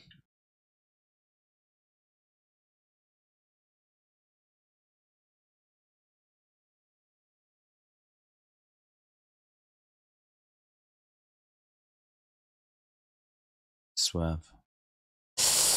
Well, I think that was pretty interesting from Christian. Right, let's get a couple more final thoughts and then we'll wrap this up. It's obviously getting pretty late, but is it a bit OTT to say the wrestling landscape changed tonight? I don't think it is, to be honest. I don't think that is OTT. I don't think that is like going a bit over the top. I think it did. I think AEW got everything they needed to maybe unlock that next level, and the ratings, whatever the ratings going to do on Wednesday is going to be so interesting, so interesting. Right, Johnny said, do you think Edge can do indie shows? I want to see him face my good friend Manny Lemon. That's a dream match of mine. I would imagine there is a freedom there for him. Yes, I certainly don't. I would imagine it would have to get signed off, but I can't imagine that Edge is going to be free to wrestle Manny Lemon, because I've got to think that Edge is going to be wrestling Swerve, Christian, Samoa Joe, Kenny Omega, all that kind of stuff. So it's going to be hard to find time for him to get onto an indie scene. But if such an opportunity tempted him, I can't see... I mean, Tony's just going to be giddy at having him, isn't he? I can't see that being a barrier. John said Christian against MJF title unification match with Adam Copeland, a special guest referee. Book it.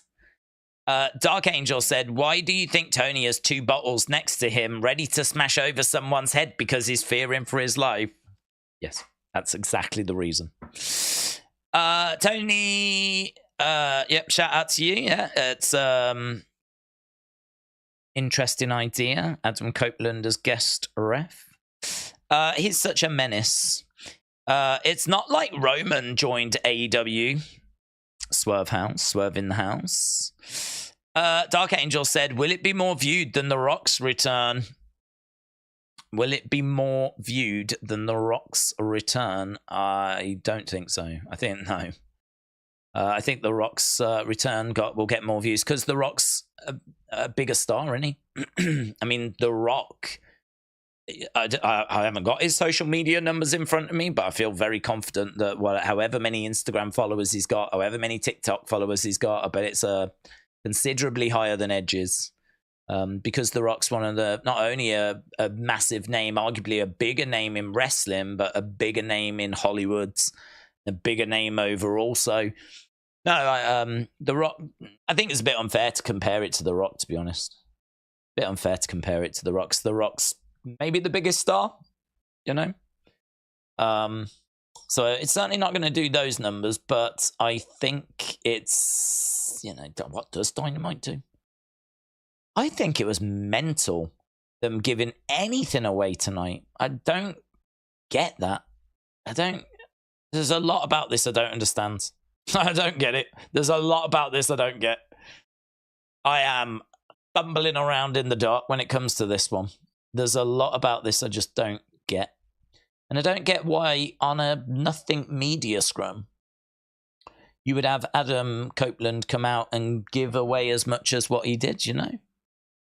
I don't get it. When he could, you know, if you want to hear what he's got to say, tune in on Wednesday. You'd think they'd take that approach. Instead, he's going to talk about his mission statement and talk about why he did what he did tonight. He's going to talk about that, but I don't think that's anywhere near as interesting as what he did give us and the information we did find out. So, yeah, a little bit strange, but hey, you know, the big thing for them is that they've got him, you know. So it's going to boost the ratings regardless. Jim said Copeland against Josh Alexander could be good. Ledge Killer said, what a show tonight. Irish Rebel, shout out to you. A. Jobson said, future world champion. Mark said, The Rock is the biggest star. Jim said, TikTok numbers don't count. Hawk is not an L said, if Rock wrestles, especially at Mania, that'll get tons of views. Yeah. I wonder if the Edge from U2 is feeling upstaged by this news. He's probably feeling relieved, actually, because Edge won't be using the Edge name, will he, going forward? That's it. There's only one Edge in the world now, instead of two. So, if anything, I bet he's very happy by this this news. Everything Edge said tonight is stuff he would never say on Dynamite. Why? Why would he never say that? Why would he never say that he's here to contribute? And that he's here to help, or that he's feeling free and excited? Why would he not say that on Dynamite? It's going to be out there anyway, so why would he not say that on Dynamite? Why would he not say about Samoa Joe, Sting, Swerve, Moxley, Kenny Omega? Why would he not say those things? Copeland is a team player, said Sil. Will Copeland lunge at Tony Khan? No, well, he hasn't. And there's no reason for him to, because he's here to contribute. Right, we're done. We are done. It's been a wild evening. And as we said, the landscape of wrestling, I think, has very much changed. There's not a show that's just not affected by this. I mean, Impact maybe might be the show that's not affected. But in regards to, like, Raw, SmackDown, NXT, Dynamite, Rampage, Collision, like the AEW brands, the WWE brands, like they're all flipping affected by this news. We know that Adam Copeland's going to be on Dynamite and Collision. So there's going to be some little bumps to both of those shows. We know that they're going to go up against NXT in a few weeks. So certainly NXT has got something to think about. We know that next week's premium live event for WWE has got some stiff competition now. They've got something to think about.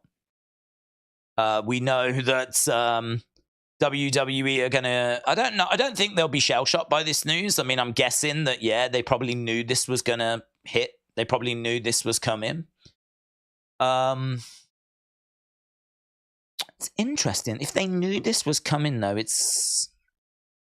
Would it have been? It's yeah. What do you do? So I was like, what you could? Why don't you? They could have spoiled it. If they knew this was coming, they could have spoiled it. But I suppose the problem is if they say something's going to happen and then it doesn't, it makes them look like idiots.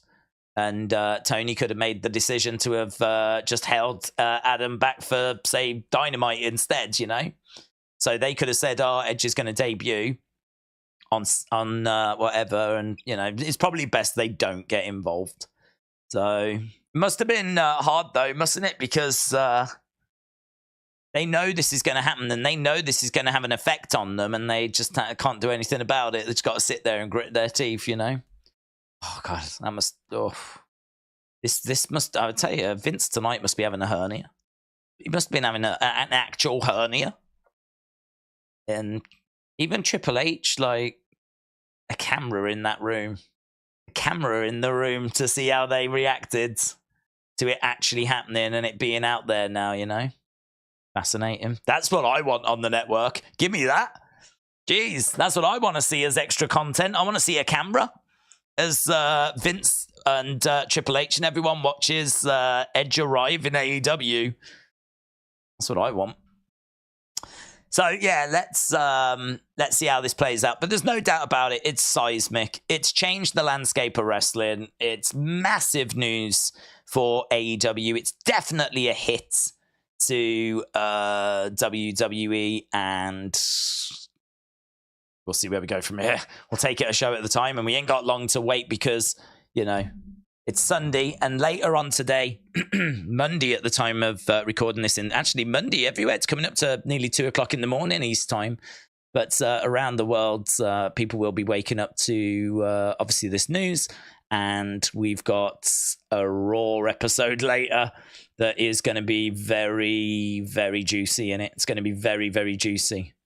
I don't know what WWE can do to respond to this in such a short time frame. So I'm not really expecting there to be a response on Raw. But obviously, there's going to be a lot of conversation. And I am genuinely really interested to know how people are going to react to it. I'm really interested to know what that reaction is that's out there. I think it's going to be very varied. I think you're going to have disappointment from WWE fans. You're going to have excitement from AEW fans.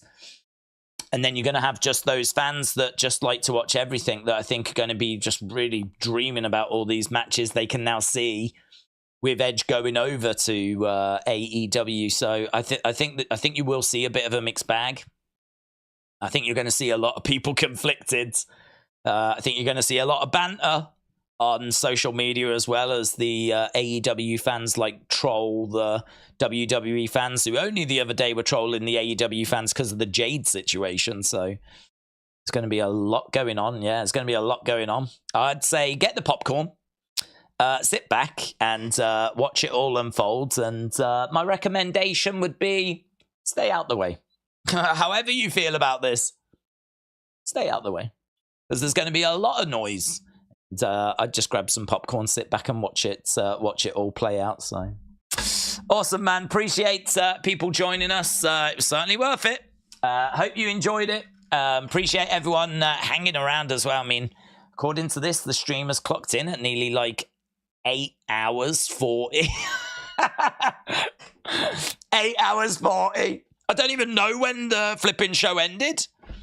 I mean, it's irrelevant, to be honest, because obviously the news is so seismic. But yeah, appreciate people hanging around as long as what they did, sharing their thoughts, sharing their reaction. Let's end the poll. We did ask the question, how do you feel about Edge joining AEW? 70% of people like it, 13% of people don't, and 16% of people are not sure how they feel about it. So 70-30 from our 700 people, which is a good sample size. 700 people have been asked, over 700 people, how do you feel about it?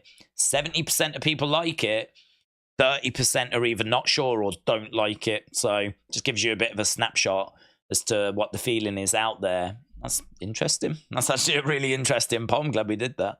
So 70-30 is what we've got as just a little glimpse this evening as to how people have taken that news. So awesome, right? Thanks a lot for watching. Appreciate the support, and I'll be back later on tonight for breakdown of this as we allow it to kind of seep in, take stock, look at the reaction, and we'll take it from there. So